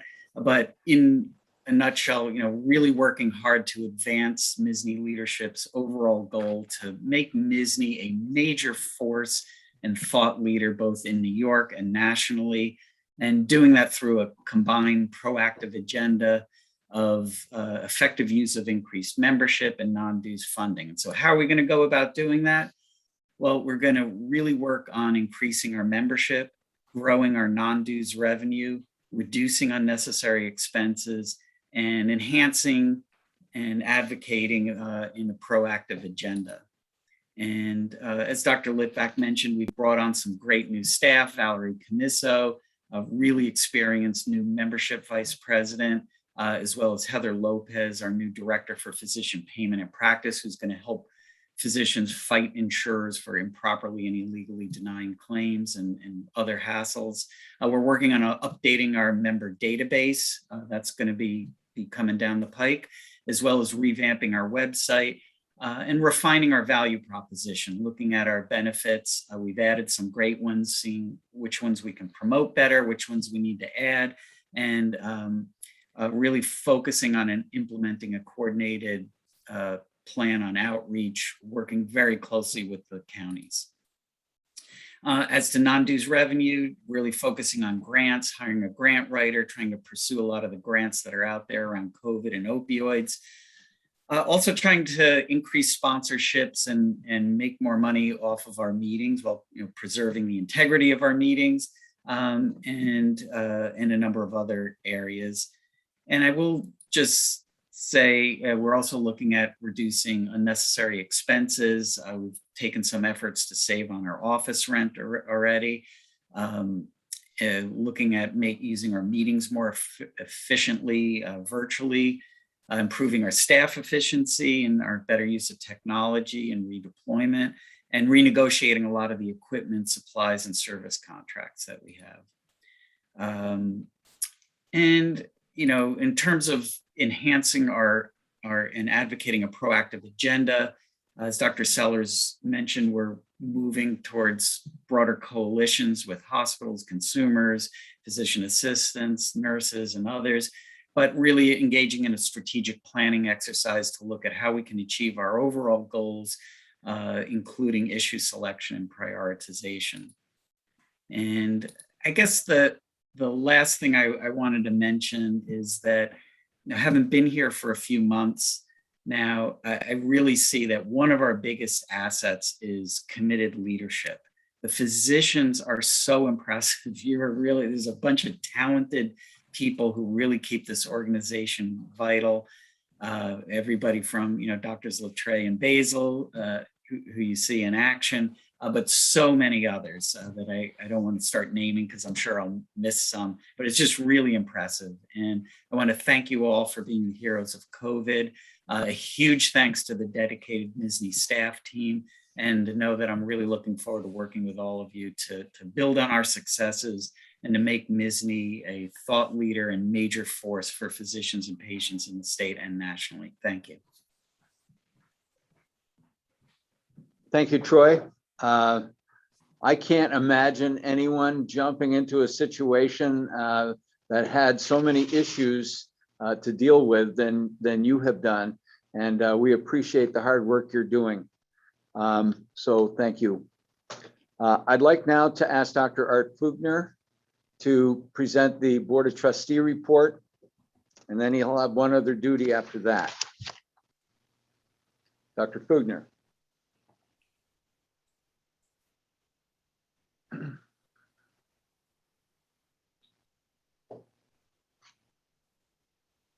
Thank you. After those glowing comments, there's really not much for me to say other than thank you. Folks can see clearer when they're standing on the shoulders of giants. My friends and colleagues, you are the giants. This has been truly a transition year on so many levels, and we'll continue to move forward. We only see blue skies ahead. Our budget actually looks good, and we will be looking at that in our next week's Board of Trustees meeting. But let me tell you, everyone has done a stellar job. One of the comments that's been made over the years is, oh, your organization is not responsive. Well, nothing could be further from the truth. And especially with Mr. Oshner's hard work, our new hires, working on these amazingly huge projects, but getting them done. Number one being the database. Number two, the real estate, which is really moving positive. Working on non-dues revenue, and working on issues that were troublesome, to say the least, and getting things under control. We're moving forward. I can think that the rest of the year, yes, there'll be speed bumps, but there won't be major obstacles. And hopefully by next year, I look forward to giving this report in person to all of you. Finally, I'd like to once again thank my wife for letting me actually do this, despite all her protestations to the contrary. She's a great person. I couldn't do it without her. Thanks, everybody. Thank you so much. Thank you, Dr. Fugner and Nellie. We would like now, Dr. Fugner, to keep you on. The chair of the MSSNY Board of Trustees is honored with the job of presenting the Feinberg Award. So, Dr. Fugner, you have the floor. You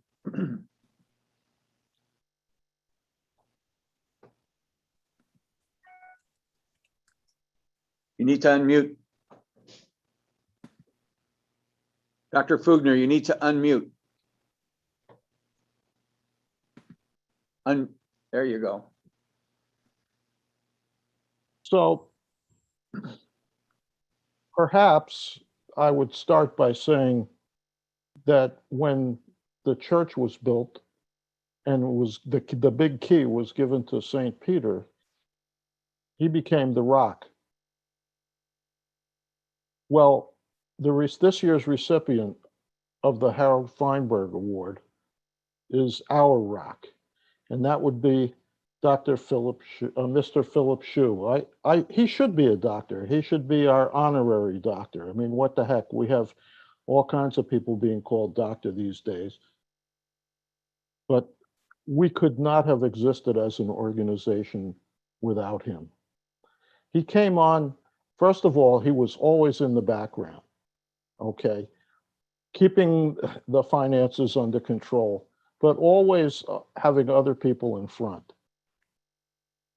I came to appreciate his kind of low-key, but always on point sense of humor. Then when push came to shove and there was a vacancy for the EVP position, we had a search committee. And I, for one, actually was one of the candidates for that search committee. Thank God I was not selected.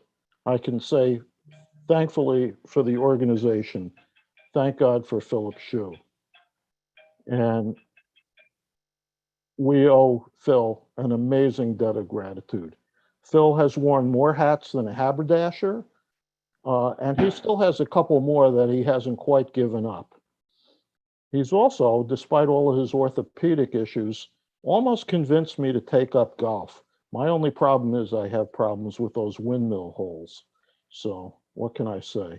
Anyway, I've spoken long enough. I give you this year's Harold Feinberg Award winner, Mr. Philip Shue. Thank you, Dr. Fugner. Mr. Shue would have received the Feinberg Award on Friday at our House of Delegates.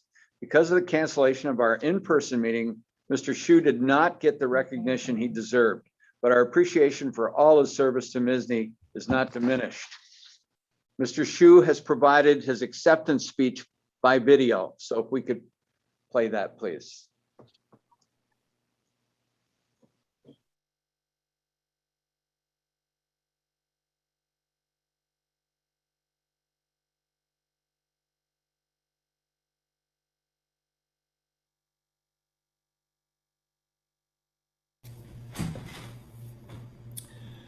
I was going to start by saying how nice it's been to be able to catch up with all of you here up in beautiful Saratoga Springs.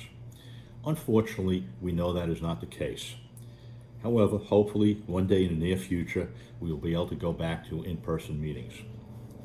I'm extremely honored to have been selected by the MSSNY Board of Trustees to be the recipient of the 2021 Henry I. Feinberg Award.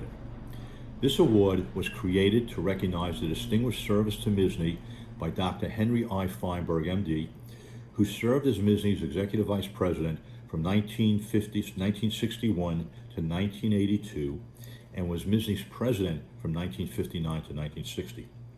During his tenure as Executive Vice President, he was very involved in the creation of MILMIC.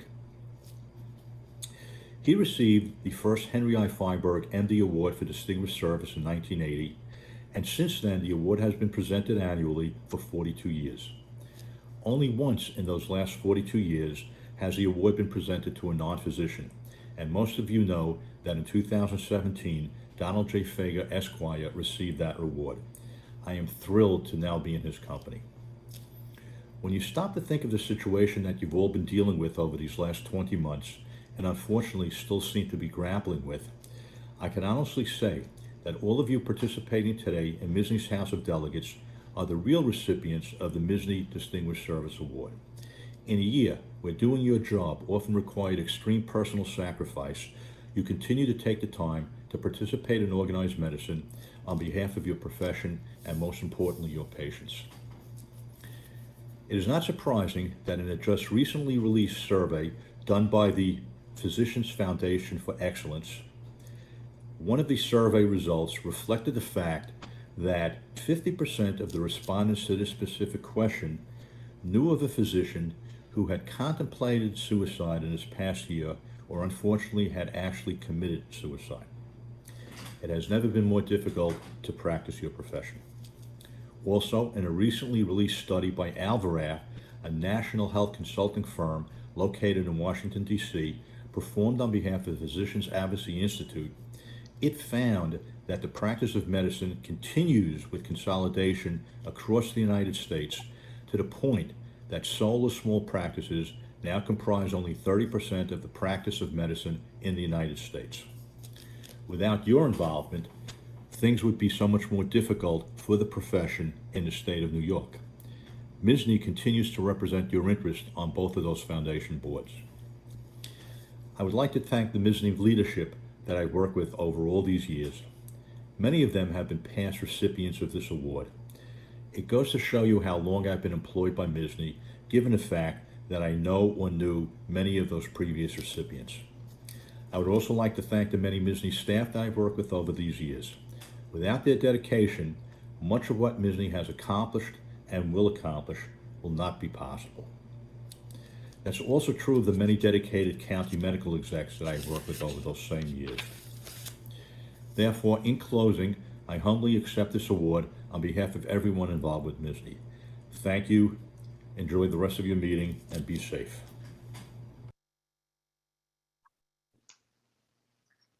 Congratulations, Phil, and all the best during your retirement. I would like to add my thanks for all of the help that you gave me throughout my counselorship, when I was on the Board of Trustees, as chair of the board, as vice speaker, and as speaker up until earlier this year. Your help was invaluable. I understand there's a small monetary award along with the Feinberg Award, and I understand also that you're planning to travel around the state and play golf with your physician friends, including coming to Malone, I hope. So all the best. I'd like now to call upon Dr. William Valenti, the chair of the MSSNY Committee on Emergency Preparedness and Disaster and Terrorism Response, to present the David B. Meza III MD Award for Excellence in Emergency Preparedness and Disaster and Terrorism Response. Dr. Valenti, your presentation, please. It's an honor for me to present this award to Dr. Arthur Cooper, the 2021 David B.L. Meza III MD Award for Excellence in Emergency Preparedness and Disaster and Terrorism Response. It's a well-deserved award. Thank you for your leadership and congratulations. Thank you, Dr. Valenti. Dr. Cooper, I believe, would like to address the House. Dr. Cooper, you have the floor, and congratulations.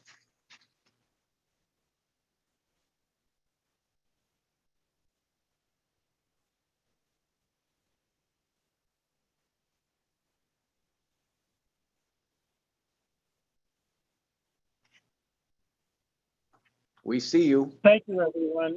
And thank you, Dr. Valenti, especially for that kind introduction.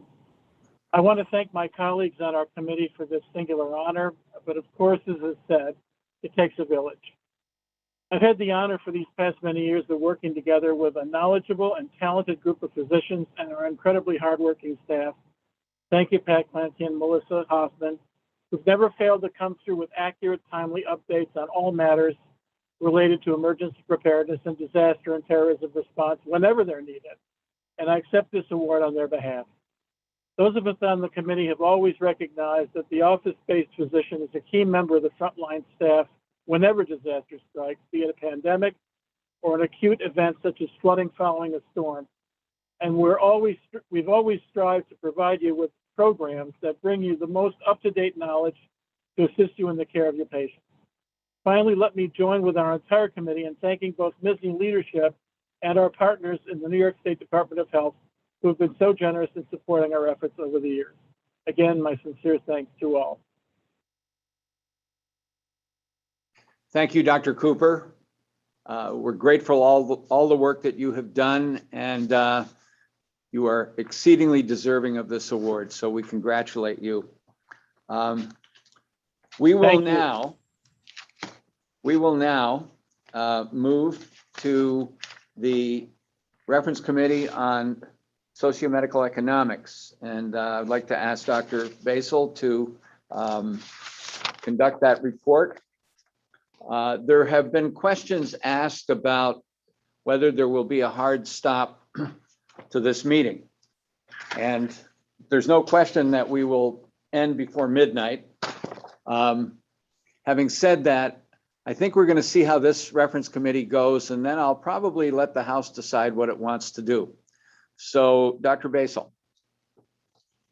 Thank you, Dr. Speaker.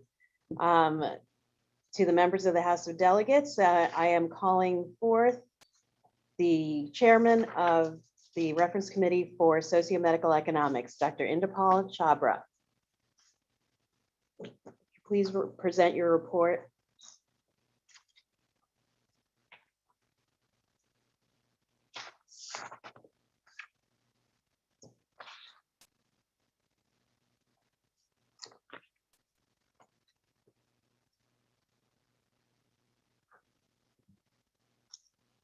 Just he's not a panelist. No, yes.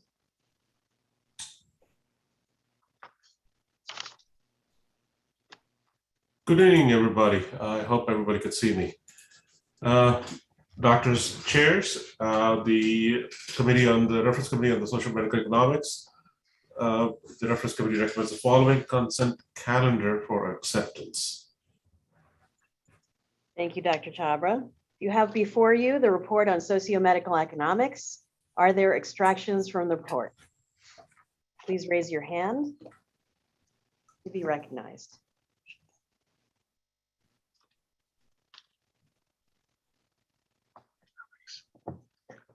Dr. Alex Stenschlager. Your extraction? Yes, thank you. Number 4 and 5. I'm sorry. Yeah, number four. It was combined. Yeah, number 4. Number 4 is extracted. Are there any other extractions? Seeing none.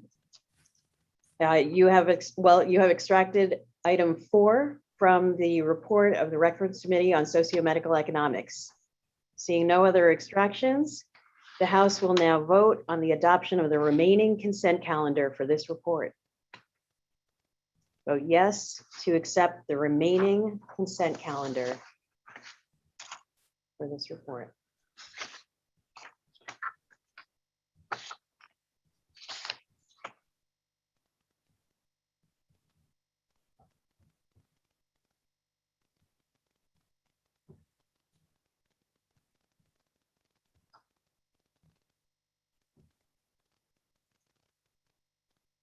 It is adopted.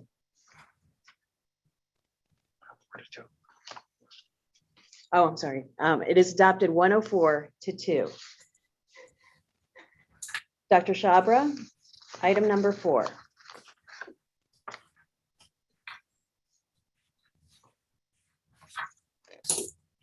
Item number 4, the committee recommends the substitute resolution be adopted in lieu of the resolutions 254 and 255. Thank you.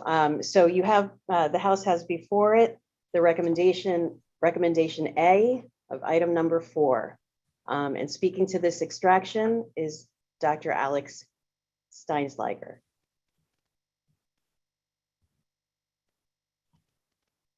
It's a combined resolution to us, so it's primary.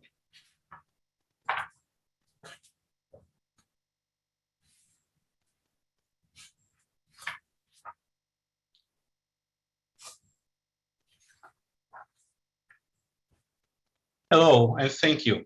I agree with the reference committee recommendations.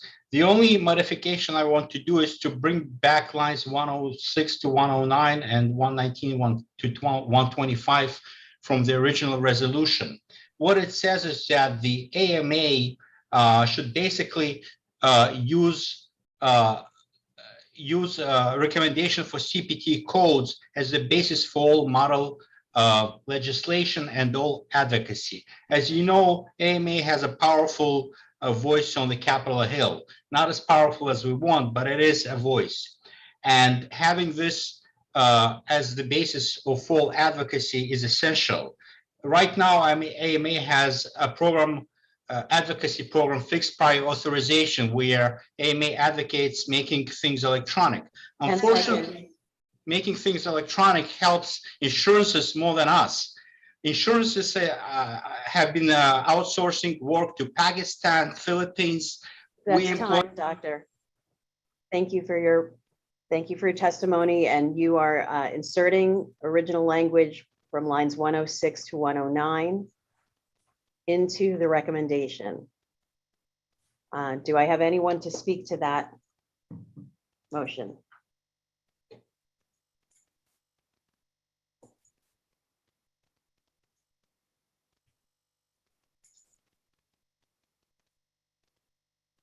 Seeing no comment,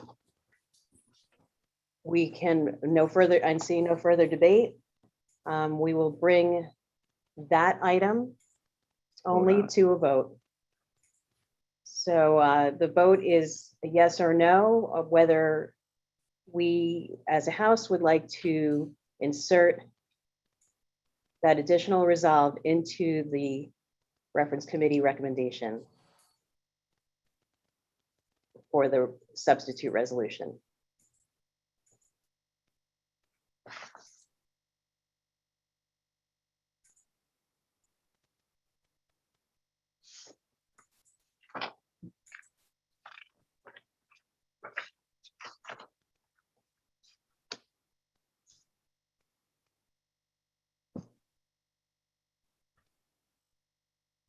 Okay, so that is amended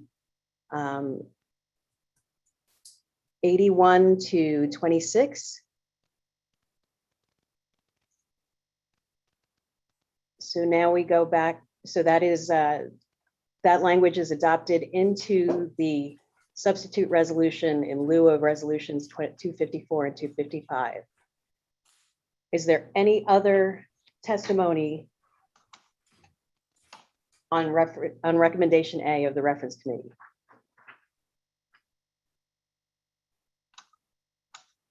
Seeing none, the next vote will be, seeing none, the next vote will be to adopt substitute resolution offered by the reference committee with this additional language in lieu of resolutions 254 and 255.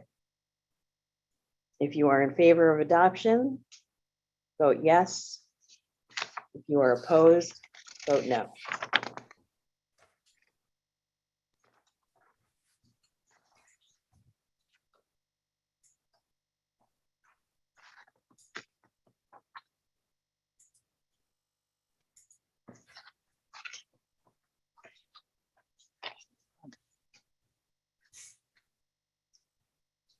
Thank you, ladies and gentlemen.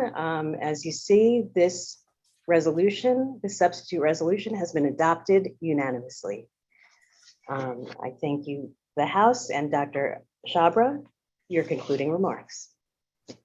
Thank you, Madam Chairman, Madam Speaker. So I'm personally very grateful to the committee members, namely Drs. Ronald Solomon, Dr. Wilma Joseph, MD, and Dr. Timothy Holland, MD. And none of this work could have been positive without the hard work done behind the scenes by Morris Oster, Heather Lopez, and Kim Tenbrook for the help and preparation of this report. Thank you so much. Thank you, Dr. Chabra, for a job well done. Thank you, Dr. Basil, for a job well done. So I got a feeling this House would like to tackle the last reference committee and see if we can finish up tonight. So I'm going to ask Dr. Frankel to unmute and get in the queue and present his report.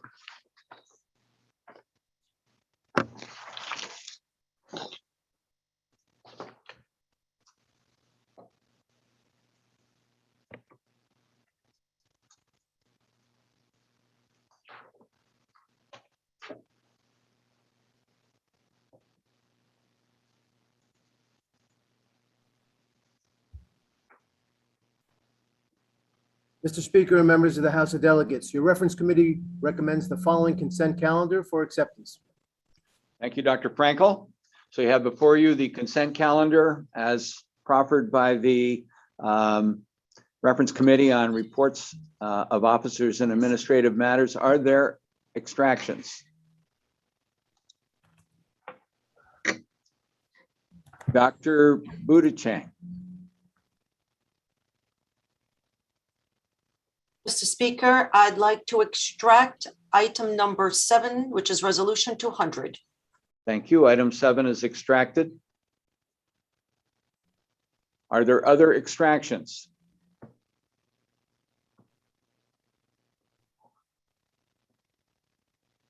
Giving you time.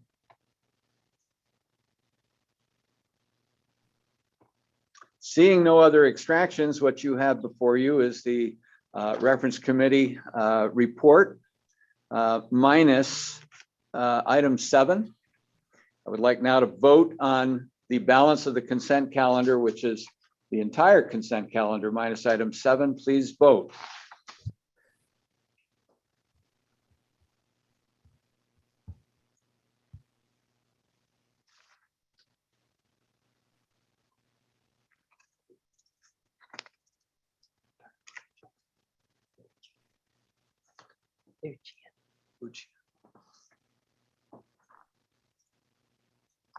We have a vote 113 to 1 to accept the consent calendar. It is accepted. Dr. Frankel, item 7.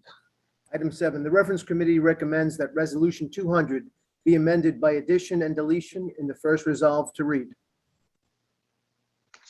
Thank you. I think Dr. Buchan is the gentleman who extracted this item.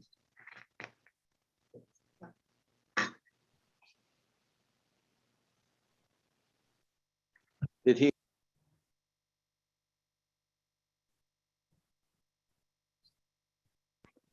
Mr. Speaker, thank you very much. I'm sorry. I apologize. No, it's okay. Don't worry. I referred to you in the wrong gender. It's okay. I take no offense. It's quite all right. It's all done in love. Ani Baduchian, delegate, Suffolk County, and also immediate past president of Suffolk County. I have no conflict of interest, and I speak on behalf of our entire Suffolk delegation. First, we would like to be able to thank the reference committee for their hard work. And also, we would like to amend this resolution 200 by addition of a second resolve. Okay. Okay. I believe that, yeah, okay, that is the second resolve that you are presenting. Yes, I am. Okay. Would you speak to that, please? Yes, of course. Mr. Speaker, and our entire delegation on this Zoom, there is not a single American that has not been affected by the atrocities of 9/11. We have all been affected one way or another, either physically, mentally, spiritually, and or emotionally. From coast to coast and around the world, our lives have changed forever. It is only fitting that not only MSSNY recognize this day as a day of observance, as mentioned in Resolve 1, but the AMA as well as for the addition in the Resolve 2. Thank you. Point of information, We have a point of information. is this the right place to do this? The speaker is going to allow this. We did not discuss recommendation A, and we will give the House an opportunity to do that. But this was a resolution or an amendment that was presented prior to the House. So we have chosen to deal with those first.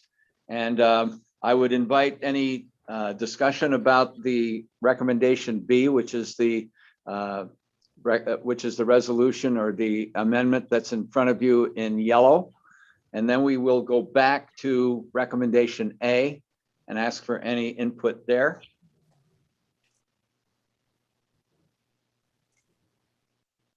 Dr.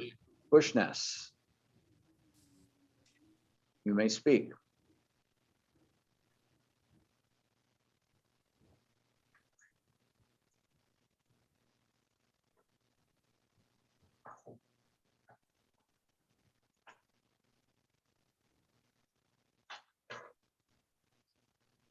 I would just like to say, as someone who lives 10 blocks from the World Trade Centers and did on 9/11, that I really don't think that the whole country sees it the same way that we do. And I think that maybe having it like a New York recognition of it is better.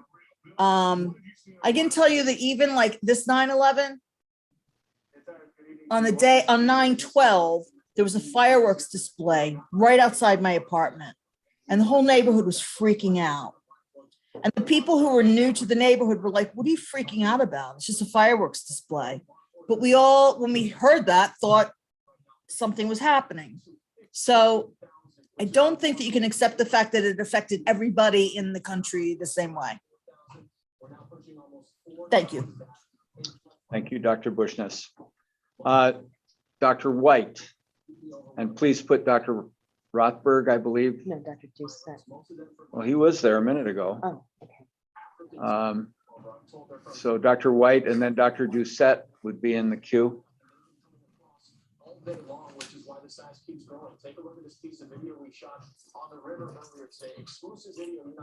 Dr. Lutre, can you hear me? I can. Okay, excellent. Good afternoon. Just a quick thing. I really, Brian White speaking as individual, president of 6th District, I don't like the term Patriots Day. And the reason is that's multiple holidays. April 19th is Patriots Day. That was the day the shot heard around the world. I happen to know that because it's my birthday. And then it's been recently changed to another day in September. So I would take the day Patriots Day out. I also would say, as someone who works in New York now, but didn't always, when 9/11 happened, I was in medical school in Arizona. And it was very troubling to people from all over the country because we had friends and relatives flying in and out of Boston and other airports that had these airplanes leave from, and we didn't know where our loved ones were at the time. So it does affect a lot of people for a lot of reasons very intensely. That would be my only comment. Thank you. You said something about Patriots Day. I would tell you that that's not listed in recommendation B, which is what we are discussing. Okay, because I saw that in the language, and I thought that that's the third occurrence of a National Patriots Day, which really doesn't make sense. Well, we will discuss that in a moment, but we would like to finish the discussion on recommendation B. And I believe the next person is Dr. Diaz. I'm sorry. Dr. Doucette. Dr. Doucette, I'm sorry. Okay. It's getting late. We're all tired. I'm speaking on Christine Doucette, Suffolk County Medical Society past president, and speaking on behalf of myself, although Ani's already spoken for the delegation. I think that this is appropriate. I respect the fact that the doctor that lives in the area, I will tell you, I live on Long Island, and my husband's a New York City fireman, and I think we've all been affected, and I understand we live in New York, but we've had multiple soldiers from multiple states fight in this fight, and I do think this is something that's a national issue, not just a New York issue. Thank you. Thank you, Dr. Diaz. And please put Dr. Barlev in the queue.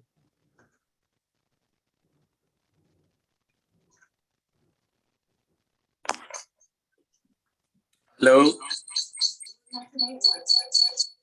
We can hear you. Hi. Sorry about the delay. Sorry about the feedback. Very quickly, as somebody who was at 911 personally and saw so many people who sacrificed themselves from many parts of this country, I have to also agree that this is not just a New York issue. And I fully support this resolution and really encourage you not to forget all these people, not to forget the sacrifices. And that's it. It's all of us. E pluribus unum. Thank you, Dr. Diaz. Dr. Barlev? Yes, hi, I'm a medical student from Nassau speaking on behalf of myself. I would like to speak in opposition to this amendment. I think that this is, I just want to speak in opposition. That's it. Thank you. Are you starting to get comfortable with the term doctor? Dr. Powers. Please put Dr. Bushness into the queue as well as Dr. Klitsky. Yeah, Dr. Edward Powers, delegate, New York County Medical Society, speaking as an individual, no disclosures. I would like to support this resolution like others on this call, Dr. Buckness and others. I actually worked at Ground Zero on 9/11, but this is a issue that goes beyond New York, goes beyond Washington, goes beyond Pennsylvania. And they had a segment on the BBC last night of Australia following the attacks in the United States. So I recommend this adoption of this resolution. Thank you. Thank you, Dr. Powers. Dr. Bushness.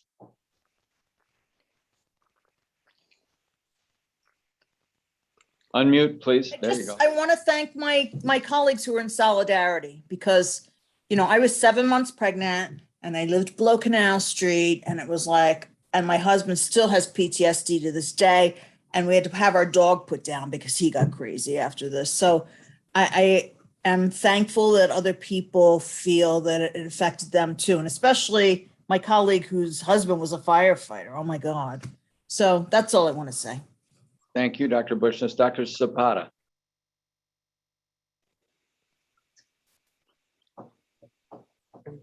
You had promoted Klitsky. Who? Dr. Klitsky. Oh, Dr. Klitsky, I'm sorry. Alan, you have the floor. Thank you so much. So I just want some clarification. So it seems that the part where MSSNY sends a resolution of the AMA has been crossed out. I fully import the intent of the resolution, but it says that we be recognized by the AMA. Does that obviate that we're actually going to send a resolution? Because I'm confused by the writing. I would think that would be the place this should go, unless we're going to just do this internally. Can someone clarify this for me? Yeah, I assume, are you talking about recommendation A or recommendation B? Well, what we have highlighted. I see what you're saying. I understand. So I can see that this resolution is really an amendment to the resolve that had previously been presented as resolved that MSSNY will forward this resolution to the AMA for action on a national level. This resolution is amending that. So do you have any? If it's still in order, I guess I'd like to move that struck out language be returned. Well, the reference committee did. Okay. Okay. Or the new amendment. The new amendment. So, am I allowed to make that amendment or not? Make what amendment? To add back resolve that the AMA will forward this resolution to the AMA for action at the national level. Well, I would ask the. Or if that's all right with the authors, does that change their intent? I would ask Dr. Frankel, did the reference committee recommend that recommendation B be stricken? The way I see it here, it looks like it was meant to be stricken, but that it was going to support a different agenda, an annual day of observance. So not the resolution as written, but to go forward with an annual day of observance.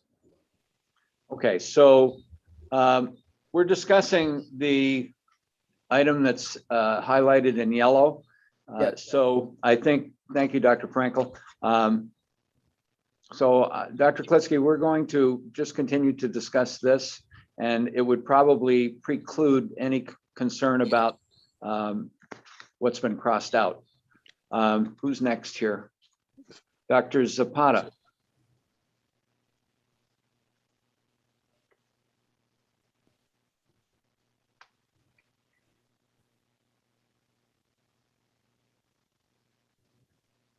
Dr. Lee and Dr. Bushkin would be in the queue.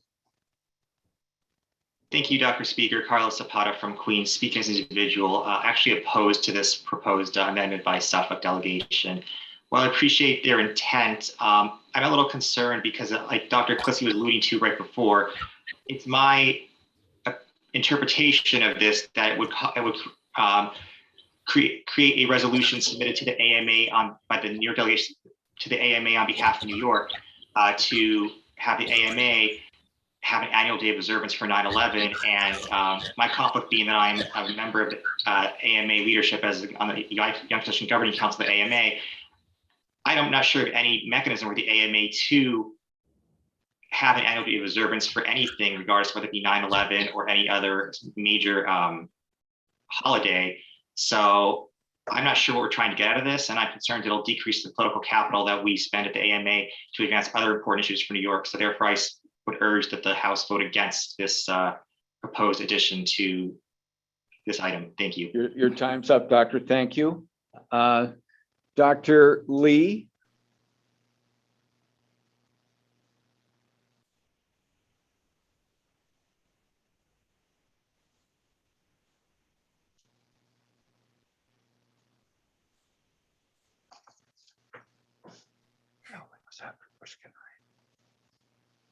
Yeah, he's up there now. Thank you, Mr. Speaker. Having heard both sides on this issue, I called this to the question and this item only. Thank you. That is in order. So we are asked to vote immediately on recommendation B. So we will now vote on calling the question. Those in favor of ending debate, please say yes and or vote yes. And those that are opposed, vote no. You want to vote? Yes. We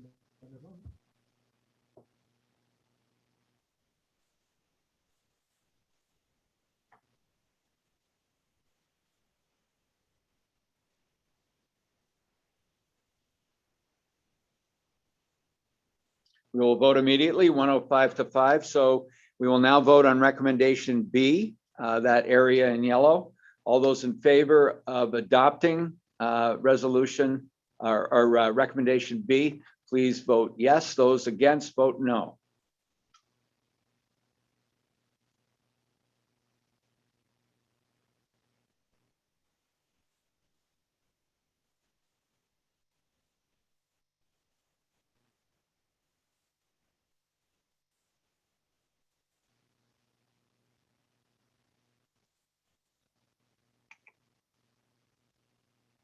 It is adopted by a vote of 85 to 38. We will now go to recommendation A. Is there discussion about recommendation A? Now there are hands up that were up before. Dr. Dowling and Dr. Green, if you want to keep your hand up, that's fine. Dr. Dowling has put his hand down. Dr. Green, regarding recommendation A. Hello.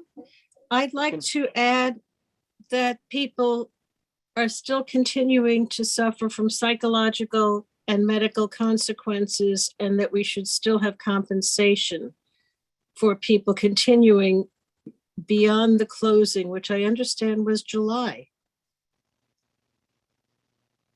Are you proposing an amendment? Yes. Okay, would you say it properly? Did you submit it? Just now, I just wrote it in questions. Okay, so is it in the Q&A? It's in the Q&A. I want to add that the psychological and health consequences continue, and we should support continued coverage. Continued. Okay, can we project that in the form of a recommendation? Thank you. Because I understand that that there was a cutoff in July. So I'm ruling that this is in order. We have not yet discussed recommendation A. This would be an additional resolve. I will read it. Yes, would you please read it? Actually, change the word to compensation. We need to get the first part on there so we can, we can't change anything if we don't know what you're. Thank you. What you're. Thank you very much. All right. So who is going to read the language? I want to add that the psychological and health consequences continue.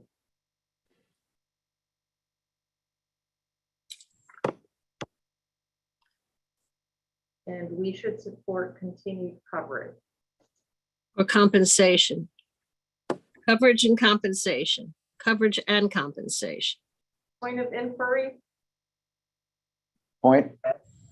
Dr. Zapata has questioned whether Dr. Green's amendment is in order, as he is unsure this is germane to the topic of 9/11 national state holiday. He also asked if he could appeal the ruling of the chair that this amendment is in order. Okay, well, we're just seeing the amendment, and the chair would rule that this is not an item that fits with the rest of this resolution. This essentially would be a brand new resolution on an entirely different topic. So now that we've seen it, I'm going to rule that we cannot accept this as the business of the House. It would be something that you may wish to bring to the next House. So we would now like to go back to a discussion on recommendation A. Just one more comment, please, is that I'm we sorry, just Doctor, ended it. but you have to raise your hand again, if you wish to speak again. But remember now, we are speaking regarding recommendation A. So Dr. Dowling and Dr. Klitsky and Dr. Melniker would be in the queue.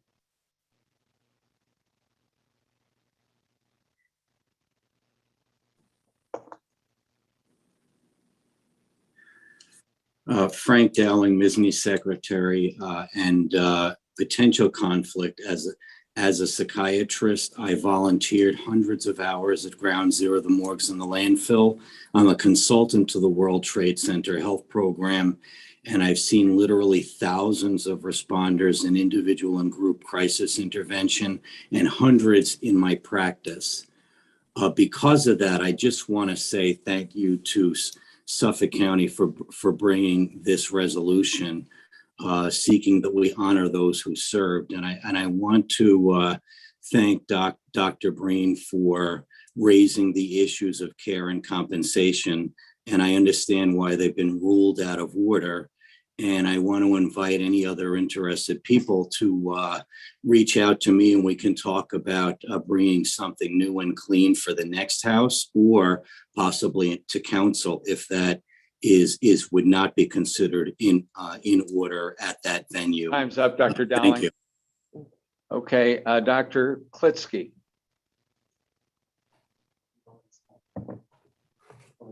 He lowered his hand. So Dr. Melniker.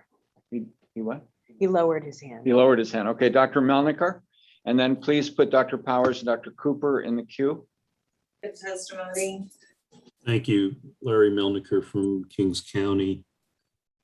Speaking as an individual, I too spent time at Ground Zero and asked my dad afterwards which day was more impactful to him. The attack at Pearl Harbor. He was 21, he finished college, he knew where Hawaii was, or 9/11, and he very quickly said 9/11. And in multiple trips there, I saw a lot of New Yorkers and a lot of people outside of New York. So I'm a little bit confused about the change. I understand now what the concern was about Patriots Day, but is there some way we can clarify this vote on whether or not we're talking about asking for a national holiday or an internal Sorry, Doctor, thing? but your time is up. Dr. Powers.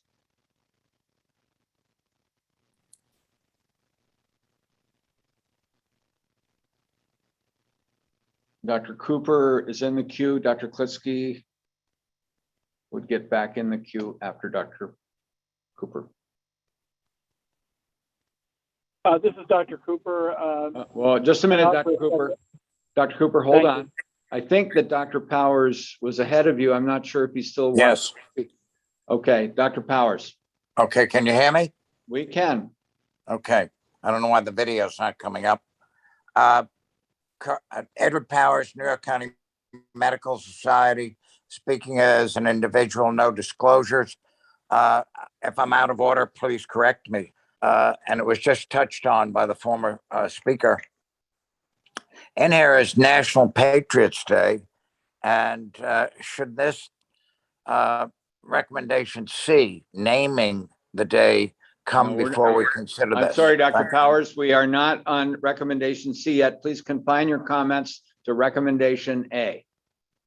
Has to do with the terminology of National Patriots Day coming in question. Thank you. Okay. Dr. Cooper. Dr. Diaz would go into the queue. Thank you, Mr. Speaker. That was my comment. I'd like to offer a second order amendment that we strike the words National Patriots Day on from the from recommendation A. That is in order. Would you like to speak to strike that? the word on as well. On should be strict. That's right. Thank you. Would you like to speak to that, Dr. Cooper? Simply, sure. Simply that, as others have pointed out, there already is a National Patriots Day that's recognized elsewhere. I'm not sure what we should be calling this. Certainly a day of observance for our purposes at this moment works well. But I don't believe the term National Patriots Day is in order, given that there already is a Patriots Day that's recognized elsewhere. That's all. Thank you. Thank you, Dr. Cooper. Now, what we have is a second order amendment to strike the words National Patriots Day. So is there discussion about that? I see Dr. Kimball. Please unmute and turn your video on. I'm in the queue to speak to that too. Dr. Kimball. Regarding the amendment. Jefferson County, speaking for myself, I think this simple change, cutting out National Patriots Day on, clarifies this. We don't have to name it. September 11th, for the next 50 years, everybody will know what September 11th is being memorialized for. And so I think if we just leave it as stands and support September 11th as an annual MSSNY Day of Observance, it is clear and concise and serves the purpose. I'd support this amendment. Thank you. Now, there were a couple of hands raised. I know that Dr. Klitsky had his hand up prior to the presentation of the amendment. So you would need to raise your hand again, Dr. Klitsky. Dr. Bushkin also had her hand up, and is she in the queue? Dr. Klitsky is, but Dr. Bushkin is now raised. Dr. Bushkin, okay, her hand is up. So Dr. Diaz would be next. Again, Dr. Klitsky, I see you're there, so we will call upon you next. Dr. Diaz. Yes, hello again. I'm sorry about the You have a feedback. second. You have a second Dr. device Diaz, on. the second order amendment, I'm fine with that. We don't need to beat things up about semantics, National Patriots Day. I agree with Kimball.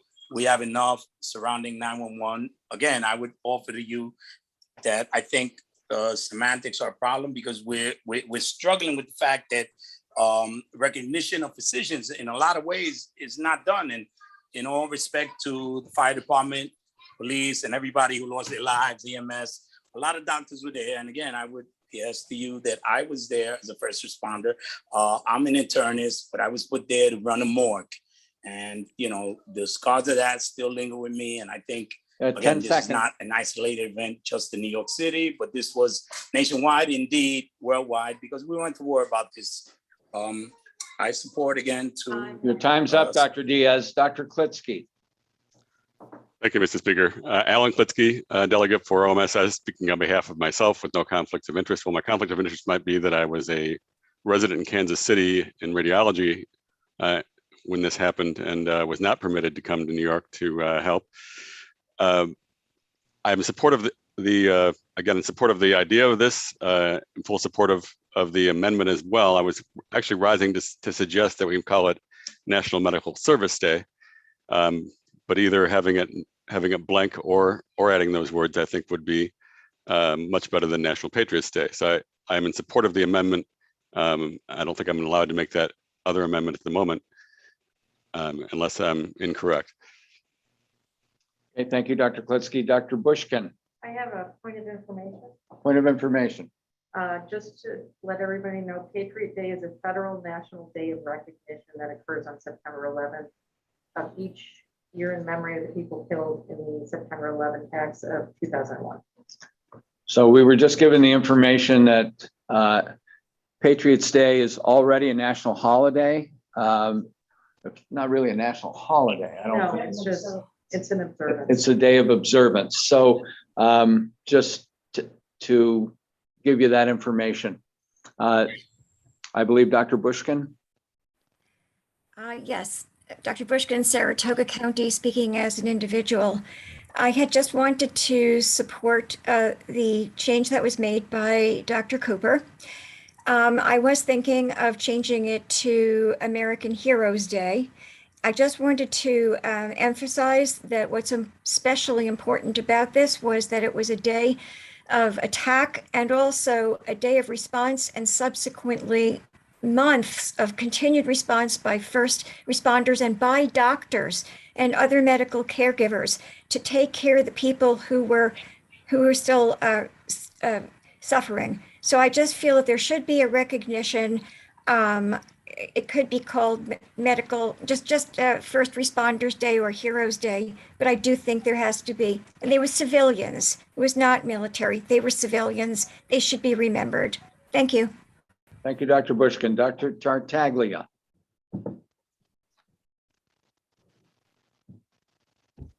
Please put Dr. Doherty into the queue.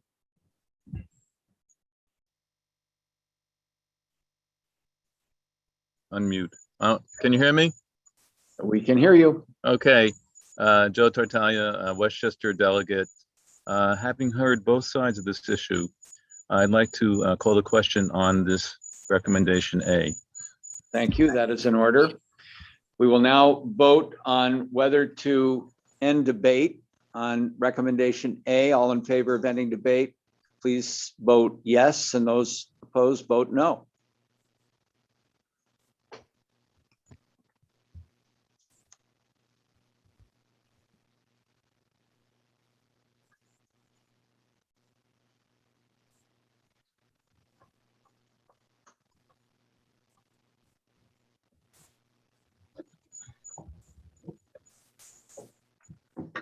Debate is closed. The vote of 110 to 1.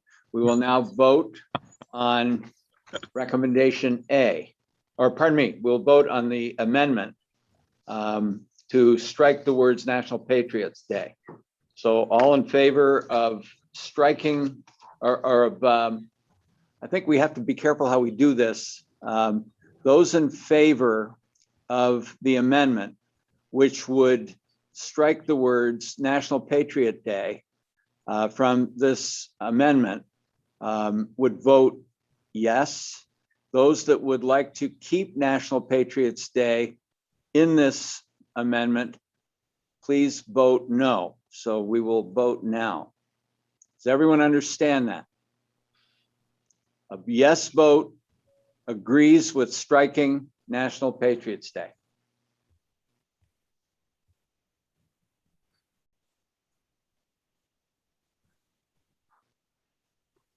Do all pending matters?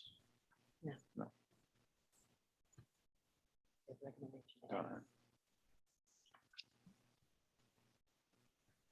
Okay, so that verbiage is deleted by a vote of 94 to 17. We now have resolution or recommendation A. Is there any other action that anyone would like to take on that recommendation? You better bring bug spray if we go to the, you know. Can we get rid of the vote, please? Vote has to come down quickly. Okay, Dr. Di Valentino, you have your hand up. You have the floor.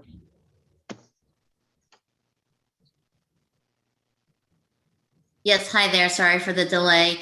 I'm speaking as an individual, and I'm just raising a question as to why we don't use the same wording that we use in recommendation B, which we approved, so that it does cover not only those who have died, but all those who have had responded, and how it affects the entire country, and remind us of the unity of our country. So it would be both is similar to what we have in the second recommendation. Are you offering an amendment? If that's what it would take to just have the same exact wording, sure. Okay, what would be, can you give us your amendment, please? It would say resolved that the Medical Society of the State of New York recognize September 11th as an annual day of observance to, and then just copy and paste, remember all those who died, continue to suffer health consequences. Okay. So that needs to be inserted into the recommendation A. It shouldn't. Right. There you go.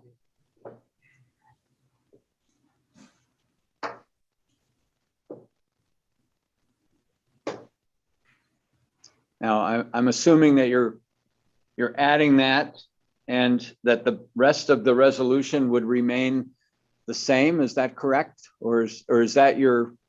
I think it would be redundant. So it would be an amendment to that second order.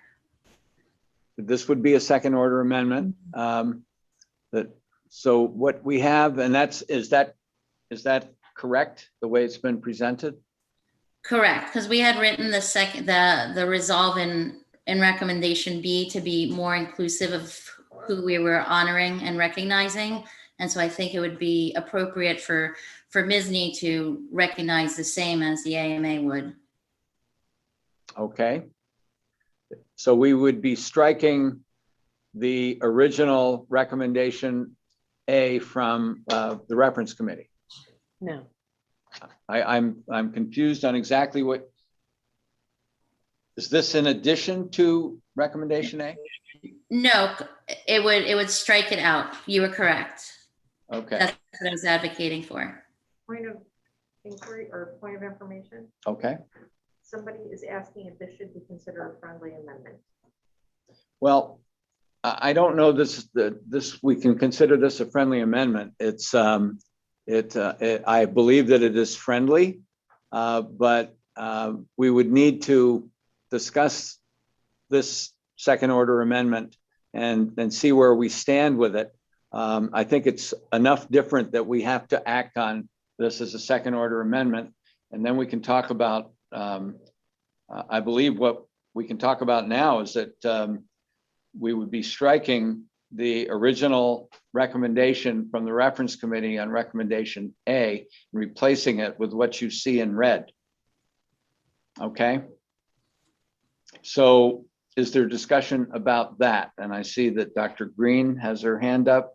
Dr. Peer and Dr. Goldstein would be in the queue. Dr. Green, regarding what you see in red.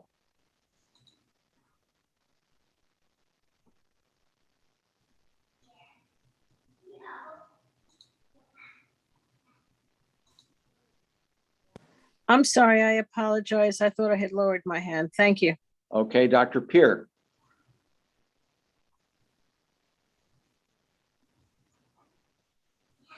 One of our esteemed past presidents. Please put Dr. Goldstein, Dr. Cooper, and Dr. I'm Richard Peer, and I'm from Erie County, past president of MSSNY. And I'm speaking to oppose this new amended resolution and stick with the original resolution that was proposed by the reference committee in addition to the new resolve we just added.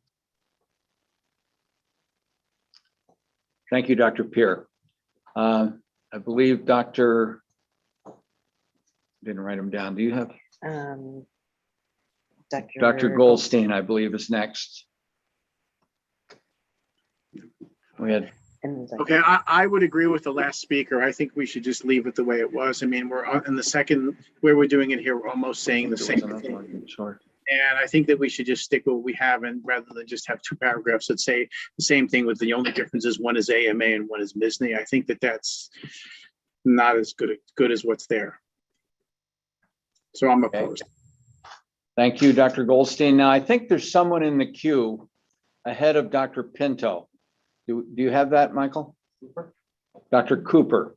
And then it would be Dr. Pinto and Dr. O'Brien would go in the queue. So Dr. Thank Cooper. you. Thank you, Mr. Speaker. I personally think that there is some value in having the two paragraphs speak the same language, or perhaps even be combined and mention both MSSNY and AMA in the same paragraph. But I'm also fine with what Dr. Pierce suggested, and honored to him as the initial founders of the Committee on Emergency Preparedness. Thank you. Okay, so you support the original recommendation from the reference committee and would like to strike that in red. Dr. Pinto. No, that was not quite right. I said I could support either. To me, there's value in doing it either way, but I'll support either one. Thank you. That's Sorry. fine. Dr. Pinto. Yes, Gregory Pinto, 4th District Counselor. In that case, both sides have been heard, and I would like to call this question. That is in order. We have a motion to call the question, vote immediately. So those that would like to vote immediately, please vote yes. Those that would like to continue to discuss, vote no.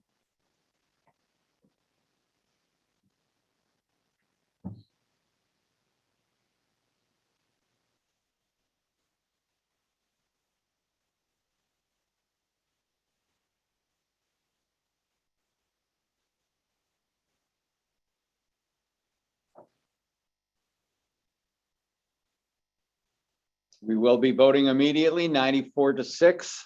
Now, what we're going to vote on here is to not accept what you see in red and go back to the original recommendation A by the reference committee. So if you would like to vote for what you see in red, please vote yes. If you would like not to have that and go back to the recommendation of the reference committee, please vote no. Let's launch the poll, please.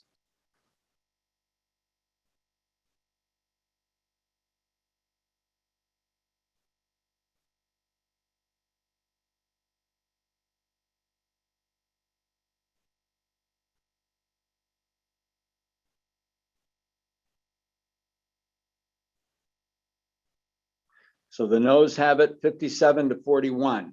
So what you see in red will not be adopted. We now go back to recommendation A, if there's any other discussion.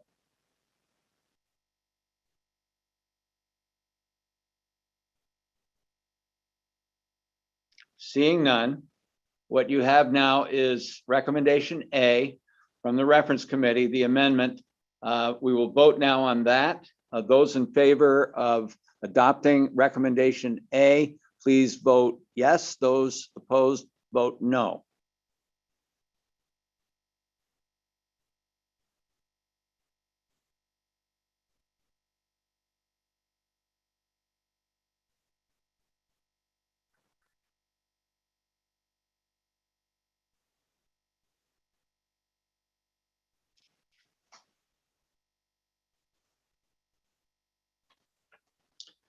Recommendation A has been adopted, 94-12. Dr. Frankel, recommendation C.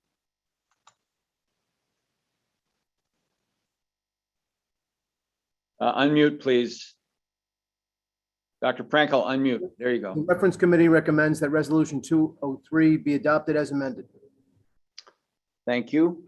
So what you have before you really is a title change. So is there discussion? Dr. Powers.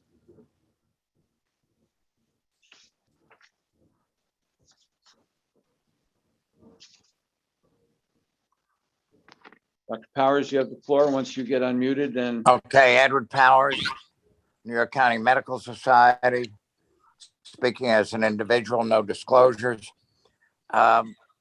The name per se, Day of Observance, for me, brings to mind the Holocaust.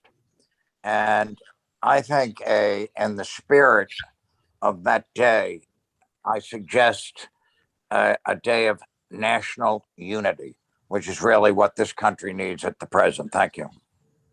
So you are proffering an amendment? Yes, I am. National right. unity. So we have projected MSSNY Day of National Unity. Is that what you want to do? Yes, Mr. Speaker. Okay, so what we now have is a second order amendment to change the title to MSSNY Day of National Unity. Is there anyone that would like to speak to that? Dr. Goldstein? Dr. DiValentino and Dr. Zapata, they would both be in the queue. Dr. Goldstein?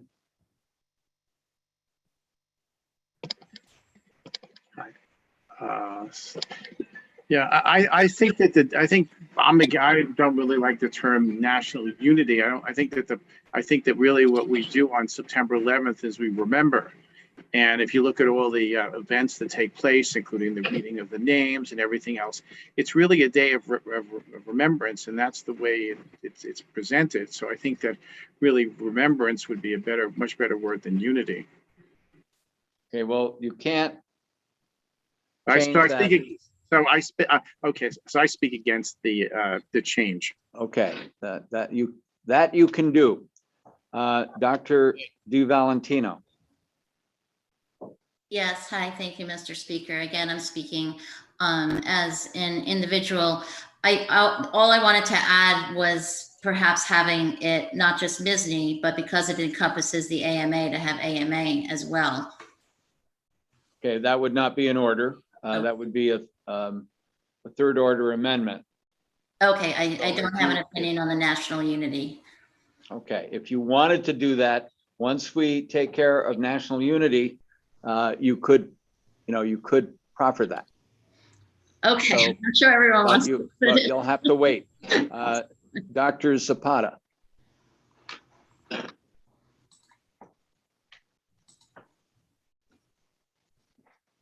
Thank you, Dr. Speaker. Carlos Zapata from Queens. As an individual, I move to call the question on this and all pending matters.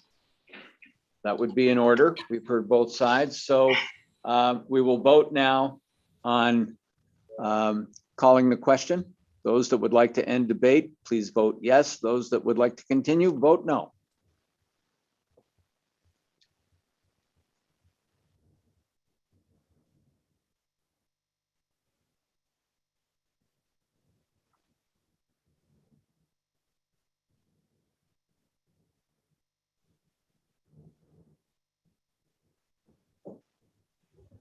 So debate has ended, a vote of 92-4.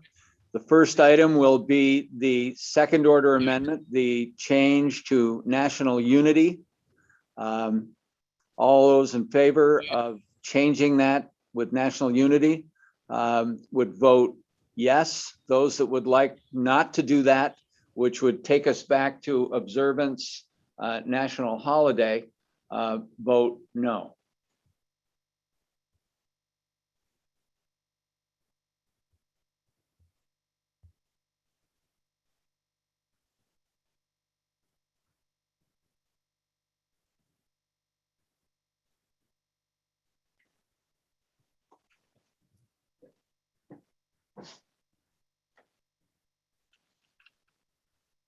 So the second order amendment, national holiday or national unity, has been voted down 78-25. So we have returned the title to where it was. We will now vote on accepting the recommendation of the reference committee for the title change. All those in favor of accepting recommendation C, please vote yes. Those opposed, no.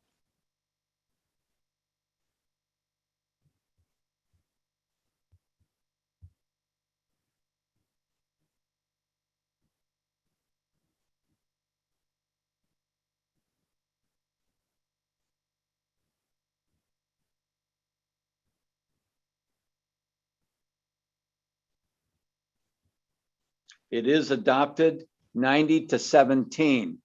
Dr. Frankel, recommendation D. Recommendation D, the reference committee recommends that resolution 200 be adopted as amended. Thank you. What you have before you is the adoption of the entire resolution. All those in favor, please vote yes. All those opposed, no.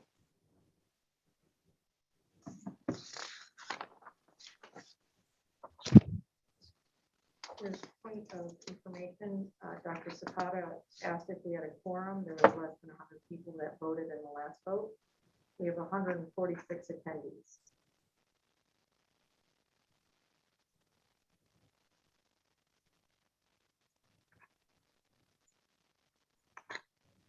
Okay, you have adopted resolution 200 by a vote of 92-12.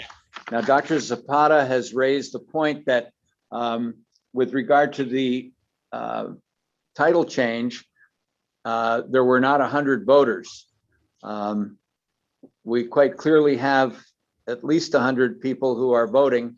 I think the chair would rule that since the reference committee recommendation D has been adopted, we will ask Dr. Frankel for his closing remarks. Point of inquiry. Point of inquiry. Somebody has asked if they can offer a new amendment. Well, that would be in order. It would, we would have to go back to prior to recommendation D. But that would be in order if someone wishes to offer an additional amendment. Who would like to do? Dr. Klitsky. Dr. Klitsky. You have an additional amendment that you would like to offer? Please speak to that. Tell us what it is.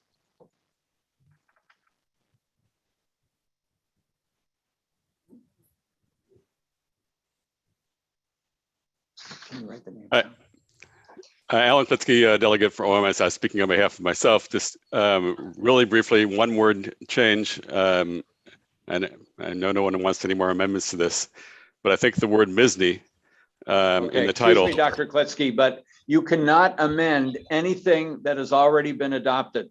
If you had a new resolution or a new amendment that you wanted to offer, like a recommendation E, which would not be appropriate, but if you had an additional new resolve that you wanted to present, that would be in order, but you cannot alter anything that's been adopted. Point, Mr. Speaker, we did not have an opportunity to go back to the title after you just moved forward with that as. That's because the question was called on that and all pending matters. So you cannot. I just thought it would clarify. I will stand down, but I just think it would be more clear. Thank you very much. Very clear, Dr. Klitsky. When the vote is to call the question on that item and all pending matters, we did that, and that is in order. And I apologize that you didn't get a chance to say what you wanted to say, but we addressed everyone's hand. So I appreciate your work. I agree with you, but I just thought it would be pertinent to change it. Thank you. Thank you, Dr. Klitsky. So I think we're done. We have. Sorry, point of information. They would like it to say September 11th as a MSSNY Day of Observance. I'm sorry, but this. No, it's just they want to just get rid of national holiday. It should be out of there. We voted it out. Right, but they're concerned because it's still listed. Right. So This is not, what you're seeing on the screen is, still No, that needs to was, get, it should be Yeah. day of observance, and that was what was voted. Apologize that that hadn't been taken down and clarified. Is everybody happy now? Dr. Green? No, you took your, okay. I see no hands. I think we're done. Dr. Frankel, your closing remarks. Your chair is grateful to the reference committee members, namely Santa Block, MD, Mandis Cates, MD, Jeffrey Moore, MD, and Jeffrey S. Snyder, MD. The reference committee wishes to express its appreciation to Sandra Bennett, Kathleen Rora, Brenda Van Nest for the help and preparation of this report. I'd like to thank the staff members at MSSNY for all of the help, audio visual, and getting all of this material out to us in an organized fashion. And I'd like to thank our speakers for organizing this very difficult virtual house. And lastly, I'd like to thank everybody from the delegation that had the stamina to remain here to the very, very end. Thank you very much for your indulgence. Thank you, Dr. Frankel. We echo those words. I would now like to give the opportunity for those people who have points of personal privilege to present those. So if you have a point of personal privilege, please raise your hand and we will recognize you. Dr. Green, Dr. Rothberg, and Dr. Sharma should be in the queue. Dr. Green, as soon as you have unmuted and turned on your microphone, you have the floor. Sharma improvement after that.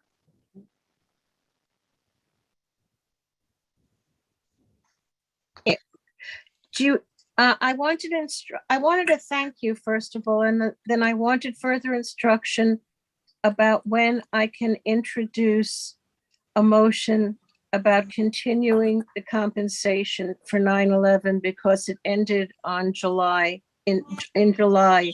And so I think it's an urgent Dr. matter. Green, I'm gonna rule you out of order. We have completed the business of the reports of officers. So there is no opportunity now to introduce any resolutions. We are asking for points of personal privilege. Folks that Thank you. wanna- I'm sorry, then I'm out of order. And I thank you very much for all your hard work. Thank you. Who's next here? Dr. Rothberg. I wanted to just take a moment, not too much of your time, to thank the speakers who did an extraordinary job over the last few months of both putting the meeting together and getting the House where it wanted to go. You guys are absolutely the best under extraordinary circumstances. And also a hat tip to the staff that assists you. I speak for Suffolk, and I think I can speak for the entire House. Thank you, guys. Thank you. I would let the House know that coming from Dr. Rothberg, there could be no greater compliment. Thank you, Charles. Who's next here? Dr. Sharma.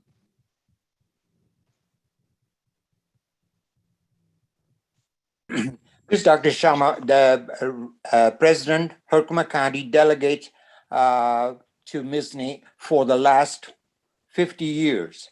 And having participated in MSSNY all these years, first I want to thank the speaker and the vice speaker for a job done. But my question remains the following, that over this whole one day, unfortunately, I think there was something quirky about the protocol whereby a lot of the delegates raised their hand and were not recognized. I included, and we had or wanted to, and I think Dr. Green mentioned that and some others mentioned it too. I think there was a little bit of a glitch in the system whereby some voices for some reason or the other were either muted or not given the privilege of, and therefore we lost the flavor of our normal House of Delegates. I understand the problems we had, but I think my feeling and some other feeling of other physicians that I could overhear and read between the lines, I think we have to be aware of that. And I think there was some lack of, I'll use this freely used word, diversity of thought. If you look at all the people that you had invited, I can tell you the 12 people who were regularly asked to speak up as panelists, which is okay. Some people do want to present their thoughts, but that Dr. should Sharma, That should not stop others. That's all I have to say. Thank you very much. Okay, let me just comment. I would like this House to know that we have an order of how the hands go up. And we follow that order. We do the very best we can. We do not jump around and ask who we think ought to speak. And unfortunately, many times the question was called. And those people with their hands up and the vote was to end debate were unfortunately not able to speak. So I understand what you're saying, but this is exactly the way it would have gone in a regular House as far as the order of who spoke. We have done everything we could to go through and do it in order. But when the question is called, those people with their hands up still no longer can speak. And that's just the way this works. That's the parliamentary way. So I'm Dr. Sharma, I understand what you're saying, but I would respectfully say that you are incorrect. We did this the exact way that we think it should have been done. Thank you. Who's next? Dr. Fugner. Yes, thank you, Dr. Speakers. I would like to second the emotion of Dr. Rothberg. You guys have my utmost admiration for your skill, for your wit, for your business-like attitude, and last but certainly not least, for your stamina. And it is my fervent hope that next year for sure in person. Thank you, Dr. Fugner. Dr. Powers.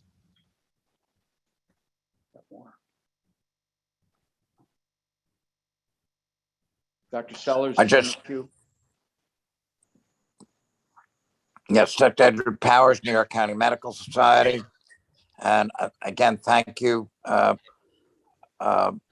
Speaker and Vice Speaker, and I underscore all the other comments.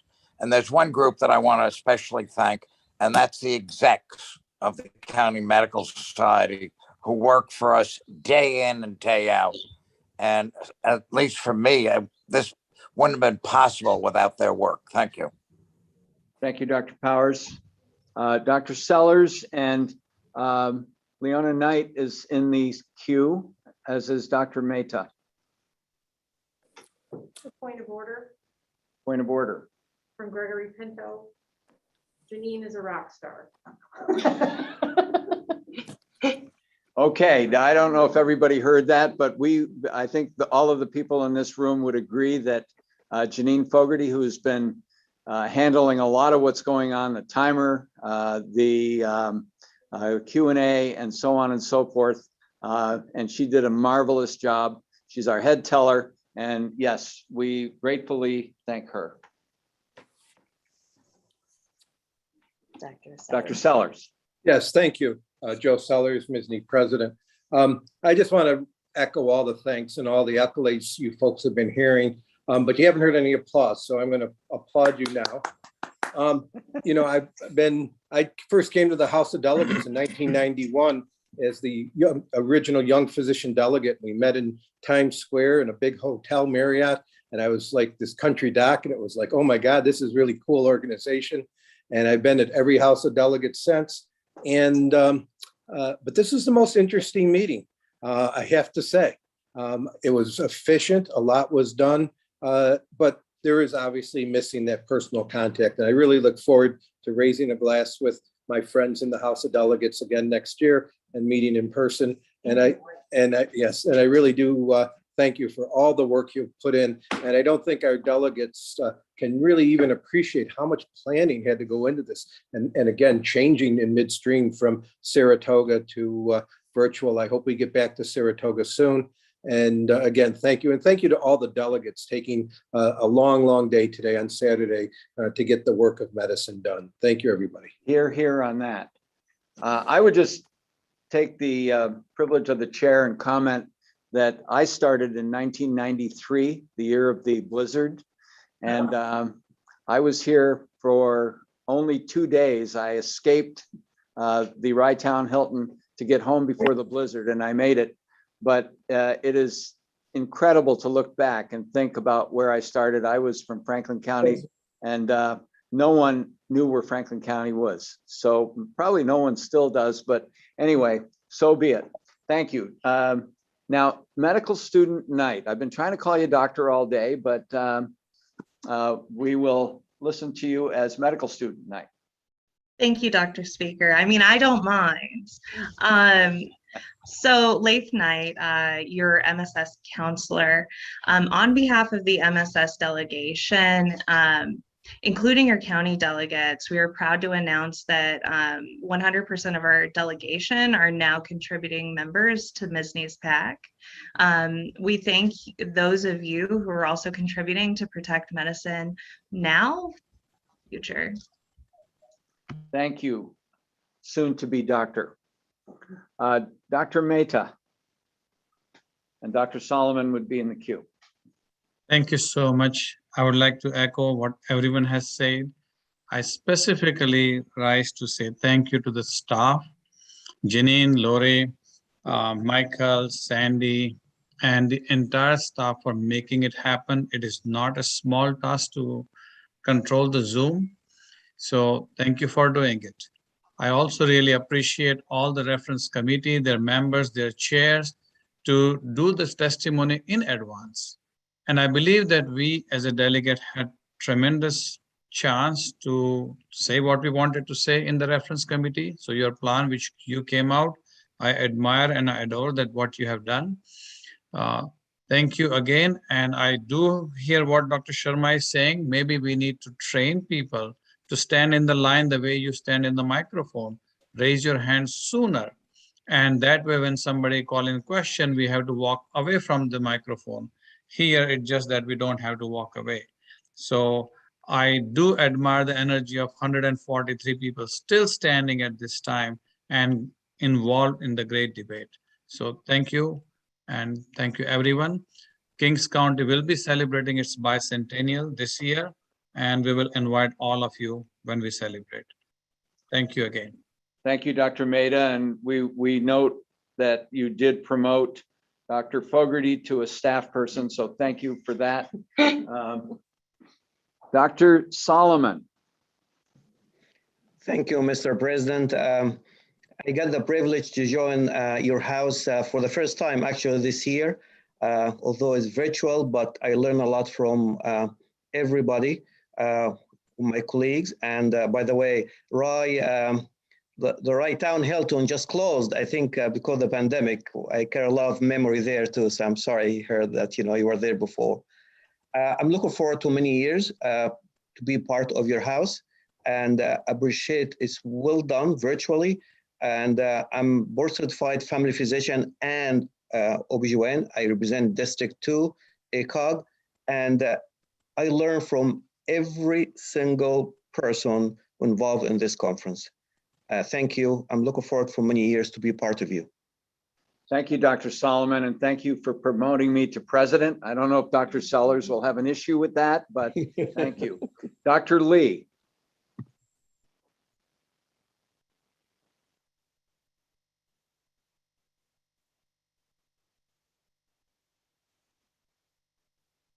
Is he in the queue?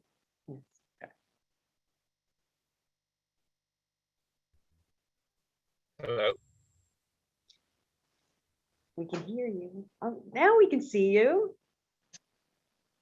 Thank you very much, Mr. and Madam Speakers. Thank you for a very well-run meeting, despite some contentious issues and the circumstances we're under. We wish all of you and our officers and our House of Delegates members well. I'm speaking, this is Tom Lee, Westchester, MSSNY PAC Chair.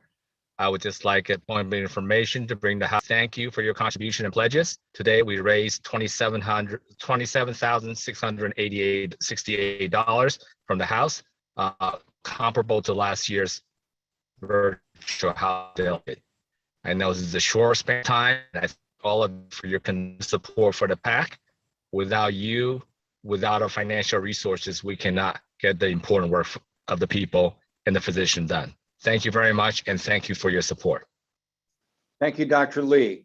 And it does not mean just because we're nearing the end that you cannot contribute to the PAC and have it considered as part of the House of Delegates. So please, please get on your computers or your phones or whatever and contribute. I would like now to project the results of the election of the delegates to the AMA from New York State. They're ready for publication, and they will additionally be installed on the website for those who wish to examine them further.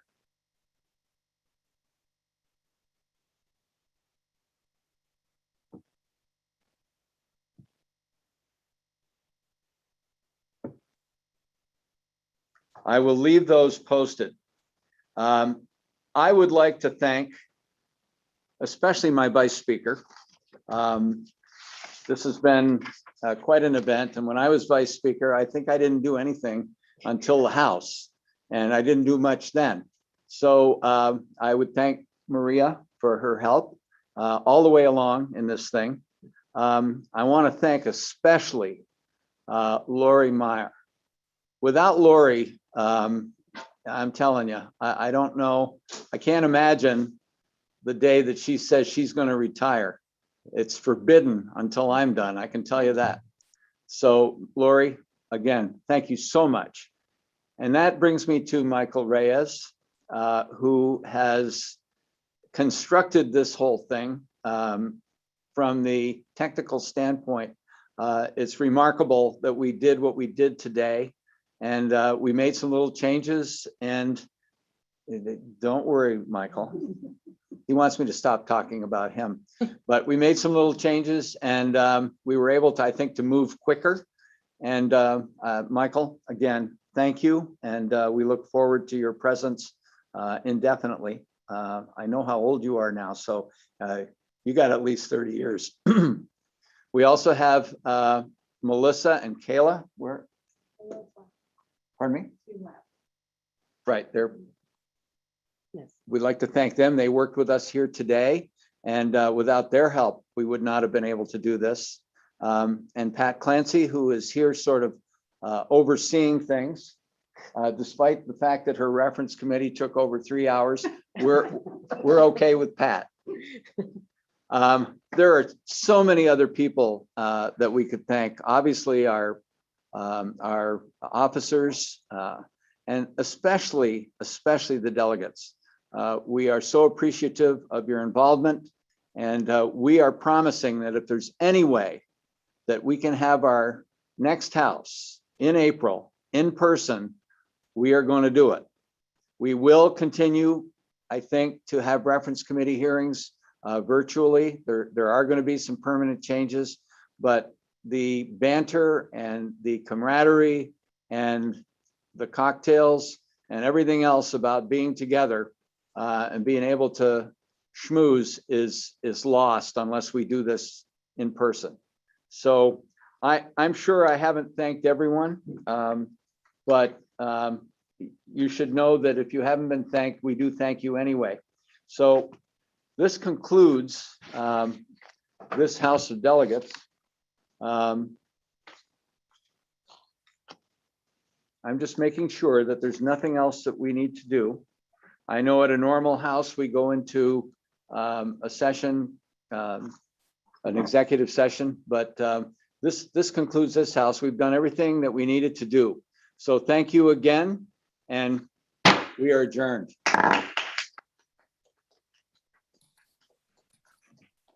That's the staff clapping.